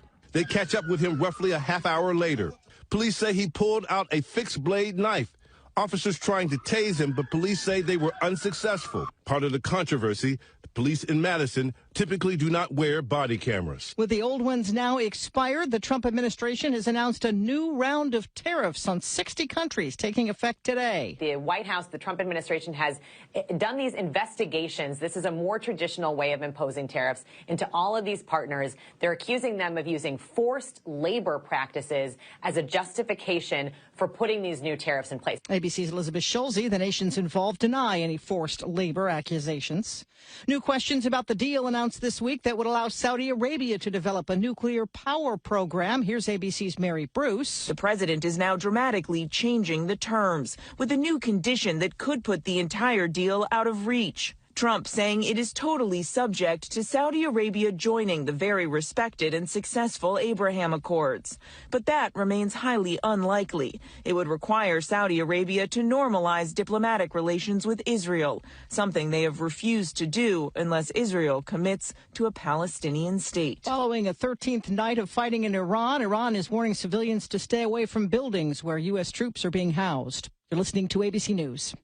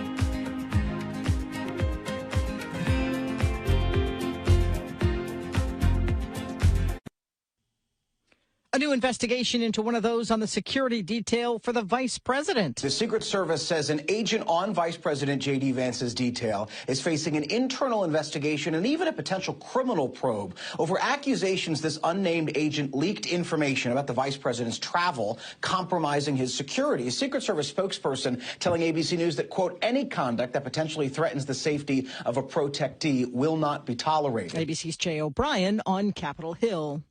The district attorney in Jackson County, Mississippi, Angel Myers McElrath, is speaking out for the first time since the death of 18-year-old Nolan Wells. She met last week with Wells's parents, who pledged to allow investigators to examine his phone, which he left behind in a boat during a July 4th trip with friends to Horn Island. Few details have been released, but the district attorney says that's by design. The pressure for answers does not change what the work requires. Our responsibility to Nolan and our community is to complete this investigation thoroughly, carefully, without compromise. ABC Chief Investigative Correspondent Aaron Katursky reporting. A slow-moving storm system is bringing forecasts of multi-day flooding to the Carolinas. An inch per hour of rain is possible from Charleston to Wilmington, including Myrtle Beach. Midwest Poultry Services recalling nearly 1.6 million cartons of eggs due to potential salmonella contamination. I'm Sherry Preston, ABC News. This is Bloomberg Intelligence with Scarlett Fu and Paul Sweeney. How do you think the Fed is looking at tariffs, the uncertainty of tariffs? Let's take a look at the sectors and how they performed. A lot of investors getting whipsawed every day by news events. Breaking market headlines and corporate news from across the globe. Could we see a market disruption, a market event? Are people just too exuberant out there? You see some so-called low-quality stocks driving this short-term rally. Bloomberg Intelligence with Scarlett Fu and Paul Sweeney on Bloomberg Radio, originals and the Bloomberg Business app.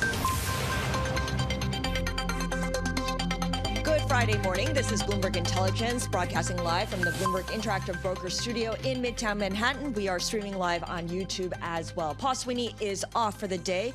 Scarlett Fu, Alexis Christoforous, and John Tucker here with you for the next 2 hours. We've got a lot to cover because tariffs are back. The president is aggressively rebuilding a tariff structure, so we're going to get into all of that with our Nathan Dean, senior policy analyst for Bloomberg Intelligence. Oil prices have eased a little bit, but they are still hovering near that $100 barrel level, especially if you look at Brent crude. So all that comes up in terms of what it means for markets and this global bond sell-off. Barbara Ann Bernard, Windcrest Capital founder, will be joining us from the Bahamas to talk about that. And hyperscaler earnings in full swing next week. Alphabet reported this week it's going to spend a ton of money, $1 kajillion, on building out its AI infrastructure. So next week, Alexis, we get who? Microsoft, Amazon, Meta, Apple. Apple. So a lot of billions of dollars, tens of billions, hundreds of billions of dollars will be coming up. And Boon Chai Lo is the CEO of SGX. We're going to talk with him about the Singapore Exchange, how it's striking new deals with MSCI. All that coming up in the next hour of Bloomberg Intelligence. But let's get a setup first here of the markets on this final trading day of the week with our John Tucker. Oh, happy Friday. This Bloomberg Business Flash brought to you by IBKR. Trade, election, climate, and economic outcomes with IBKR prediction markets. Right alongside your stocks and options. Earn interest in your position and receive $1 per contract if you're right. Learn more at ibkr.com/predictions. So after yesterday's sell-off, right now the major averages mixed to little change, and you really have to look under the hood for the real story because you know, you have 10 of the 11 major industry groups in the S&P 500. They're actually higher. There are 369 stocks, up 129 lower. So consider the weighting of some of the individual stocks like, Intel, most active, and it's down. Why? I don't know, because Tatiana is going to be along to explain that. Passing the buck. Yeah, I don't know. She's a lot smarter, by the way. Among the worst performing stocks in the S&P 500, American Express down close to 6%.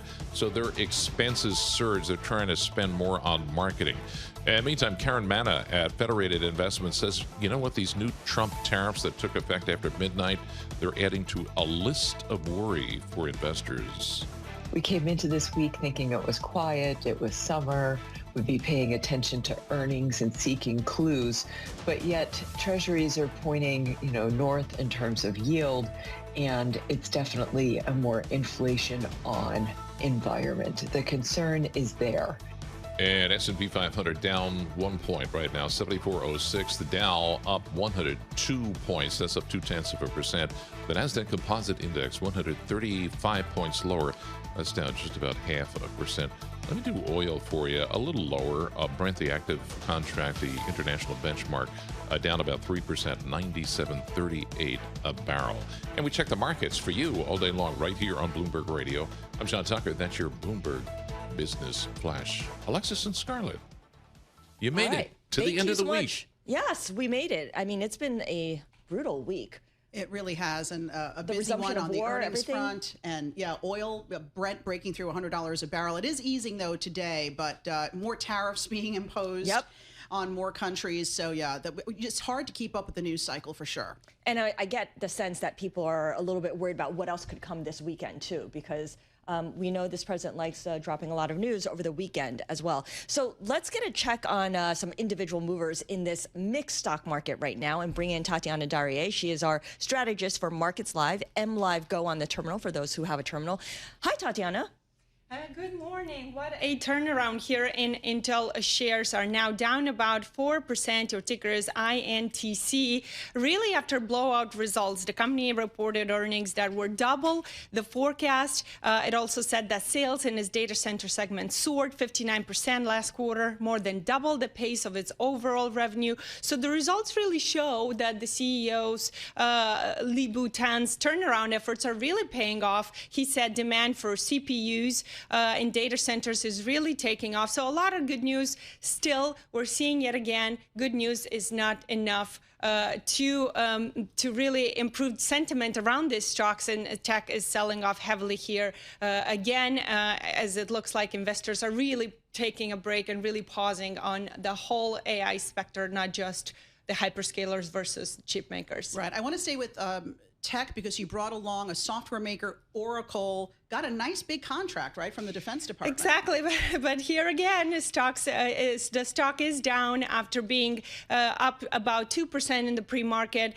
being dragged in this broader sell-off in the tech space. But the company won a 10-year contract with the Department of Defense, valued at about $3 billion for the first 5 years, up to $7 billion if options are exercised. This is very important because this is a company where free cash flow is really closely watched. Its balance sheet is on the weaker side if you look among hyperscalers, and those debt concern and debt cost or the cost of AI investment has really weighed on the stock, down 5% through yesterday, just this week, and down 38% year to date. It's also weighing on its debt, with the cost of protecting its debt against default reaching an 18-year high just this week.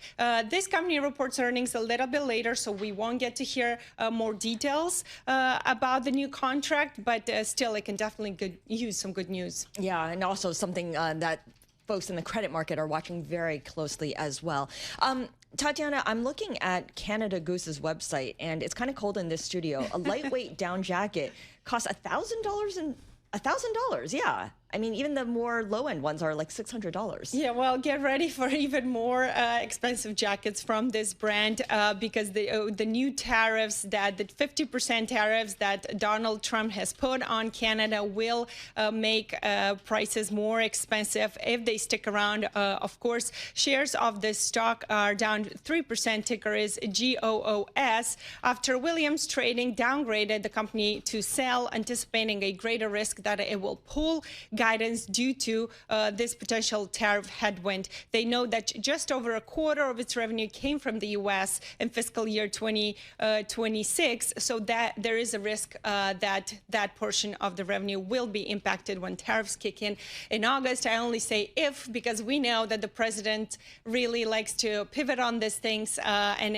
uses it as a negotiating tactic, so we don't really know what the end level there will be. Nonetheless, Canada Goose gave guidance in May, calling for total revenue growth in the low single digits. So it will be important to watch when they report next week. All right, good stuff. Thank you so much, Tatiana Darie, strategist for Markets Live. And for more conversations like what you just heard, subscribe to our Stock Movers Reports, where we offer 5-minute audio reports on the biggest winners and losers in the stock market.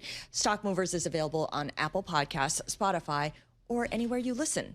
We were talking about these tariffs that President Trump has reimposed, or has new tariffs that he's imposed. It's kind of hard to keep track, which is why it's great to have Nathan Dean with us. Absolutely. He's our senior policy analyst for Bloomberg Intelligence, joining us from Washington.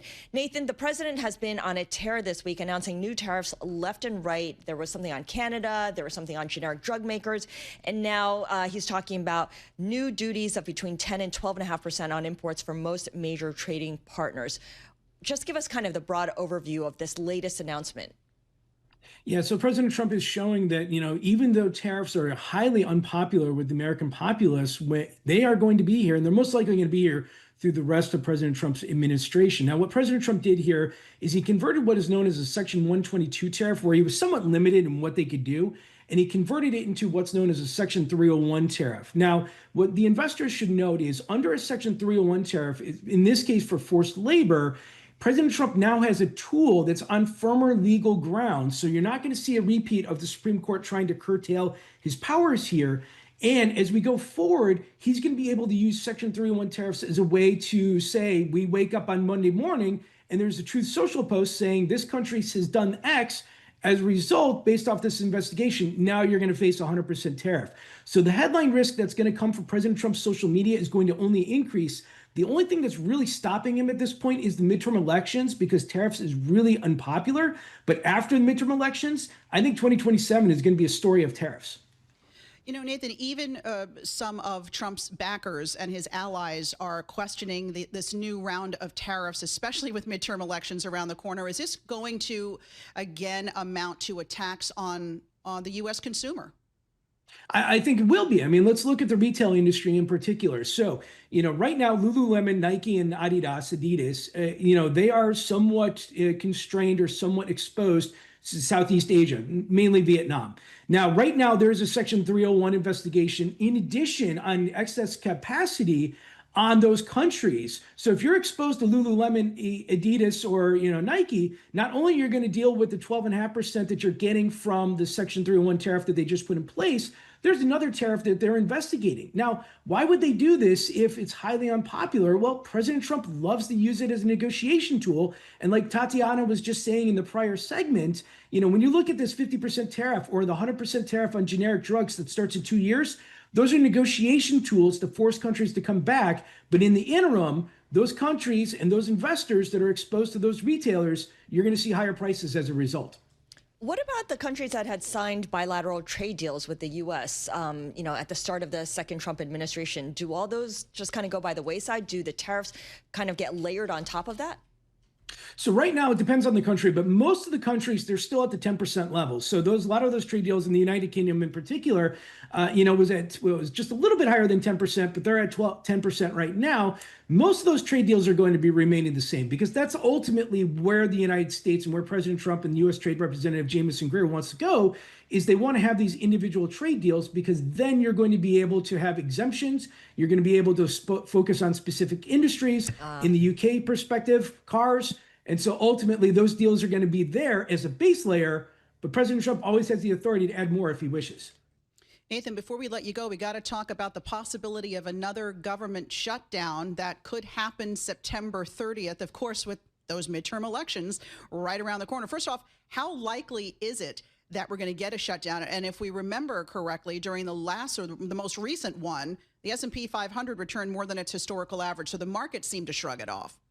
Yeah, exactly. And I think that's what's going to happen here. I mean, it's kind of funny. The S&P actually did better coming out of the shutdown than it did going into it. But in this case, we're ascertaining a 40% chance. Look, shutdowns right before the elections, they're politically risky. Neither party really wants to do it. But the Democrats really didn't pay a political price for embracing a shutdown last year. And there are Democrats out there that say, look, I'm not going to support President Trump's immigration agenda or vote to fund anything related to that anytime soon. Right. And that's where the challenge is. Now, the House has passed a bill that would fund the government through December 4th, puts it into the lame duck, kicks the can beyond September 30th. Yeah. Right now, I think the Democrats will agree, but we'll see. All right, Nathan, quite a lot to sum up there from Washington. Nathan Dean, very busy with the latest policy initiatives out of Washington. He's our senior policy analyst here at Bloomberg Intelligence. We're looking at stocks limping to the finish line here on this Friday. The S&P now unchanged. The Nasdaq Composite Index down 0.6%. This is Bloomberg Intelligence on Bloomberg Radio.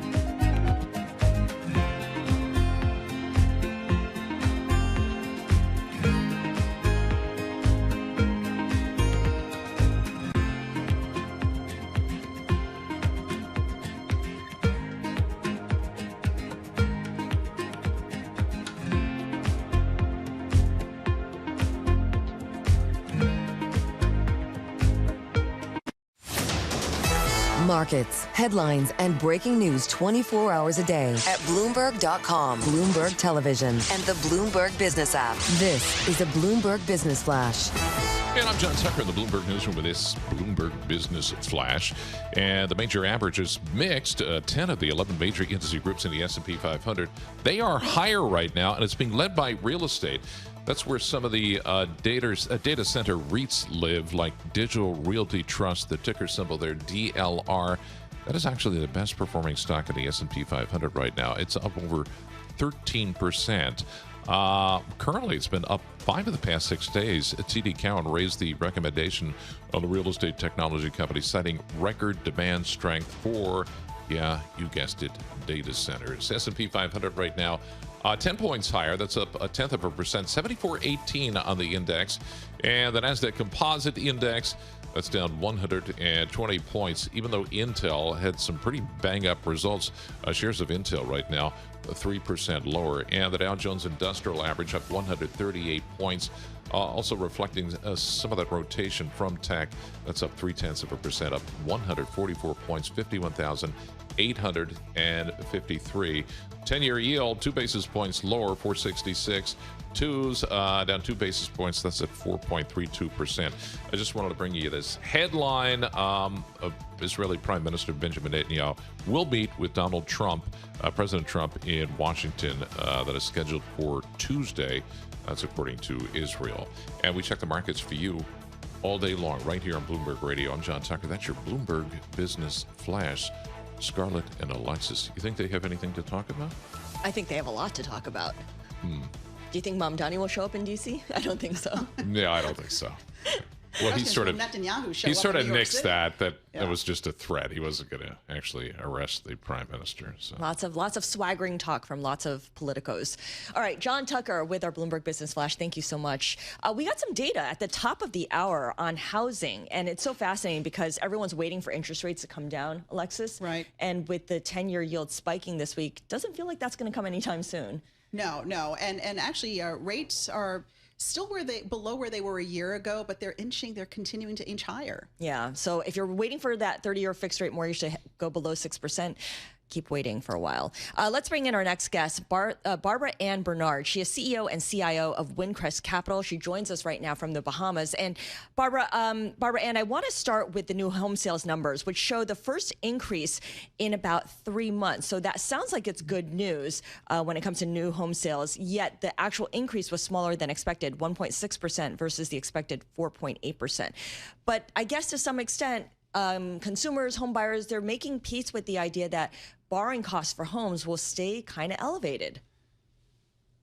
That's right. And I think one number doesn't make a trend, Scarlett. So if you look at May, it was 580K versus an expected 640. So it was, is this a bounce off of this a soft base, or is this, an uptick in trend? But nonetheless, I think what it confirms is that the consumer is feeling pretty good. And you've seen this in new car sales and, credit card data. So the consumer is feeling strong.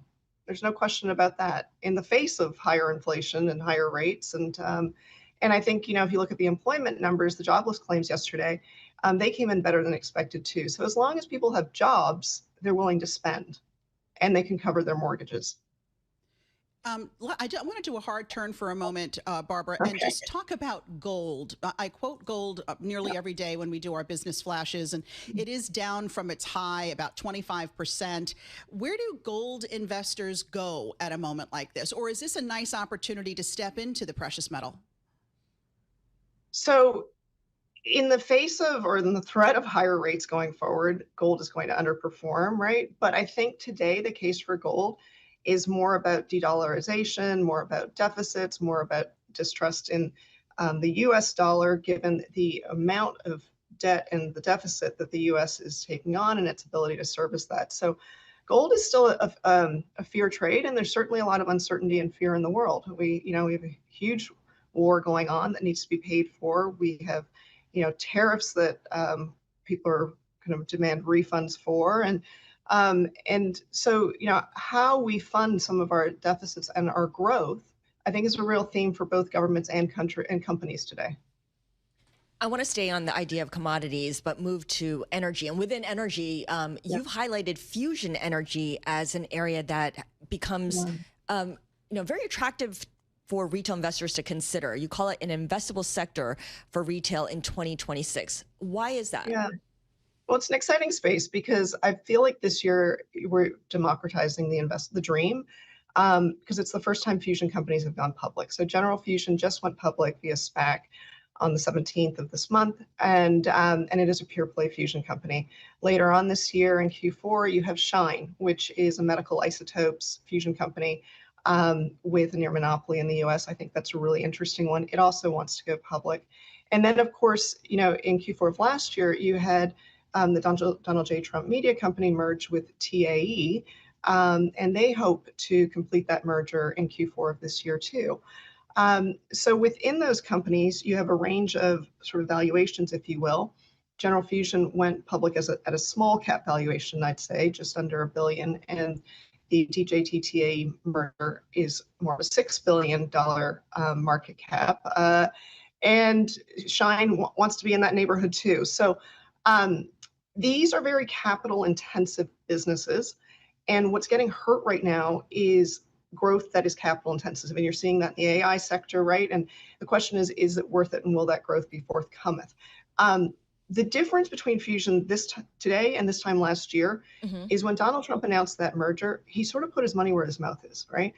The world was worried that Fusion looked like windmills to him, and it doesn't. And so in addition to that, not only did he merge his company with TAE, but he also followed on with an $80 billion government partnership with Westinghouse, Cameco, and Brookfield to build a new AP1000 reactor fleet. So that's the US government underwriting nuclear the way it once underwrote highways, right? That's infrastructure scale conviction. So I think that's what makes fusion and nuclear different this time. Got it. Barbara Ann, thank you so much. Barbara Ann Bernard is CEO, CIO, and founder of Windcrest Capital. All right, we want to talk earnings next week because they're going to be dominated by the mega cap hyperscalers. We're talking Meta, Microsoft, Apple, Amazon, and the like. And who better to do that with than Mr. Dan Ives, live in our studios here in the Interactive Broker Studio, partner and senior managing director, Yorkville Ives & Co. Dan, good to see you. Great to see you. And you have an animal motif for those not watching on YouTube.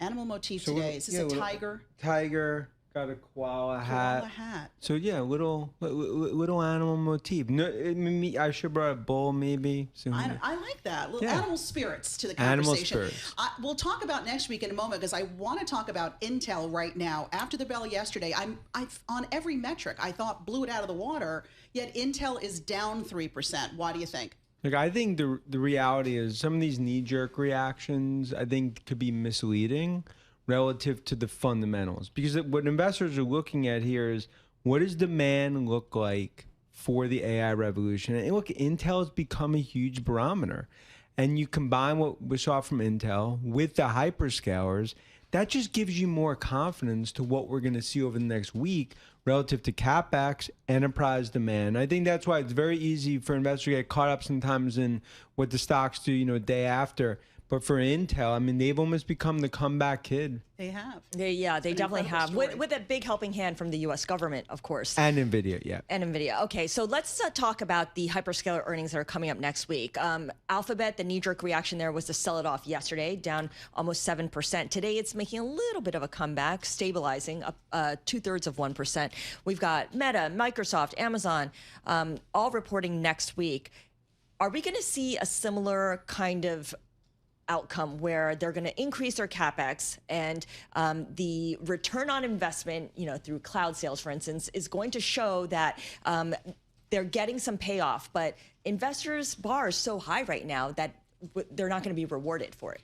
Look, and I think the Alphabet reaction, I think that someone would say maybe head scratching, because if you saw the cloud growth, you look what they're doing across the business, and then of course increasing CapEx. But as we've talked about, this is an arms race. It's third inning in the AI revolution. Microsoft, Amazon, Meta, no one's going to slow CapEx. Because you slow it down, you get ultimately, you're out of the line in terms of when it comes to capacity. I think the most important thing relative to tech earnings, to the market, to these stocks is demand accelerating. Our enterprises toward what ultimately is going to be monetization of use cases. And in terms of the reactions, look, I think we've seen, I think investors are definitely fickle and worrying about, we'll say maybe patience wearing thin. But guess what? Let's say Alphabet said, we're cutting CapEx. Exactly. The market would freak out. So that's why it's one where these companies are doing but they're not just spending like 1980s rock stars for no reason. Mm-hmm. They're spending because their customers are moving on the hyperscalers, on the cloud with AI. That's why they're doing it. Sort of like you're damned if you do and you're damned if you don't, right? Because if you're not spending and keeping pace with the other big hyperscalers, well then what are you doing? But if you're spending a lot, they're still going, what are you doing? But it's you're building out the Vegas Strip in 1955. Great analogy. Okay. So the point is, you get one spot on the Strip. If you pull back, guess what? You're 2 miles away. You're in Reno. Right. And bottom line is, that's how these companies are thinking. Okay, so they want to make sure they have a prime spot on the Strip, and that means they need to spend a lot of money. They also need to raise a lot of money. They've been doing that in the bond market. Are more companies going to do what Alphabet did and tap the equity market as well? I think it's going to be a tidal wave. Now, in terms of I think it's also something that's going to happen over the next 6, 12, 18 months, because the reality is, if they don't do it, despite whatever the stocks do, they know they're out of the game. Now, investors, how are they going to react to that? I would argue, see, if you look at Meta's last quarter was basically increased CapEx, dog ate the homework, they didn't show it. Alphabet, they are showing it. Microsoft, penalty box, prove me moving from Nadella. Each one's almost become idiosyncratic relative to how they're treated. But the reality is, investors are going from CapEx to monetization. That's the phase we're in, but it's still early in terms of as it's all playing out. And for the first time in 30 years, the U.S. is ahead of China when it comes to tech. Apple's a different animal from the other companies we were just talking about. And they're every day I feel like they're saying we're going to revamp another product in our lineup, again, geared towards AI. So what can they possibly say that's new when they come out with earnings next week? Look, for Apple, they finally now have an AI strategy. It's not just talk. And we talk about, we saw at WWDC. It's not Anthropic. It's not OpenAI. They don't need to be that, because they have the install base of 2.5 billion iOS devices, 1.5 billion iPhones. For them, okay, it's really about giving investors an update on the deployment of the AI strategy, and then giving some sort of sense in terms of what this iPhone 17, it has been a surprise upgrade cycle. And I think that's something you saw it even on the AT&T numbers. And it's very important for this broader market. The stock, what's happening to the stock, investors are realizing Apple is basically, they're going to be the toll collector on the consumer AI highway, no matter which way. But do we need a foldable Apple phone? That's my question, Dan. And again, Keen's talked about that, and I think, I know he's waiting for it, but I think it's going to come probably next year. It'll fit in your pocket better. It's not going to fall out of your pocket that way. Okay. It'll be bulkier, but it won't fall out. Dan Ives, always a pleasure. Dan Ives is now partner and senior managing director at Yorkville Ives.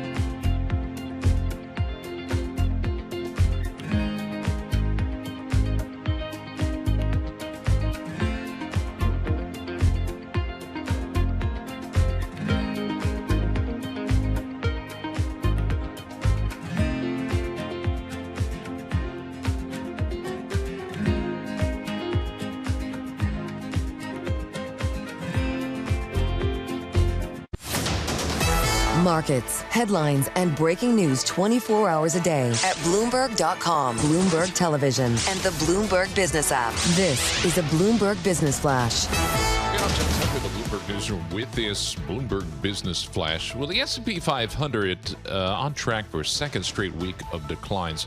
So this would be the longest streak of losing streak since March. Only 2 of the 11 major industry groups in the S&P 500 are actually lower. Information technology is the biggest drag, and of course that's home to the semiconductors. And the Philadelphia Stock Exchange Semiconductor Index right now, that is down over 4%. Talk about getting whipsawed. And the stock of the day, Intel, turnaround story kind of there. After the close, they delivered revenue forecasts that shattered Wall Street estimates. Chalk that up to booming data center spending. But right now, of course, the shares are down, Intel down 3.9% on the day. This is kind of another turnaround story. Verizon Communications, mobility and broadband sales exceeded Wall Street expectations. Now, Verizon is actually up 2.9%. Of course, the Federal Reserve meets next week on interest rates. Veronica Clark at Citigroup Global Markets thinks they're not going to make any move. I mean, it's interesting. I don't really think that they need to raise rates, right? I think raising rates at this point, you do have to think of the trade-offs, right? Raising rates to cool inflation has to do that through cooling demand, and you don't really see strong demand. S&P 500, 4 points lower, 74.03 on the index. The Dow Jones Industrial Average up just 47 points right now, up 0.1%. And the NASDAQ Composite Index down 194 points. That's a decline of 0.8%. Number of big changes coming away at Facebook. Meta launching a new app called Seller. It's going to provide better tools for people who sell the most on Marketplace.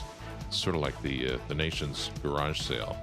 I like the way you put that. Have you ever used Facebook No, Marketplace? I have so many tools that duplicates that people have given me over the.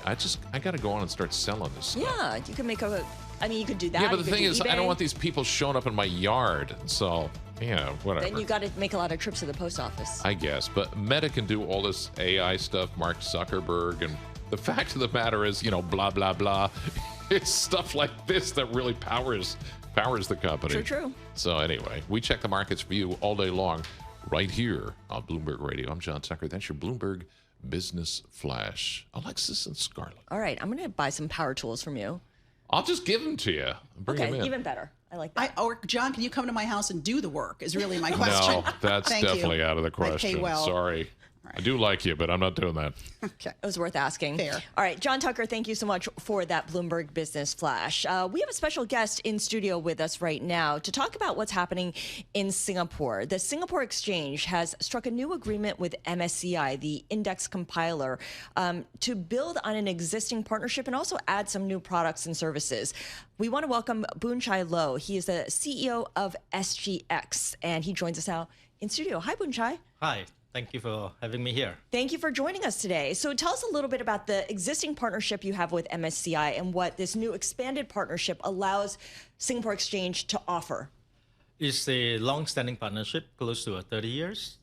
We have grown our MSCI Singapore Index, equity index derivatives over the years.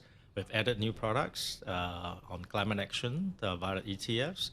And this new expanded partnership will allow us to provide derivatives, in particular equity index derivatives, across more regions, more countries, more sectors, because that's what our investors, participants are telling us.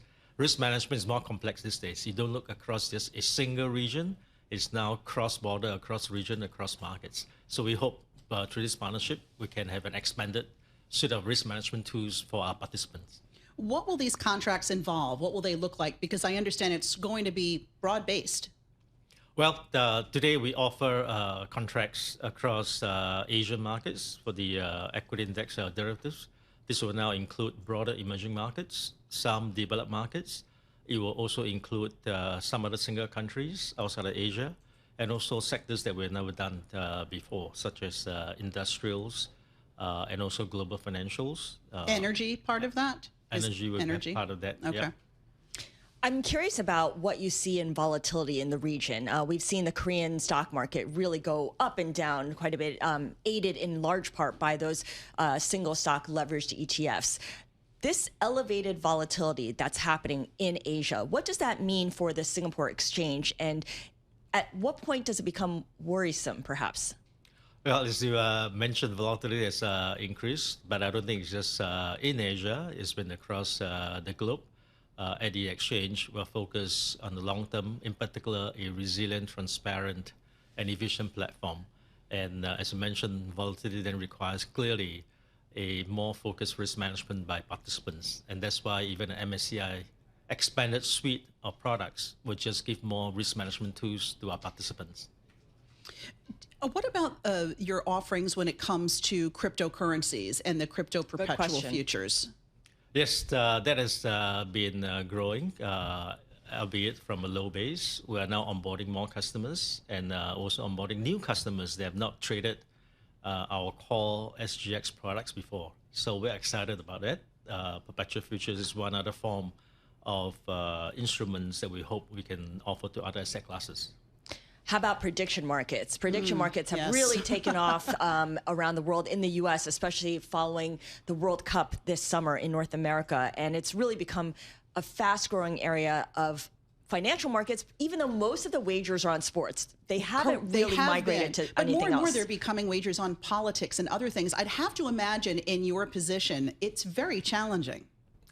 Well, there is information value, in particular, on the events around macro, around economic indicators. And I think for institutions, that information could be useful, could be relevant.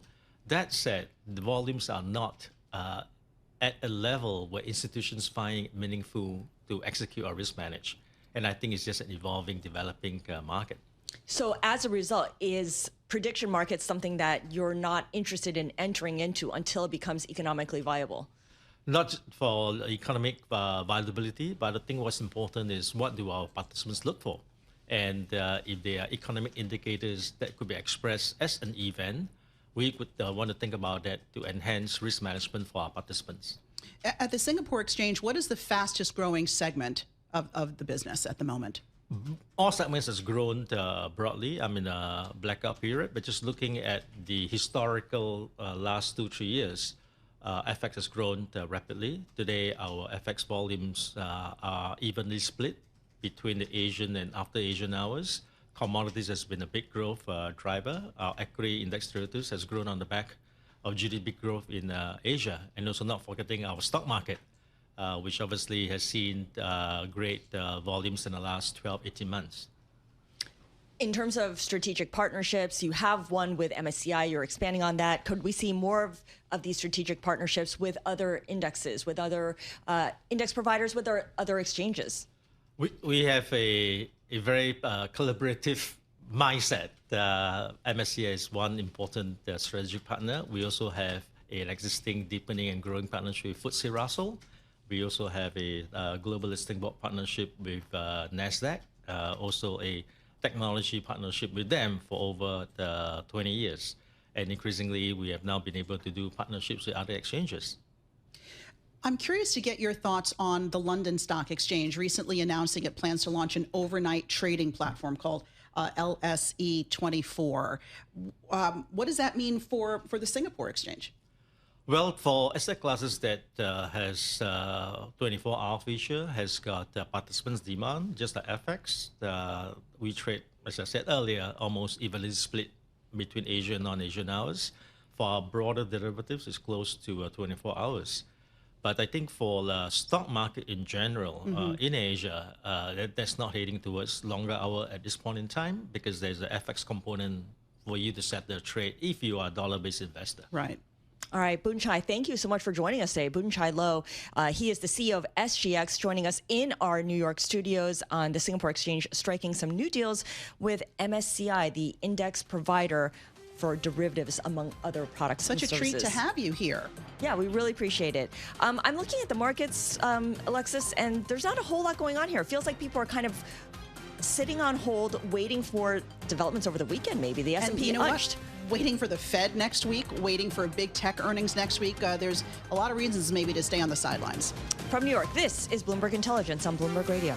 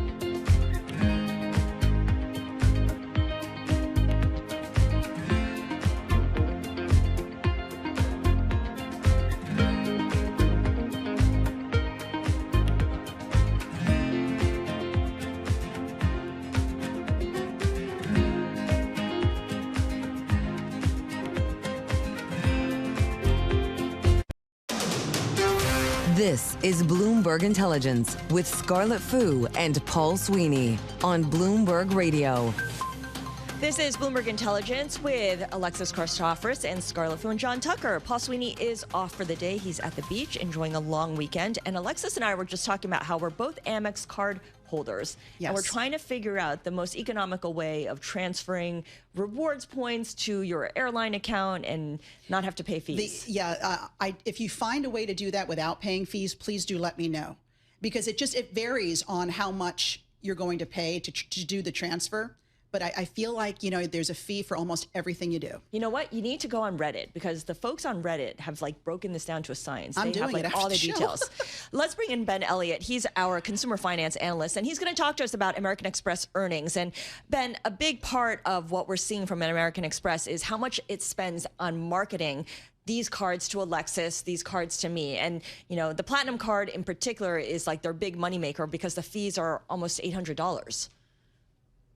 That's right. Yeah. So it's sort of a you got to spend money to make money scenario for Amex, right? And one of the challenges they're facing right now, which you can see in the response to earnings today, is that the expenses happen right away and the benefits take a year or two to flow through P&L. So one of the things that I saw I was very optimistic in the earnings was management guided towards higher card fee growth in the third quarter and then a higher run rate exiting 2024. And that's just because mechanically, they raise people's card fees when they renew their card, right? So that's kind of on a rolling basis, and they're still raising card fees from the previous refresh of the Amex Plat. So that's going to keep rolling into P&L through next year, and that will make some of the elevated expenses look more palatable to investors, I think. Ben, how is artificial intelligence part of the American Express story right now? And did they talk about it at all on the call? They talked about it on the call. They talk about it quite a bit of regularity. Right now, I think the biggest impact they're seeing is they're just really a lot more efficient on the sort of the tech stack modernization effort that's been ongoing for a long time. But they would like to do things like agentic purchasing, AI travel agents, things like that. And they think that could add meaningfully to revenue and also be a big positive on the expense side. Your colleague Nathan Dean is our senior policy analyst in Washington, and he's been writing about how there's this credit card competition act that hasn't made its way through Congress yet, but would supposedly require banks to offer 2 rival credit card networks to their merchants, and that could potentially be a threat to American Express, Visa, MasterCard. Is this something that the company is worried about, is kind of working around at this point, positioning itself in any way? I don't think that they're particularly worried about it yet. I think that Nathan has some sort of tempered odds on that, but I don't know his latest odds. Amex, I think, is such a sort of like lifestyle brand, value proposition driven company that, if they had to, for instance, offer like a Visa or MasterCard branded card, it would impact the discount revenue sort of side of things, but I imagine that they would still try to drive users towards their Amex branded cards where they have the full economics, and they could do something like provide a more basic card on the Visa MasterCard network and provide kind of like the higher end, the real meat and potatoes of the business on their own proprietary network, and that might be an offset. And there's also all kinds of other different ways to add fees and find other revenue sources that could one of those fees be? I was talking to Scarlett off mic earlier about, let's say, for instance, you have a bunch of rewards points and you want to transfer them over to an airline that you fly often. Amex does charge you, at least in my experience, to make that transfer. And I have to tell you, when you're paying, $800 a year for a card, that doesn't feel too good, Ben. Yeah, I'm not sure exactly which program you're talking about, but the redemption rates. I was trying to get miles over to Delta and was charged $99 to do it. And she's outraged. And I'm quietly outraged. Interesting. I mean, that's like the flagship program. So I'm not exactly sure the scenario you're talking about, but I don't think that they would want to do something that sort of negatively impacted partners. So that's probably not the first fee that would be on the menu. But there are plenty of ways to bifurcate your audience and still provide what Amex does provide now, and then just have like some sort of add-on that meets any kind of new regulatory requirement. I like the way he put that, bifurcate the audience, meaning if you upgrade to a better level Amex Delta card, maybe you won't be subject to the fees that you just experienced. And that kind of gets to the heart of it, right, Ben? I mean, they can slice and dice this in very, very thin slices. Yeah, everything's about the platinum. So anything they can do to drive more traffic to the platinum, I think will, in the end, actually be a net positive, even if, there's some sort of change in the business model and they have to serve maybe a lower FICO borrower, maybe a broader audience. I don't think it will affect the core audience who likes what they have right now, and they have to keep paying more for it.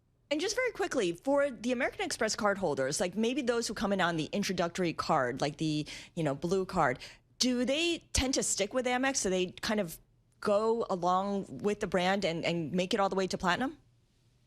Yes, I think 75% of new customers are coming onto a fee-paying card already from the get-go.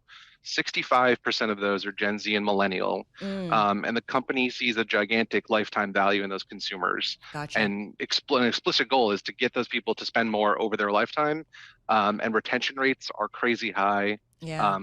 On the Amex Plat, it's like almost 100%. So people basically never give up their card once they get it.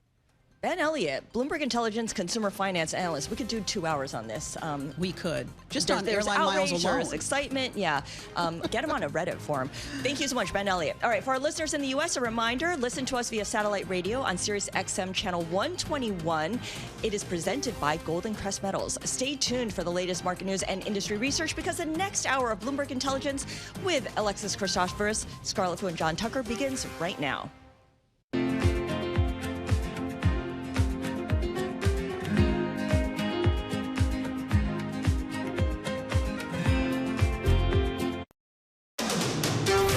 This is Bloomberg Intelligence with Scarlett Fu and Paul Sweeney. Concern about rising prices spooking investors. What does renewables investment look like in the U.S.? More tariff talk coming out of this administration. Breaking market headlines and corporate news from across the globe. The president wants lower interest rates. He wants a rate cut cycle. How do you broaden out the AI play? Are people just looking for something to worry about when it comes to China? Bloomberg Intelligence with Scarlett Fu and Paul Sweeney on Bloomberg Radio, originals and the Bloomberg Business app. Good Friday morning. This is Bloomberg Intelligence, broadcasting live from the Bloomberg Interactive Broker Studio in Midtown Manhattan. We are Alexis Christoforous, Scarlett Fu, and John Tucker with you for the second hour of BI. Paul Sweeney is off for the day. There's not a whole lot going on in equities in that we've kind of hugged the unchanged line for a while now. The S&P modestly higher, the NASDAQ modestly lower. So we've got a lot of other things to talk about, starting with the universities. Women's scholarships are facing pullback at universities as well as companies. Simone Foxman will be joining us to talk about that. She's a member of our equality team. Tom Keene will make a comeback to the radio studio. I spend every weekday morning with the man, so I'm glad and so you know that he's out of the office by some time. I survived. But of course, he's here on Fridays because of the show with you, Scarlett, coming up. That's right. Yeah. And Bloomberg Money airs every Friday at 12 p.m. noon time on Bloomberg Television. And Tom will join us to talk about what's on tap for Bloomberg Money this week. Michelle Kasky will join us because it is Munis in Focus this Friday as well. New Jersey Transit managed to avoid a World Cup meltdown. John Tucker, did you know that? I'm surprised by it, but, you know, as somebody who commutes on a regular basis, you'd have to go to Paul Sweeney for that.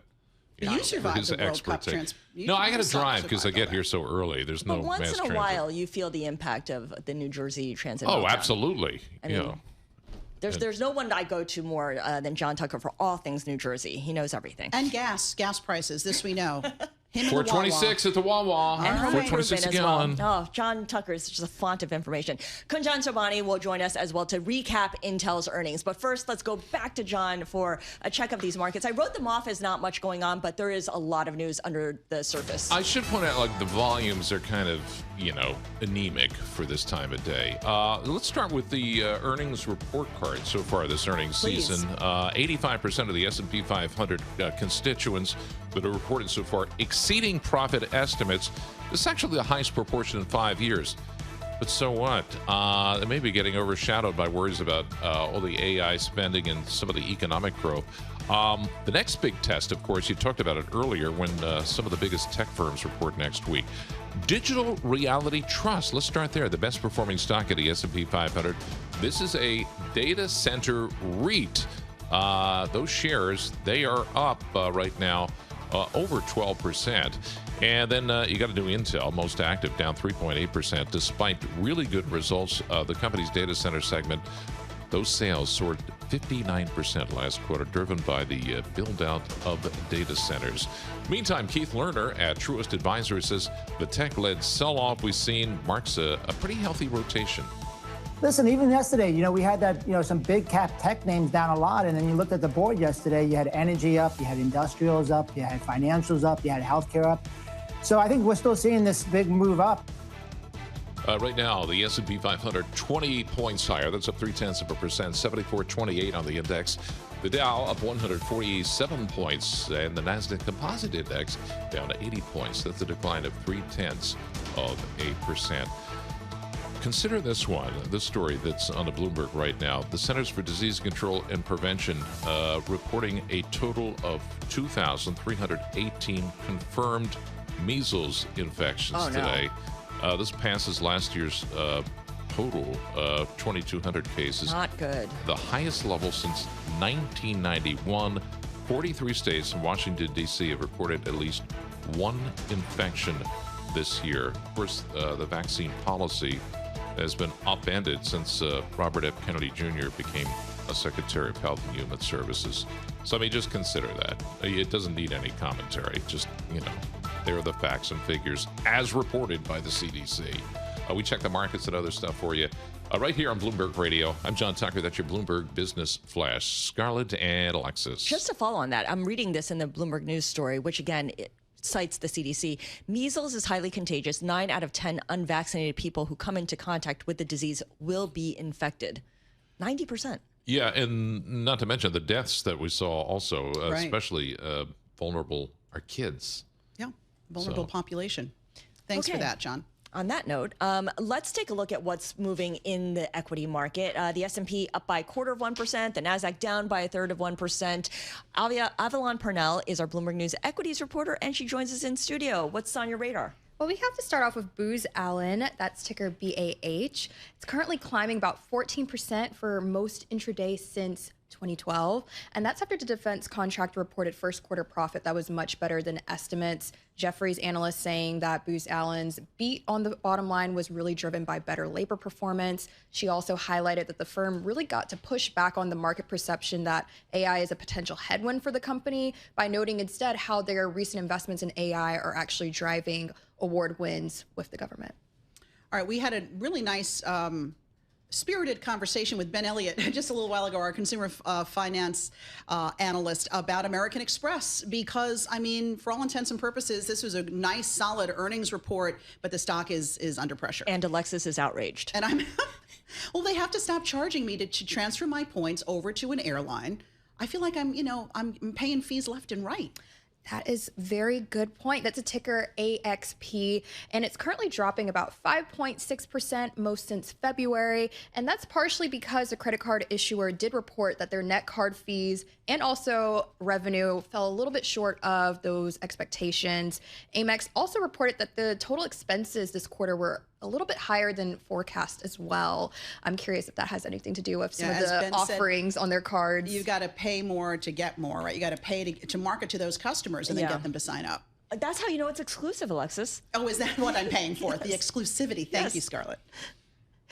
Okay, all right. Go on, Avalon. What's your last one? Last one is Tenet Healthcare. That's ticker THC. It's currently soaring about 22% for its biggest intraday leap since 2020. And that's after the hospital operator really shook off investor fears by posting a beat and raise quarter that exceeded expectations nearly across the board.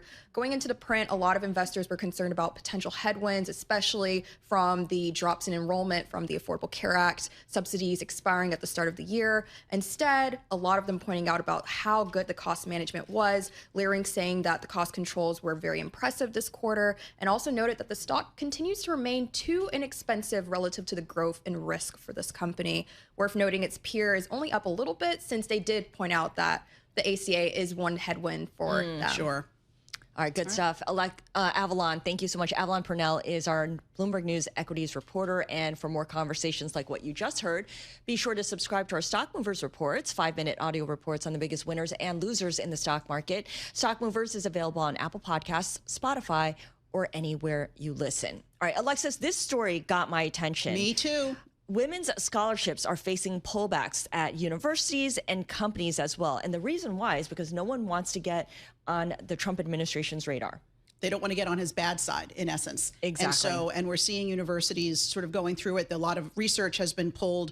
So a lot of medical research not happening at universities at the moment. And now women's scholarships seem to be the next target. Simone Foxman is our reporter for our equality team, and she's been writing about this. Simone, just give us some examples of what you've collected in your reporting. Well, it's interesting and it's hard to find some of these. So it was as much a challenge searching for them because many companies especially will just sort of do away with scholarship programs. They won't renew them for a year. And so you'll have to kind of go find records. So we found, examples, especially in science and technology, the likes of Google, Palantir, and on campus, you do get a little bit more attention to these sorts of things. So Rensselaer Polytechnic Institute getting rid of its Women's Leadership Scholarship, Middlebury Library saying that it ended a scholarship program that provided as much as $25,000 to students in its Bold Scholars program. But really, the list goes on, and it kind of depends how large these things are. In some cases, you have Fordham getting rid of language on a club's website saying that it was for women, really emphasizing that it was open to anyone who wants to come in a women in business club. MIT doing the same thing, where some people getting rid of actual endowed sort of scholarships that are meant for women, saying they have to go to everyone now. Simone, is part of it that the people and the organizations who were giving to these scholarships are the ones pulling back? Is it the university saying, hey, we don't want to offer these scholarships in the same way, or is it a combination? It's a combination of all of them. Certainly there's fear. For example, at RPI, we understood that the administration was very worried both about the Supreme Court's decision on affirmative action, as well as the Trump's executive orders. They kind of gave a smattering of different concerns to students who were upset that the Women's Leadership Scholarship was going away for new students starting this fall.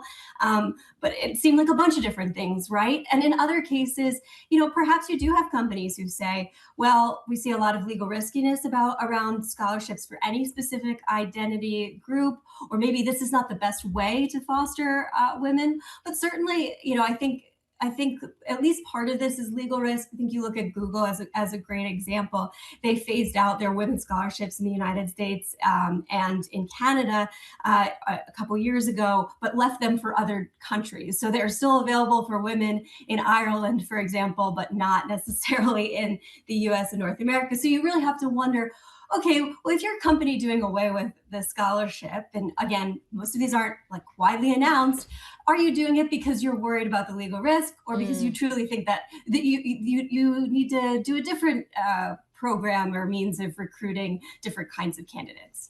All right, Simone Foxman, thank you so much. Reporter for our Bloomberg News Equality team, on how companies as well as universities are pulling back on women's scholarships, eager to avoid scrutiny from the Trump administration, which has basically come down pretty hard on the higher education sector as a whole. Yeah, but to be fair, single-sex scholarships administered by colleges, they've sort of been under fire over the years, right? Because of under Title IX, Yes. So it's not a Trump administration specific thing, but it's accelerated. But it's definitely heightened now, for sure. All right. On that note, Tom Keene is back in the radio studio. He is, of course, of Bloomberg Surveillance and now of Bloomberg Money. We co-host the Bloomberg Money Show every Friday at 12 noon Eastern Time on Bloomberg Television. And Tom, I know you pay a lot of attention to the news in higher education, and we're going to be speaking with someone about education savings plans. Someone with immense energy about the train wreck, which is American education. Tricia Scarlatta's in the absolute trenches of this. It's JP Morgan Asset Management, and it's, the usual drill, saving 529s and all that, but it's way more the shock and awe of what the cost has become. I mean, what is the average now? Is it, I hope the average isn't 70,000. I don't know if I read that somewhere. Well, we know that some schools, NYU, USC, are now like $100,000 a year all in when you include tuition and room and board. The private schools, for sure, yeah. Absolutely. I don't know what on average it is, and they always say that the sticker price is different from what a lot of people pay, but there are plenty of people who in our audience who pay for the full thing. It's a full, Somebody says, why are we doing this in the summer? And I said, the people always that ask that don't have kids. Aren't. There you go. I mean, it's 12 months a year and you're already planning, and, they start August 20th, and, should I have a TV in my dorm room? Important stuff. I never had a TV. What about an air condition? Weren't you sweating your I had no air off? condition. I was in Boulder, Colorado, and it was no air conditioning. And it was not like the heat now, but it was bad. You didn't have anyone doing your laundry. Nobody because now had you can your do laundry. that now too. But you only went to college with 2 pair of blue jeans and you only wore one of them. So there was no laundry. Ed Jardini, I was just up in the food court, and he's chowing down. I mean, Ed Jardini. He came early for the food. He's here pantry. came early for the pretzels and the Cheez-Its. But to have Ed Jardini with us, given the market turmoil, Scarlett's going to be great. He's the guy who coined the term bond vigilantes, isn't he? We're not going to open with that, but we'll talk about it. We have to, because this week felt very bond vigilante-ish. Yes, there's a sell-off in global bonds. It's not just the U.S., it's the U.K. as well.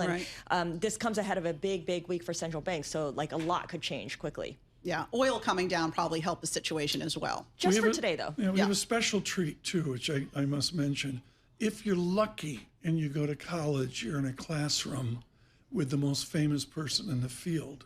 Young Scarlet Fu was in class with Barry Strauss. History professor. And we will talk about the Odyssey. Oh, you saw it, you said, Scarlett. I did see it. Tom and I have not seen this yet. Totally worth the 3 hours. I was a little bit skeptical going in. I was thinking, 3 hours. But here's my question. Did you see it in 70 millimeter IMAX? No, okay, because it's really hard to get difficult. a ticket. Yes. I know, Yeah, exactly. Here in New York City. So I might just have to suck it up and go see it. Who's the guy that was in The Bear, the actor? John Bernthal. Yeah, how did John Bernthal do? Well, he was very bald and very ripped. Okay. In the Odyssey, in contrast to him having a lot of hair and That's being like kind of when John manic Tucker in the comes Bear. in the studio. Very bald and very exactly. ripped. Yeah, that's it. So you guys are talking the Odyssey on today's show? We are. Because I'm a lot of tuning in. people have been, you could have bought the IMAX tickets to the Odyssey a year in advance. Yes. Because people were so looking forward to seeing Chris Nolan's treatment of the Odyssey. And people were doing that, and they're like booking their flights to come to New York to do that. To Alexa's good question, part of what we're doing on Bloomberg Money is aspiration. Like, what's an IMAX ticket cost? $40? $40, $50. About double what a But normal I mean, one would. someone would buy it and then sell People it on the secondary aspire market. to do IMAX. It's summer. They're certainly bringing in a lot of money. Plus, Scarlet Fu's a celebrity lodestone. So I think you can get. I think you can get one, Scarlett. But they had a really great box office weekend last weekend. They debuted and already. Yeah, I think they made their money back. globally they made the money back that they spent on the movie. It was a $250 million budget, and they made more than that at the global box office. I do have some issues with, just the way that the movie progressed. Everyone has an American accent, which is fine. Robert Pattinson with an American accent is a little bit weird. But what we did say, when you think about it, they wouldn't have been speaking British back in, AD whatever. This took place, BC whatever. What is BC? I forgot my centuries wrong. But listen, they would have been talking ancient Greek. Nobody's doing that. Right, so. but also the son would call Matt Damon, who played his dad, Odysseus, Dad, which I thought was really weird. Like, very colloquial. Why not say father? Why say Dad? I don't know what Chris Nolan's doing John, with that we decision. don't have these deep discussions early in the morning. This is too deep for me. Yeah. Really? I've spent hours talking about this. All right, wait. Who was your favorite actor in the movie? I'm taking like a poll. I do like Matt Damon. I thought he did a great job. Okay, yes. okay. And I think he came into this kind of like the right guy because he's an every guy, but he's also can be kind of a jerk sometimes and kind of full of himself sometimes. And he threaded that needle really well. You hear that? Do you know that right now there's someone on the Pennsylvania Turnpike making the big turn at Altoona? Listen to this going, this is a business station. I know. Why are we talking about Well, there's Matt a lot Damon? of money attached to this. It's a business of movies. Yes. It's big. Matt Damon's IMDb, by the way, there's like 100 movies on there. He's been very productive. And when is he not making a movie is my question. And Anne Hathaway, she had the Prada, Devils Wears Prada 2. Now she's in the Odyssey. They're everywhere, Tom. I don't know. I can't keep up. All right, well, Bloomberg Money with Tom Keene and Scarlet Fu airing every Friday at 12 noon Eastern time. Be sure to tune in. Be sure to tune in, We're guys. going to talk You about the always Odyssey learn something and new other on real the show. things. I have to say, and it's news you can use. Thank you. I mean, inflation is a consistent topic because every day, every week, there's like a new point of evidence about prices not coming down. And that continues today. Filtering through the economy. Absolutely. All right, we have the S&P 500 in the green, up 0.5%. This is Bloomberg Intelligence on Bloomberg Radio.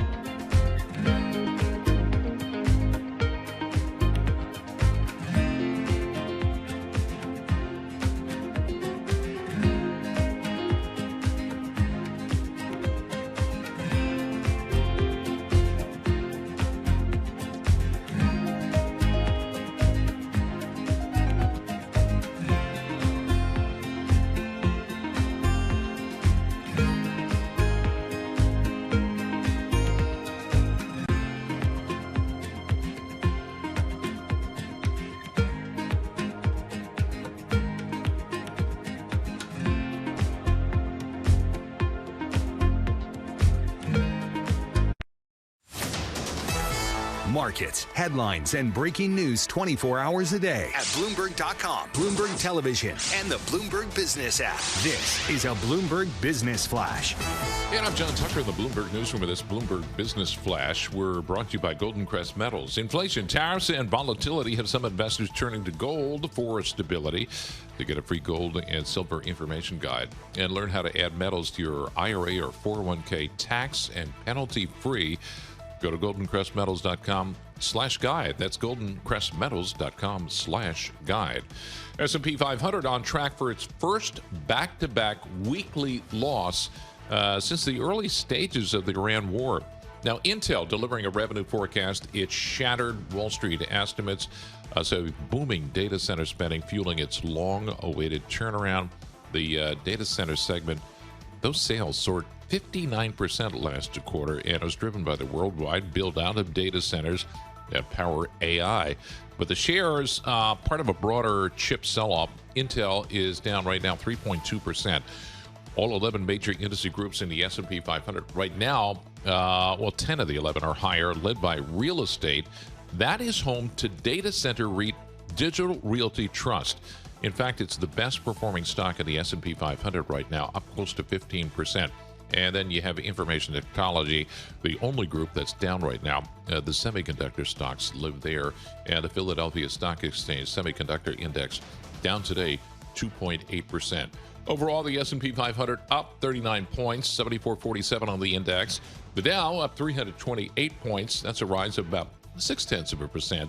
And the NASDAQ Composite Index right now 5 points lower. We check the markets for you all day long right here on Bloomberg Radio. I'm John Tucker. That is your Bloomberg Business Flash. Now on Bloomberg Intelligence, Munis in Focus. Focus on Munis is brought to you by BAM Mutual. Put America's strength to work in your portfolio with BAM insured municipal bonds. Protect your investments with an added layer of security and guaranteed income. Invest with strength, build a stronger tomorrow with BAM Mutual. For today's Munis in Focus, we're going to talk about New Jersey Transit. Paul Sweeney is not here, so I'm taking up the mantle for New Jersey right now. And John Tucker, did I just see a fist pump from you? Oh, yeah. Okay. Well, anything New Jersey is, right. We should just take a shot every time someone says New Jersey on this show. It comes up quite often. And that's just on air, off air too. Okay. But New Jersey Transit is the rail system that links New Jersey, the state, with New York City. Commuters like Paul are very familiar with it. And it played a starring role in the World Cup this summer, Alexis, because if you wanted to go see the game at New York, New Jersey Stadium, which is what they call it. We call it Giant Stadium. Well, exactly. Well, yeah, he's really going back. John's really going back by referring to it as Giant Stadium. But yeah, the Jets play there, but who cares? MetLife Now, or New York, New Jersey Stadium, according to FIFA. You had to use New Jersey Transit if you wanted to use public transit. Right. And then I think get a shuttle when you got off because you couldn't. Right? There well, was that like was you could take buses or New Jersey. That was the only way to get to the stadium. Okay, because you couldn't drive there and then go and park there. That was the whole thing. And it seemed like a mess looking from the outside in. And it cost a lot of money, too, because they really charged people quite a bit for that round trip. Michelle Kasky is our Bloomberg News reporter. And Michelle, before the World Cup, there were weeks and months of hand-wringing over whether New Jersey Transit could handle the volume of people going to these games. It would have to add new trains during the weekends and during midday to accommodate all these folks going to the games. And people were just getting ready to predict it would be kind of a mess. Did it end up being a mess at all?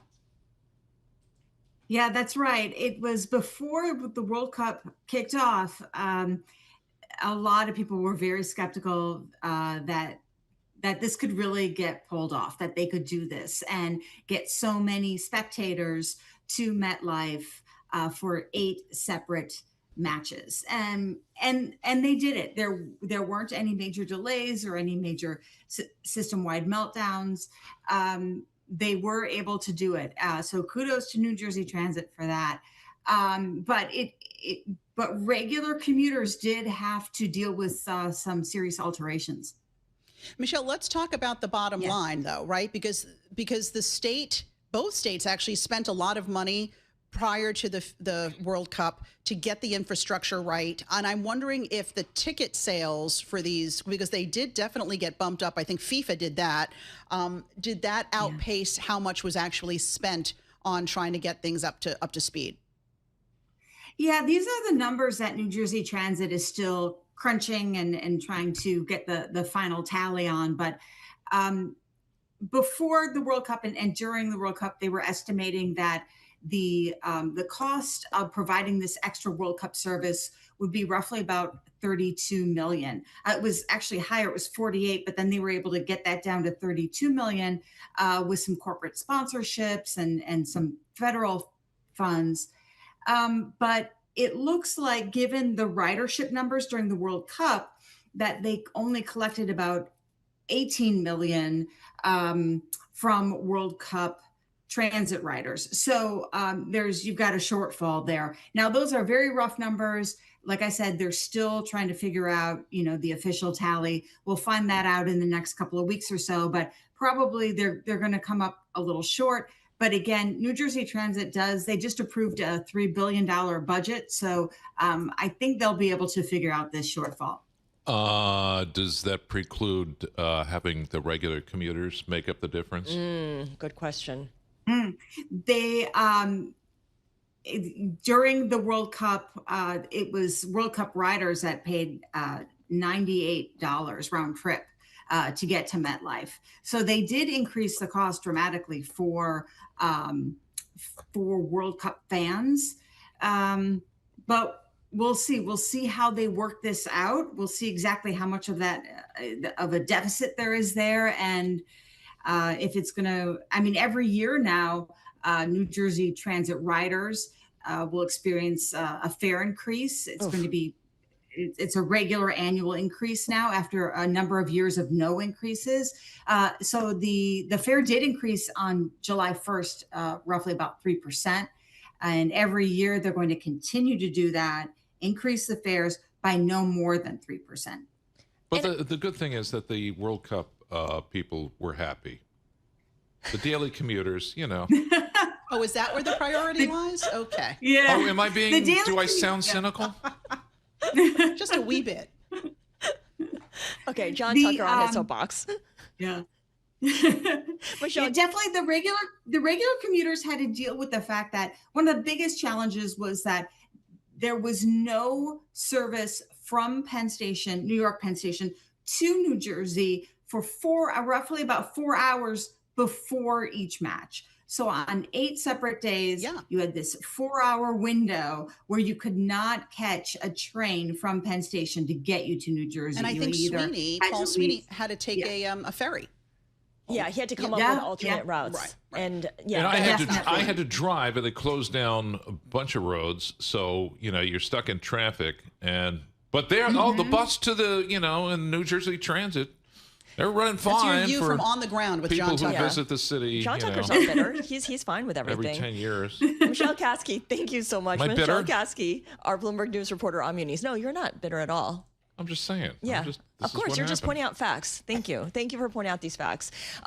That's our Munis in Focus for this Friday. Let's get back to corporate news and earnings.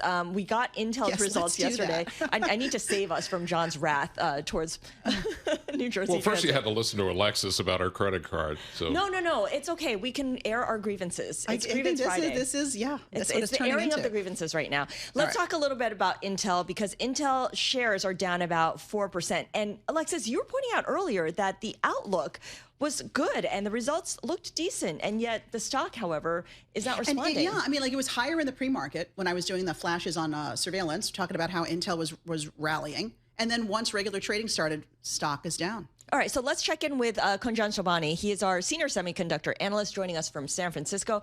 Kunjan, explain to us what happened between the pre-market and the start of regular trading when things looked fairly good for Intel, and now clearly the market does not like everything it sees with the latest set of results. From our perspective, we liked everything we saw. After quarters and quarters of facing hurdles and missteps, this was finally the most cleanest positive quarter from a fundamental perspective. They beat on all metrics, but more important than that, they showcased a lot of confidence in the foundry progress that they're making.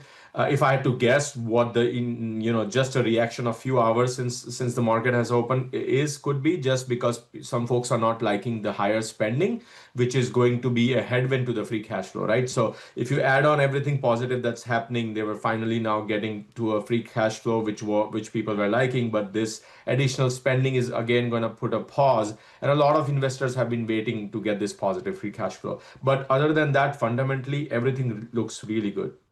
You know, earlier we were talking with Dan Ives about this and about the hyperscalers that are going to be reporting next week. And I'm curious, is there anything they can say with regards to CapEx spending on AI that would please this market? Because you would think if they're spending too little, the market might not like it. If they're spending too much, the market doesn't seem to like it. Well, you got it spot on, right? The investors and shareholders of those hyperscalers don't like it when they spend a lot of money. But the investors for the semi guys that I cover should like that higher number. In fact, I mean, if we don't get a much higher number, those investors might not like for the names of NVIDIA, AMD, Intel, and so forth. Because remember, the higher the CapEx for the hyperscalers, that means the better the probability of upside for the semiconductor guys that I cover. So, Kunjan, would you say that the U.S. government owning a stake in Intel has been unequivocally good for the company and the stock? I mean, I don't see any direct correlation there. Like, they haven't done anything except for, investment, just bringing in the liquidity and the cash flow. There's definitely that credibility that, government likely won't let Intel fall. But I think I would not give them a lot more credit for what we are seeing in the stock. It has been all been execution since the new CEO coming in. And we are now seeing the fruits of that discipline and the execution finally showing up.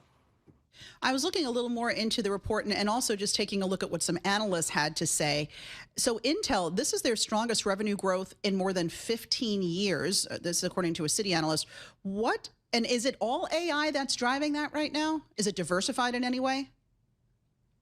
Oh, well, it's mostly AI because, again, they're in the compute business, right? And anyone who is in that proportion of business, it's mostly AI. I think they reported a number that now 70% of their total revenue in this quarter was AI exposed or AI related in some shape or form. But more importantly, what's driving it, the tide is lifting all boats. Everyone's enjoying that. But really what the goodness came out in this quarter was, again, their execution on the foundry end, their yields are getting better, costs are coming down. It's a supply constrained environment everywhere else, and Intel has its own supply. So when they're able to bring up more volume, they're able to sell more parts and drive higher revenue and charge a lot more because, again, supply constrained. So any new volume that they bring up, they're able to right now charge a lot more higher prices. Got it. All right, Kunjan, thank you so much. Kunjan Sobhani is our senior semiconductor analyst on Intel. Breaking news, Alexis. LeBron James has chosen to sign with the Philadelphia 76ers over the Cleveland Cavaliers as a free agent. He is signing a 2-year, $8 million deal with the Sixers. They've been considered the winners of the offseason because they swapped Paul George for Jaylen Brown. Wow, the wait is over because it took them over 3 weeks to make that decision. Miami Heat was also one of the teams that was in contention, but looks like it's going to be LeBron and the 76ers. And he says on X, I believe I can make this Philadelphia 76ers a championship team. I'm so excited.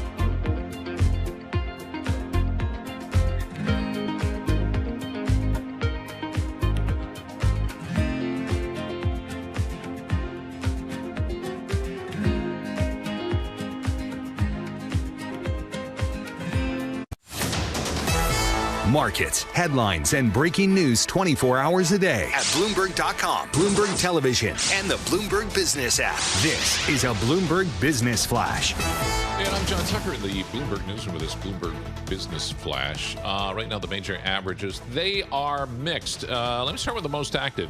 Intel's years-long effort to revive its chips business actually paying off. The tech giant delivering a revenue forecast well ahead of expectations. Of course, they reported after close last night. But shares today, they're down, and that reflects a broader sell-off in the chip stocks. The Philadelphia Stock Exchange Semiconductor Index, the SOX, down 2.6% right now. Traders also getting ready for next week's reports from the mega caps, including Microsoft, Meta, Apple, and Amazon, right? Amazon, you got it. Yeah, Wall Street's been looking for more convincing evidence that all that AI spend, the CapEx, generating new growth rather than just, weighing on the profits. And ahead of next week's Fed meeting, we've got to take that into consideration too. Joe Lavorgna at SMBC Nikko Securities says the inflation fight is far from over. It's not going to fall unless something happens. And in the past, it's always been the Fed needs to increase interest rates and raise the price of credit and money. As you could say as much as you want, it's going to go back to 2, but the words alone aren't going to do it. Right now, the S&P 500, 41 points higher. That is up 0.6%. And real estate is actually the best performing industry group in the S&P 500, 7450 on the index. The Dow Jones Industrial Average up 372 points. That's a rise of 72.7%.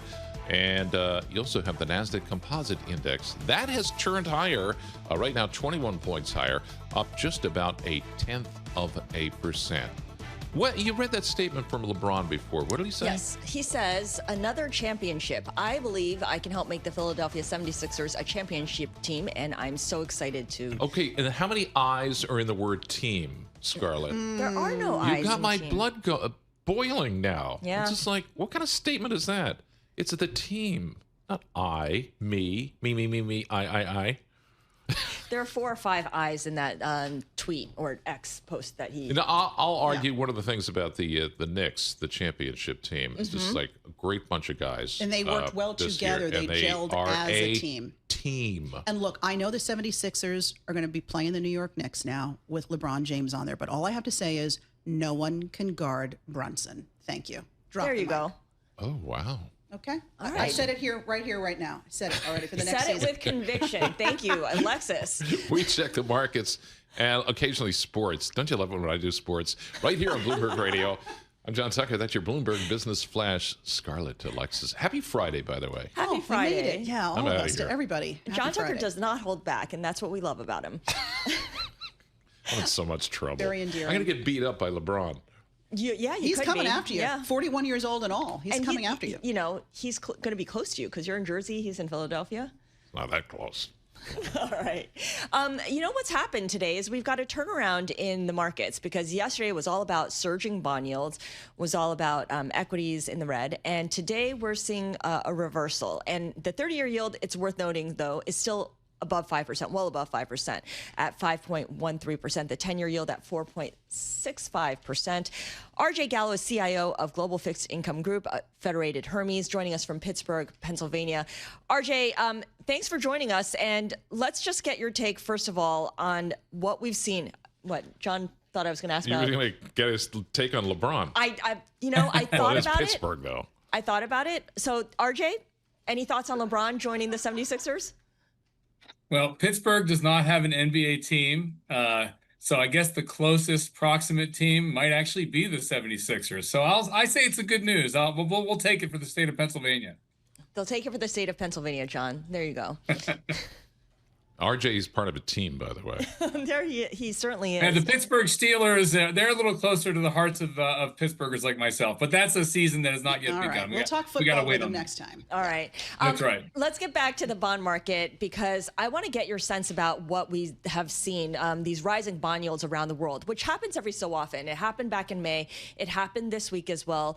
Was this a temporary freakout, or do you think that the increasing frequency of these surging bond yields is the start of a broader regime change? It's a great question. I think in the most immediate sense, the war that everybody thought should have been over by now, including President Trump, has a lot to do with the backup in global bond yields just in the last week or so. The re-intensification of the fighting was not what was priced into the market, and as a result, higher oil prices, higher bond yields is what you have as the fighting has heated back up. I think bigger picture, however, you touch on, I think, a general concern in the global bond markets. The amount of outstanding debt is much greater now in the wake of the pandemic and all the pandemic-related responses that led to large fiscal deficits both here and abroad. That should lead to higher term premia, should help drive nominal yields to higher levels, or likely to stay at higher levels in the post-pandemic environment, certainly relative to what happened before the pandemic.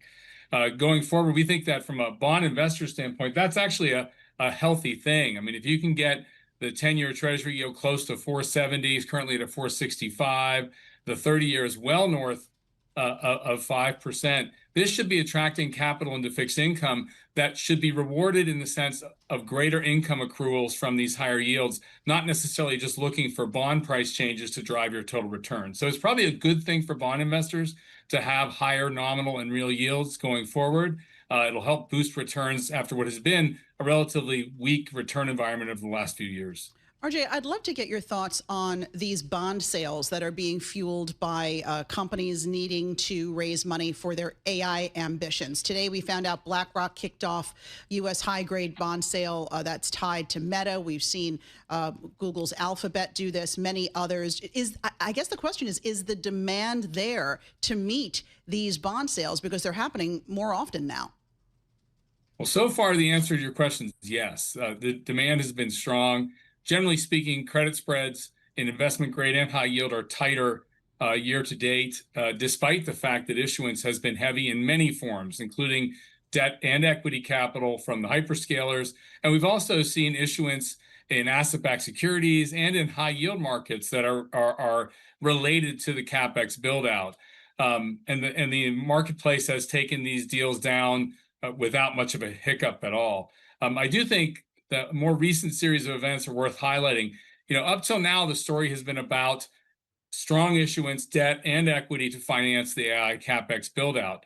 I do think it's interesting to see the response to Alphabet's earnings, some news from Tesla.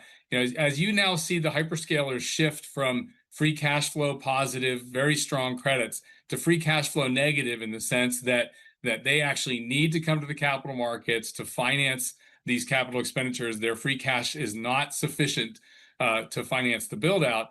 You know, that is a change in tone. And I think that the marketplace is keenly focused on whether or not we will see realized investment return from all this CapEx.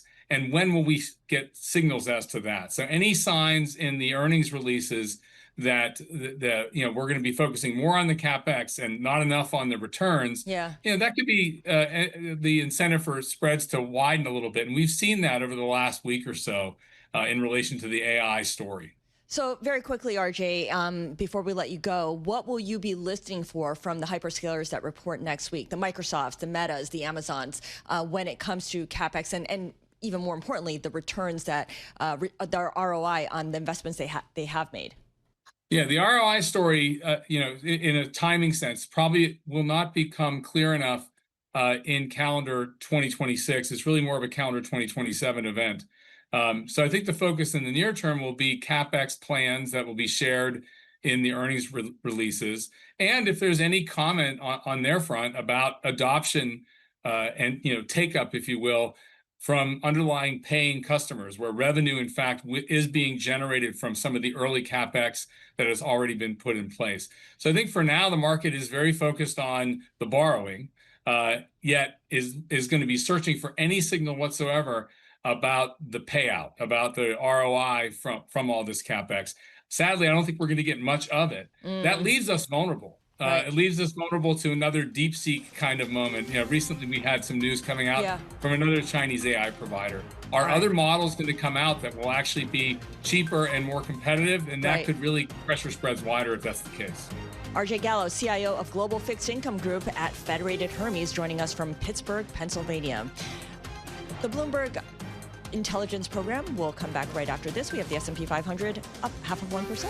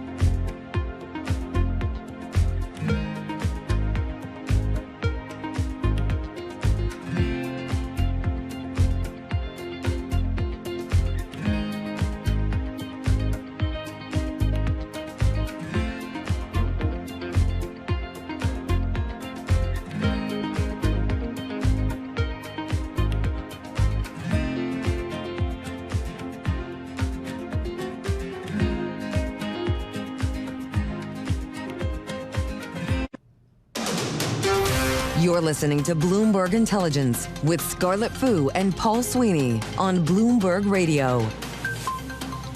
Alexis Christoforous in for Paul Sweeney, who has the day off, along with Scarlett Fu here. It is 11:53 on Wall Street, and we want to talk about Charter Communications, because this stock taking it on the chin today, down about 6.5% after its quarterly earnings report. We want to dig in a little more with Geetha Ranganathan, U.S. media analyst for Bloomberg Intelligence, and she joins us from our Princeton, New Jersey office. Geetha, always good to see you. I guess the top line here is they did it again, revenue declining once again at Charter as subscriber growth continues to slide. What else in this report did Wall Street not like? Thanks so much, Alexis, for having me. So really, this story is, we've seen this movie before, and just the story just keeps getting worse and worse every quarter. So, Charter, as you may know, is going to very soon be the largest broadband provider in the United States after it closes on its Cox deal, which will happen in the next couple of weeks' time. And really, the story for this company has been this persistent loss in broadband subscriptions. And what Wall Street did not like this quarter was that not only did we see a deterioration in those subscriber trends, which was losses much worse than what we had initially projected, but also along with that, we are seeing this tremendous pressure on broadband ARPU, which is causing declines in EBITDA. And so just, as you kind of think about the growth outlook for this company over the next few years, there is just no turnaround in sight, and that is making investors extremely nervous.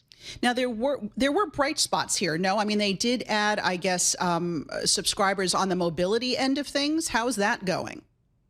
Yeah, so, this is a story that we're seeing across a lot of the cable providers. So both Charter and Comcast introducing their mobile product, which is Spectrum Mobile and Xfinity Mobile. And we've seen a lot of success with this. And really what these cable providers have done very creatively is that they're bundling their mobile solutions with broadband. Really, the big picture here is they're trying to retain those broadband subscribers as well as attract new ones by bundling in mobile.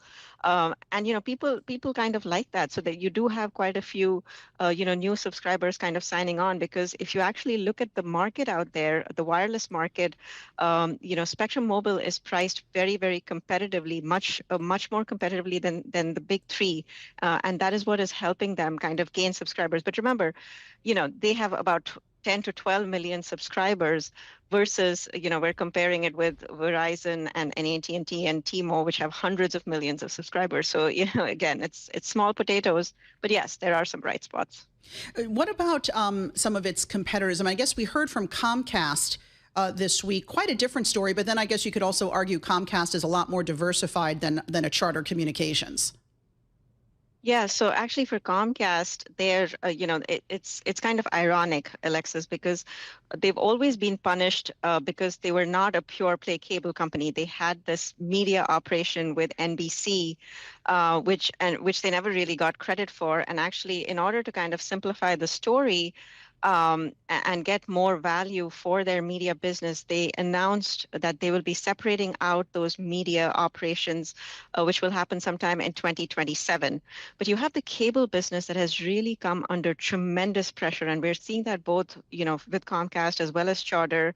Comcast is slightly better because, again, they have that diversification, as you pointed out, with media. But cable valuations, if you just track them over the past 4 years, Alexis, I mean, they've basically gone down by 50%. So right now we're under 5%, historical lows. And the problem is that the story is not getting any better. So with the emergence of Starlink and the possibility of having much greater competition in the broadband landscape, the story just gets so much more complicated and muddied for both Comcast and Charter. I'm just looking at its service area. Charter Communications provides a service across 41 states, including much of New York, California, Texas, Florida. And I'm taking a look at the stock right now, Geetha, down about 69% year to date. I mean, is it a possibility here that Charter Communications either tries to sell off some parts of the business or just gets bought out in the next couple of years? Excellent question. And this is what all of us have kind of been, scratching our heads with.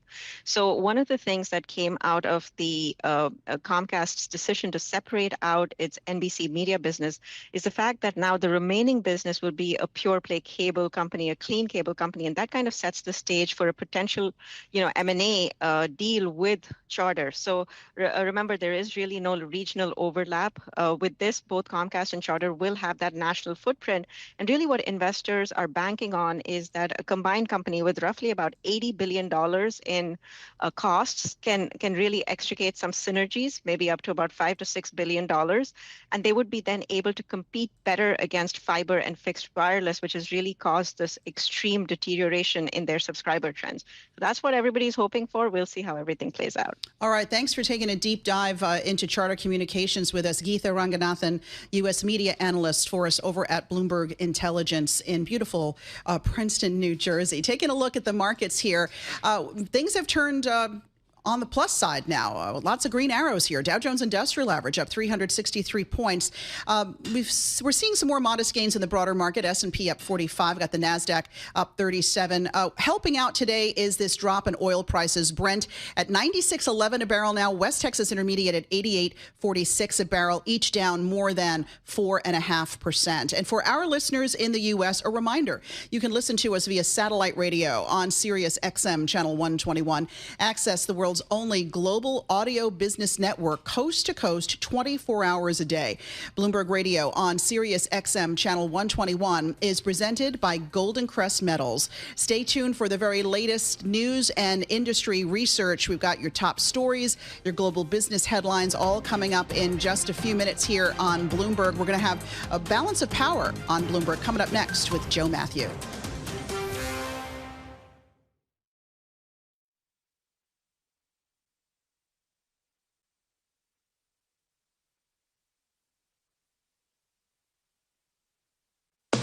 From ABC News, I'm Stephanie Officer.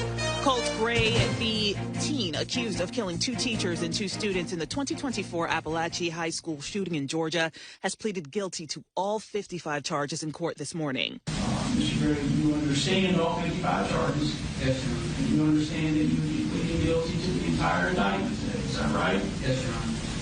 Gray now faces a minimum life sentence. A jury in March convicted Gray's father, Colin, on charges of second-degree murder and involuntary manslaughter after reportedly giving his son the rifle he later used in the massacre. Wisconsin residents want clear answers from authorities after a police-involved shooting earlier this week. ABC's Pierre Thomas. A community mourning the death of Corey Ruiz, a black man fatally shot during a violent encounter with police. The vigil coming only hours after a bizarre moment when city leaders tried to provide an update to the community about Ruiz's death. Because we don't want to hear anything you've been saying. A man spewing anti-Semitic and anti-capitalism views suddenly emerges from the audience and literally takes the microphone from the Madison police chief. The Wisconsin Department of Justice is leading the investigation. New questions today regarding the status of a deal that would see the U.S. working with Saudi Arabia to develop a civilian nuclear power program for the Saudis. ABC's Mary Bruce. The president is now dramatically changing the terms with a new condition that could put the entire deal out of reach. Trump saying it is totally subject to Saudi Arabia joining the very respected and successful Abraham Accords. But that remains highly unlikely. It would require Saudi Arabia to normalize diplomatic relations with Israel, something they have refused to do unless Israel commits to a Palestinian state. Sean Diddy Combs got into a fight and was sent to solitary confinement at FCI Fort Dix, where he's serving 50 months for transporting prostitutes. You're listening to ABC News.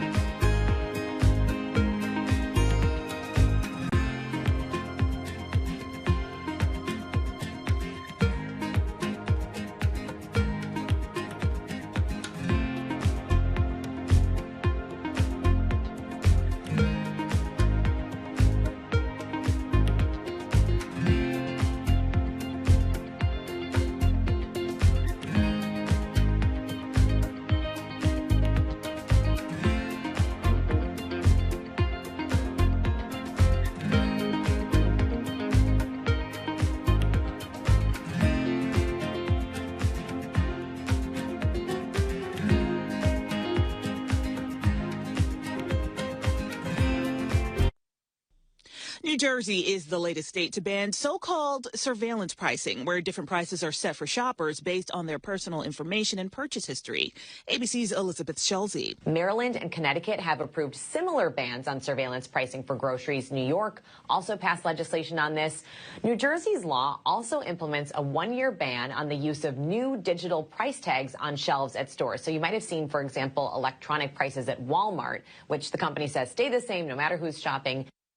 Let's consider the wave of the future. Artificial intelligence data centers have suddenly fallen out of favor with some of their former supporters. It was November of last year that Governor Greg Abbott sat beside Google Chair Sundar Pichai and declared, Texas will be the centerpiece for AI data centers. New polling suggests a majority of Abbott's constituents oppose data centers. 8 months after his meeting with Pichai, we must prohibit them from building AI data centers in rural Texas neighborhoods. A coalition of AI firms says data centers pump $4.5 billion into the state's economy every year. Jim Ryan, ABC News in Dallas, Fort Worth. Texas is home to more than 300 large data centers. The European Commission today accused the video sharing app TikTok of allowing adults to view the accounts of minors. The Commission says TikTok exposed children to cyberbullying and predatory behavior. TikTok's parent company ByteDance says it will review the findings. I'm Stephanie Officer, ABC News.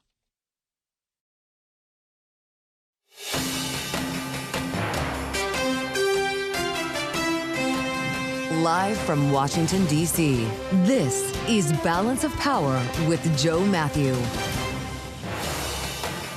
Here come the tariffs. Welcome to the Friday edition as the Trump administration implements new duties on imports from our major trading partners. This will sound familiar.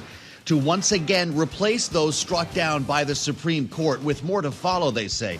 We'll have the latest coming up from the White House with analysis from Chris Kennedy at Bloomberg Economics. The U.S. striking Iran for a 13th straight night as the latest ceasefire proposal is reportedly rejected by Tehran. We'll have the latest on the war from Bloomberg's Jeff Mason. And as Democrats meet to rewrite their primary calendar today in D.C., we'll get analysis from our political panel. Jeannie Shanzano and Katie Frost are with us this hour.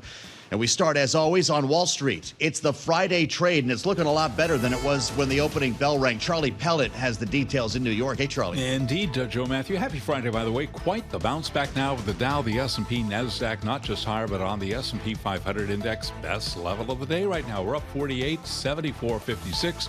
That is a gain right now of just about 0.6%. You run the numbers on the Bloomberg, and right now we are on track for another losing week. However, on the week, the S&P is down less than 0.1%. Keep it locked into Bloomberg throughout the day, and of course, for the closing bell, to see how things shake out. S&P up 48 now, up by about 0.7%. The S&P now at 74.56.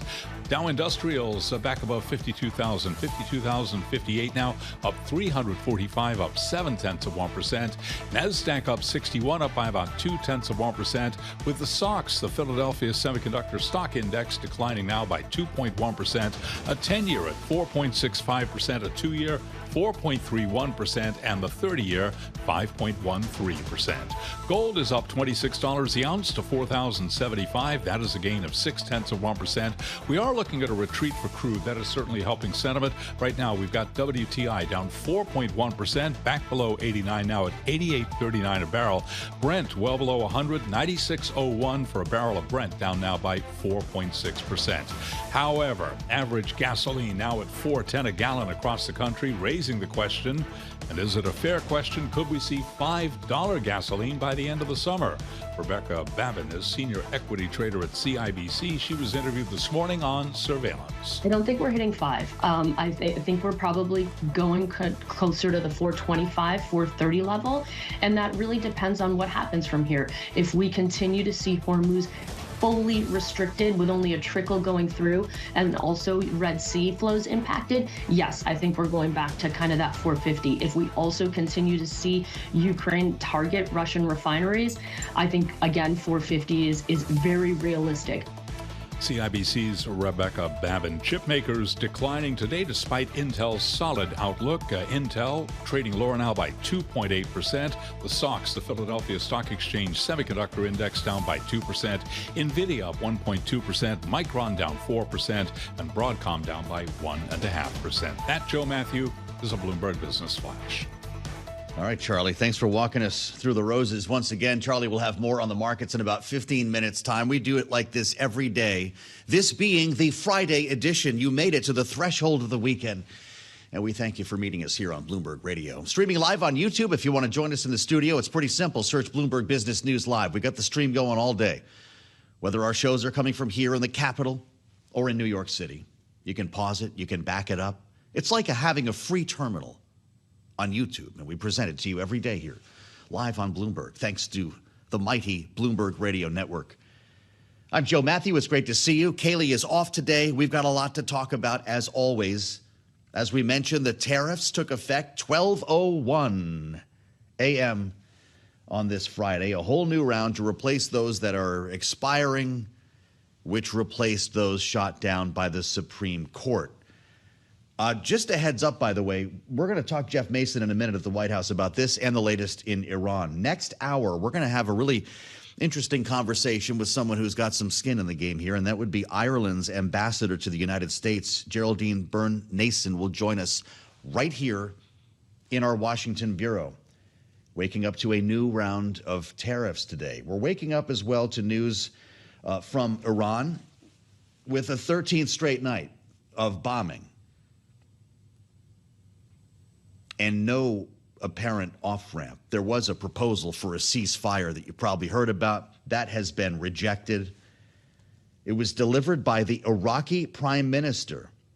Remember, he met with President Trump in the Oval Office just a week or two ago here, brought this idea forward. It was shot down. And I'll remind you of the Axios report, which is pretty heavy duty. The president considering restarting major combat operations that would be bigger than the ones carried out in the outset of what we all call Operation Epic Fury. Happening across town, Democrats are trying to rewrite their primary calendar. We're going to have more on that later in the hour. Are we really doing this again? We just have this argument every 4 years, and then New Hampshire says, no, you can't. It's a state law. We have to go first. Maybe there'll be a write-in campaign for John Ossoff coming up in 2028. But let's start with what we know here. We're going to get into the latest with Iran and the tariffs on this day, 90 days later.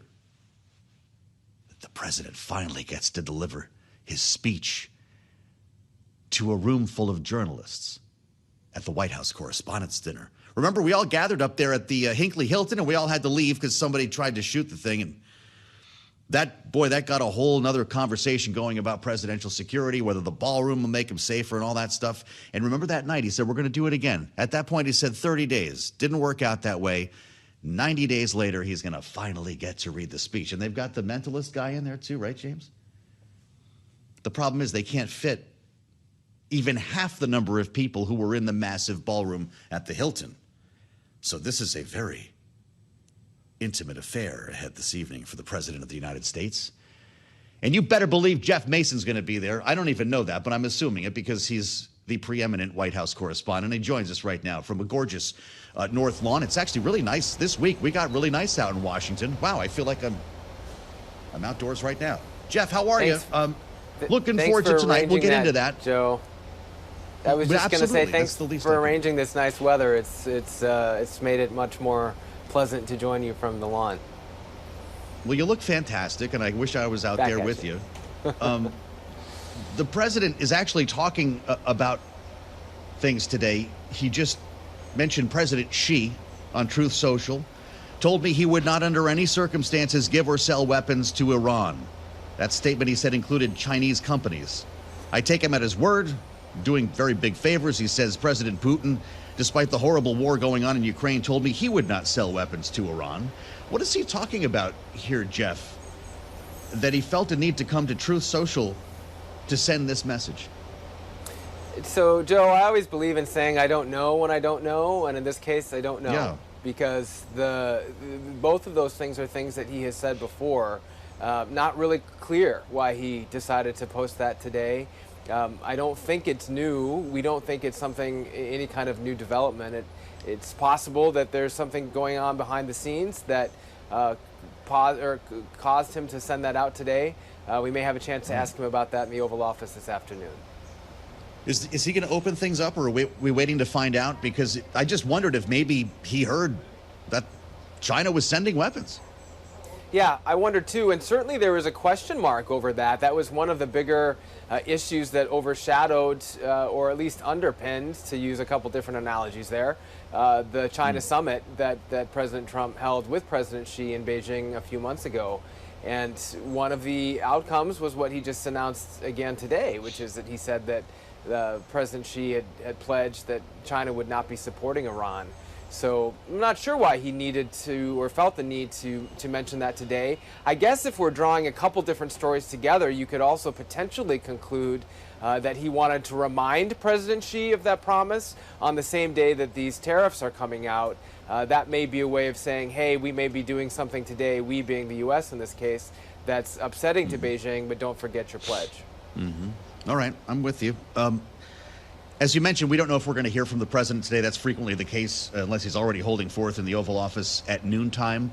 I referenced the Axios report, Jeff. Do we believe that he's on the precipice of some major decision, or are we just back into this rolling night after night of strikes? What I can tell you, Joe, is that certainly his rhetoric this week has not indicated that he's ready to come back to the negotiating table or to send his team back to the negotiating table, and that is a shift. A few weeks ago, the president was talking about how much Iran wanted a deal. He continues to say that Iran wants a deal, and yet the U.S. and Iran have not let up on their strikes over the last 2 weeks, and that seems to be the direction that this war is going. Interesting. I should ask you about the tariffs. We saw them coming. The White House promised this, right? There'd be a series of investigations that would bring new justification. And in this case, it's forced labor, Jeff Mason. The U.S. will collect duties of between, depending on the nation, 10 and 12.5%. The filing in the Federal Register says this impacts 60 economies to prevent forced labor in their supply chains. These are, in some cases, some pretty important trading partners. What do we mean by forced labor?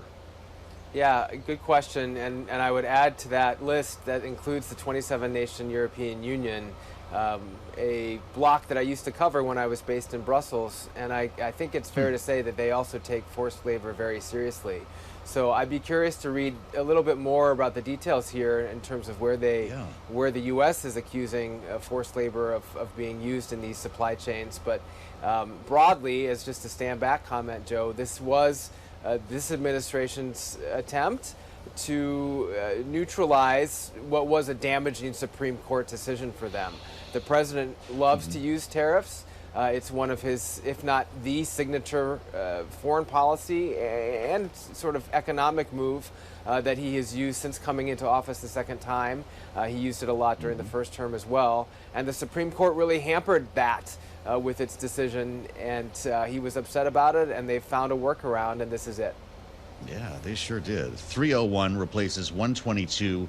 And as I mentioned, we'll talk to Chris Kennedy about that. They've got really interesting analysis at Bloomberg Economics about actually how close the administration is coming to rebuilding the initial tariff wall that brings us back to Liberation Day. Hey, Jeff, is he dusting off the same script for tonight? I mean, we're kind of in a different world than we were back in May, or whenever the heck that was, the first Correspondents' Dinner, right? Yeah, end of April. We are in a different world. That's right. And yet, wow. My suspicion is that the script is getting dusted off. We got the impression that he was going to be pretty sharp against the press at that dinner. Then, of course, the shooting happened. He ended up giving a press conference that night behind me in the press room where he used a pretty conciliatory tone. But it's been 90 days, as you said in your intro, and in that period, his administration has issued subpoenas to New York Times reporters over their reporting on the new Air Force One. Those subpoenas, of course, yesterday were dropped. But he has not backed down, shall we say, in his rhetoric against the press. So probably we're going to hear that tonight as well. No, this ought to be a riot. Jeff, thank you. Let me know what's on the menu later on. Bloomberg White House correspondent Jeff Mason on the North Lawn. He'll be back in our second hour. There were like 3,000 people in the dinner in April. They're going to have, what, 1,000 tonight? That's why not everybody's going. And listen, you'll hear people pretend that they're happy about it. That's the game right now in Washington. Me, I love getting the invitation. I live for the invitation. I just don't always want to go to the event. Chris Kennedy's next on Bloomberg.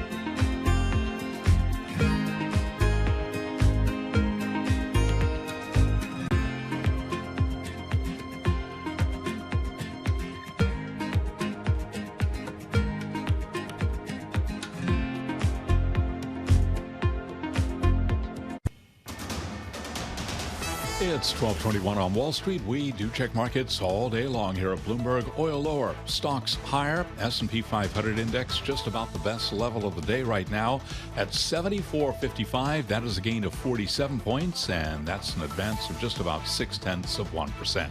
Dow Industrials up 388 points on the Dow, up by about 0.7%. Nasdaq right now up 0.2%. The Nasdaq 100 index does remain lower. Right now it is down by 0.1%. Intel weighing on the index. Intel shares lower after last night's earnings report. Right now, Intel down 4.7%. The SOX, the Philadelphia Stock Exchange Semiconductor Index, down now by 2.3%. The 10-year, 4.65%. The 2-year, 4.31%. And the 30-year currently yielding 5.14%. Gold up another $25 the ounce, up by about 0.6%. $4,074 on the precious metal, while West Texas Intermediate Crude, $88.49 a barrel. It is down 4%. Brent, $96.03, down by 4.6%. This time yesterday, we were telling you about Brent trading above $100 a barrel. Again, the Dow, the S&P, NASDAQ, all in the green. Oil is lower on hopes that mediated talks between the U.S. and Iran will resume. As for the oil majors today, mixed bag. We got ExxonMobil down 0.1%. Chevron higher by 0.1%. ConocoPhillips down 0.2%. Key takeaway on those oil majors, for the most part, trading little change. But oil bears repeating. West Texas Intermediate Crude, $88.54 a barrel, down now by 4%. LeBron James ending his Lakers run. The NBA's all-time leading scorer says he is signing with the 76ers for his 24th NBA season. That, Joe Matthew, is a Bloomberg Business Flash. That's Charlie Pellet, ladies and gentlemen. He's got the news, the markets, the headlines, and he'll be back in about 20 minutes' time here. Big part of our program every day. He's the voice of Wall Street and the New York subway. Listen next time you're in the tube. Headlines, NVIDIA. We've got a bid under NVIDIA today. What a strange market. This thing is really turning higher as Charlie walks us through the whole Friday trade here. Up 1%, but Intel, after blowing the doors off with the earnings report, is down 5%. Kind of weird. Qualcomm is actually showing some losses as well, down 1% on planned price increases. That's about memory, right? Why is Micron down in that case? These are the questions I ask James every morning without expecting answers. He just looks at me and shakes his head. That's why we have Charlie here. Hey, at least Nike's got a bid, James. At least something's going okay. And oil prices are lower despite what's happening in Iran. I was curious to see how the markets would react today with the idea of new tariffs landing. And of course, it's all about predictability, right? People saw this coming. We are seeing interest rates drop, though, and it's probably got more to do with oil than tariffs, because this looks like kind of a wash. I woke up this morning, I saw Chris Kennedy's post on LinkedIn. That's actually, honestly, this is how sometimes you put the show together. And I sent it to James. I said, we got to get Kennedy on. This is the smartest analysis that we've seen, because you hear the headline, and I've repeated it myself. Trump's rebuilding the tariff wall. But the Supreme Court knocked down the tariffs. And then, of course, remember, they were replaced by, what was it, 301. And those were temporary. Those are expiring today. And the new ones are taking effect, presumably, and this is what, 122? Tyler knows all the sections. So does Chris. I just hang out with smarter people. These are under the guise now following a months-long investigation of forced labor at the EU.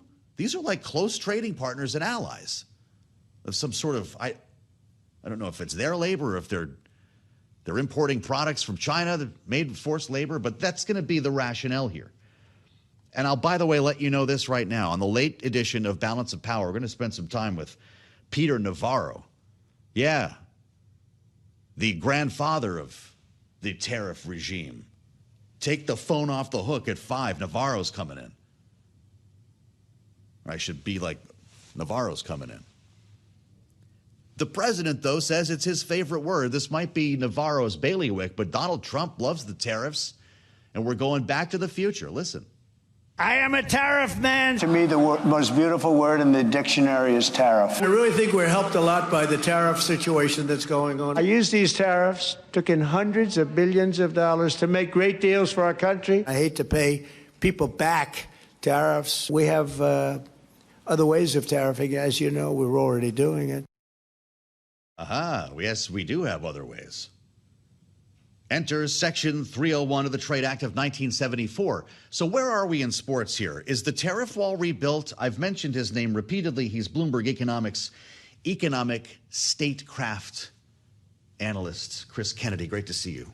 Welcome back. This is some statecraft. Our early estimates, as you write, suggest this will nudge up the average effective U.S. tariff rate from the current level by just 0.1%. Is the wall rebuilt? The wall is not rebuilt, Joe. So the numbers, we crunched them last night, late into the night. We were expecting when the USTR, Jameson Greer, announced proposed remedies back in June, we were expecting the rate to increase by something closer to 0.5 percentage point. But because of new exemptions and some shifting rates on countries and positive treatment of countries that have inked reciprocal deals with the president, the actual effect is only to increase the rate very marginally. Now, to be clear, this isn't the end of the story. As you mentioned, these tariffs are under Section 301. It's a tested authority. The day, right around the same time the forced labor investigation was announced, a separate investigation into allegations of excess capacity in 16 large economies that account for 75% of U.S. imports. So that we still don't know the results of that investigation. We do expect those proposed remedies from that investigation to nudge the tariff rate higher, probably closer to the 13.5% that we saw before the Supreme Court threw out those tariffs back in February. Got you. So as we currently stand at what you found to be 10.7%, right? What do we make of this justification? Is it durable? Well, the courts have been unwilling to really dive into these determinations that executive branch agencies make when it comes to these trade actions that Trump has undertaken. USTR was very careful to follow all the procedures that are required under Section 301.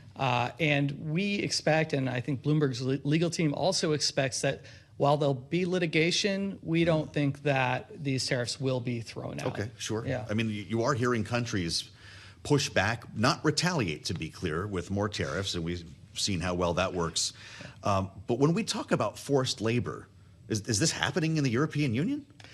So the allegation is that these economies have failed to prevent products produced using forced labor from entering their supply chains. Is this all China we're talking about? It's not just China, but this has been a bit of a thorn, I think, in some U.S. trade policy folks' side for a long time. We in the U.S. have this law. It's called the Uyghur Forced Labor Prevention Act, a very strong prohibition on the importation of products that are produced by forced labor. And most other economies don't have as stringent of a rule. And so, I think that this will be a great question for you to ask Peter when he's in here later. Yeah. But that seems to be the reasoning, because these economies don't have as strong of a prohibition as the U.S. Okay. We should be taking action. It represents some sort of undue burden on U.S. commerce. So is there a corrective measure here? Could they pass a law? Could the EU pass a measure that would result in the tariff being lifted, or blowing a hole in the justification? One would think that is how Section 301 was intended to work. It's intended as initially it's part of the Trade Enforcement Authority of USTR, holding our FTA partners to account for the commitments that they make. But it's been used more in recent years, initially under Trump's first term to go after China in 2018. And then, recently Brazil, et cetera. It's now being used proactively against economies with which the U.S. does not have free trade agreements. Ideally, you'd think that they could do something, but as I think many people suspect, 301 is being used largely to just rebuild some of the tariffs that were tossed out by the courts. They're going to have quite a story to tell. I mean, I'll be deeply curious to hear how Peter Navarro frames forced labor. Help us frame excess capacity. As you write, this could help, once this investigation is done, bring tariffs that further close the gap between the new rate and what we had pre-Supreme Court ruling in February. Are we talking essentially about dumping here? How does this work? So the second 301 investigation is into policies and practices that are contributing to this supposed excess capacity in manufacturing specifically. Excess capacity itself is not an actionable thing under Section 301. So it's things like subsidies, et cetera, that the U.S. feels are burdening American producers, and that's the sort of justification. I think, as with the forced labor, we saw a number of economies push back pretty hard when these investigations were announced. Norway, for instance, noted that their fish production is helped in part by the fact that they have fjords. This isn't necessarily a story of massive subsidies, right? These are comparative advantages that exist in the global trading system. Okay, you mentioned exemptions here. And there are a lot of different carve-outs, including products that we cannot produce here. Does that mean my coffee is going to be safe? Avocados, bananas? Where's the administration on that? Yeah, so a number of foodstuffs were exempted in this latest round, and also on the unrelated Section 301 tariffs on Brazil. So coffee was excluded there. Sure. And we did see a number of exemptions be expanded from the Section 122 tariffs that these are meant to replace. I see. That's part of the reason why the overall hit to the effective tariff rate wasn't as large as we thought. Fascinating. Okay. Yeah. The president doesn't want USMCA, he says, or at least we're not renewing it in the way that many expected. Even though he negotiated it, he birthed the USMCA, but he says that was only to get us out of NAFTA. If we didn't have USMCA, this would be a really different scenario for Mexico and Canada, correct? They were exempting massive numbers of goods here. That's right. And those exemptions are persisting with the Section 301. Now, earlier this week, it's been a very busy week for trade policy. Yeah. The president invoked another authority that's never been used before, Section 338. It's from 1930 against Canada, 50% tariffs. That was for the wildfires? No, that was a whole different deal. We haven't done the wildfires. Dairy, for alcohol. Because they were mistreating American alcohol, he said. Yes, that's right. Now, those tariffs, as proposed, will not exempt USMCA compliant goods, which is notable because that is different than all the other tariffs that have been applied to Canada so far. Yes, right. We'll see what happens with those. Wow, we've come a long way from Liberation Day. We've had a Supreme Court ruling. This administration is hell-bent on getting us back to that initial point, which was in place for such a brief period of time. Can we even quantify its economic impact? Well, the change, so today, the tariffs are not changing very much. Yeah. So our estimate is there's not going to be too much of an impact on the global economy compared to the baseline that existed yesterday. We'll have to see. It's very challenging. As you just note, these tariff rates have been jumping all around over the past year and a half. Yeah. I think the bigger point is that this uncertainty is bad for investment. It's really difficult for businesses to make decisions when they don't know what the tariff rate is going to be in a few months. Right. So. Markets feel that. Politicians feel that. And Chris Kennedy helps us understand it. Great work on all of this. He was up late so you could know more about it at Bloomberg Economics. He is our economic statecraft expert and a friend of the program, and we appreciate it as always, Chris. I'm Joe Matthew in Washington. We'll assemble our political panel coming up next. We've got a good one for you. As they rethink the primary calendar for the Democrats, we're doing this again. This is Bloomberg.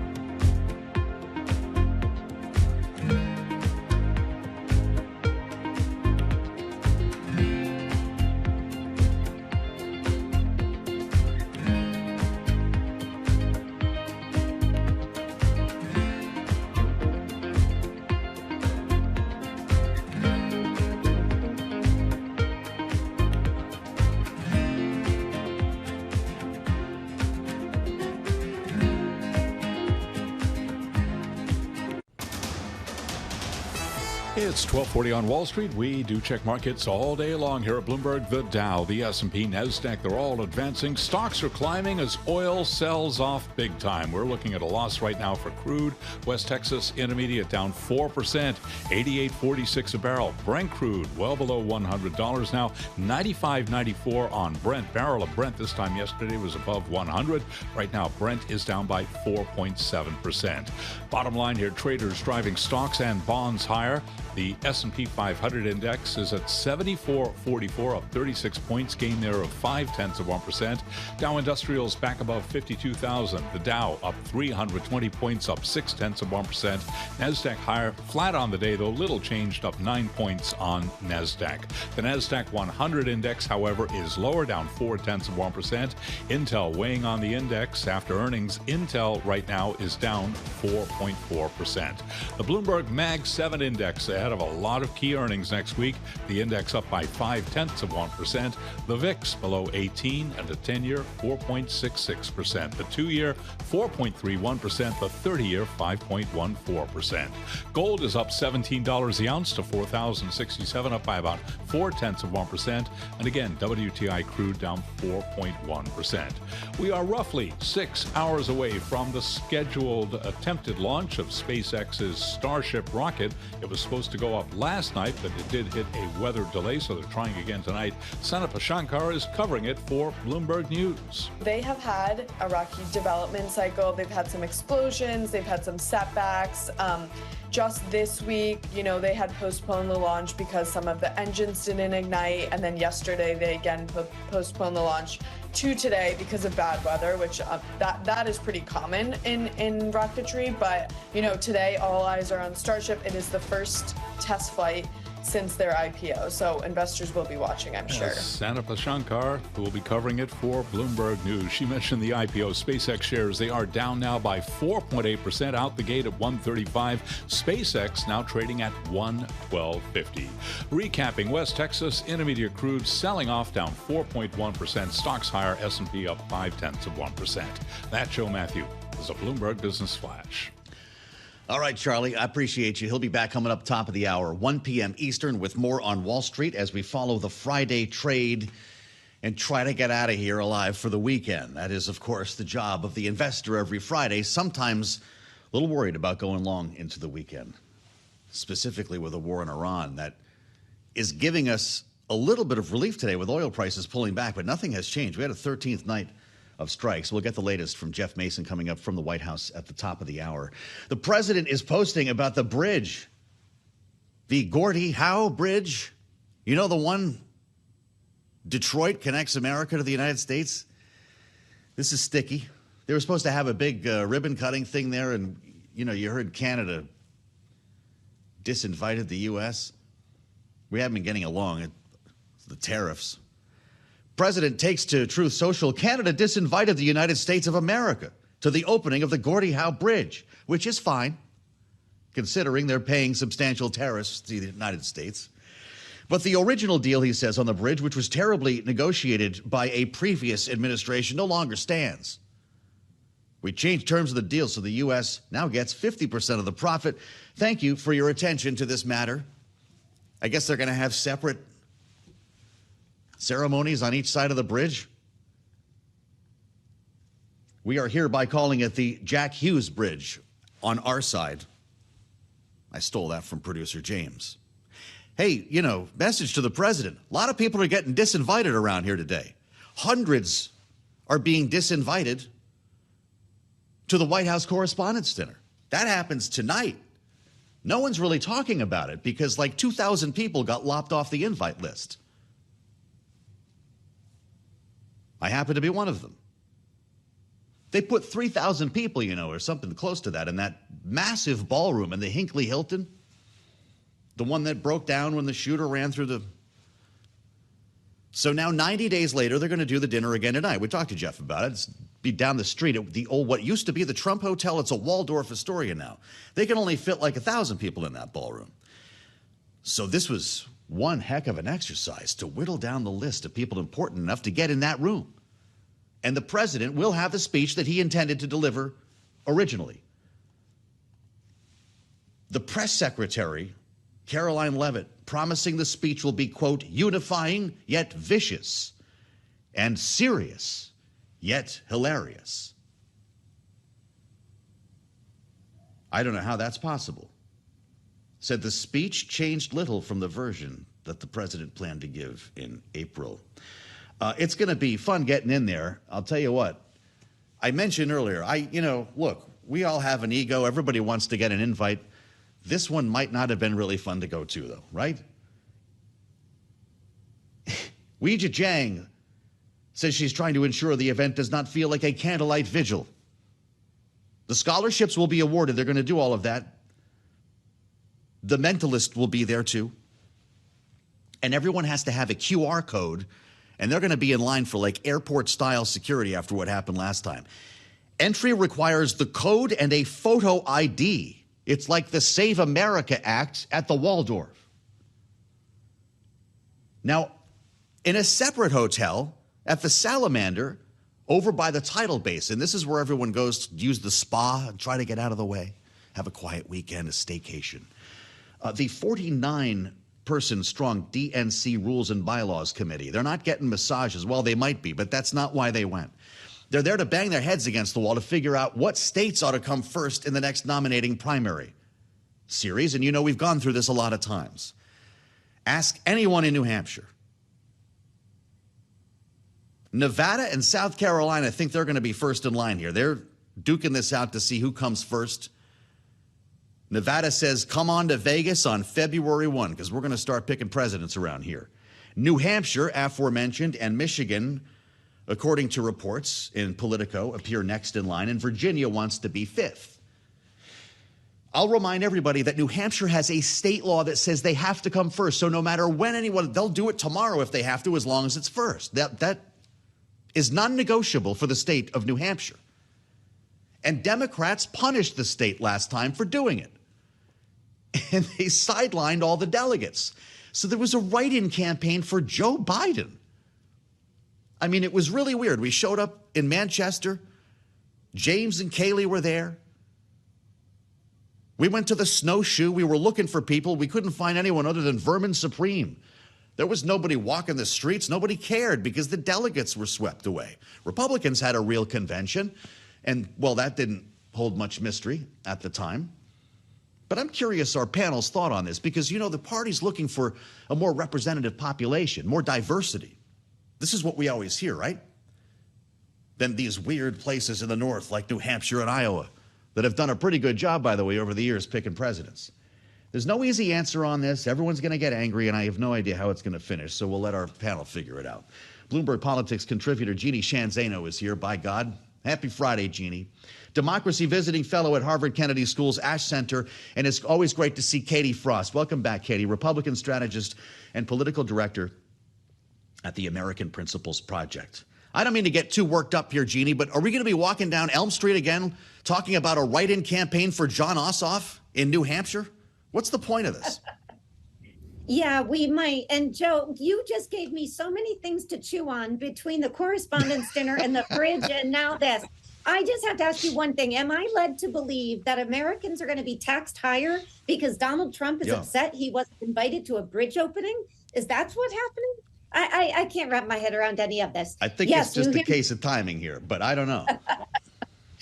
New Hampshire will try to go first. They will have their, if they do, I mean, they have no choice. They're not going to change that law. The Democrats will do the same thing they did in 24, same thing they did to Florida and Michigan, by the way, in 2008.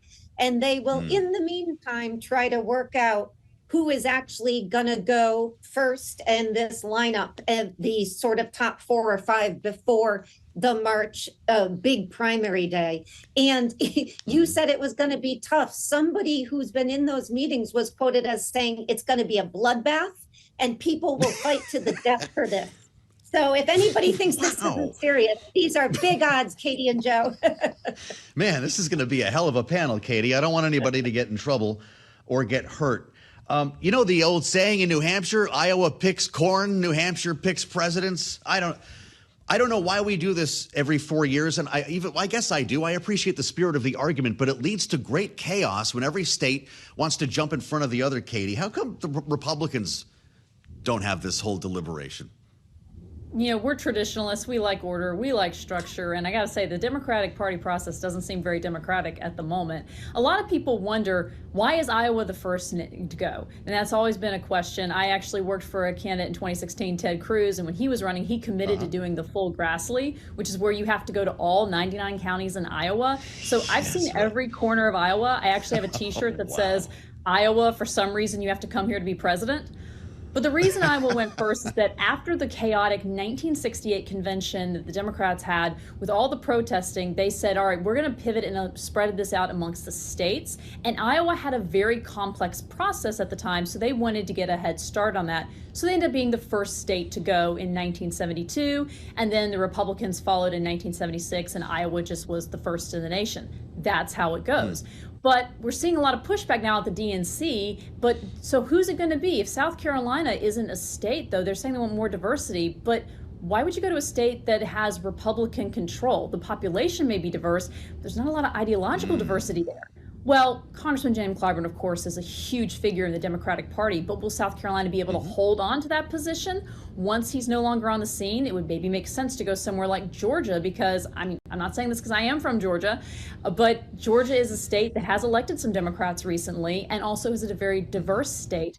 But I don't know why we need to do this all. Come on, guys. It's Iowa, New Hampshire, South Carolina. We know that's the drill. Let's just do that, and let's not strip people's voices away at a convention. The convention is an incredibly important moment for both parties, and I will just say on a personal note, party conventions are very important in my life. My parents had their first date at the 1988 RNC convention, so I wouldn't be here on this panel if it wasn't for the conventions. We need to let everyone be represented. Hey, wild things happen at conventions. Jeannie, what do you think about this? If this changes the order and New Hampshire freaks out, should the party strip the state's delegates? Yeah, I mean, they probably will, whether they should cosmically or not. They probably will, although there's talk that the Democratic Party in New Hampshire could hold a follow-up convention or primary and get the delegates that way. But again, this has been done before. As I mentioned, it was done in 2008. It was done in 2024. It'll probably be done again. But let me just explain why. Katie makes an excellent point about Georgia, but there's a very practical reason. And this is one of the things that people don't consider a lot, are the practicalities of this. As much as Democrats would love to hold their first in the nation primary in Georgia, Georgia has a Republican-controlled state. And so getting their legislature and their governor to sign off on moving that date is all but impossible. So amongst the many things that this almost 50-person committee today is trying to figure out is what they would like to see, and of course, what is practically possible. And of course, Georgia is not practically possible. They've got to go to a state controlled by Democrats. That's why, Joe, your state of Virginia is on the short list. I don't know that it's going to get there, but it's there because it could sort of stand in for a southern state that has Democratic control. But what they're trying to do is they're trying to make sure that they have representation in all ways, demographically, ideologically. They're also trying to ensure that these are states that matter, not just in the primaries, but in the general as well, so they don't waste organizational resources. There's a lot of practical concerns there. And Joe, you and I were in Iowa last time around. It was god-awful cold. They couldn't pick a winner. And we knew at that time it was probably, I'm sorry, Katie, the end of Iowa. They couldn't get it together. It was so cold. I've never felt cold like that before or since. I'm still cold. Katie, Ryan asks a really good question on the terminal. I want to throw this by you. Ryan says, why don't all states report at the same time? Why do we need some weird decorum where Iowa and New Hampshire go first, as they might be the least relevant states? Isn't it, we've talked about a national primary, and I've got a minute left, Katie. Isn't it because candidates would only go to New York and California? That would be complete chaos from a campaign scheduling perspective. That would be a nightmare, and also wouldn't give us anything to talk about. And we wouldn't have the drama and the buildup. Come on, Joe. We need a drawn out process so we can talk about a different state voting every week. And it would just make it another chaotic national election, and wouldn't have the same thing where you can see over the period of time. Remember, this is also a way of vetting candidates, and different things come out over the course of several months as different states are voting, different debates are happening, different voters and issues are coming forward. So I'm in favor of the drawn-out primary process. This is a great conversation. And I'll tell you what, I can't wait to get back on the primary trail with all of our great analysts. I'm looking at you, Jeannie Shanzano and Katie. Thank you for being part of our panel. They're both back in our second hour coming up here on Balance of Power. I'm Joe Matthew in Washington. This is Bloomberg.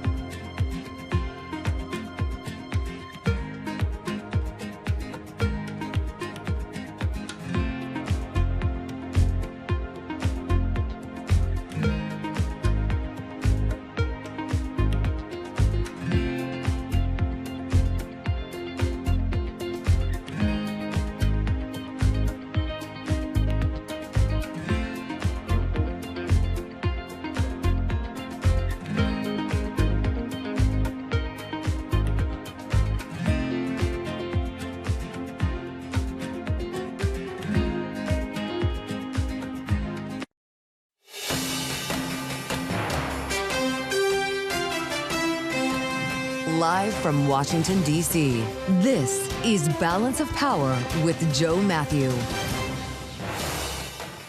President Trump rebuilds the tariff wall. Welcome to the Friday edition as the Trump administration adds new duties to imports from major trading partners, including the EU, just as tariffs implemented after the Supreme Court ruling expire. We're going to get the latest when we bring you to the White House and talk to Bloomberg's Jeff Mason with commentary this hour from Chrystia Freeland and analysis from our political panel. The U.S. striking Iran for a 13th straight night as the latest ceasefire proposal is rejected by Tehran.